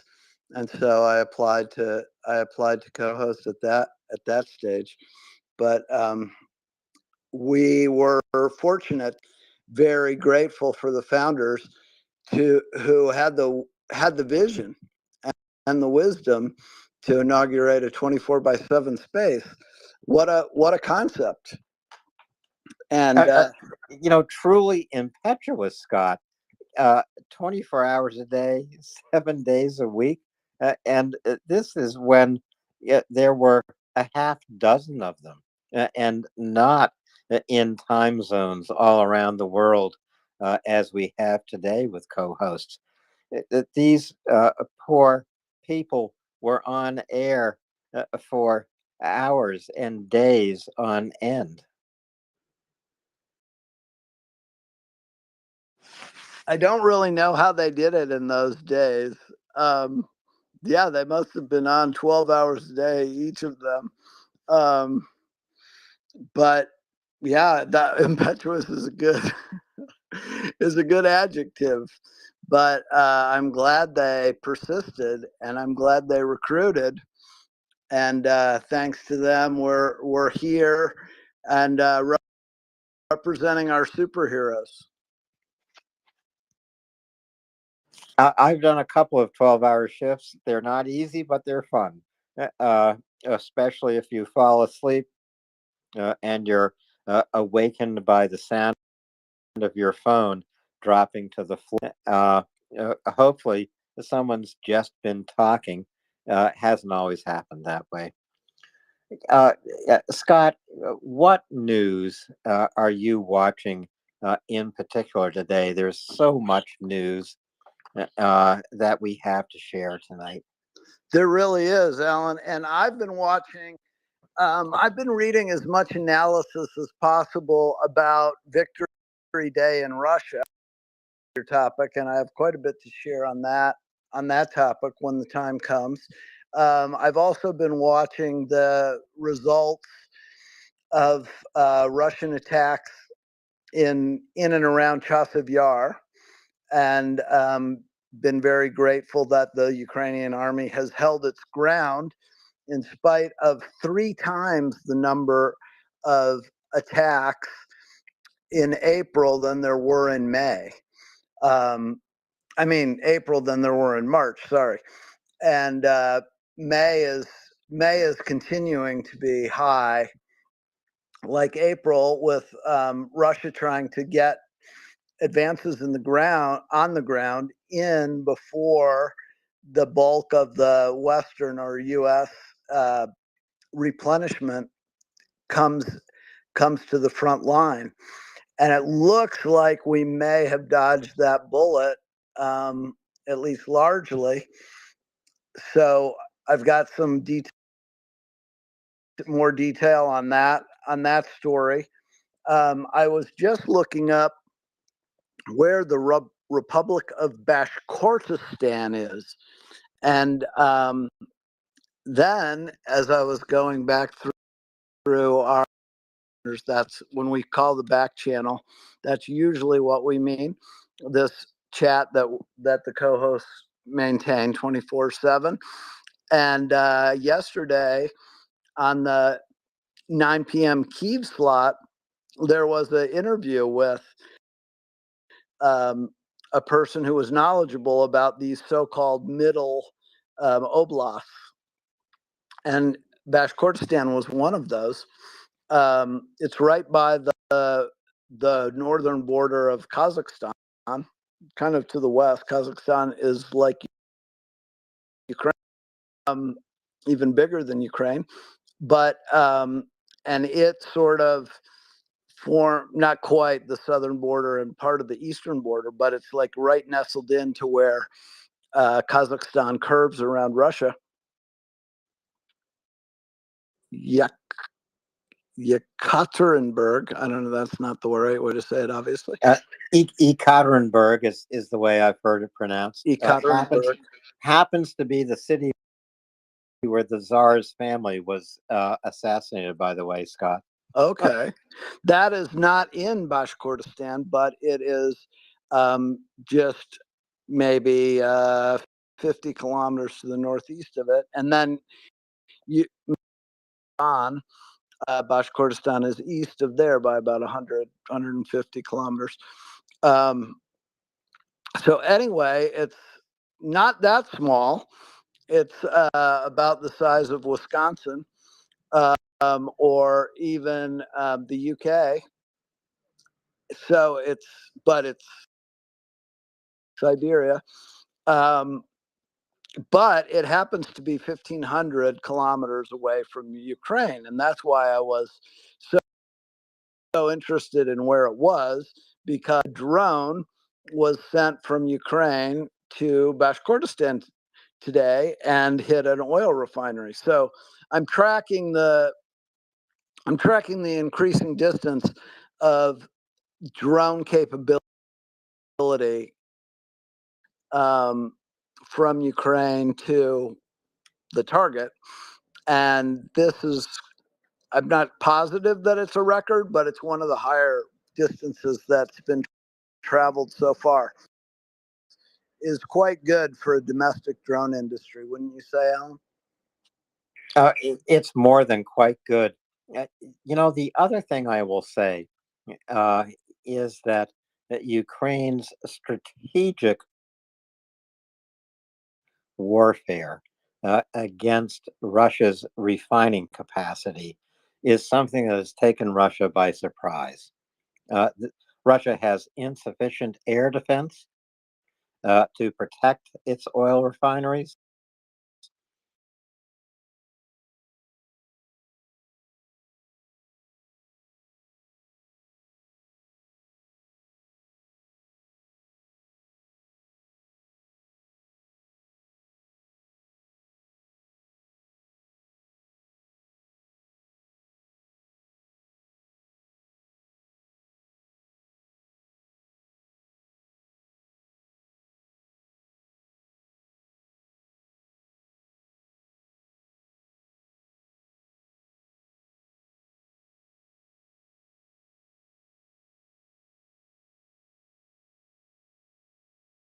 Actually within range now of these long-range Ukrainian drones. They fly farther. They tracking towers. This is the vital component that is the heart of refining. Without these cracking towers, and these are very tall silos, sometimes more than one. This is where the refining of the refinery takes place at different heights, up and down the cracking tower. Refineries produce gasoline or diesel or kerosene or jet fuel or other petroleum products. Without the cracking towers, refineries are useless. Ukraine is striking Russia with that much precision. Yeah, that's what's so exciting. And our listeners will know that, our regular listeners will know that about 15% of Russian refining capacity, well, let's say it this way, in terms of, not in terms of the number of refineries, but in terms of the number of gallons or liters of both petrol and diesel, they have reduced the amount that's available by about 15%, 15 to 16%. It's slightly different figures for the gasoline and the diesel, but in the same ballpark, because those are coming out of those same towers, those same distillation towers. So that's very encouraging, Alan. I agree with you that that's taken Russia off guard, and it has meant that they have more crude oil because of their limited storage capacity and the inability to easily shut down and start up wells. They have been putting more crude oil onto the global markets, which hasn't materially affected the global price of oil yet, but may well do, and it's led Russia to violate their OPEC plus covenants or pledges into how as to how much they will limit their crude oil going onto the global markets. And it's also caused them to have to import gasoline and diesel from Belarus and other places. They've asked for oil, for refined products from Kazakhstan. So this has had a material impact on their economy, and it's also interrupted the supply chains, Alan, as you know, because they're getting these products. Now they have to depend on foreign suppliers for one. Secondly, they have to get the refined products from those countries into the Russian Federation, and it upsets the typical supply chain. Well, again, this is the pre-planned thoughtfulness of Ukraine. They are attacking Russian logistics in two ways. First, taking out refining capacity. That means less refined product going to the battlefield in Ukraine, less diesel, less gasoline, less jet fuel going to the airfields where Russia launches Su-34s with glide bombs against Ukraine. The second thing that Ukraine is doing is targeting fuel depots in occupied Ukraine. So, in occupied Luhansk, for example, just tonight in Rovenki, a huge fire. Ukrainian drones set that fire ablaze. I think it's going to burn out of control, destroy probably hundreds of thousands of gallons of fuel that the Russians have transported there specifically to fuel the war machine on the battlefield. So you put this together with the fact that the Kerch Bridge, under so much threat, is no longer a key logistical line from Russia into Ukraine.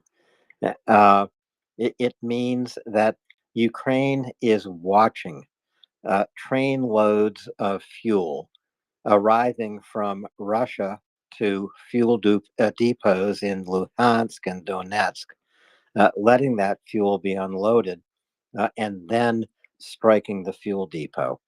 No point in hitting the train. It's moving. It's harder to hit. Let the train arrive, unload its fuel at the depot, then set the depot on fire, burn that fuel in place. This is what Ukraine is doing. It's a brilliant logistical strategy to cut Russian logistics to the battlefield in Ukraine. Ukraine still needs more weapons. Thank God there's a new military package announced today by the United States. Ukraine does need to mobilize and train additional troops, But meanwhile, Ukraine is able to almost cut Russian logistical lines to the battlefield. It's a pretty brilliant strategy that Ukraine has here. It relies on innovation with drones, increasing their range of flight, increasing the explosive load they can carry, and delivering that load with precision. Yes, that is. It's really masterful to see how the various commanders, right, Budanov on the Special Forces front, Syrskyi on the rest of the Ukrainian military, the ground commanders, they're really working with a beautiful synergy to hold the line, attrit Russian forces on the zero line, but thinking outside the box of how to make asymmetric warfare hurt the most. And they're pulling it off. It's not easy to coordinate with your defense industrial base that you're getting the weapons that you need in a timely way. And more they've depended upon themselves, unfortunately, that they had to because of the delays from Western suppliers. But more and more, we're seeing them do just that and advocate for some of their Western allies to throw in money into the funds that are the seed capital for new defense companies to form around drones, around electronic warfare, around software, for better tracking, better integration of various radars, all kinds of things that brilliant programmers can do with iPads and with integration of sensors. But we know, Alan, as people who have studied the Western defense industrial base, that when the armed forces have to specify down to every tiny detail what they want, and then the various segments of the military, the Army, Navy, Air Force, Marines have to comment on what they need. By the time that hits the proving ground, the technology underlying it that it was specified based on is 10 years old. And by the time it gets to the troops, it's 20 years old. And we're getting the latest, greatest IT, and electronic signaling and drone aviation and naval drone thinking with the latest sensors created in a matter of months and collaboratively between the entrepreneurs, the soldiers on the front line, and their commanders. And then they're thinking of clever ways to deploy them. It's a cycle. It's the speed of the cycle is unprecedented that I know of in the history of warfare and weapons development. I regard it as spectacular, Scott. And we're going to continue this conversation. Scouts Green has joined us. Hand went up, hand went down. But Scouts, I do want to go to you. Okay. Well, I thought we had moved on. I really appreciate the link between the strategic and the tactical that they're doing right now. That's really helpful, and I appreciate the discussion. So I don't know if it's appropriate, but going back to the refinery side, is that okay? I just had a comment about that. Absolutely, Scouts. Take it to the refineries. Okay. The thing about a fracking tower in a refinery is that it's one large, complete sealed vessel. Basically, it helped me to understand it so that I know you alluded to this, but it helped me when I was trying to understand it. As a non-engineer type of working in that field, what happens is the crude becomes vapor, and the vapor then goes to the very top of the tower and into this complete sealed vessel. And the vapor has all of the different hydrocarbons of different lengths, and different fuels are different lengths of hydrocarbons because it's been broken up in lots of different lengths. But as it cools down the whole length of that tower,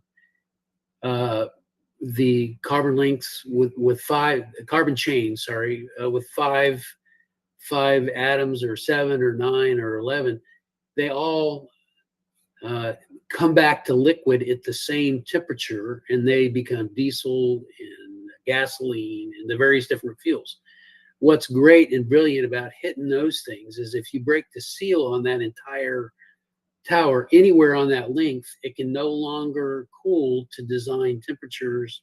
And you don't, like you said, you don't just lose the gasoline, you lose it all. Everything that is designed to be made in that plant can no longer be made. It's not like they make gasoline in one part, diesel in another. It's all in the one spot.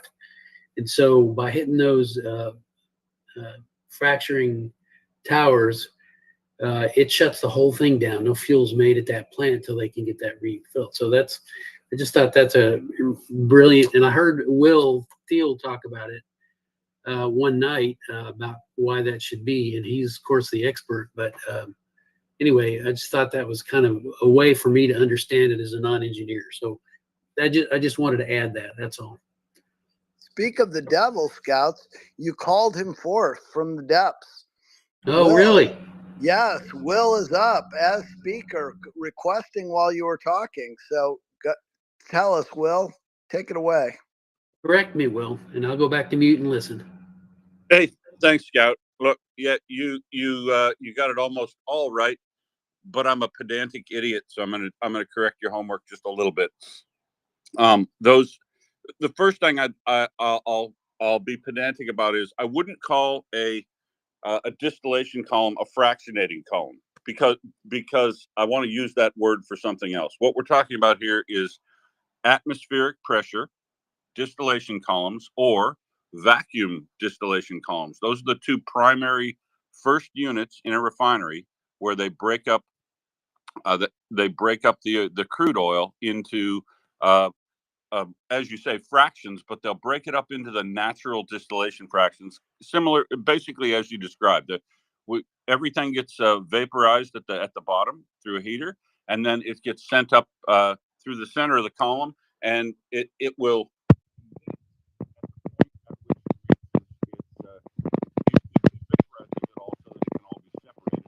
Oh, damn, Will, your microphone. Oh, I put my phone down wrong. Yeah, sorry. Okay, thanks. So yeah,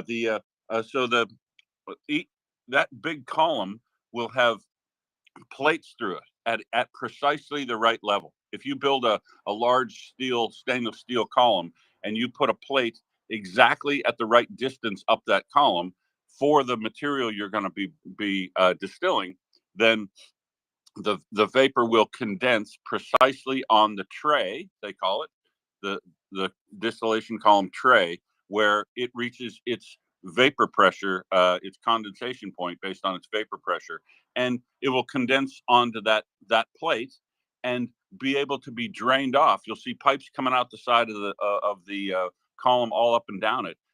The liquid that's drained off at the very level in the column where it gets condensed is taken out and separated in separate pipes, and then the stuff that doesn't condense anywhere falls to the bottom. Well, it all condenses at the bottom, and then the bottoms of that column go over to another unit that is critical for gasoline, which is and this is why I don't use the word fractionator. The bottoms of a distillation column will go over to a fluidized catalytic cracking unit, and that is the unit that doesn't just separate molecules by their size and their branchiness, if you will, whether it's straight chain hydrocarbon or branched hydrocarbon or cyclic hydrocarbons, but the the fluidized catalytic cracking unit or a hydrocracking unit will literally break up the long molecules, the 9s, 10s, 12, 14 hydrocarbon long ones. It'll break those up into tiny, tiny components. So they're basically propane, butane, ethane type molecules. And then it'll crack all those up. They separate those up, and then those tiny components go on to things like alkylation units, catalytic reformers, polymerization units, hydrocyclic, all of the things that allow you to make, as you take a typical barrel of crude oil, and it will make something like 15% gasoline out of that crude oil. If you just run it through a distillation column, you'll get about 15% gasoline. But mostly refineries these days want to make about 80% gasoline out of that crude oil barrel. So they'll run it through a crude unit, a crude distillation unit, like an atmospheric column that works exactly like you said. They have to be very tall, and they have to have those plates all through them, because that's how they work. And then if you do take out the crude unit, you're going to take out the front end of everything else that follows along behind it, which is why you're correct that if you take out a crude unit, you're going to take out the start of the train inside a refinery to make whatever they're making. Now, Rizan, the big refineries, have like 6 different crude unit trains. So you have to get all of them to get the whole refinery capacity knocked out. But you can derate the refinery like they did at Tuapse or anywhere else by knocking out a column.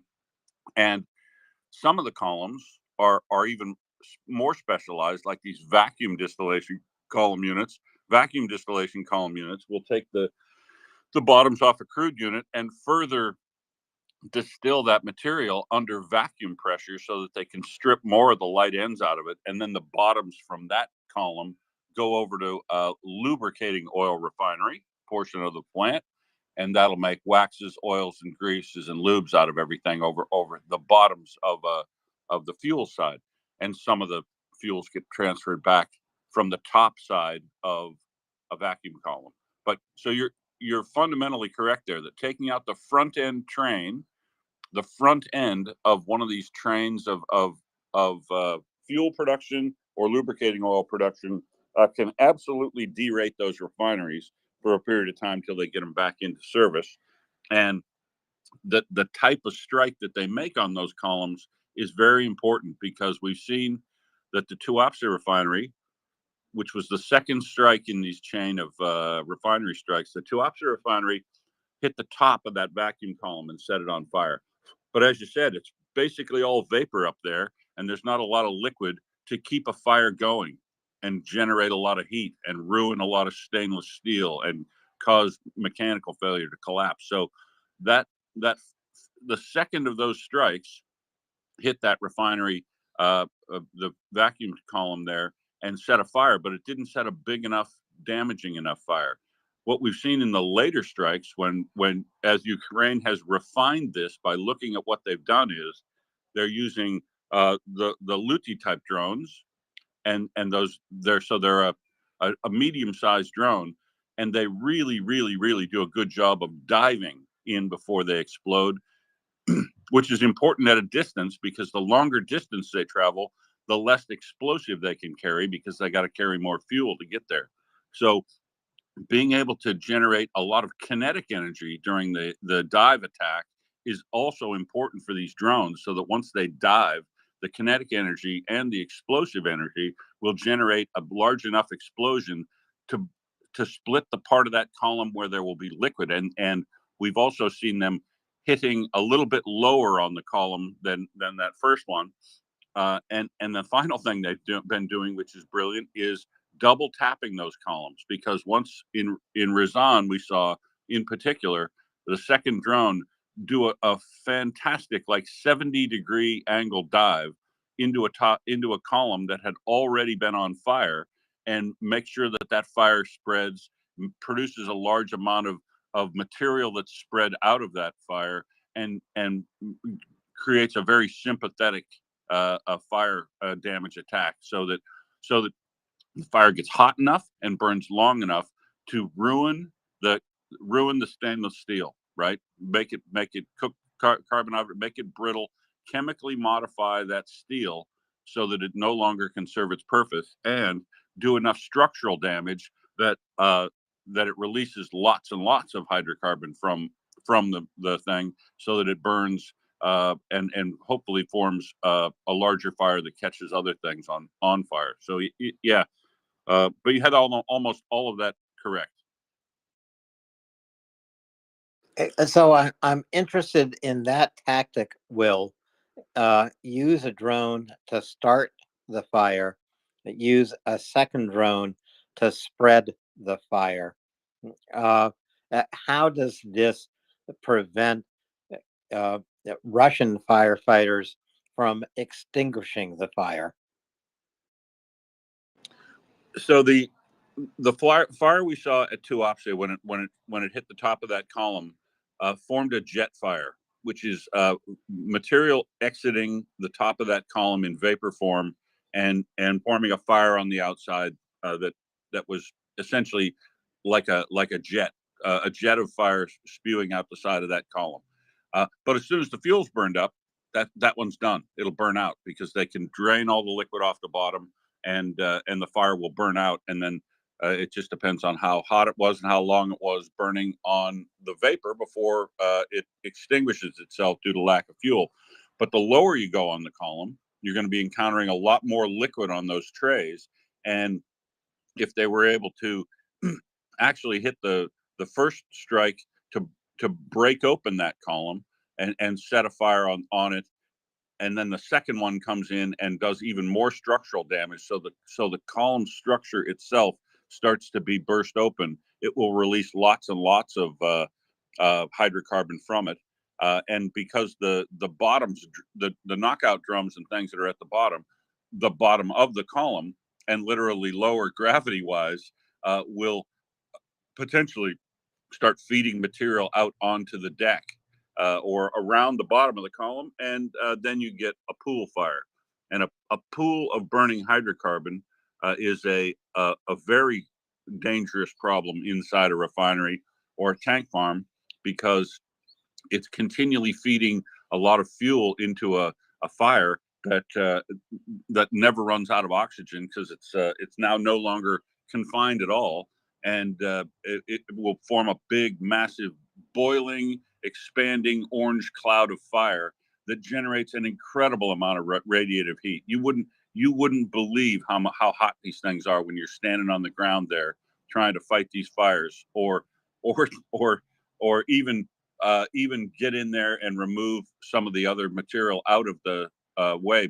Oftentimes, we have to do in refinery fires is use the water in the people using the water. You'll often see them making a cone shaped jet from that fire hose, and about 5 or 6 guys will be behind that cone of water because it forms a very large heat shield, and then they can approach the fire where it's burning from behind this large shield of water cone, and then they can manually shut off valves to essentially shut off fuel to this fire, is often what will happen.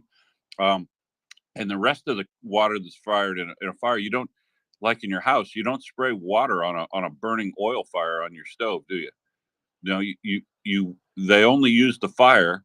They only use the fire water to spray on things that aren't on fire. So when you see like in this terminal fire over the depot fire in Luhansk overnight, what you see is they're fighting that fire the right way. They're trying to defuel the fire that's on, so that the pool of fuel doesn't continue to grow in size, and they're spraying all the other water on the other tanks to keep them cold or cool, so that the metal doesn't melt and collapse and add even more fuel to the fire. That's why pool fires and tank farms are very, very dangerous, especially when, like in these Russian examples, they almost never have a fire main inside if you built a depot in America or Britain or Australia of a certain size, you have to have a fire ring around it. It's a large main of fire water around the outside of the thing, so that you can feed cooling fire water in on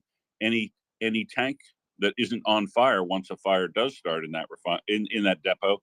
And they just don't have that in most cases. And in Smolensk, they didn't even have a perimeter fence around a large portion of that tank farm. So security is a real problem. You wouldn't actually have to use drones at most of these places in Bryansk and Belgorod.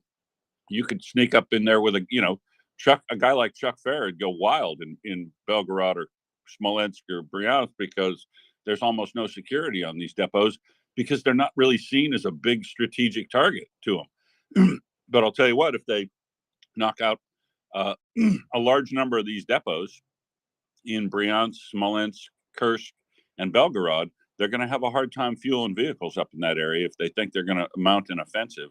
And I think that's what Ukraine's been doing. They've been knocking out fuel storage capacity north of Kharkiv in preparation for what they saw was happening. If Russia's going to build up forces up there, let's make sure they can't fuel up a whole bunch of vehicles and mount an assault from that area by basically stealing all their fuel capacity away from them as much as we can in the north. And we also see it in the axis toward Krasnodar for some reason. Now, why they're worried about a lot of depots in that Krasnodar region, I don't know. It might be because they're going to, potentially advance through the Rostov area and Taganrog area.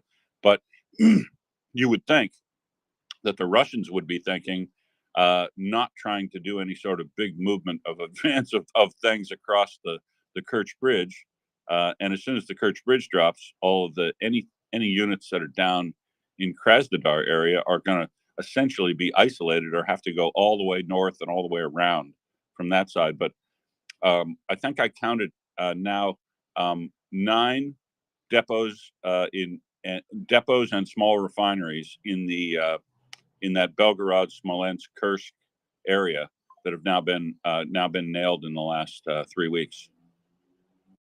Well, since October 2023, Ukraine has launched at least 20 drone strikes against refineries inside Russia. As Scott pointed out, some as distant as 1,500 kilometers, others south of St. Petersburg in Kursk. This is a relentless strategic attack that Ukraine has launched against Russian oil refining capacity. Will, I have a question for you about the fire that Ukraine set ablaze in Rovenki tonight. This is the fuel depot in Luhansk. Looks big. Looks like it was ATACMS with cluster munitions that ignited this fire. What would be the usefulness of using cluster munitions to strike a fuel depot?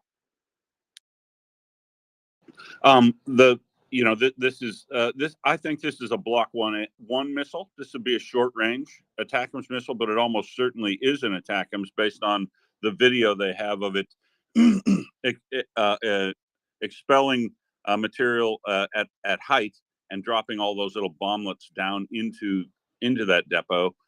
And the beauty of that is you're not setting one fire, you're setting 5, 10, 15, depending on how many it hits. Every tank that is impacted by one of those little bomblets is going to form a hole and a fire probably. So this depot is not large. It's not incredibly large at all.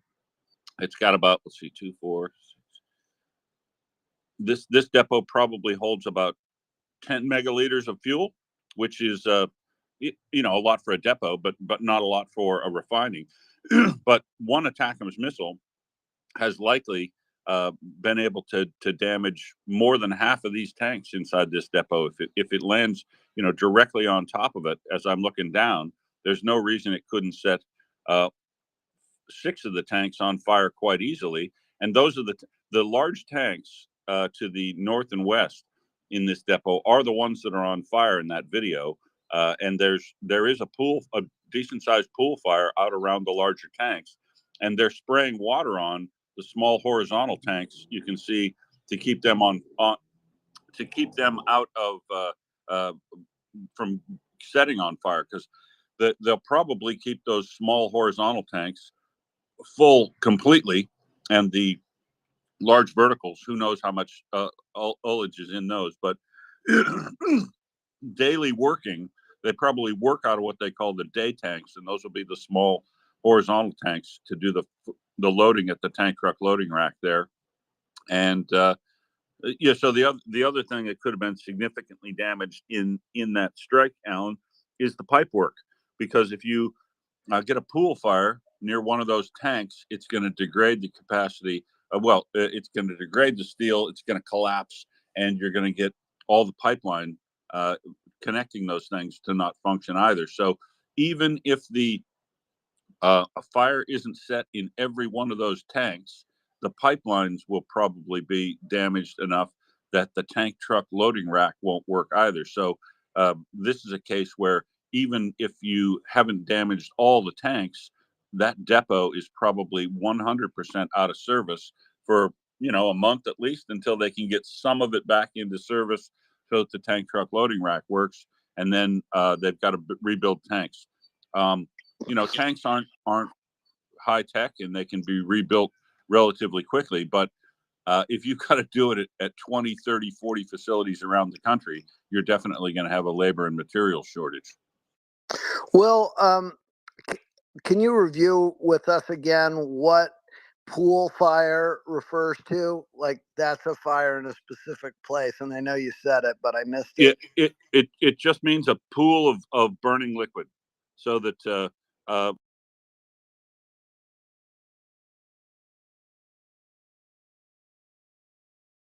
pool of liquid that's formed at the base of those structures that have been opened up and destroyed.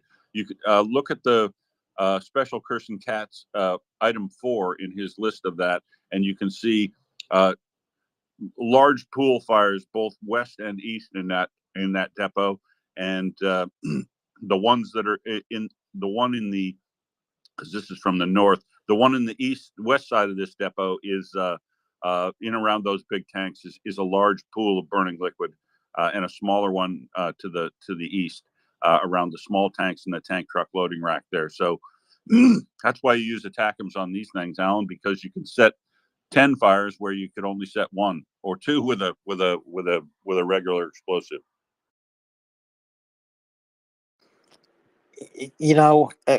Scott and I were speaking earlier about how Ukraine is putting together this strategic warfare against Russia. It's doing 2 things at once, maybe 3. Will, you help me out here, but striking refineries in Russia, taking down the refined product, everything from gasoline to diesel to jet fuel, striking fuel depots in occupied Ukraine.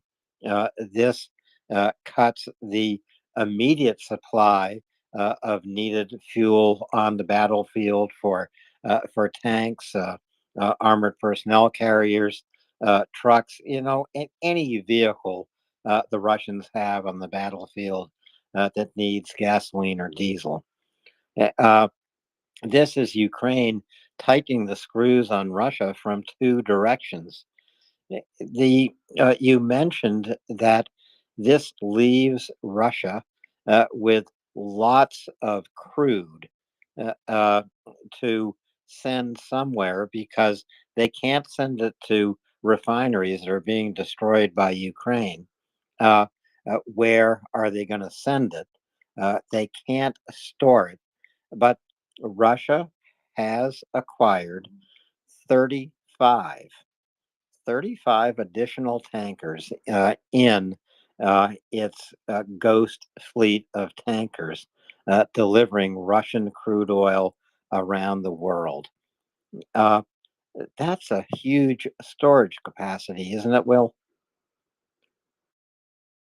Well, it is it is in terms of being able to do shipping, but it's not going to be able to handle all of the reduction that they're required to make, because there's two things in the crude area that are important, which is end of last year when they last met, OPEC plus Russia also agreed to make a 500,000 barrel a day cut from its crude production capacity to keep the price up. So 500,000 barrels that they said they were going to reduce in the meeting with Saudi Arabia, so that Saudi Arabia would reduce theirs by 1 million barrels a day, and hopefully drive the price up somewhere close to $100 a barrel. But 500,000 barrels a day reduction that they agreed to, plus they have 400,000 in after the when we last did the sums, and they had reduced the refinery capacity of Russia by 14%. That equaled 400,000 barrels a day of crude that they couldn't process.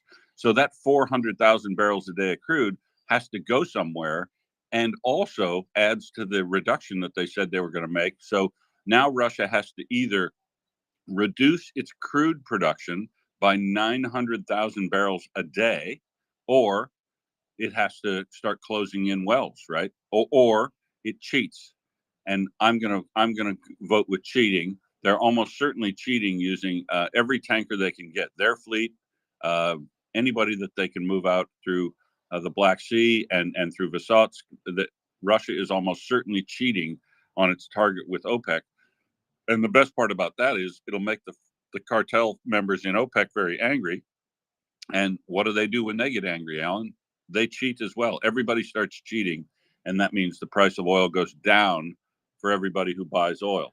The United States, in particular, uses about 2/3 of the oil that the United States produces, or sorry, 2/3 of the amount of crude oil that the United States uses every day is produced by the United States, but 1/3 of it is purchased on the open market.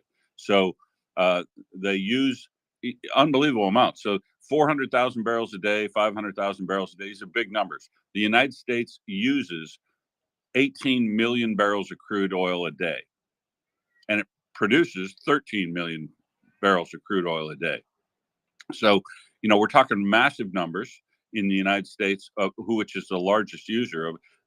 But so we're talking about numbers that aren't huge. 1 million barrels a day compared to 13 million barrels a day. It's significant, but it's not huge. So where this loss of refining capacity really hits home is exactly just in Russia. It's driving the price of crude oil down. It's very, very significant in Russian terms, but it's not that significant in the overall world terms, because while Russia is a massive producer of oil and gas, it's not a very large user of oil and gas in the rankings of the world. So it hasn't produced a refining capacity to do anything but cover itself plus a little bit extra. And the little bit extra is all gone now, and it's having some trouble producing enough oil and gas to meet its commitments to customers overseas, like North Korea, where it's moving a lot more oil and gas refined product than is allowed by sanction. Russia's way cheating on refined product going to North Korea, and in doing so, it's also further starving its capacity to meet its home needs, which is why diesel fuel for cars and gasoline have risen month on month, March to March, year on year, March to March. Inflation on gasoline and diesel is 20% on gasoline and 10% on diesel. So that's a big number of inflation inside Russia. Now, that's a big number for inflation inside Russia off a very low base, but salaries are also very low, and people are very, very tied to their car. It's the one big single status symbol that Russians all aspire to have is a car. And all, the personal freedom and all that, the opulence, whatever, it's your symbol of financial success and personal freedom is having a car, just like it often is in America or wherever. And they all want to have a car, and they all count on the fact that fuel will be very, very cheap. Something like 50 US cents a gallon is what fuel costs inside Russia. So now that fuel doesn't cost 55 cents or 50 cents, it now costs 60 cents a gallon, which is not huge to you, but it'll be very huge to the Russians because average salaries are only about $600 a month. So it's a big deal logistically for them to be able to have fuel where they need it, like all these depots being lost in Belgorod area. That's going to be a supply problem locally there. And if you're locally trying to fuel up your tank there, it's going to be a big problem for you. It's a big problem in the fact that they've eliminated $1.3 billion per month of money flowing into Russia in euros or dollars, hard currency that they need because they can't export. They don't have any fuel for export on the spot market. And it's caused Russia to have to buy gasoline from Belarus, because Belarus has an incredibly large refining capacity, but almost zero oil and gas production itself.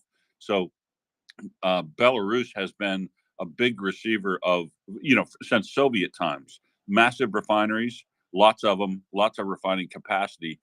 So they feed a lot of crude to Belarus, but they have to buy that back. And gasoline costs 6 times what a barrel of crude costs, which is why everybody wants to make gasoline. And having to buy, Lukoil has had to buy 40 megaliters a month of gasoline from Belarus in order to meet its needs for its chain of service stations across that country. And so that's why I love these refinery strikes. It goes to four key negatives to Russia, which don't impact the world at all, or they impact it positively. Price of crude goes down because they're flooding the market, or they're shutting in wells, which is going to be a problem for them long term. Pisses OPEC off, reduces their capital that they're getting in hard currency that they need to fund their war.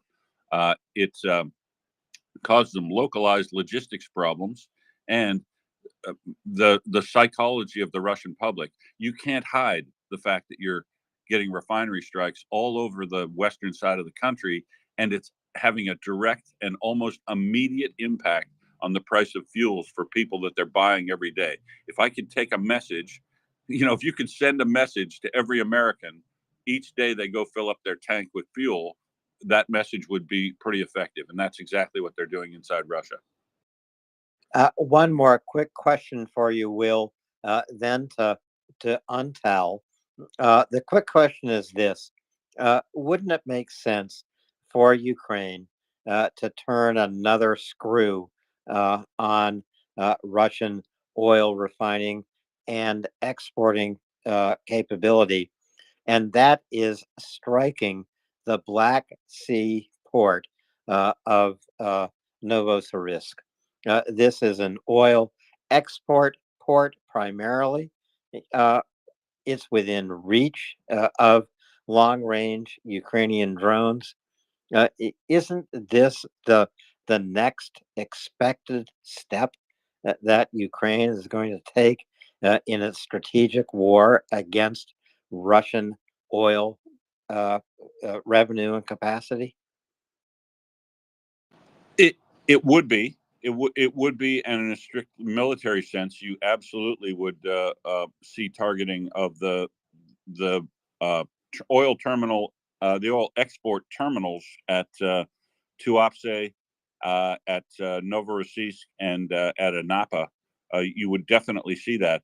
But if they struck the oil export capability, the crude oil export capability, they'd want to do that in consultation with their partners, because you know how sensitive America was to the price of gasoline going up in America, and not with good cause when they hit refining capacity, but if they hit the crude export capacity and do cause Russia to have to reduce crude output, and well, it would eliminate their cheating, and it would further reduce capital to them inflows. But what it would do is, if you hit the crude export capacity, it would go directly to possibly raising the price of crude oil.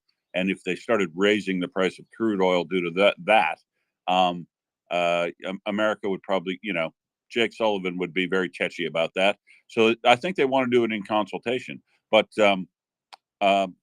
it's completely valid, and it's the other great way to, if you don't think crude oil sanctions are working great because they're cheating, knocking out the single point mooring at Novorossiysk would do something like 20% of all the crude that goes out of Russia in the south goes out through that point, and it would absolutely cut off a lot of money for them. But striking crude export would very possibly cause the price of crude oil to go up, and that would cause all this consternation around the world because it's an essential product. So it's a real balancing act, and targeting the unit operations in the refineries, it has been the perfect solution to cause all these problems for Russia that don't actually cause any problems for the rest of the world so far.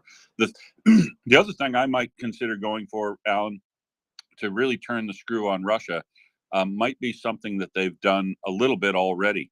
That depot or the small refinery that was hit yesterday, actually is an industrial solvents refinery, not a fuels refinery primarily. They do make some jet fuel and some kerosene and diesel there because it's a distillation process, but what they're primarily doing is making industrial solvents, and industrial solvents are used in things like manufacturing of electronic components, and they wash them with solvents that are non-polar and that.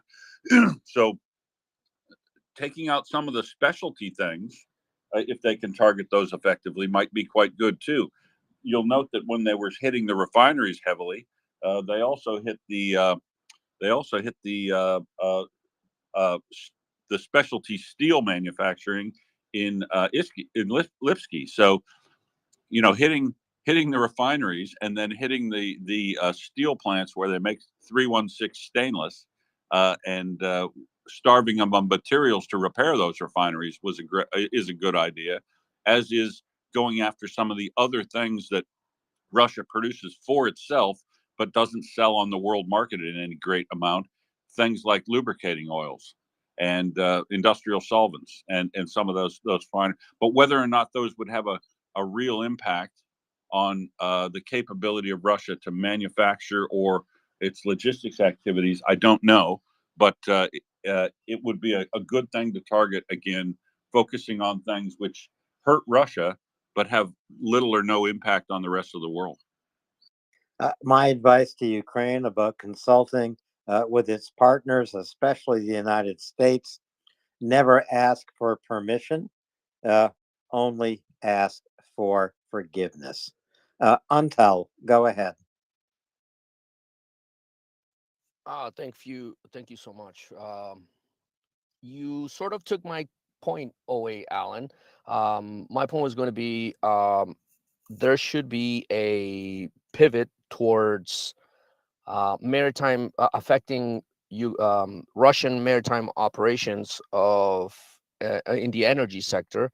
Krasovar, the refinery that you mentioned in the south. I was looking or thinking in my head, what are the possibilities of actually targeting all these tankers? And I know there's some problems with, this is actually a tanker registered in Panama or the Virgin Islands or whatnot. What are the implications of Ukraine actually striking these tankers that are helping Russia basically evade sanctions in their energy sector? Because that, one thing is what we can see from the West, the way they're moving the way they're getting their finances squared away in this wartime footing sort of sort of way that the Russians are attempting to circumvent sanctions. They're relying heavily on their allies, of course, but they're relying also on tankers and operators that are um, not participants in the region necessarily, but are benefiting from helping Russia evade the sanctions, move this crude or these energy products out of the Black Sea. Wishful thinking. F-16s being able to basically not only protect Ukrainian skies, Ukrainian land, but also Ukrainian sea, striking Russian um, tankers, Russian vessels. Um, would that be considered an escalation if we're trying to continue to degrade this capacity of Russia to conduct business and receive money for its oil? Um, do you think that would be something that uh, would be deemed as an escalation or attacking, you know, let's say somebody from a tanker from registered in Madagascar is attacked, is operating in the Black Sea? Would that be something that can generate enough turmoil that would um, upset people enough to actually make a dent in favor of Russia, or really doesn't matter? There's no way to police these, sea to sea transfers of oil, or is there a way that we can sort of push or governments to try to be more proactive in enforcing these sanctions that are already there, or do we need to push them further more to ask for more sanctions?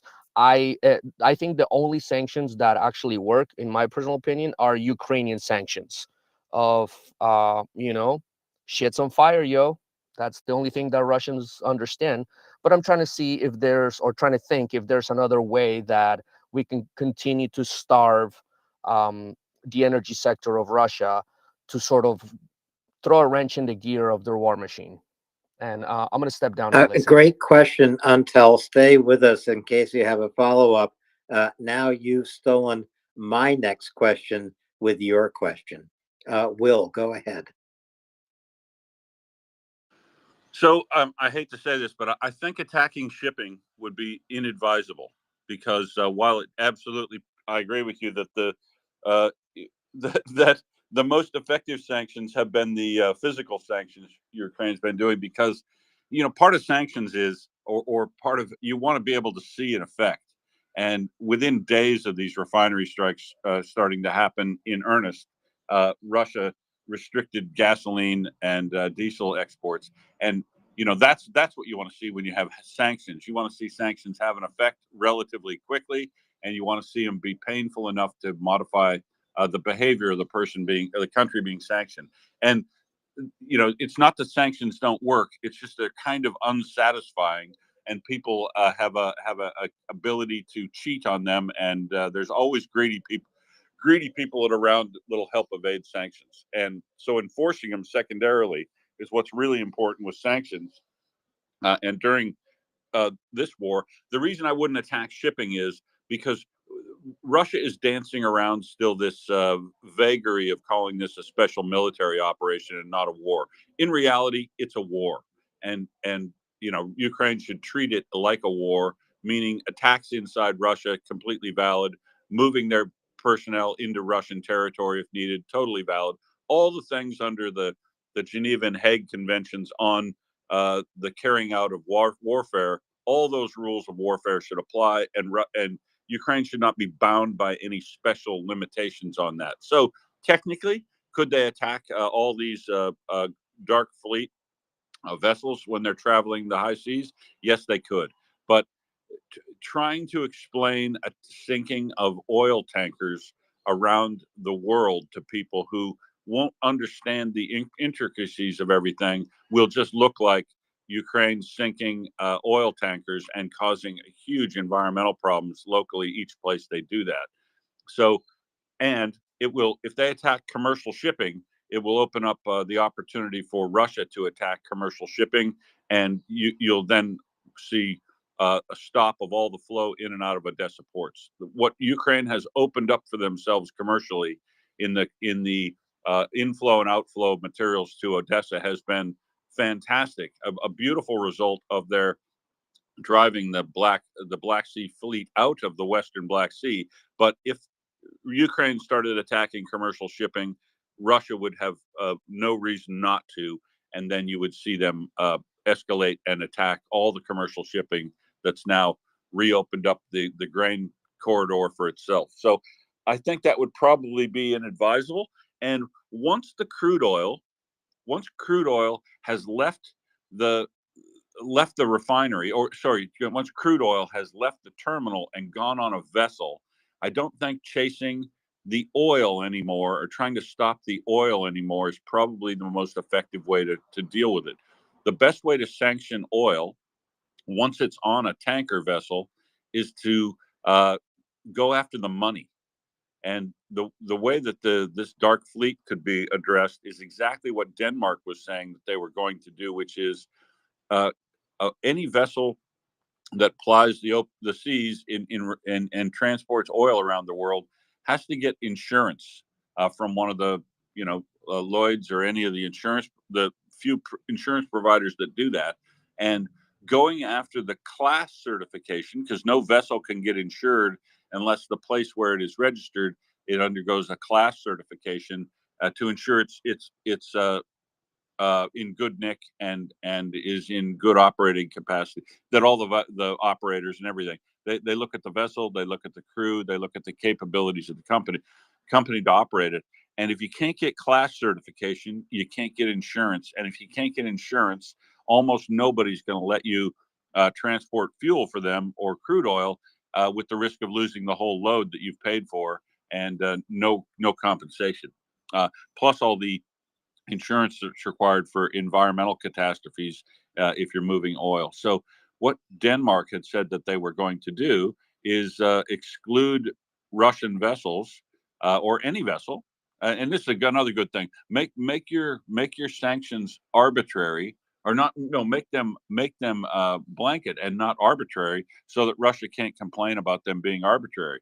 Copenhagen was saying we're simply going to not allow any vessel that doesn't have all of its insurances to travel through the gap in our territorial waters where they would need to get out of the Baltic Sea, which is within their legal rights to do so, and is in line with the standard international maritime requirements that even Russia has signed up to.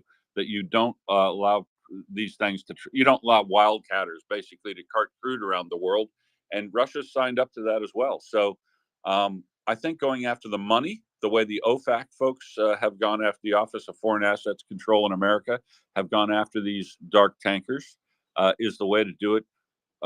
Make sure that you're sanctioning the people that are trading in the oil after the oil goes on the vessel, and keep the vessels from operating in the manner that they would normally do, rather than try to sink them, I think is probably the most effective way to go. But it's not nearly as satisfying as sinking them. I will acknowledge that. Which actually argues for striking the Russian oil export ports, Novo Rossiysk, for example. Untel with a follow-up. Okay, that makes it much clearer. I appreciate the clarification. It definitely makes more sense. I think more from a faraway point of view, it's definitely more attractive to hear about these vehicles, these vessels exploding or sinking. But I think as long as they are no longer assisting Russian machine aggression in Ukraine, I think the more the merrier. Yeah, I think that's great. And also, I would put forward a motion to call the North Sea NATO lake, just to piss off any Russians that may be listening. Thank you. Thanks, Untel. Will, another question for you. Denmark's suggestion as you just discussed. Do you think this would be regarded, and I'm going to put this in quotes, it doesn't, my question doesn't deserve respect. Uh, would Russia regard this as escalation? And is fear of escalation the reason why Denmark, which has already done so much for Ukraine, and other nations haven't taken these steps to essentially embargo Russian oil delivery?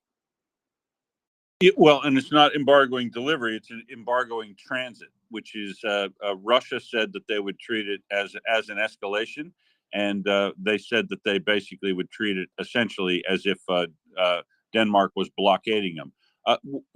Wouldn't be the case would not be the case at all if you took it to the international court. But Russia has already said that they would treat that as essentially a blockade of them if Denmark did that. And yeah, we'd have to go from there. You know, if you if Ukraine could organize a kinetic strike, a sanction, they could deal with stuff going out of the Baltic at Vysotsk. If they could organize a strike on the LNG export facility in Vysotsk and the large oil export terminal at Vysotsk, right adjacent to each other. In fact, a large enough explosion at the LNG facility, including a levee, might actually take out the oil terminal next door to it.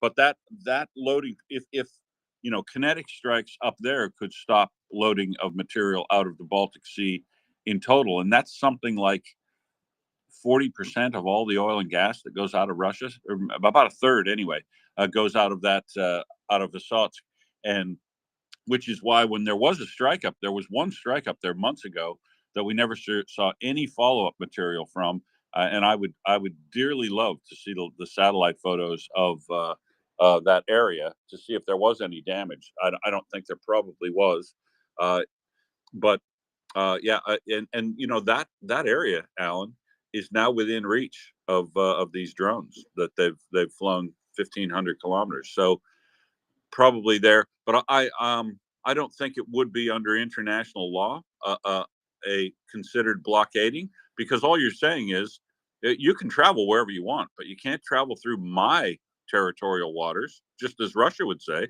you can't travel through my territorial waters unless you're fully insured against the environmental catastrophe that you could create with an old. I mean, it's all completely reasonable. These Greek tankers that were purchased are old. They're oftentimes not the most advanced technology to prevent uh, crude oil spills and be able to deal with them. There's no certification of the crew. There's no certification that the vessel is worthy. So it would be completely unreasonable for Denmark to say those vessels are not plying my exclusive economic trade area, and that would stand up in a court of law. But Russia has already said that they're going to treat it as if it's a blockade, essentially, and do something. They haven't said what, but you know, essentially, they would say they would treat it like an act of war of Denmark. But you know, at some point, well, I hate to be fatalistic, but at some point, I reckon Russia is going to get desperate enough in this war with Ukraine that they are going to attempt to make an escalation to draw NATO into it, as if that would be a path to some success for them. I don't think it will be, but they would treat it as if it was a blockade, and so finding the workaround to make sure that nobody can receive those things. And the other thing we really have to stop is that just absolutely has to stop, because there's a lingering environmental catastrophe every time that Russia takes one of these vessels out and does a ship-to-ship transfer of oil from a vessel which is known to be carrying sanctioned oil. It transfers it onto another vessel at sea, which is a very dangerous operation, and then the oil is free to be sold at no price cap and wherever.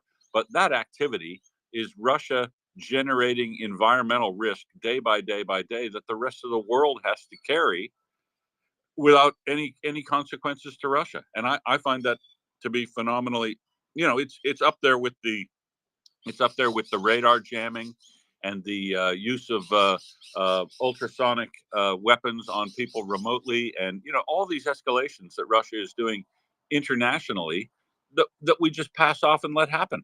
Russia has been using this dark fleet, doing ship-to-ship transfers for at least 8 months, and it is only a matter of time before they have a problem with that, and there's a major oil spill somewhere, say off the coast of Africa, where they're doing it, and Russia won't be called to clean that and pay for that damage. And it's I find that infuriating. I agree with you on that, Will. That, I mean, it's this escalation management. I don't want to go down that hole because we've talked about it a lot, but we are deterring ourselves. And, you know, I think we could make a list and we'd all have slightly varying judgments about which things that Russia thinks would be an escalation or might be an escalation would be the most valuable to the Ukrainian armed forces, like sort of in order. But yeah, frustrating. And the environmental damage of them doing a risky operation with uninsured ships is quite outrageous. Let's go to Untal, Alan.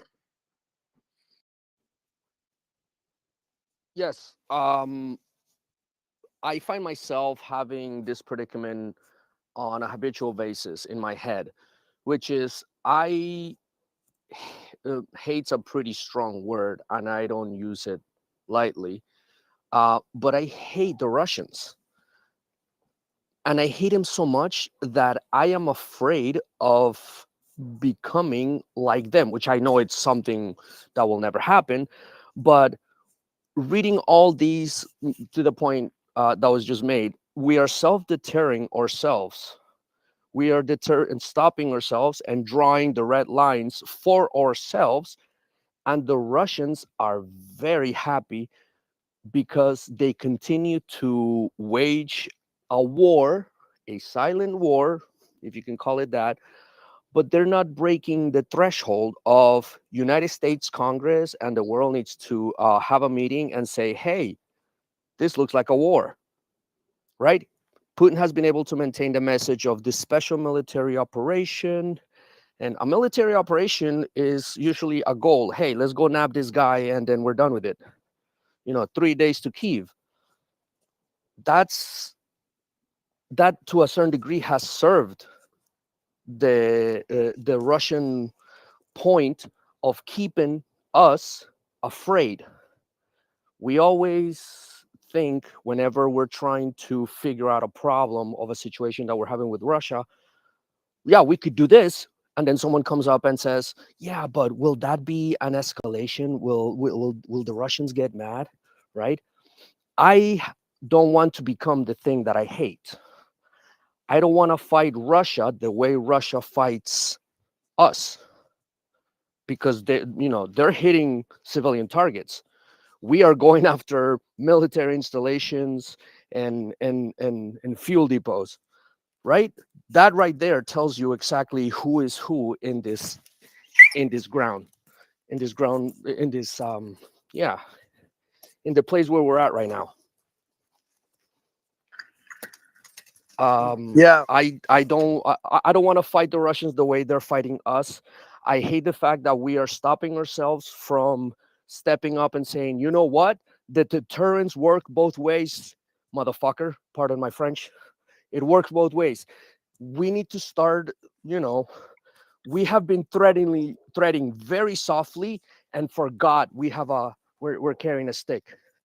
And we're almost as we're afraid of the stick, I guess, because we've used it other times not in the wisest way. But right now it's everything, the whole system is being challenged. The whole system that has given us peace for the last 70 years, 80 years, is being put to test in every corner, in every election. And the the Russians have successfully weaponized our fears and also our privileges and our rights against us, right? So, yeah, how do we not? Because in my head, I think people need to start. Special operations need to be launched. Start getting these tankers. Let's not blow them up. Let's take them from them. Let's start stealing their material. Let's start sabotaging their communications. Let's start blowing them up. Breaking out fires 1,300, 1,300 kilometers from the border, from the battle line. Yeah, until we could do so many things. I mean, if we were in a full-scale strategic war with Russia, how do we get there, though? My point is, like, let's draw the line on them too, right? You're preaching my language, brother. Amen. But I'm gonna step down. I'm gonna step down as a listener. I've been listening all day. I also shout out to Tracy. I know she's probably listening too. She's amazing. I love her voice and her wittiness. Shout out to her. And I love MriyaReport. I have tons of Ukrainian brothers now because of all are in this struggle. We just want to be happy, want to speak our language, have our families, raise them the way we want to. And I'm happy to be here. Yeah, I'll listen now. Thanks. I'm gonna go to Will, unless you want to jump in here, Alan, first. No, let's go right to Will. Yeah, I hear you, Antal, because and I think I wish we would move to an approach I guess I'd like to call de-escalation management, because the key here is escalation management was continually worried about what Russia's reaction would be. And I think we need to stop worrying about that, because, as you know, across the board, Russia is generally pushing the Overton window every chance they get of what acceptable behavior is, whether it's exposing massive environmental damage on the high seas by doing ship-to-ship transfers, or using this Baltic jammer. And I would prefer everybody move to a position which is don't worry about their escalation that they might create. Deal with the escalations they've already created and manage those to get them to de-escalate. The Baltic jammer. Say to Russia directly, we see what you're doing there, and you will stop that within a week, or we will do something about it. Now, be completely vague about what you're going to do, but there is definitely some way to degrade the capability of being able to live in Kaliningrad. Water, power, anything like that. You don't necessarily have to go after the jammer itself in a kinetic attack, but I wouldn't put one past the capability of and make it vague. Who took out the Baltic jammer? Deny, do what Russia would do to you. Give Ukraine the tool to go up and fly out and knock out that jammer, for instance, and then just deny it. Just look them straight in the face and do what they do to you. Just nope, wasn't us, and that's it. And and with these vessels, I don't know exactly what to do across the board. But what we need to start doing is what kind of the United States is kind of start doing with its intelligence information, publishing more information than they would normally do, so that the world public knows exactly what's going on, and tell Russia, you'll stop doing that, or we will do something about it. And if it's in the case of those tankers, you'll stop moving more crude oil than is required under the cap, and you'll stop trying to evade sanctions with ship-to-ship transfers, or we will do something about it.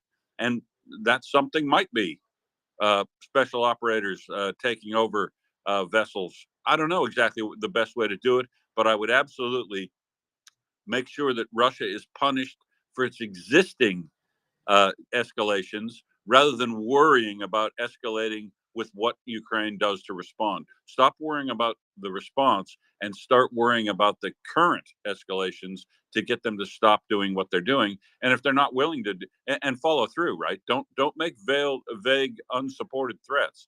If you say stop doing the Baltic jammer, or we're going to make Kaliningrad unlivable, then be able to follow through on it by shutting off the water or shutting off the power, or something to them to make the punishment be proportional, but not exactly necessarily directly. Don't necessarily take out the Baltic jammer, but make it hurt Russia each and every time they create an escalation and they don't drop down on it. For instance, chemical weapons use.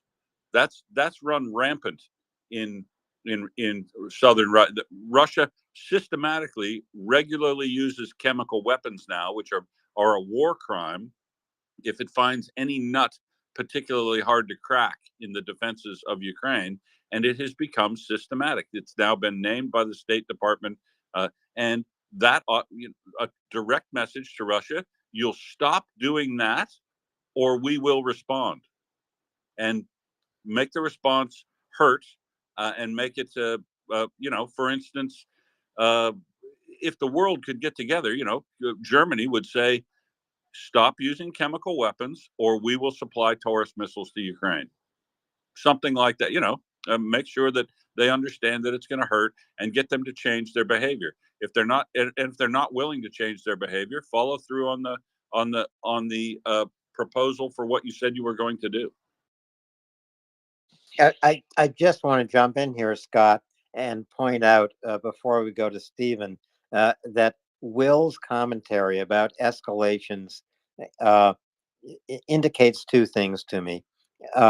First, and this follows up Antel's point that the United States and European nations are drawing red lines on behalf of Russia. Antel made a very good point there. So not even red lines that Russia has painted in the sand. The United States and the European Union painting those red lines themselves, saying we regard such actions that we could take as to be escalatory. So that's part of escalation management. But the other side, as Will's commentary points out, is an unwillingness to identify Russian actions for what they are: escalation. Escalation in bold print, the use of chemical weapons to point.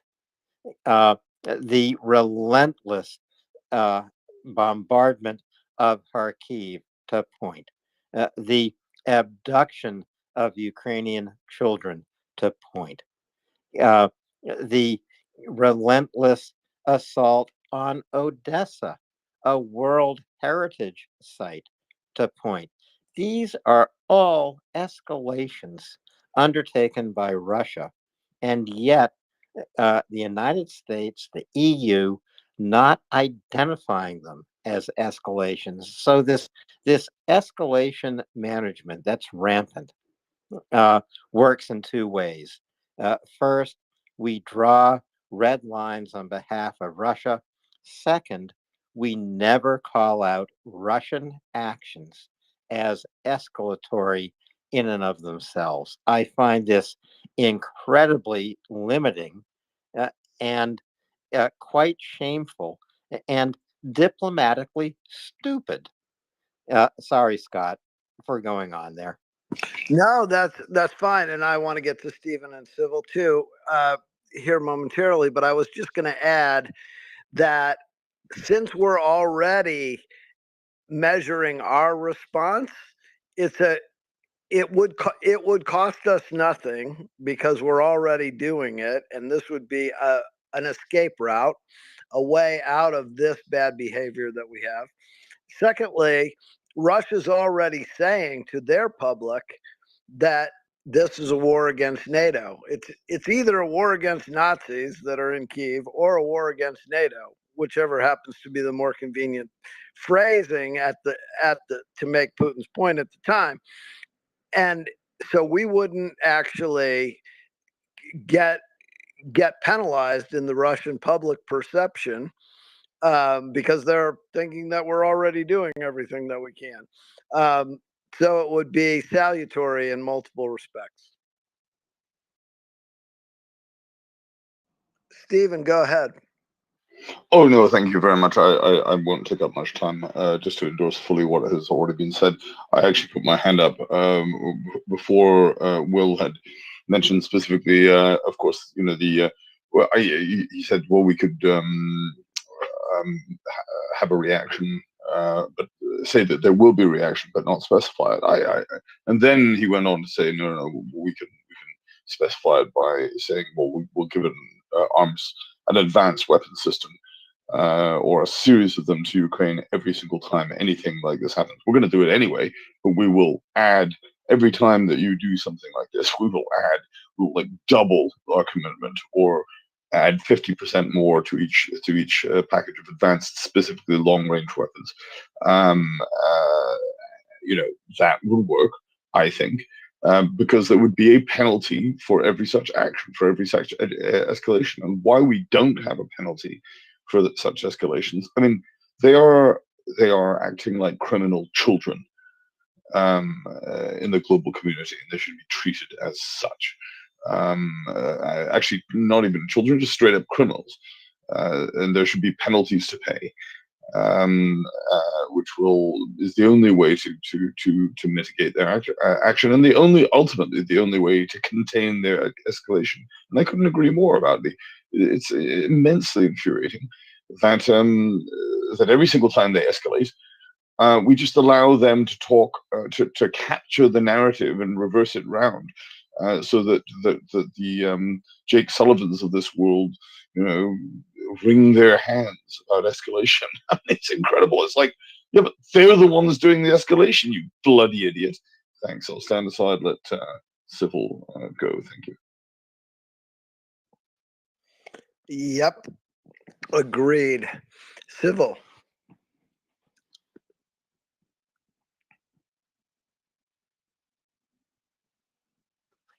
Yes, hello. Can you hear me? Loud and clear. Okay, great. It's pretty late here in Bucharest. Just around 10 to 4 in the morning. Before I had a few things I wanted to talk about a couple weeks ago, and I'm going to quickly touch on them. But I just wanted to say, you know, when this war is over, Alan, I really hope you go back into journalism and have your own national radio show that's online that I can listen to, because I really greatly appreciate the diversity of things that you bring into the conversation. One thing I wanted to talk about, it's not a pretty topic, but it's a topic that's very real here in Eastern Europe. As you know, there's a lot of social pressure in places like Poland and Hungary and in Germany. There's a lot of young men from Ukraine in those countries, and there's a lot of social pressure that they should go back to Ukraine. And what they're doing is they're leaving those countries and coming to Romania. And, you know, it's really, the Romanians have continued because of their absolute internalization of disgust for what Russia did to them during the Cold War. They remain very, very supportive of refugees here. Today, I ran into a young guy at Starbucks here in Bucharest from Ukraine. And, you know, it could be like, hey, you know, I'm putting myself at risk every time I'm in Ukraine. Why are you here? And why am I there? But I choose not to have that conversation. We had a cup of coffee, and a lot of these young guys, they have a lot of guilt. And they're, you know, some of them are wanting to go back. And I just, you know, it's a very, very complicated situation here. And I think that in the next 2 or 3 weeks, it's going to come to a crossroads, because there are calls from Ukraine into countries to, you know, give the locations of these people. And, you know, it's a topic it's not a pretty topic, but it's real. I choose not to, you know, the work that I do in Ukraine, I don't get political. I just try to be supportive and in the ways that our team is. but these are real issues. So that's one topic. The other topic was, a lot of people, they talk about Poland and all. Poland has been terrific. I think when this war is over and we look back at, Romania has been a very, very quiet country during this during the war, and the activity. Most of the folks on here who have some understanding of NATO know that the MK Air Force Base, which has been around for 30, 40 years. In 2019, they decided to make it the largest NATO Air Force base in Europe. And so when in the next week or two, when the F-16s finally do go to Ukraine, they probably will come from Romania. They might come down from other countries to here. So and people in Romania are very cognizant of this. And that's going to put Romania, that's, again, another topic, which, where are they going to fly in from?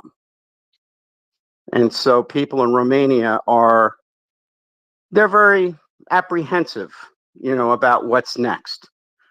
They're not going to be launching F-16s from Belgium or Amsterdam or they're going to come from one of these NATO Air Force bases to underground bunkers in Ukraine, but they're going to launch from someplace. And MK is about, 20 kilometers from the Danube, and boom, you're right in Ukraine. So that's, there's a lot of things going on here that are very, very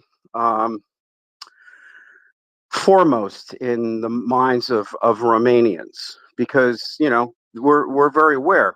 Putin is always saying, hey, where they launch from, we're going to come to those Air Force bases. So, I'm just grateful that the people that I've met in these capacities are really, really smart, clear. And something that I will say is that's pretty well known, so I'm not really sharing anything that I shouldn't share. But if you go to some of the hotels in central Bucharest, they're filled with American contractors, from Lockheed Martin, from Boeing. So it's going to happen, and everyone knows it. So I think that we're at a turning point. I also wanted to comment on what you said about or finally. Can I ask a follow-up question on the second one? So that makes perfect sense that Romanians are cognizant of the risk of how close they are, how much on the firing line they could be if Russia starts something in Moldova or Transnistria. But what was your point about? I mean, what made it not a pleasant topic? Is there a faction in Romania that feels like they're doing too much? Or what would you like us and our listeners to take away from that second point? That people are looking at what Putin is saying regarding where these F-16s come out of. They're taking it seriously. And so if the war does escalate, I know that he's always talking about, northern countries, but if they come from, you have to understand the second largest border to Ukraine is Romania. And, where a lot of the weapons go across the Danube into Izmail is about 300 feet across the Danube River.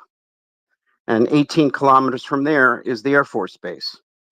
So people are very, very they're just apprehensive. That's all. So I think that, it's a difference. If I'm back home in New York City, there's sort of like a distance, but here you're standing on a river looking right across into Ukraine. And, there are, electrical wires that have been put across the river to help with electricity in the Odessa area directly from Ukraine, from Romania into Ukraine. So there's a lot of things happening on the southern border here that is, putting Romania at risk. And they realize that if they do not have the support, if NATO does not fully have the support, will Romania be left hanging? Because if he does, attack one of the NATO countries, it can't be about politics. It has to be, one spirit. This is what we're doing, and we have to, keep our commitments, to NATO.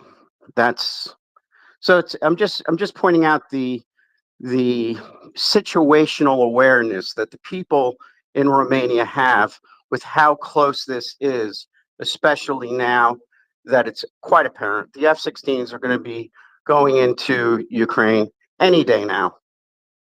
And, it is definitely, our conversations in this forum will be changing when that happens. We don't know how it will escalate. We do not know. Is he all bravado? Is he all bluster? If he's not all bluster, then it could shift very quickly to here. Okay, I understand. So we need to have empathy for our Romanian fellow citizens in NATO, and we need to be aware that small things could explode, and NATO needs to act. I mean, maybe it wouldn't be small, but lots of Russian threats are directed at NATO, and Putin might be. But I would like your feedback on the first point. What is your, that is something that you do hear, Kiev talking about quite a lot lately, about trying to locate and, get these young men back into Ukraine. That's a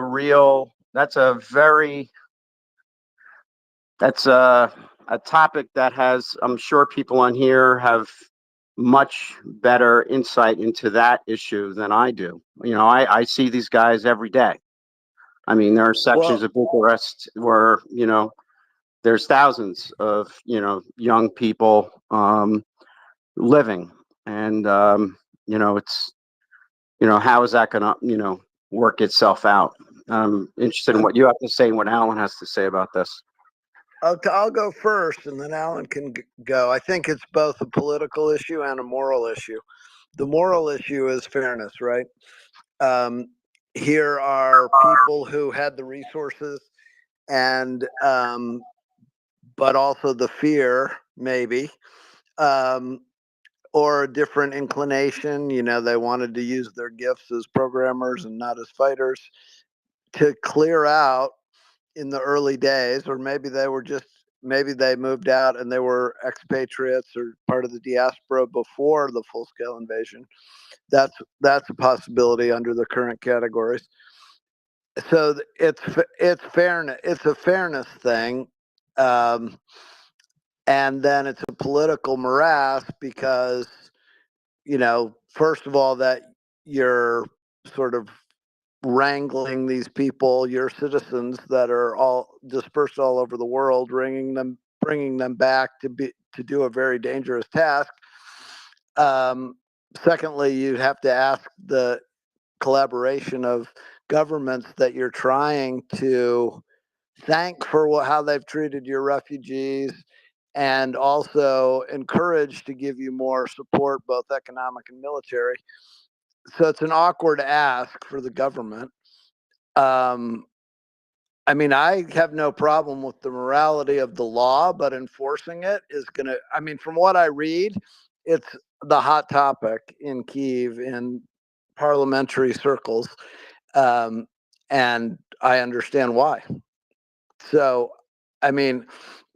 I guess I'd be if I were the head of the RADA or the president of the country, I'd be careful with this one. But that doesn't fully answer your question. I get it. But let's go to Alan and see what he has to say. Well, I just want to make 2 points, Scott. Then we'll go to Hans. The first point, Civil Square said Romania has been quiet. Well, Romania has been quiet and not so quiet. Romania is delivering a Patriot system to Ukraine. Romania is building, with EU assistance, a major highway that will connect Ukraine, Moldova, and Romania. This is a significant civil infrastructure project that Romania is undertaking.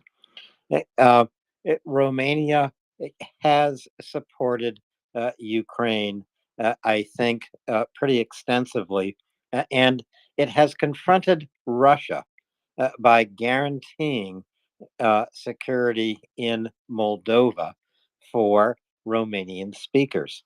That turns the tables on Russia. In terms of mobilization inside Ukraine, this is the hot topic of discussion among all young Ukrainians, wherever they are, inside Ukraine or outside Ukraine. Many are in Romania, many are in Poland, elsewhere in the EU.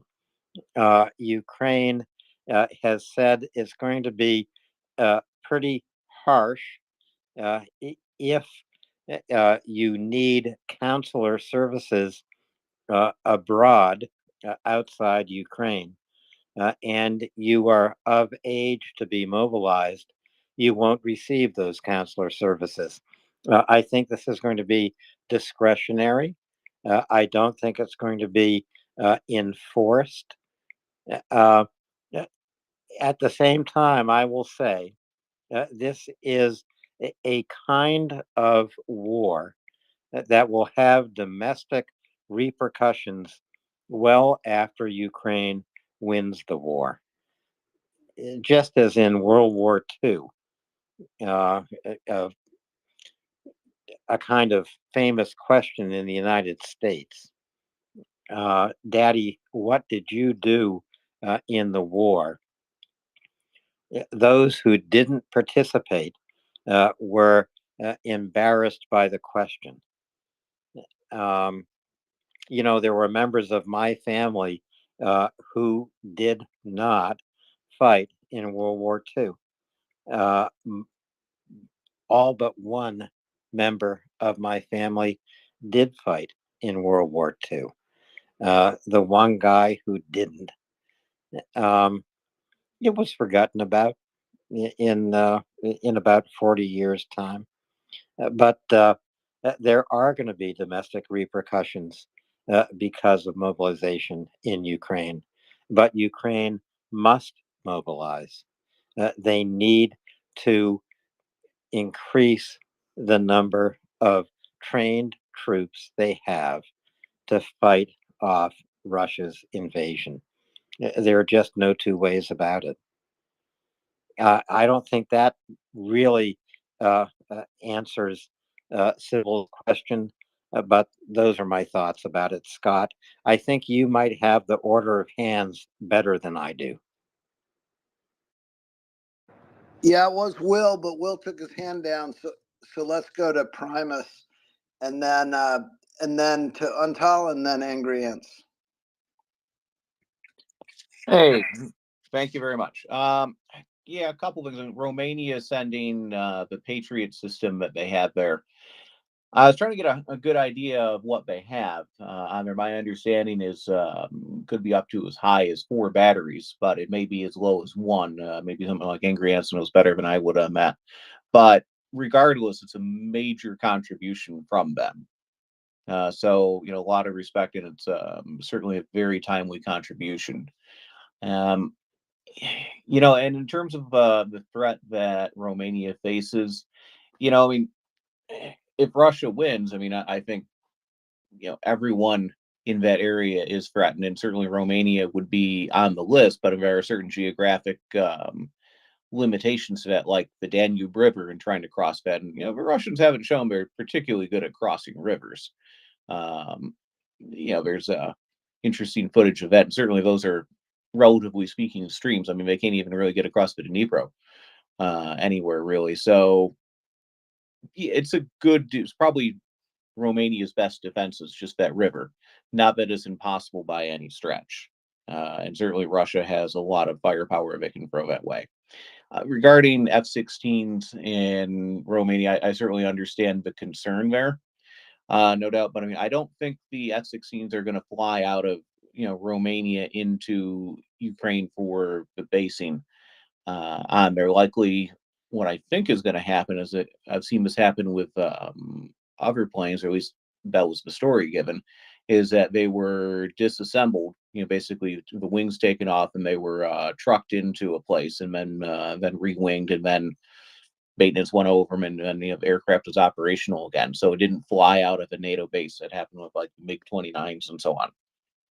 Is my understanding. Although very early in the war, I recall there was a Ukrainian flanker that, for whatever reason, bugged out and landed in Europe somewhere. It might have been Poland, might have been Romania. I'm not really sure where it ended up, and they ended up flying it back, but without any armaments on it or anything like that. So it was, certainly vulnerable if it got caught in a bad spot, but it seemed to satisfy the legal requirements at the time. So maybe they'll just fly him in on a ferry mission in one way like that. Again, I don't really know, but I think it's going to be the disassemble them a little bit, send them over, put them back together, then operate them. So, but we'll see. Certainly there's some advantages to that, because the Russians can't see where they landed, so they won't be able to know where they're taking off the first time either. So, we'll see what happens. But Romania certainly made a very big contribution, and getting that road network up is going to be vital, especially because you're not going to have to worry about Poland. The farmers there, which seem to be Russian aligned in some weird way, blocking the transportation routes. So hopefully that headache will be mitigated in the near future. That's just my thoughts. Evening to you both, Alan. Hey, Scott. Hey, Primus, thanks, man. Appreciate your thoughts. Those are good thoughts, I think. But where did he go? Our Romanian friend left Well, the speaker panel, so he may be back, Scott, but it's late for him. that it So is. yeah. 4 o'clock. That's late. So let's go to angry. No, until I said, and then angry ants. Thank you very much. To the point, yeah, I wanted to point out the understanding and how I feel very strongly about what that or friends said about um, all these young people that have a sort of a guilt, or all these young Ukrainian people that have left Ukraine basically away from the war, and also because there's no cities or places that they could go to in many instances. So the topic of mobilization, I think, from what I understand and from what I've been able to read, Ukraine and basically participating, if you're Ukrainian and you get your situation sort of squared away with them, that doesn't mean right away that you will be mobilized. Um, as far as I know, as far as I understand, it's sort of a way to organize, being able to contact people, being able to train them to a certain degree, give them some sort of information in their head that they're going to need. And it's part of, I think, the duty of any member. If you belong to a state, a country that you call your home, in my culture, you sort of stand up for that. That's one of the core values that, makes a person. Um, I f- uh, I understand totally being having that guilt of having to leave your country, not out of choice, but because that's pretty much the only way that you would continue to be alive, right? So I'm familiar with that. I had to go through that process. I'm living in a country that is not my native country, but that I have adopted to, and that has adopted me. So I think I feel very strongly. Military service, The best military forces are voluntary, and I think that's what Ukraine is aiming for. They're not pulling a Russian mobilization in the same sense that Russia is just throwing people into the meat grinder. Ukraine is cognizant that their biggest asset is its own people, and they are acting accordingly. Um, Equipment can burn, bullets get fired, you know, but at the end of the day, it is the Ukrainian people that matter. I applaud sort of the leadership and the decision making that the current president of Ukraine has gone and has faced so much pressure from the entire, basically took on his shoulders, Western democracy and stood up to a big bully that countries with bigger stakes and more people have cowered to. And a volunteer force is what is wanted and what is aimed at doing. So contacting people, getting them, hey, give me your email address, first name, last name, basic info, and if anything's needed, we'll call you. And by the way, maybe we can teach you CPR. And do you know what would happen if some shrapnel falls on your head, or you're your buddy's friend? You know how to put on a tourniquet, that kind of stuff. That's the approach that I see should be taken, and that I kind of think it is, because I see I've talked to a couple of people, and by the way, I'm just a guy with pants, with just lucky to be here and lucky to participate. And also, don't cower to Russia's threats. So what if they're so close to Ukraine? Even more reason for people to band together and face that common threat together. Not Don't let the Russians either scare you or intimidate you or divide you, because that's what they want. So no problem. I would say bring them on. Yes. You know what? Put in a big giant neon sign that said F-16 workshop, right outside my window, and see what would happen. Just don't be scared, my friend. It'll be all right. Thanks for that. That was a very interesting commentary. I don't want to pause to comment though, because I want to hear from Angry Ants, and then we can roundtable this with all the speakers that we've got up. It's a good group, so let's not waste the opportunity.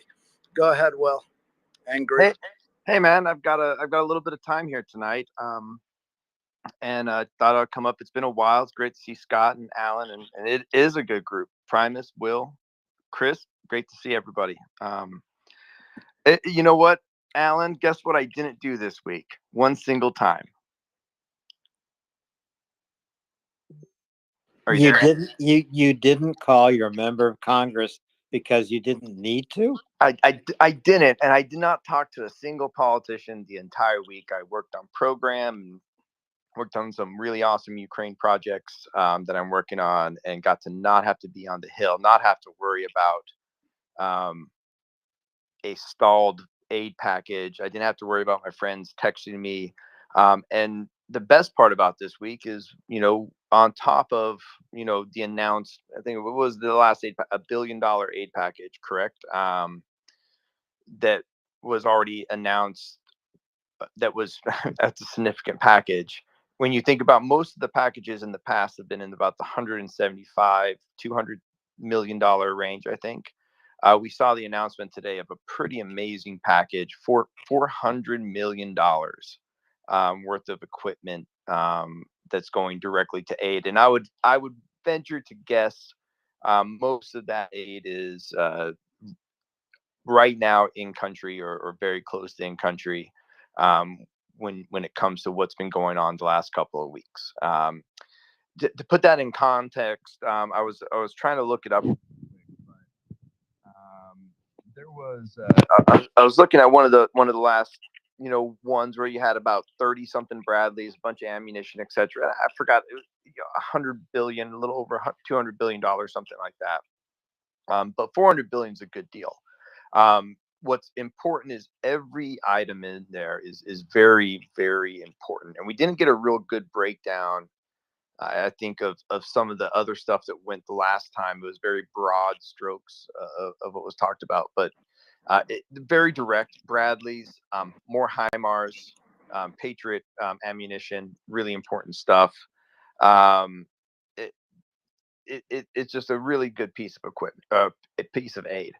And this is something else, something that a lot of people, a little bit of an insight, but I think that people haven't thought about. There's been a lot of talk about how much money is actually going to go to equipment, how much money is going to be used, out of that $61 billion, et cetera. And something that in the past the DoD didn't have was the DoD didn't have a big piggy bank because the lack of funding in the last NDAA and supplemental beforehand. They didn't have a big piggy bank. That supplemental package gave the DoD a big piggy bank to be able to modernize our military, et cetera. So when you looked at the very first couple of aid tranches and things like that, you saw that, one time there was an overvalue of some of the aid, et cetera. The prices were much higher than they probably should have been. One of the things I think a lot of people have overlooked is that one of the things that they do have the ability to do is negotiate or set the price on that equipment that's going to go to Ukraine.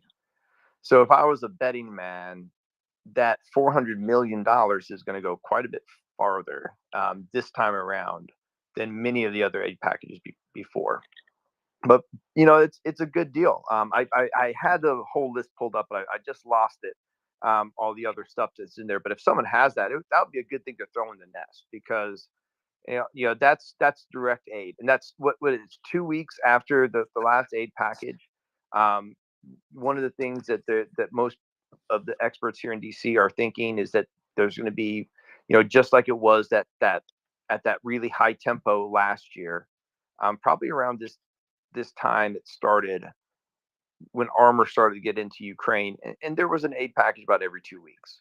So we know there's kind of the thought that between $1 and $3 billion, we know one already.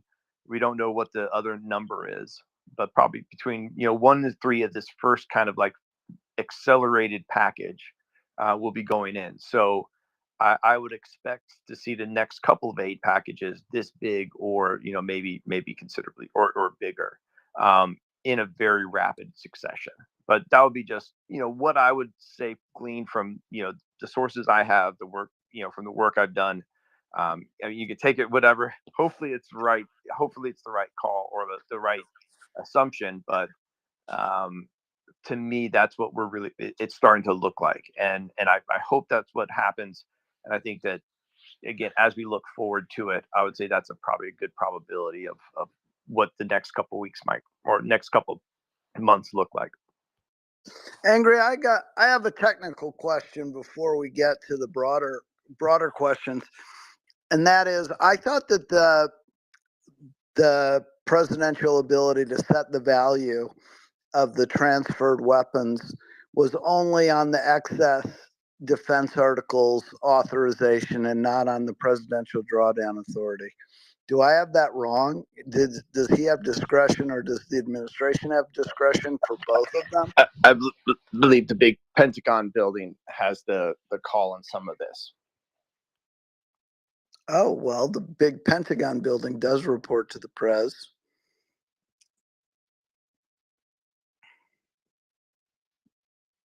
But the big Pentagon building also has a lot of discretion, Scott. Yep, they report to Biden. They're going to do things together. And Angry made a great suggestion here. Get this latest detail of the new American package of military to Ukraine up in the nest. It's up there now in the first tweet, so take a look at it. You can see everything from protective chemical warfare uniforms to HIMARS to Patriot missiles to more Bradleys to more M113s to more MRAPs, more TOWs. It's more of everything that Ukraine really needs right now. And I do hope you're right, Angry, that a lot of this American materiel is pre-positioned in Europe, so it gets to Ukraine just as quickly as possible.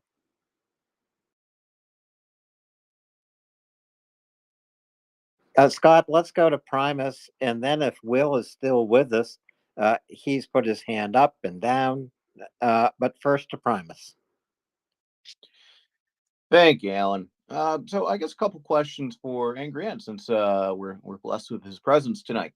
So one thing is, there was a big order a couple weeks ago, pretty much as soon as this aid package dropped, of like, I think it was like 6 billion, but it was for things that are going to take like 1 or 2 years to get there.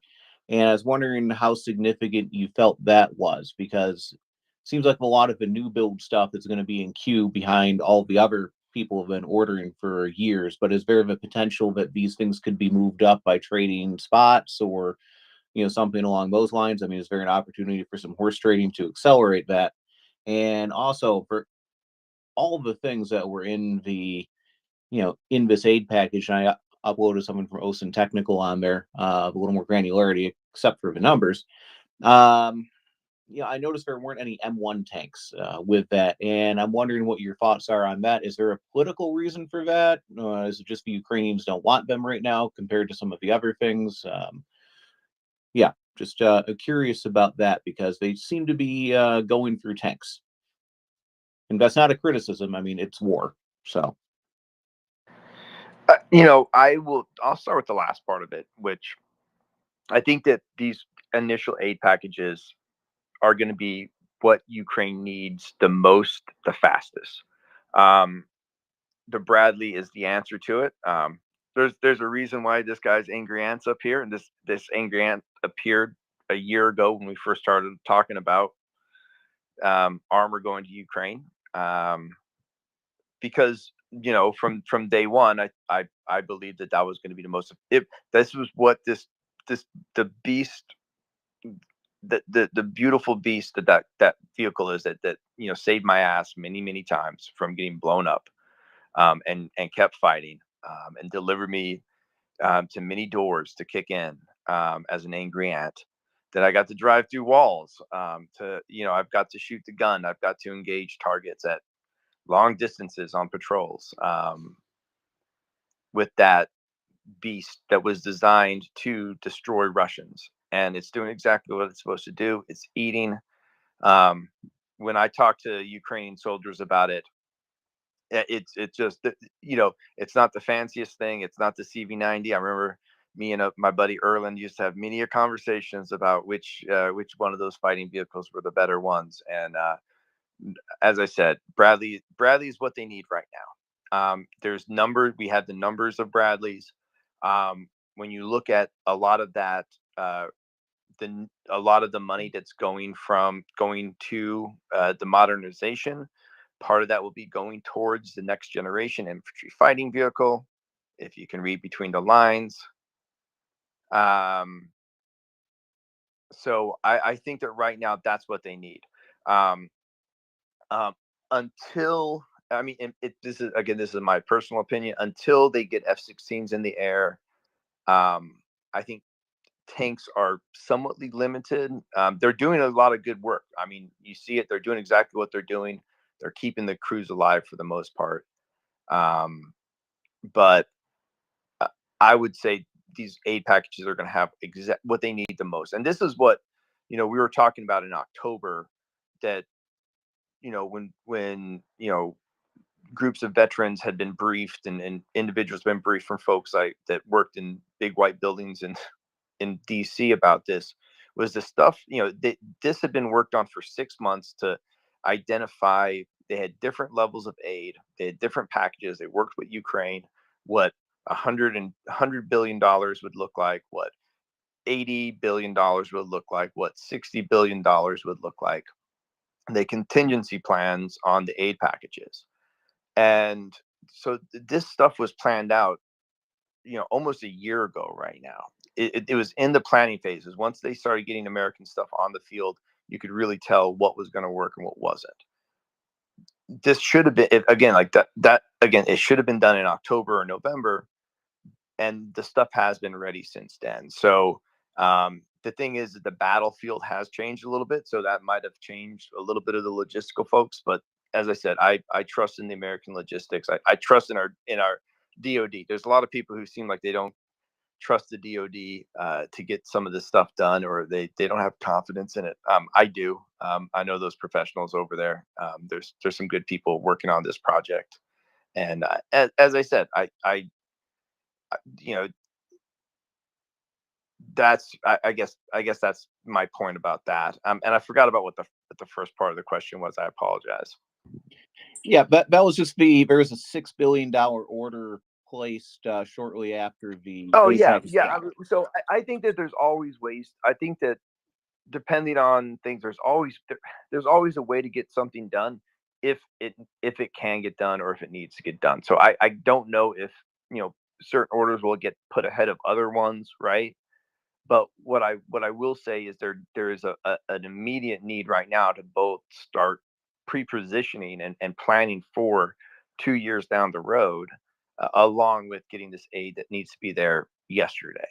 So they still need to have the mechanisms to start to be able to sustain and grow their military into a more NATO-like force as attrition happens over the next however long this fight lasts. So anything long term is good, even though it's not tomorrow. But you need a good healthy mix of both, in my opinion. All right, thank you very much. Let's go to Will. Yeah, I put my hand down earlier because we were stopped talking about escalation management, but I do want to engage with Angry about something in the political sphere related to that, the de-escalation management that I was talking about. But first, I'll say that as soon as that bill was passed, the first thing that came out was $1 billion package of bullets for everything to essentially catch up with 5 months worth of ammunition supply that hadn't been provided. And today we see another $400 million thing of ammunition and replacement vehicles of all types and provision of certain stuff. The thing I like about today's aid package announcement is that it targets specifically what we've been talking about in this space for the last month or so, that was critical needs. I mean, even things, it doesn't sound like these would be critical, but M113s, they've lost a lot of those. They're really, really valuable to do medical evacuation in. And so I notice, a lot of the stuff that's coming in through this package speaks to the fact that the United States is specifically filling things that have been asked for, which is a great change, kind of a great change. Not deciding what Ukraine needs, ask them what they need and give them what they ask for. The additional HIMARS systems, 113s, unfortunately, CBRE equipment, chemical, biological, mass, and all that sort of stuff, which we know has been needed. So that first package of $1 billion to catch up, and this package means lean in on making sure that we have XXX millions of dollars of bullets for everything every month. That is the base need that is now being refulfilled, that I love. The second package, the day later, that $6 billion package, the importance of that package, I think, Primus, was that Raytheon had said, for instance, that they could make a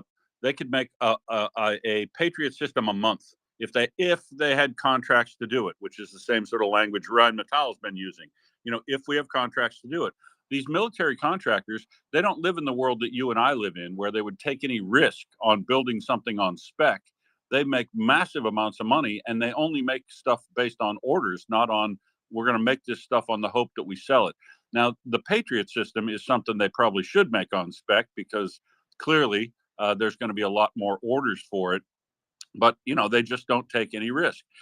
So the big deal about that $6 billion package is that it primed the pump in Raytheon in particular.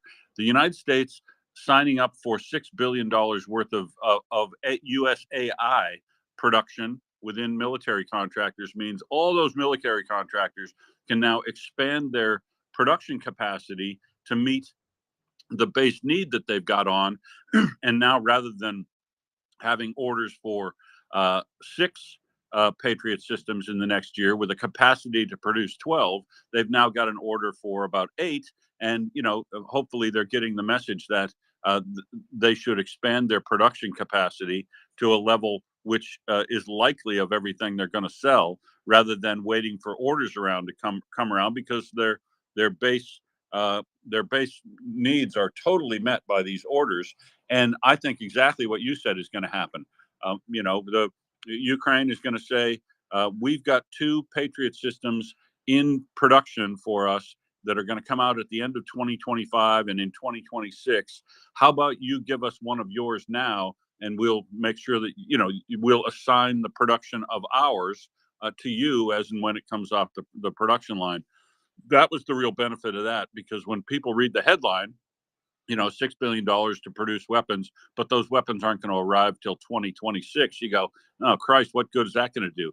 It does a lot of good with the United States priming the pump across its defense industries to get into production, so that all they have to do is turn up the dial on their production capacity, rather than develop and build new capacity, hire new workers, and all that sort of stuff that they would need to do. So I think that $6 billion package was very important in that area.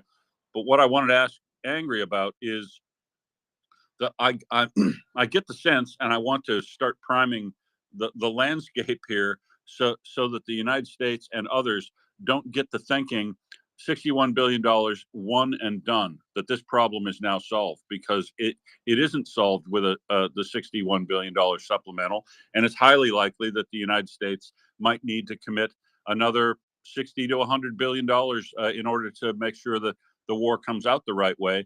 And so the United States has basically provided about $100 billion so far. Even if they provided another $100 billion, $200 billion in total, it would be a bargain at twice the price for the outcome that's likely to happen if they do that. Will, you know what the White House told me and my associates last year in September. They gave us numbers, and at that time, if they had been able to get the supplemental passed at the exact time with their wishes, what they wanted, like they had different sets of numbers, $120 billion at that time, because Russia was on their heels, their production was down, their economy was hurting. If you remember the end of last summer, Russia was on the back foot. They said it was $120 billion. That was the number that they said, if we could get that number right now, guaranteed over the next 2 years, that would be enough to break their back. And as something right now, that would, because it'd be the economy. It would be the military industrial base. There is no way they would be able to, in their opinion, right? That and these are, pretty smart people, in their opinion, there is no coming back from it. $80 billion, they said, their marker on that was $80 billion was, the Russian army would be, if it came at the pace and like it was ready to go, like the worked on with Ukrainians. Again, every one of these packages have been worked on with Ukraine. It would have been something that it would have broke the back. Their words were, I think it was like, it would have broke Russia as we know it today. It wouldn't have been complete, utter disaster, right? It wouldn't be the Soviet, Union falling apart again, bad, but it would be, disastrous at $120 billion. 80, as they explained, it would be, you wouldn't, Russia wouldn't be anything like you know it right now. Yeah, and that value, that 120 billion, coincides with independent analysis. So if we assume that the United States is going to contribute about half what's necessary based on GDP and what would be reasonable, given the NATO contributions, as long as the rest of the NATO contributors provide at least half, then that should be saleable to the American population, who is rightfully weary about carrying the full load.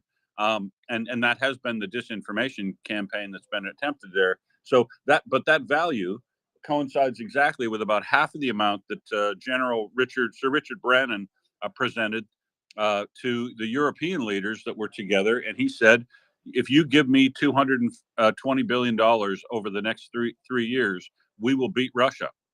They cannot win because the overall GDP production capacity of Russia is about 5% that of the United States and about 5% of that of Europe. So there's no reason that you have to go into economic panic in the United States or Europe in order to beat Russia. All you have to do is click the knob up just a tiny little bit on production. If everybody does it, and Russia will be swamped because they literally can't keep up, much like during the Cold War.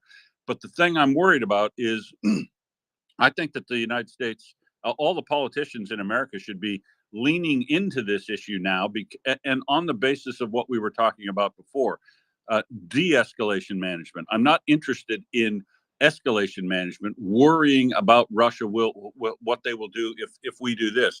What we should be doing is saying to the American population, because if they were talking about chemical weapons use systematically by Russia in America as a big issue regularly, and they were talking about the execution of prisoners regularly in America, and they were talking about jamming 65,000 civilian aircraft over Europe regularly, if they talked about the escalations Russia's doing and what we are going to do to respond to that, then by the time Russia does generate an escalation that causes a huge problem, the Americans are going to go, "Oh, why didn't you tell us?" Well, we didn't tell you because you don't listen to MriyaReport every day. But we've been talking about this stuff for a long, long time.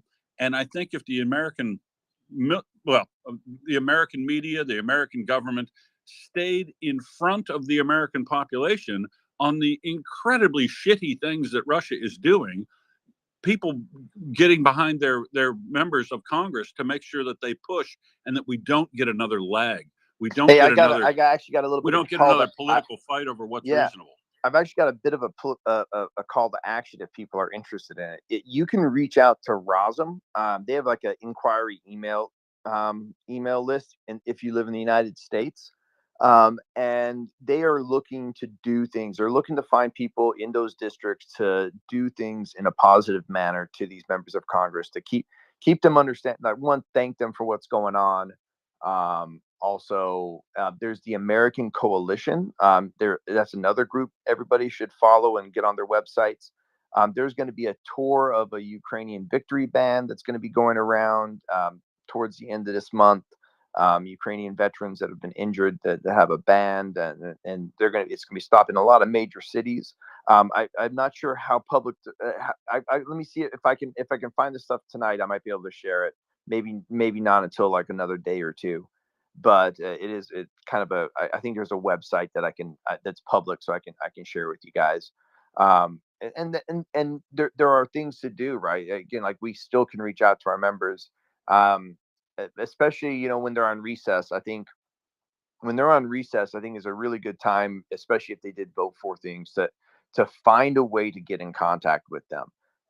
You can, if you just Google, if you're an American listening right now, you can Google the congressional calendar, and you'll see when they're on recess. There'll be a big recess, Alan, I think coming up towards the end of this month, right around Memorial Day. I decided to not pay attention to Congress for a couple weeks, in my opinion. But if you can if you can reach out to your local office, ask them if you can, what also, if they're still in a primary, there's going to be fundraisers.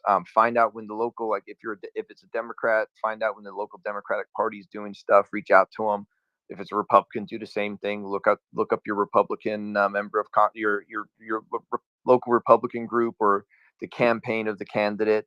It's always a different website than their congressional website. So you just got to find their campaign one or their campaign Twitter, and try and figure out where they're at, and just go up and thank them. And that'll be, and tell them that they did a good job. They need to keep fighting for Ukraine. And that can be a very quick private message. You get a second with them with a handshake, 30 seconds. Just say, "Sir, ma'am, thank you for voting for Ukraine aid. I really appreciate it. And please continue to fight for Ukraine. It means a lot to me as a constituent." That is worth going out of your way one night over a 2-week period of time, finding a way to get to them, maybe on a weekend if they're going to do a breakfast campaign event or something, figure out how to stop in. I think it means a lot. Hey, Angry, I have a question that is a follow-on from Will's comment and your comment just now. One is there anything you can share from your experience working with the administration about how they see escalation management that you can, those of us who are frustrated by it, you can kind of talk us off the ledge to some extent or explain it to us? And secondly, if you're in fact not in favor of all the escalation management that the administration is doing, do you have any suggestions for us in terms of how we can influence the White House through our legislators or any other way? Yeah, I think that it's a good time. Right now is a good time. We could, reach out to especially if we have a relationship with our legislators, especially if we have some very specific asks, right? What equipment do we want sped up? What are some of the things we want to be done, etc. Trying to get, some of those letters recirculated. There was, those letters. We had a bunch of letters last year that had been signed by, a handful of folks. There was an F-16 letter. There was HIMAR. Yeah, there was a couple ATACMS letter. There was certain aid package. I don't know. There's quite a few. But kind of trying to encouraging members of Congress to get those things rolling again. Think about Jared Golden Allen. That'd be a good person to think about. And maybe, there might be some specific acts for the White House, right? Whether it's possibly coming out more forcefully in a stand, saying words more clearly instead of where people have to read between the lines, and actually listen more to it than just, some people on Twitter or some people, a few headlines here and there. And really understand when these folks talk, you have to be really very, very much paying attention to every word, every comma that they're saying, and then how it all fits together. Certain words don't have to be said out loud for them to matter, right? That's just kind of one piece of it. So I think that that's something that can be done. I think that there has been, I am not a fan of Jake Sullivan. I've got plenty of friends who don't like him and don't like his theories. Is he the giant boogeyman people make him out to be? And is there some cabal that we do not, that the administration doesn't want Ukraine to win? Absolutely not. Has this been an incredibly touchy situation from day one? When I sit here and we talk about sending $400 million to Ukraine, like it was a little amount, and because we know how much money's in the bank right now. Compared to 2 weeks after the invasion, a week before the invasion, where we didn't know if there was going to be a coalition. We didn't truly know if there was going to be Ukraine as we know it today.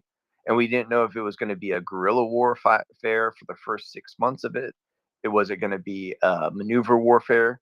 Was it going to be an attrition warfare? As these things progress, things have changed. But also in the background, there's a lot of shit going on that we do not understand. And none of us here, no matter how many hours we spend on this space, we are not going to really know what a lot of the stuff is going on, what actual conversations are being had between, diplomats, military attaches that are talking, securely together, what are lines that are being drawn, things like that. But also we need to stop freaking out when things are said because a member of Congress is trying to get a gotcha moment or draw someone out to say something specifically, even though that same policy has been in place the entire freaking time. Nothing had changed. It was, if I'm thinking about the panic and heart attack that happened a week before the aid package was finalized, which is a little suspicious coming from the person who asked that question and had that line of questioning. So I would say we don't. The idea that I'm sorry. I'm trying to just, and I'm not I'm not trying to be a. There's people who overly thank presidents and things like that. I am a global war on terror veteran. I have plenty of things that have, especially over the last few years, to gripe about with Joe Biden. But I also know what he's done for our country. But I also know what kind of people he puts around himself and how they do things. But when I think about the last 2 years, and I think about every other how many other conflicts have we seen? How many genocides have we seen in our time? How many modern day colonialistic attempts have happened, and we haven't even lifted a fucking thumb. And from going from almost nothing, that the biggest failure of my favorite president, Obama, which is something that I will hold against him and his team for as long as I to the day I die, even though I still support majority of everything he did, was his response to Ukraine in 2014. And coming from that moment where Russian propaganda had pretty much silenced an entire country's voice, both in the political and the civil society of America, to coming forward to where we have the largest bipartisan support of almost any major issue is Ukraine. We have a coalition that was built where Europe has led the way in many, many things. And I think that's an incredibly important thing that is part of this coalition and how it was formed. And on top of that, Ukraine has been able to do an amazing job of defending its homeland, moving from not just being a guerrilla war to a maneuver warfare to now an attritional warfare that might turn into maneuver at one point in time again, hopefully. But to see that the amount of aid that came in that a short amount of time is still an amazing feat, and will be written about in the history books.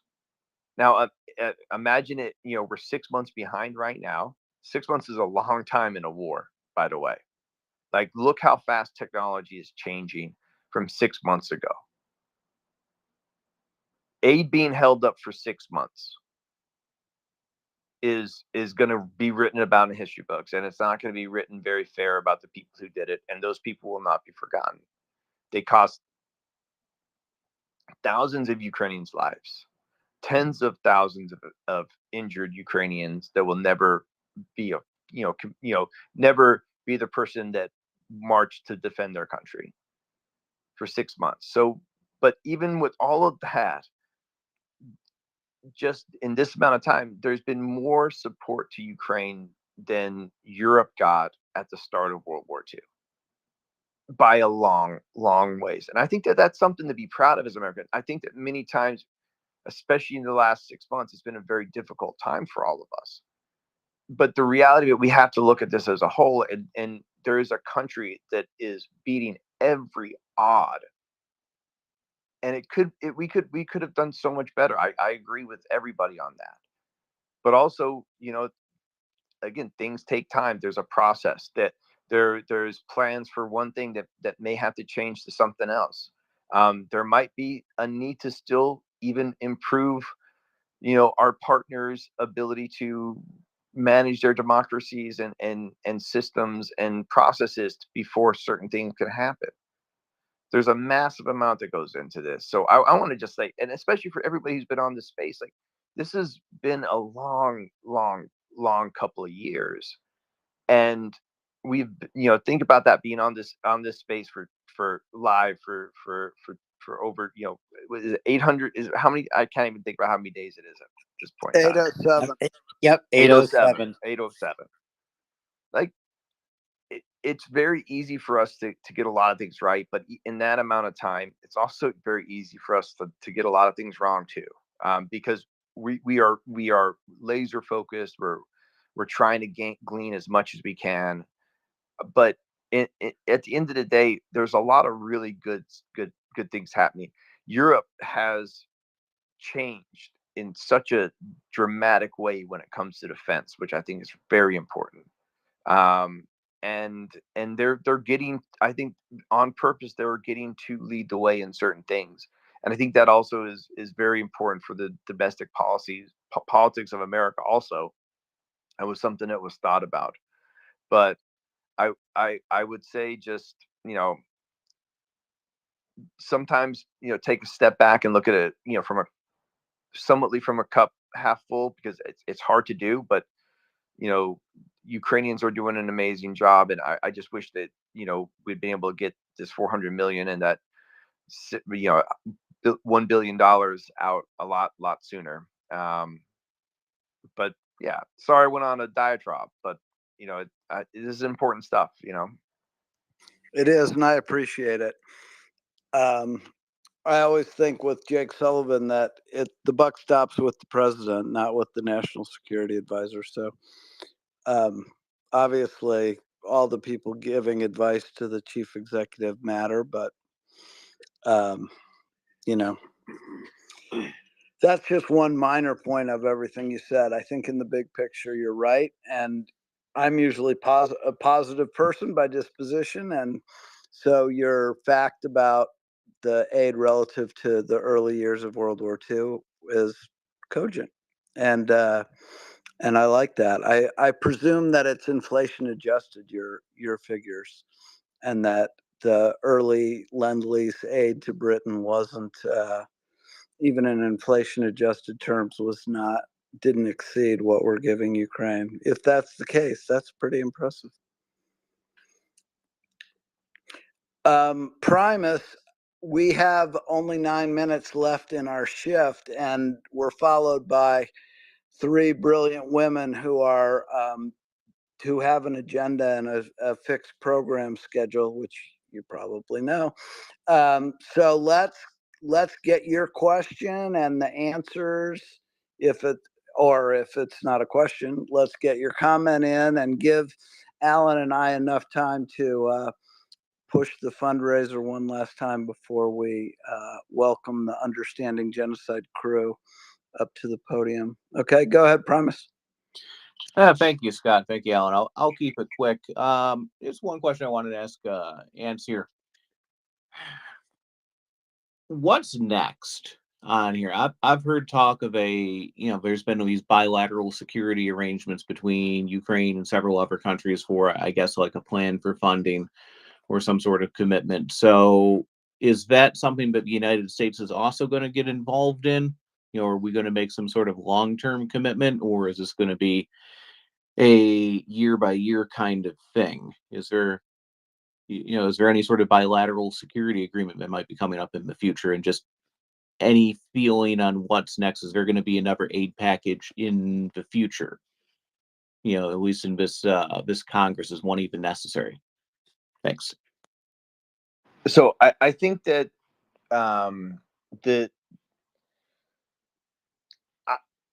I would doubt there would be another. There's always a possibility for anything. You saw the vote totals from this aid package. You saw how popular it is. Even though a small majority of one party voted against it, right? It did show. I think a lot of that was. I think a lot of those votes will be very different if there was a vote again in another 2 months when most of the primary elections are over with also, if I was a betting person. But so, the reality of it, there could be another bill. There could be a bill in the lame duck session. I think that this aid package is going to be, it was designed to hopefully carry them through 2 years. I think get them through to the election cycle. That being said, I think a lot of this relies on the election. And I know I'm working, and I will be working, and a lot of my friends are working very hard to make sure that we have pro-Ukrainian to 100% pro-Ukrainian people in office at as many levels as possible. I think that matters a lot. I don't care what anybody says during things. This is a known quantity since Paul Manafort in the past, and how a lot of this stuff started. So I'm concerned about future when it comes to that, but also there's also a lot of positives. So I got to attend a really awesome event that was sponsored by the Embassy of Ukraine and sponsored by, it was one of Zelensky's initiatives, the Leapfrog Initiative, and it was about international monetary funds, and they were announcing a couple of really cool banking initiatives that were going on to help shore up the economy. And there was a Ministry of Finance there, and there was a lot of talk about how these big funds are starting to be put together, and the long term. Penny Pritzker, who is a long term, that's part of that's lead team of the long term development part of supporting Ukraine. That's her job right now. And again, I don't know, there hasn't been like a whole bunch of announcements from her office, but there is a lot of work of how they're shaping U.S. aid, things like that. Everything dependent on politics most of the time, but hopefully something like this is something that wouldn't be on a cutting block day one if something bad happened. And with the support of the American people, it might be something that could last a while, depending on how things go. Thank you. Yeah, thanks, Angry. Alan, I just want to reinforce our fundraiser. In spite of all these weapon systems that the United States has now approved and are making their way to Ukraine and then the front line, we still see that at the moment the Russian Air Force and the Army and artillery is able to inflict a lot of damage on Kharkiv, and their power is continually attacked, as are other parts of the city. And we feel honored to be able to work with people, doctors in hospitals in Kharkiv that could really use uninterrupted power. And we work with a Ukrainian American manufacturing firm who is manufacturing one of the three main units that they sell in Ukraine, the biggest one. We've already purchased, when we hit a third of our goal, we were able to purchase that unit that came with solar panels, flexible solar panels that can be put out and picked up, moved around, kept under a tree so that it's hidden from satellites and can't be hit, flexible so that it can withstand shrapnel and even direct bullet holes. And this, so we've got one unit. We're about halfway through this fundraiser. We'd like to get either 3 big units or 1 or 2 big units and a bunch of little ones. So please help us with what you can do this evening. We want to get those to this hospital as soon as possible. Like I said, we have one already on the way. So thank you for what you can do. Alan, thank you for co-hosting with me and in other parts of the day as well. I was listening to you this morning with Tracy, and that was great. Great session. Thanks to all of our great speaker panel here and our loyal listeners. We really appreciate you. And we want you to go from listener to participant and team member by participating in this fundraiser. Thanks so much. Thank you, Scott. Glad you were up just as early as I was, or even earlier this morning. And in a minute's time, Prince, Nancy, Gina will be resuming what I regard as the most important segment broadcast here every week on MriyaReport.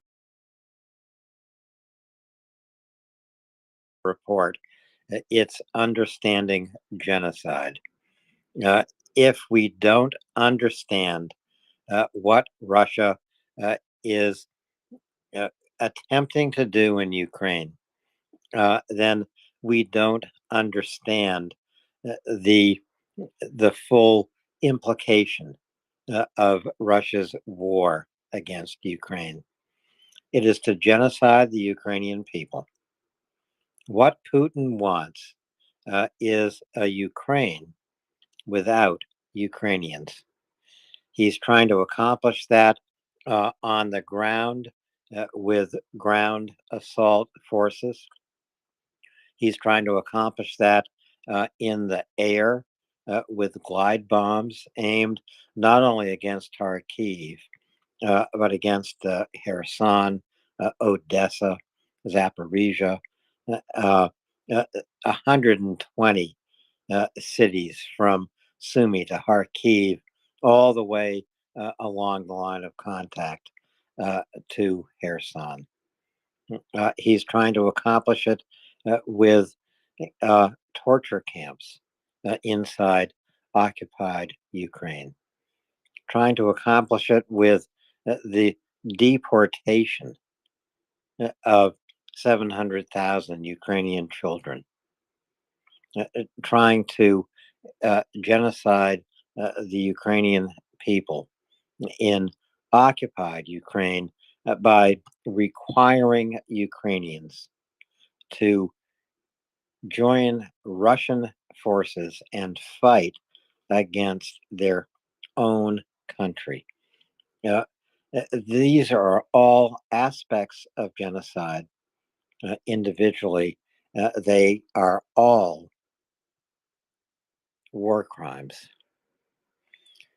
Prince, Nancy, Gina will take you into understanding genocide in just a minute's time.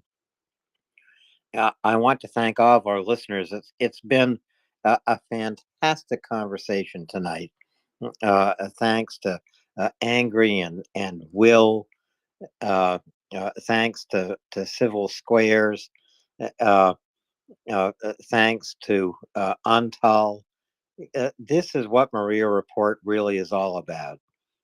It's people coming together late in the night, early in the morning, from wherever you are, all around the world, to support Ukraine, to talk about what we can do to support Ukraine, to answer Christopher James' question he asked every single day here as co-host. What have you done today to help Ukraine? The answer is right up in the nest for you. It's the third tweet. Just tap on that tweet. Follow the links to the donation page at MriyaReport.org and be just as generous as you possibly can. It's going to be another long night in Kharkiv. We'll keep you up to date on all the news. But right now, and I'm 3 minutes late dropping, I know that. But right now, Prince, Nancy, Gina, with another episode of Understanding Genocide. Please listen in. Please participate. I'll be here too.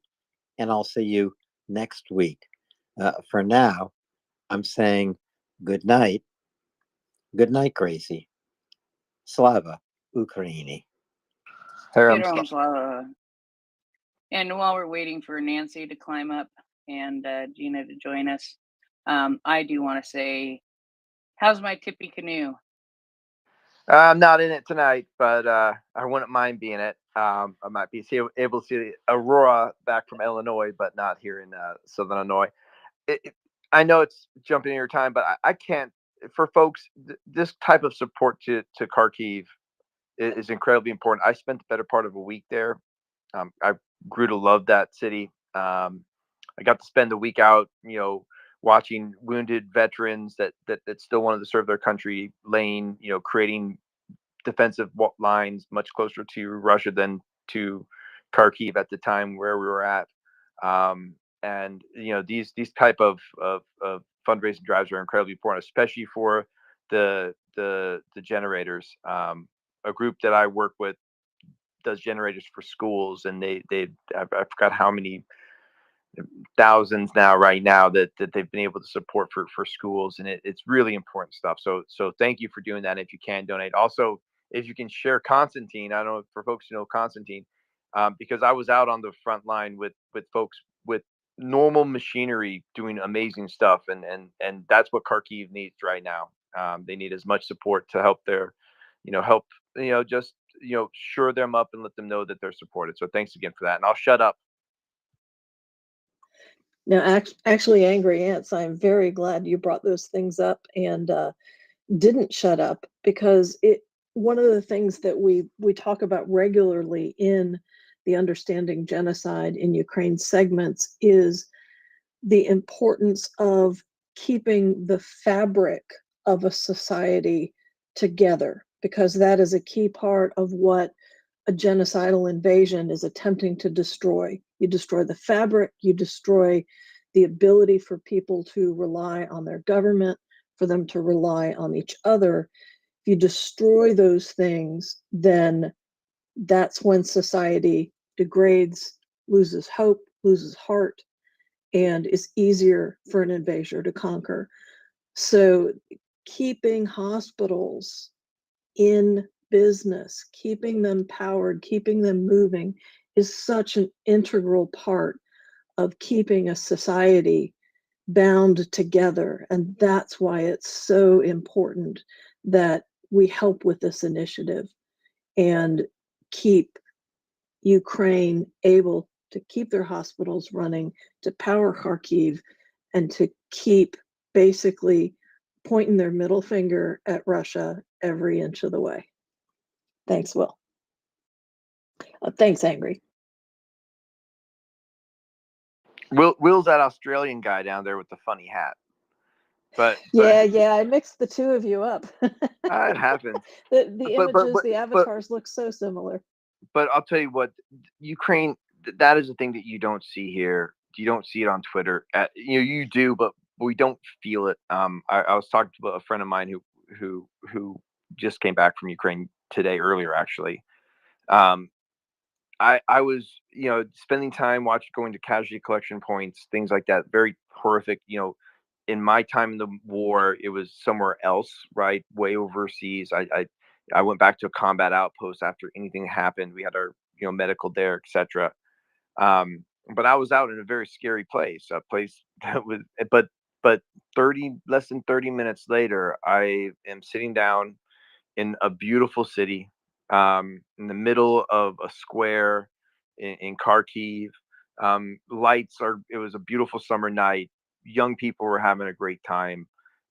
And there was a defiant air to it. The crowds were defiant. People were enjoying themselves. And I know there was, I think Kate from Kharkiv is a great one to follow. And that is the defiance. And I think that's going to be one of the things that I don't think Russia will succeed, except for what they're doing at the time right now. But there is a special spirit there, and it's not broken. I don't think. I mean, I think that it got tested over the last 6 months, but it's not broken by any means. Absolutely. Yeah. And Go I ahead, can Nancy. I can also agree that from everything I've heard, Kharkiv is one of those must-see places in Ukraine that ends up holding a special place for many people.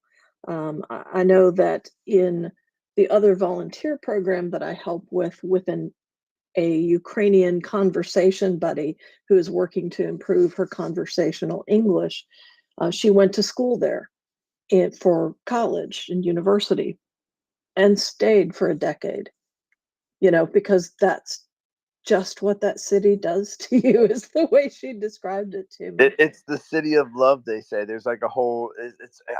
I mean, I'll send you a couple of pictures through your DMs. It's awesome. It's a really, I mean, it's a beautiful city, and it's a young city because it's got universities there. But it's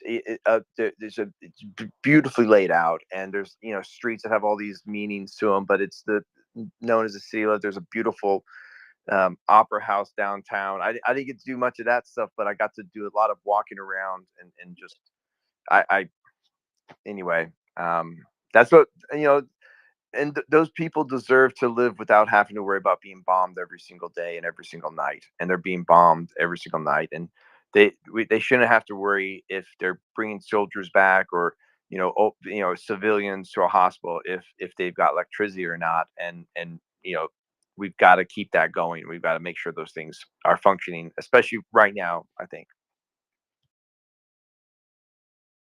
Yes, absolutely. And we did have the opportunity to talk to some doctors there, some doctors who delivered a baby, and we have a video of that baby being delivered by C-section using one of these generators. And how can you argue with that? I mean, we're bringing life into a place that's being genocided, and the thing is we we need more Ukrainians, and these are brave women who stayed in Kharkiv, made the choice to stay in Kharkiv. In fact, one of them is a resident studying. So, giving them the ability to be able to do these things, and including things like, sterilize the instruments. And that's didn't even think about that. I hadn't thought about that until somebody mentioned it not too long ago. They use the battery, the solar generators to be able to sterilize the instruments. Boy, all kinds of important things. So yeah, if you can manage, if you can donate, do I need to tell the story one more time? I mean, I hate to be putting off understanding genocide, but I'm going to for just a moment. There's a tweet today by Anton Goroshenko. It is the absolute last one in the nest right now, and it's about Miss Tamara. Mrs. Tamara is 81 years old, and she consistently donates to the Ukrainian defenders, even though she doesn't have a lot of money. The Ukrainian Defense Intelligence sent her a personal award as well as a message directly to her from Budanov himself. Oh my goodness. I mean, Mockers heard that, and I think she was schwitzing a little bit. She just about passed out. Because we know that she would fall asleep with that video every single night if it was her. But this woman was clearly very honored. And what she said to them was, when I receive my pension, first of all, I donate for drones. Then I buy medicine. And the rest of the money for treats. She probably used that money she donates for drones for more treats. But she's decided she can do without some treats.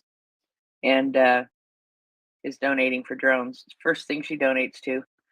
Donate to the soldiers, donate for drones, then get your medicine. That is very interesting. If you watch the entire video, it's subtitled very well. It is a very, very sweet video. And if you can donate, yeah, I know exactly where your money's going. And your money is going to go to make more generators happen. We've got one on the way. I haven't checked the status of that in a couple of days. I think I know we're over halfway towards our goal, and I don't know how close we are to a second generator because I haven't tracked it for a couple of days. But I can also check as we go through the evening, maybe. But anyway, so donate. But I think perhaps we should get going with understanding genocide in Ukraine. What say you, Nancy? Yep, I think so. And if you wouldn't mind indulging me, I'd like to start off just a little bit here.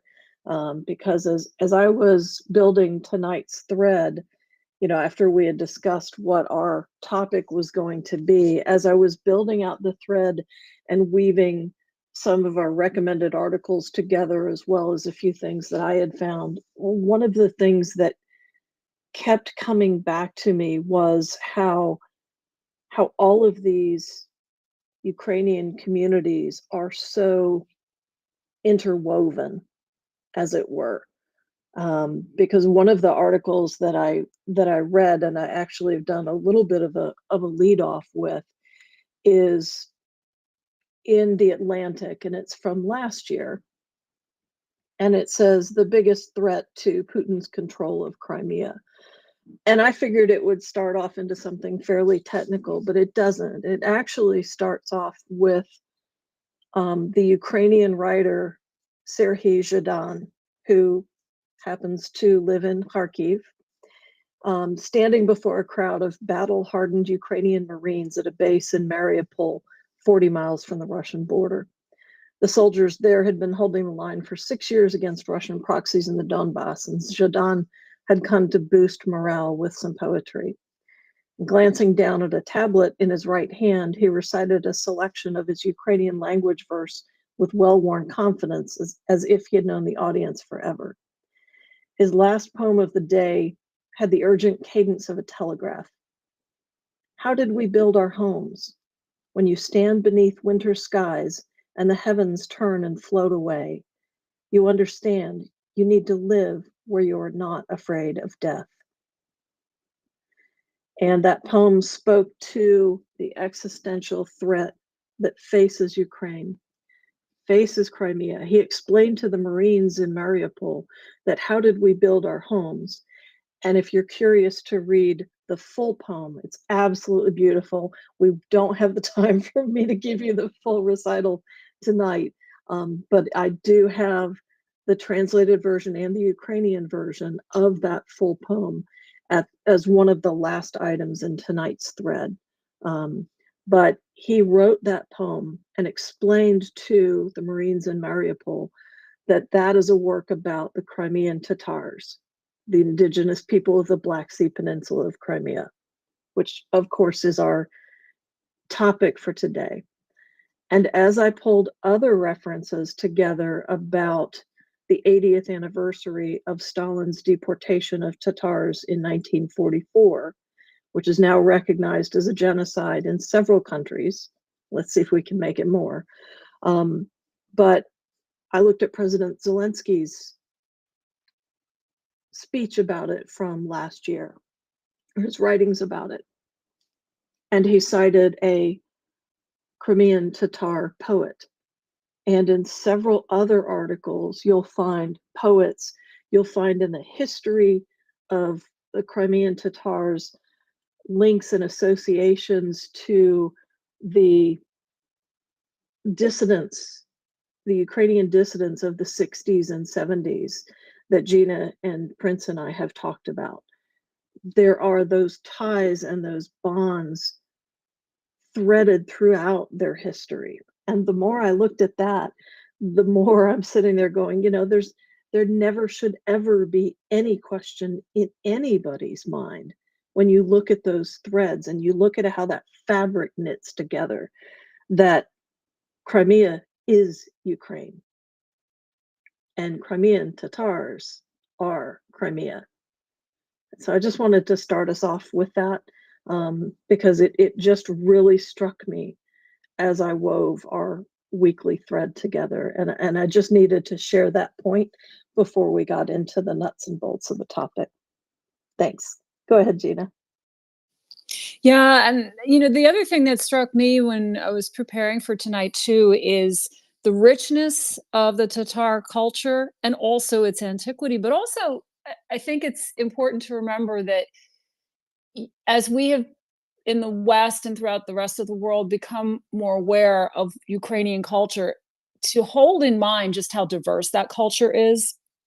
And the Crimean Tatars are an excellent example of that. You know, we would do well to listen to their voices too as they tell their story. 'Cause when I was reading some of Serhiy Plohi, you know, he makes a point. This is in The Gates of Europe: A History of Ukraine, the revised edition, just to kind of, you know, start us off. He makes a note that you know, the view of Mongol rule, which eventually became that Mongol presence known as the Tatar yoke, which was named after, of course, the Tatars, which were Turkic-speaking tribes that had been part of the Mongol armies, and they stayed in the region after the Mongols left. He says, you know, early in the book, he says that view of Mongol rule as extremely long and severely oppressive has been a hallmark of traditional Russian historiography, and it continues to influence the interpretation of that period of Eastern European history as a whole. And the point there is to really remember, as we've discovered in looking at Ukraine, that unfortunately so much of what the West has known or not known about Ukraine is because of its reliance on Russian and Soviet sources almost exclusively. And it's only in recent years and through the horrors of what Russia is doing in Ukraine, this genocide that it's been, not the only genocide it's waged against Ukrainians, but this current iteration of it. It's only then that we've kind of been awakened to the sense of, hey, maybe we need to know what Ukrainians say about themselves, and to just extend that point a little further.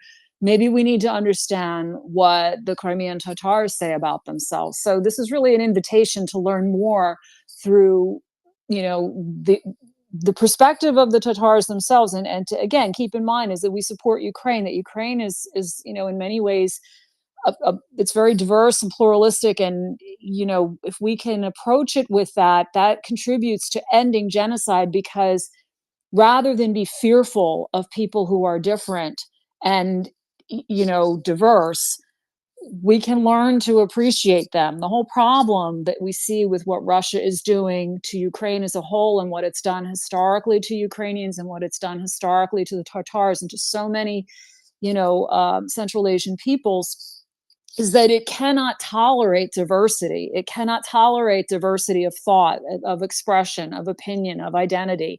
And it seeks to impose, whether through the Tsarist, the communist, or the Putinist, post-communist regimes, this kind of uniform identity that wipes out difference, that does not tolerate dissent. And, the Tatars are an excellent example of standing strong in history and saying, no, you will not. You will not do that to us. You will not erase us because you can't handle difference. So just my opening thoughts as we delve into this beautiful, beautiful culture and its long and tragic but triumphant history. And that's it. That's long, a very, very long history.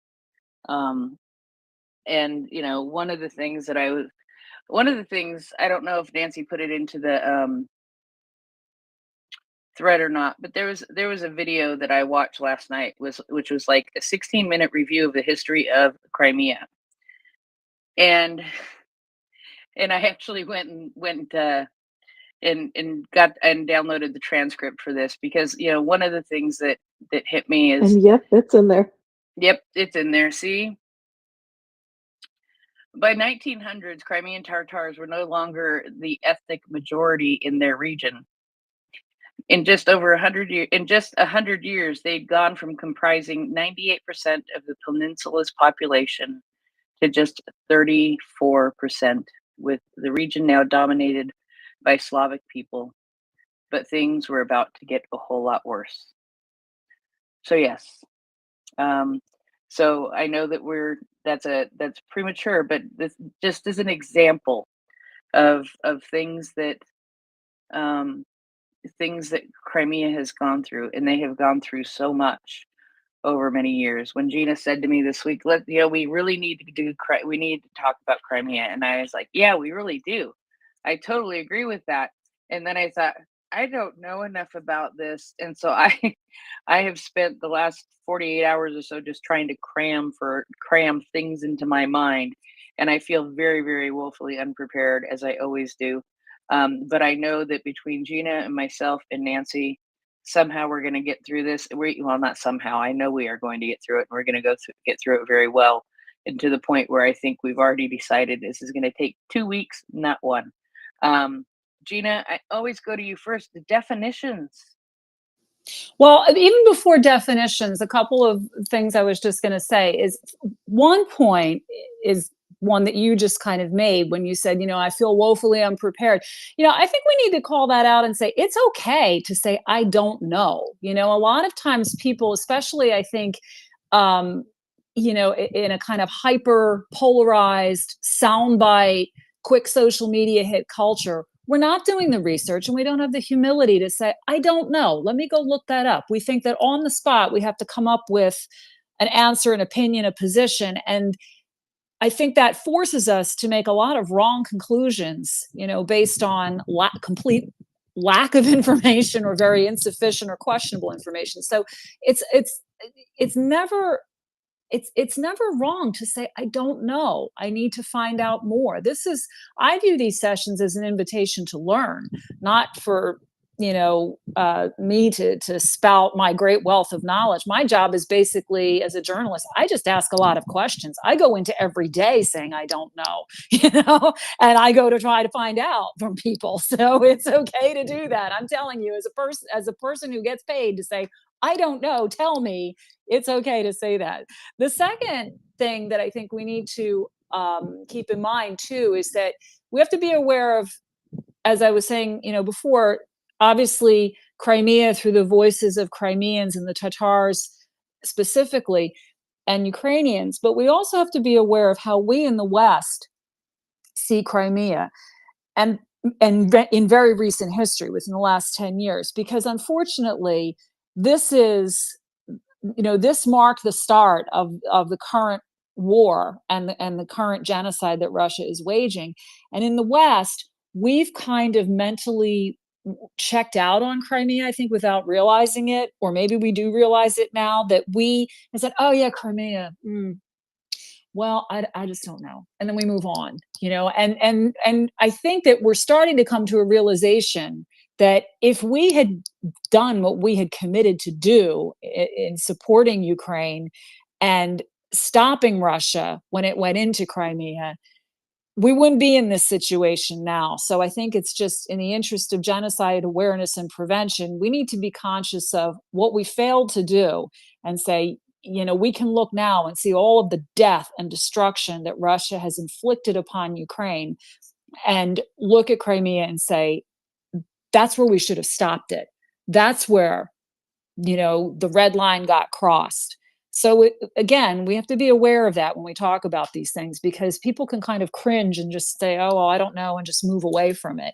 But we need to face it, because a lot of preventing genocide is just that, facing our errors, our omissions, and where we ourselves have either, if not completely perpetrated, I'm speaking collectively, of course, of our nations, but where we have either historically perpetrated genocide or where we have not stopped it from taking place and lived up to our obligations under the Genocide Convention. So those are just a couple of quick points I wanted to make. And I don't know if Nancy put this in the nest, but the Cave Independent had a really, if you're looking for a very thorough but very readable, digestible summary of the Crimean Tatars back. Actually, it was today. The pub date is today. The Kyiv Independent has a great article, it's an explainer on who are the Crimean Tatars. Is that in the nest, Nancy?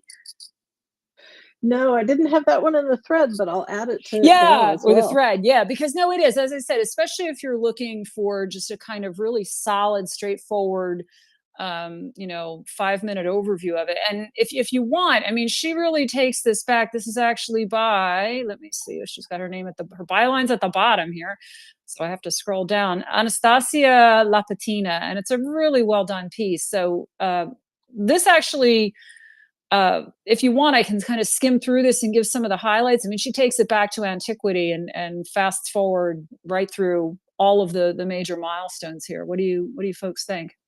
Yeah, I think that's a great plan. Okay, great. Yeah. Yeah. That is brilliant.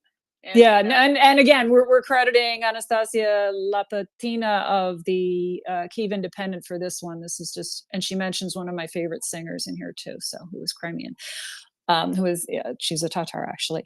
So, to kind of start from the top here, if you back it up into, into antiquity here, the Crimean Tatars, which are, they're a national minority native to Crimea, and they are recognized as an indigenous people. And they are also referred to, and you do see this more and more in print, as, and I apologize in advance to anyone who is Tatar. I'm not going to I'm trying to work on your pronunciation. I'm not there yet though. So Kirimli, in the Latin alphabet, Kirimli, or that can be spelled with a Q. And they're history, unfortunately, has seen them endure a lot of wars, mass deportations, and repression by the Russian Empire and the Soviet Union. And as she notes in this article, Anastasia says that the annexation in 2014 reopened many old wounds. So again, they are indigenous to Ukraine. They have been central to Crimea's history for many centuries, and they're actually descended from an array of ethnic groups with roots in antiquity: the Greeks, the Goths, the Scythians, and the Mongol nomads of the 13th century Golden Horde. And so they have different, they're composed of different sub-ethnic groups that have lived in the mountains, the steppe, or along the coast. And she lists three: the Nogai, the Tatar, and the Yaleboilu. Again, I apologize for the mispronunciations. And many are Sunni Muslims, but not all. But overall, the culture is rooted in Islamic tradition. They do celebrate the Islamic holidays. And their language is actually a Turkic language, and the Turkic language branch has many. And I think on the wonderful website here is Omniglot, for those of you who are language buffs. And they have a page on Crimean Tatar with some samples. You can see the alphabet. You can hear some of the spoken language. You can see it written in the Latin, the Cyrillic alphabets, and there are links to different Crimean language resources here. And this is actually a member of the Kupchak branch of Turkic languages. And as this article notes, the language, and again, language so central to culture, to weaving people together, as Nancy had noted. I mean, these are the forms that weaving takes place in. But the United Nations, UNESCO, the Educational, Scientific, and Cultural Organization, has classified Crimean Tatar as endangered because the primary speakers are older generations, and most Crimean Tatars today speak Russian and Ukrainian, although of course there are efforts to promote the language. But it's one of the things that an oppressor goes after is the language and language suppression. The Ukrainian language has historically been suppressed by Russia.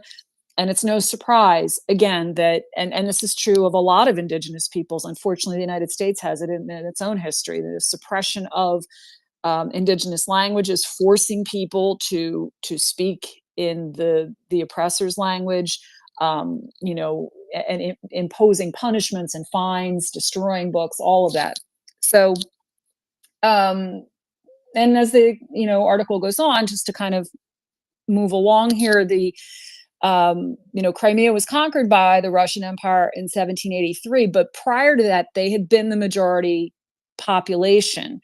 And in 1441, they had their first state, the Crimean Khanate, which, if you've been studying Timothy Snyder's courses, of course, he takes you right through that period. And it was centered in Bakhkirasaray, I think is how you pronounce it. And I was looking on the map, and on the map of Crimea, that kind of comes in, I think, between Simferopol and Sevastopol. So it's kind of in the south of the peninsula there. And that Khanate was very closely aligned, and sometimes under the rule of the Ottoman Empire, and it was kind of in this dance with the Ottoman Empire for several centuries. And that Khanate grew into a powerful state, and it had what Anastasia calls these extensive yet complicated relations with its neighbors, including the Ukrainian Cossacks. And it had significant political and military control over the peninsula and over the inland steppe region of southern Ukraine. And it had that for about 3 centuries. And if you do a little research on Crimean Tatars, if you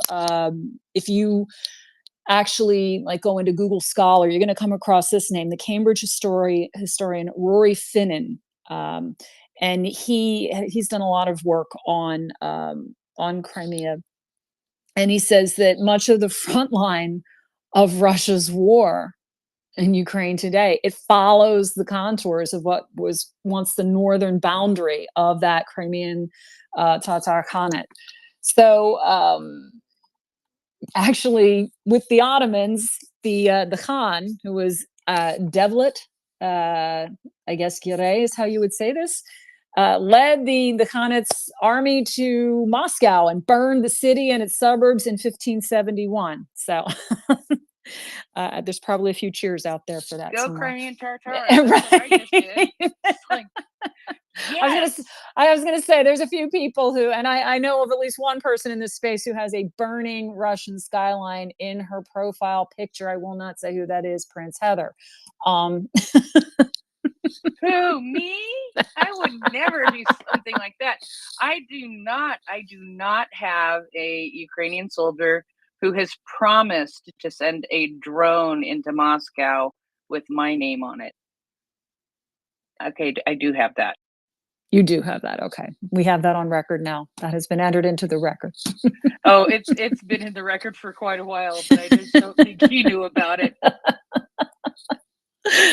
No, but this kind of takes us up to where you had, started our back channel discussion, Prince, is that, in the 1700s, the Tatars were about 95% of the peninsula's population. But then and a lot of times you'll see this summarized as just one invasion, but it was actually four invasions that the Russian Empress Catherine II, I will not call her the Great, and this was between 1772 and 1782. She staged 4 invasions of the peninsula, and that ultimately took down the Khanate. And then in 1783, she annexed the territory, and then, as Anastasia notes in her article, kicked off a long trend of Russian repression of the Crimean Tatars. She expelled them en masse. She erased the culture. She had this vision to kind of restore the island to Greek antiquity. And so she actually changed the names of hundreds of cities and villages. She replaced all of the Tatar names with Greek names. So some examples, and they retain them to this day, at least in the press. Keslev, which was on the west coast, became Yevpatoria, and then Akkyar became Sevastopol. So, again, it was basically this historical precedent for coming in, taking the land, booting out the people, and erasing their identity, destroying the place names, destroying the people, destroying the language. And then this led to many Tatars, they, of course, were destitute. They lost their homes. The land was reappropriated to the Russian elites. Are we hearing any historical echoes today? I think this is important to keep in mind, because as we know from previous sessions on genocide, that once a nation, even historically, commits genocide, many genocide scholars feel that sets them up for future genocides, and unless there's a reckoning, and people say, sometimes people get very frustrated and say, well, why do we have to revisit that history? And especially in the United States, where you see so many, this can be like, history can become a blood sport, in a sense, because people just, don't want to be reminded about the past. And you can tell that things have not been fully reconciled and have come to some sort of a resolution and understanding, but people challenge updated scholarship on looking at the past. And in the United States, just as an example, not to sideline the discussion, but one key example of this is, understandings of the Civil War, or understandings of the treatment of the indigenous peoples. You'll see people really just kind of bristle sometimes if you dare to suggest that, there's a way of looking at this that, is more nuanced, in depth, that takes into account the pain of the people who